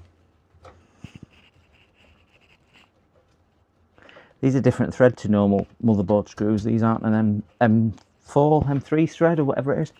You know, the tight thread, what you sometimes get. So we'll get the motherboard power connected. USB 3 connected just goes in here. Bend that over the best we can. Make it look as neat as we can. Unfortunately, they don't bend too well, and we'll get the hard drive connected just there. Always try and put the these connections in prior to connecting, putting your graphics card in, because if not, you will run out of space with your hands, unless you've got really, really tiny hands.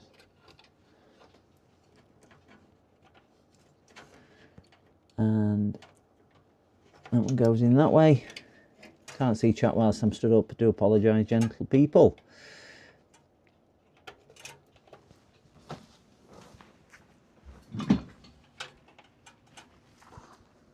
And we get the front panel connectors in also.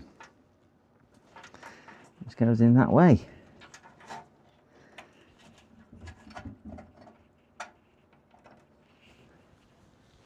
Oh, set of pins over. That's it. Yeah, that's it. Right, job's a fish. We've got SATA in, we've got that in, and we've got USB-C on the case. Yeah, so where's the USB-C cable gone? Got USB-C cable? Can't see that. I'll look for it in a second. One cable is safety feature to prevent ASRock cooking. Yeah. They say it's for when it starts to overclock and whatnot, don't they? But again, I just think it's, if it's there, let's use it.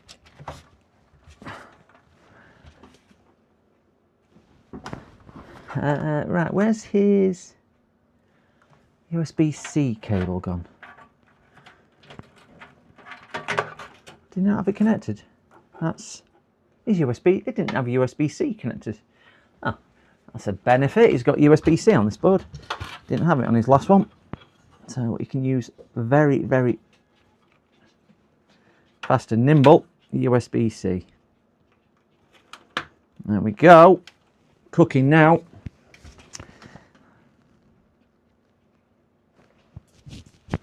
So let's give this a post with his GPU in, and let's see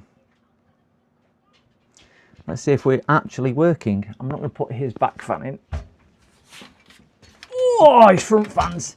At this moment, we're going to just put his GPU in and see if. Actually, I might put my GPU in. Yeah, I think I will, because it needs additional power. Put my GPU in. Just want to see if it'll post.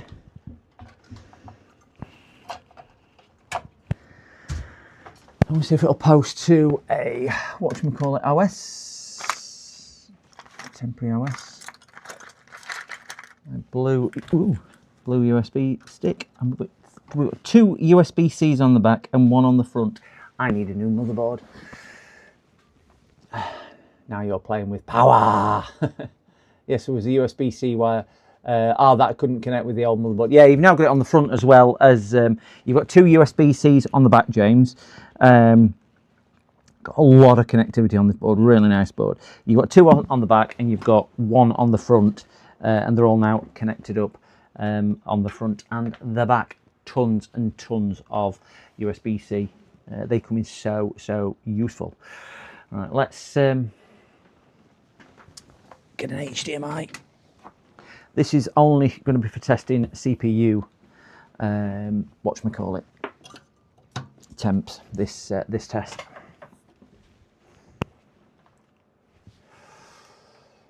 Because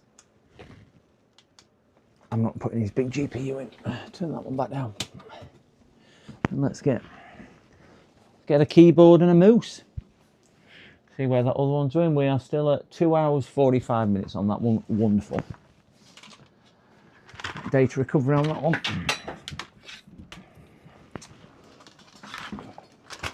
Ooh, dropping it.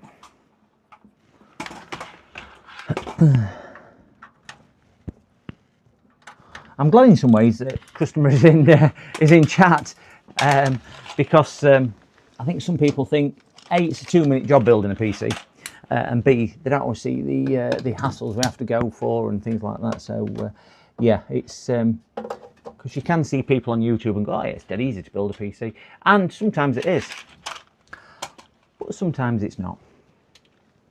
Right, let's post it. So, a moment of truth. Let's see if it goes bang. We have post. We'll get a picture in the bottom right hand corner if anything comes up. I am just spamming the delete key because I want it to boot from my power. We are going through a post cycle. We have picture. So we have picture. I just want to go to advanced and boot from my USB. So boot should be under here. Please let me boot from my USB. Why won't you let me boot from my USB?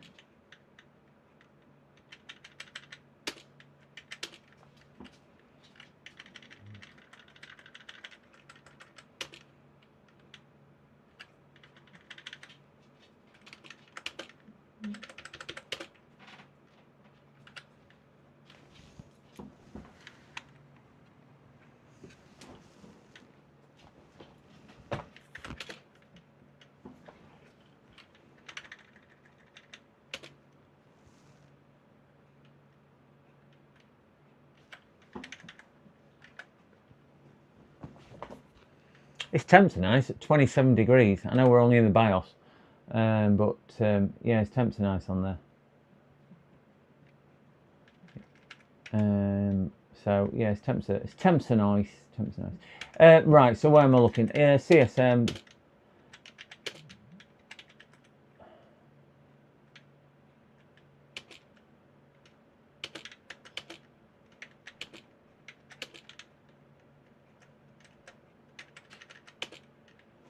Let's bring in my memory stick up. I wonder if this is me, one which got corrupted. Save and exit. Let me reboot. Yeah, I think it's secure boot as well. Oh. I'm just happy to see it posting. And I'm going to show you the true power of this cooler.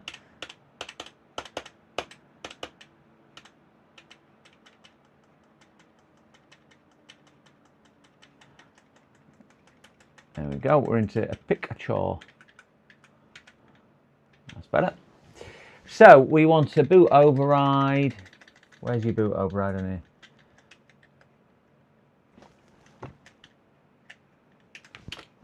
Not that one.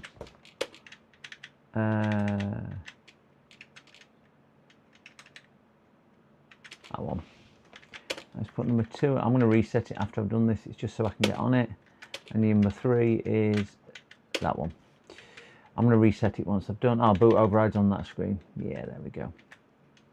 And I want to boot from, I'm trying to think which one it is. I am thinking it is that one there. F12 is boot menu. I'm hoping that, crack it, data recovery one. Oh, I need to do something on that one just whilst we are waiting on that. Try again.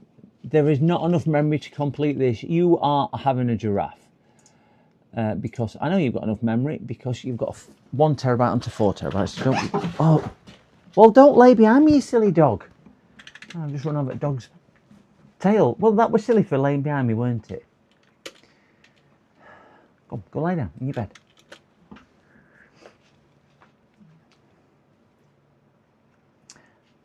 Right, so this is just booting into a test environment, and we'll see what we are like for thermals. I know I do tell you about the this cooler. This is a Thermalright 140 cooler. The 120 SE is good, just not quite as good as this one. This is one if you've got a big chunky CPU like this, the 9800.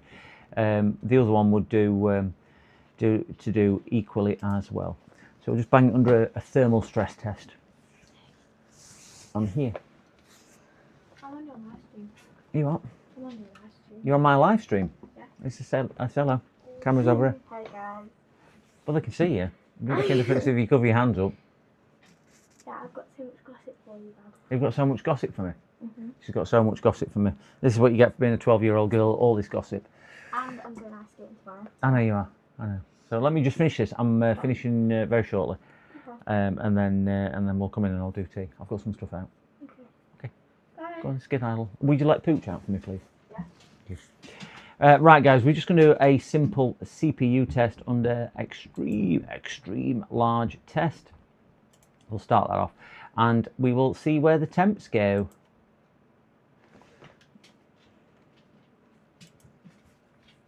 So we're all cores right up there. And it's not pulling the temps up. I got a 14-year-old daughter, birthday coming up, 1 month. Ah, yeah. It's an unusual age, to say the least. To say the least completely.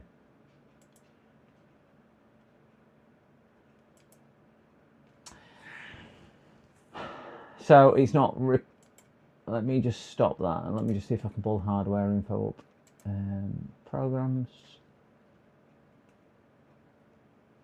Yeah, it's. I think it is I don't remember going through it myself because I went to a 12-year-old girl or 14-year-old girl, but I can imagine just with the pressures of society today, and social media and everything else, I don't think I'd want to relive it. So we will punch that and on again, and we'll go to hardware info. I'm just going to try and see these temps because I can't see from where I am sat here.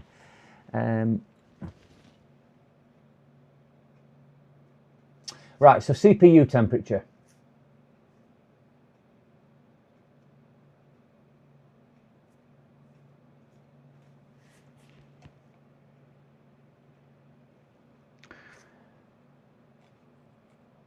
I don't think that's kicking out at 100%. Let me change this to the play. There we go.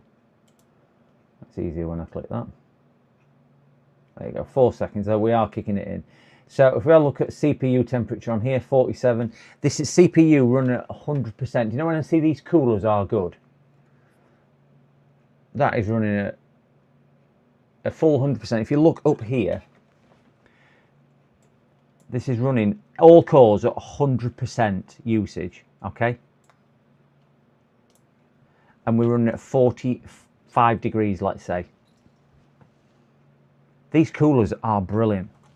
Guys, if you are thinking of putting water cooling in your system, please do not buy yourself a Thermalright Peerless Assassin 140. They come in black, silver, grey, white. They come with RGB, without RGB. They come with silly screens on. They come with all sorts on.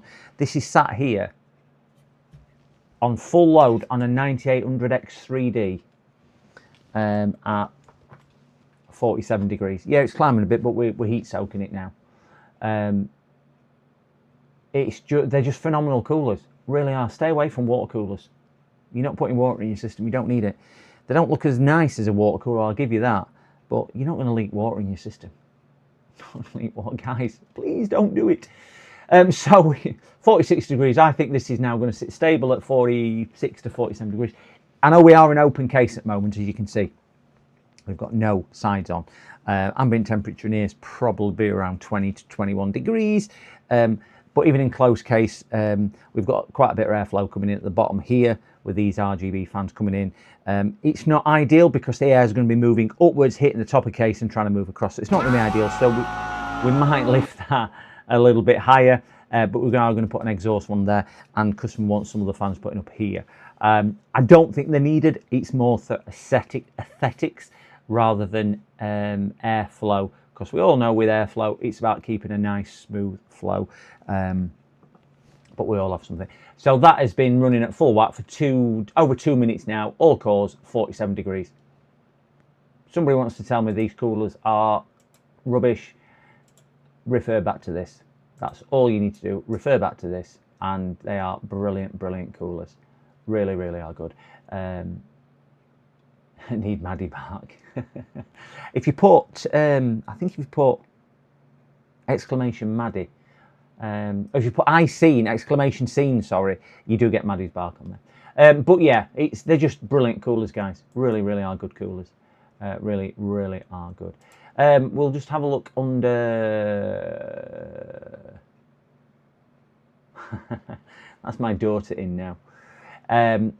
She's a good girl, and we will go for CPU Z, just to put it under a little bit more stress and see if this will give us any difference. I don't think it will. Hardware info again.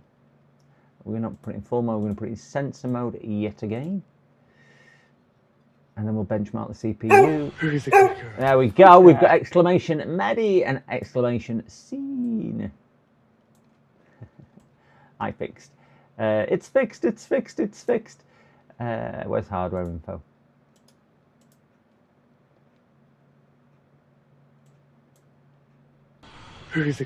Ignore the graphics card. That graphics card is my test one.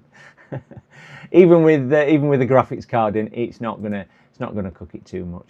I want to be in sensor mode. I went in summary mode before. I want to be in sensor mode. So we're just going to do a benchmark on CPU on here. So we'll stick that into benchmark and we'll do stress CPU. She will be playing around with this. If you put exclamation CMD, exclamation command, you will get a full list of all of them. So this is just another benchmark. You can see it's picking up to even hotter now. This CPU Z really does push it across all cores. Mine sits at about 72 to 73 degrees, mine. And it's the same chip as this. So it's there or thereabouts where I am as well. They're just amazing coolers. You will never ever push it as hard as this.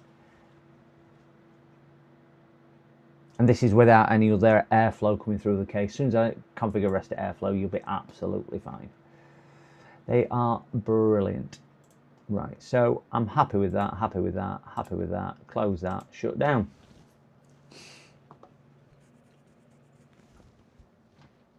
No, CMD command.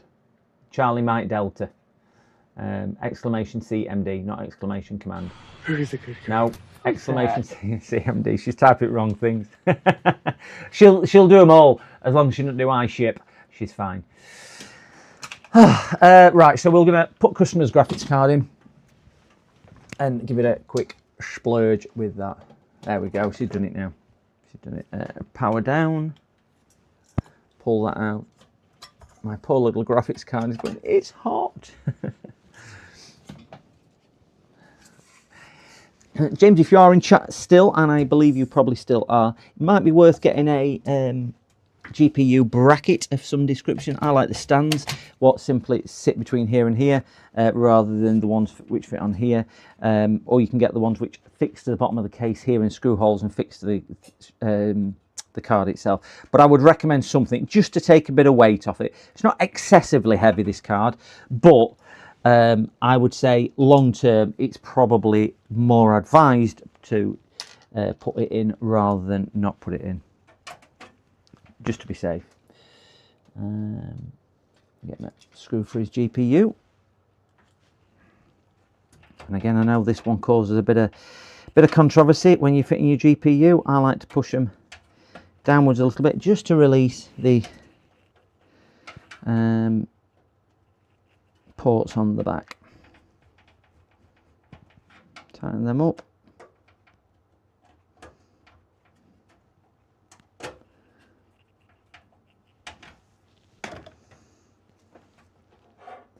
And we will do this on there. Just 1 second. Cue. Yeah, good mate. I'm just live streaming on YouTube at the moment. Can I ring you back? Well, I should be finished about 6:15. So if you... Yeah. I'm in most of the day tomorrow. I've got to take Little into ice skating, but other than that, just give me a tinkle before coming. I'll have a look. I've got loads on, so you'd have to leave it with me though. Yeah. All right. See you later, mate. Bye. Sorry, somebody used to work with what's computer's broke, wants me to have a look at it. So we'll stick that in and we will post this. We're going to post this to his version of Windows just to make sure it is working on there. So we'll get onto that. I need to turn my face cam on, power supply on, and we need to turn a couple of things on. On here, we want that on, so we can stick that into the middle of the screen, just to cover his name up, because we don't want it displayed, and we will turn that on as well. So we're just waiting for this to post. We know CPU is keeping cool. If we get a picture on here, we know his GPU is working, which there shouldn't be any reason why it's not. Still got a bit of configuration after this to do, which is obviously updating and drivers and so on. But I can't do that on stream because obviously... you did get a bracket with your GPU, James. Okay. James, what I would normally do is update this offline, e.g. after the stream, because it might have some data on the desktop. Are you happy with me showing your desktop, or would you prefer not to? Because I can do benchmarking on screen so you can see it as well, obviously. But I'm happy not doing it on stream if you would rather me not.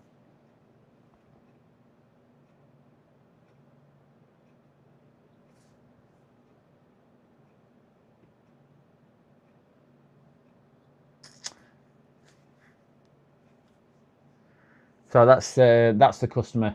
Hodgebob is the customer. That's the only reason I'm asking them. Okay, if you're happy with that, I will continue on stream. Obviously, I'll try my best not to share any personal information, but we will see where it goes. So graphics card's now plugged in and on. We will see if we can get some Windows bits and bobs here. So much easier when you've got a customer in chat. We can do everything what is needed. Don't like this. This is just scrolling pink. We're on 00 postcode, which means computer's posted. Just gonna. This is straight into. I'm going to use DisplayPort rather than HDMI, because sometimes, for whatever reason, OBS don't like HDMI. It likes DisplayPort to HDMI converter. Not that one. It's posted again. You can see what it's done there. It's rebooted. That's a bit weird.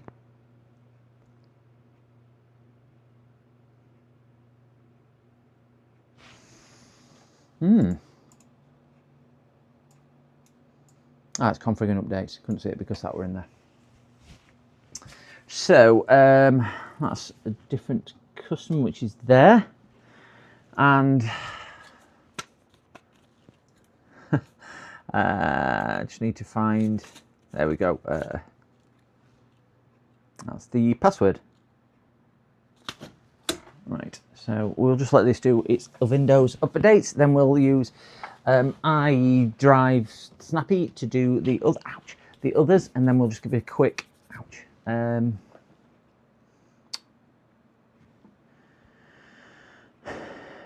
quick blast across.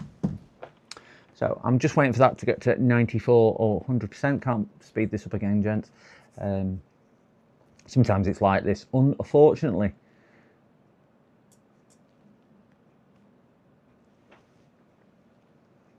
So we'll bang this through a quick memory, CPU, power, and GPU test. And I'll run iSnappy driver install. Power! Carthor never fails. Never fails. Carthor's about.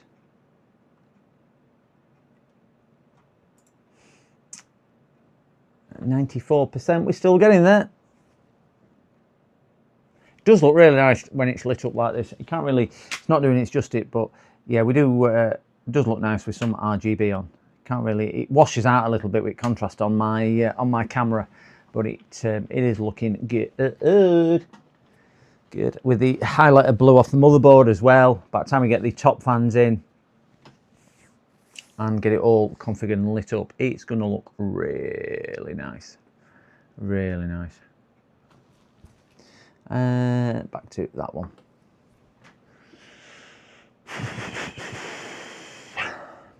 This must be a big update for Windows.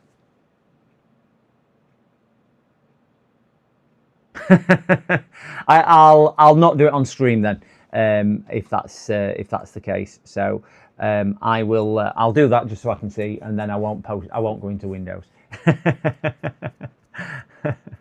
I can't not show it on stream to see myself, because I can only see what you guys do. So yeah, I'll let the updates do, and then once the updates, oh, that update didn't go through.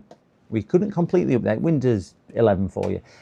Once the update goes or not goes through on this, I'll update it off stream, so it's not a problem at all. Oh, we had. Just getting this one up and running as well. This has got another 2 hours and 25 minutes on the data recovery one. There are all these TV shows I think he's backing up. We've got Granger, not James, this is another customer. We've got Granger, Juliet Bravo, wow. Rumpole of the Bailey. Surface the World is Your PC Game. Don't know what that one is. Special Branch, Sherlock Holmes. Marx Brothers, Golden Voyage, The Bill, wow. George Formby Movies, George Orwell, 1984, wow. Granger, 1978, Series 1, Halloween 1 to 10. They've got Halloween 1 to 10 on that one.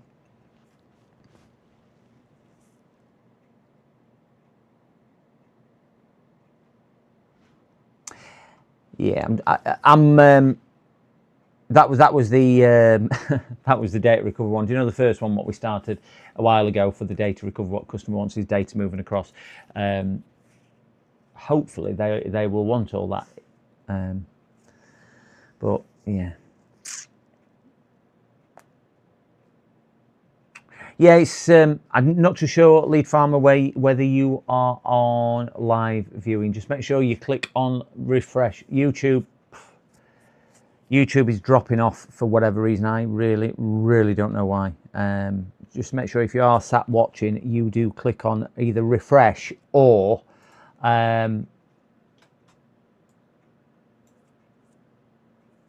yeah, it's lagging again. I'm dropping no frames. As crazy as it is, if I show you down here, if you look down here, I've dropped 0 frames. I've transmitted 112.8 gigabytes of information with zero drop frames. So it must be YouTube side. So I'm not sure why it keeps on doing that. Really don't know. But it obviously it does. So yeah, it's bizarre whilst it keeps doing it, unless it's something, because obviously I'm streaming, dual streaming now to Twitch as well. I'm only going to give Twitch probably another couple of weeks, probably until the end of February. And if it's not really made any traction, I'm not going to dual stream to Twitch any longer. I'm just going to kind of stick it to YouTube. But it's there for a couple of weeks, just seeing how it goes. We don't really get anything on there. So right, I'm not going to show any more on this because I want to respect the customer's privacy and decision on there, like we normally do, gents. So I can see that the graphics card, I am plugged into his graphics card on HDMI.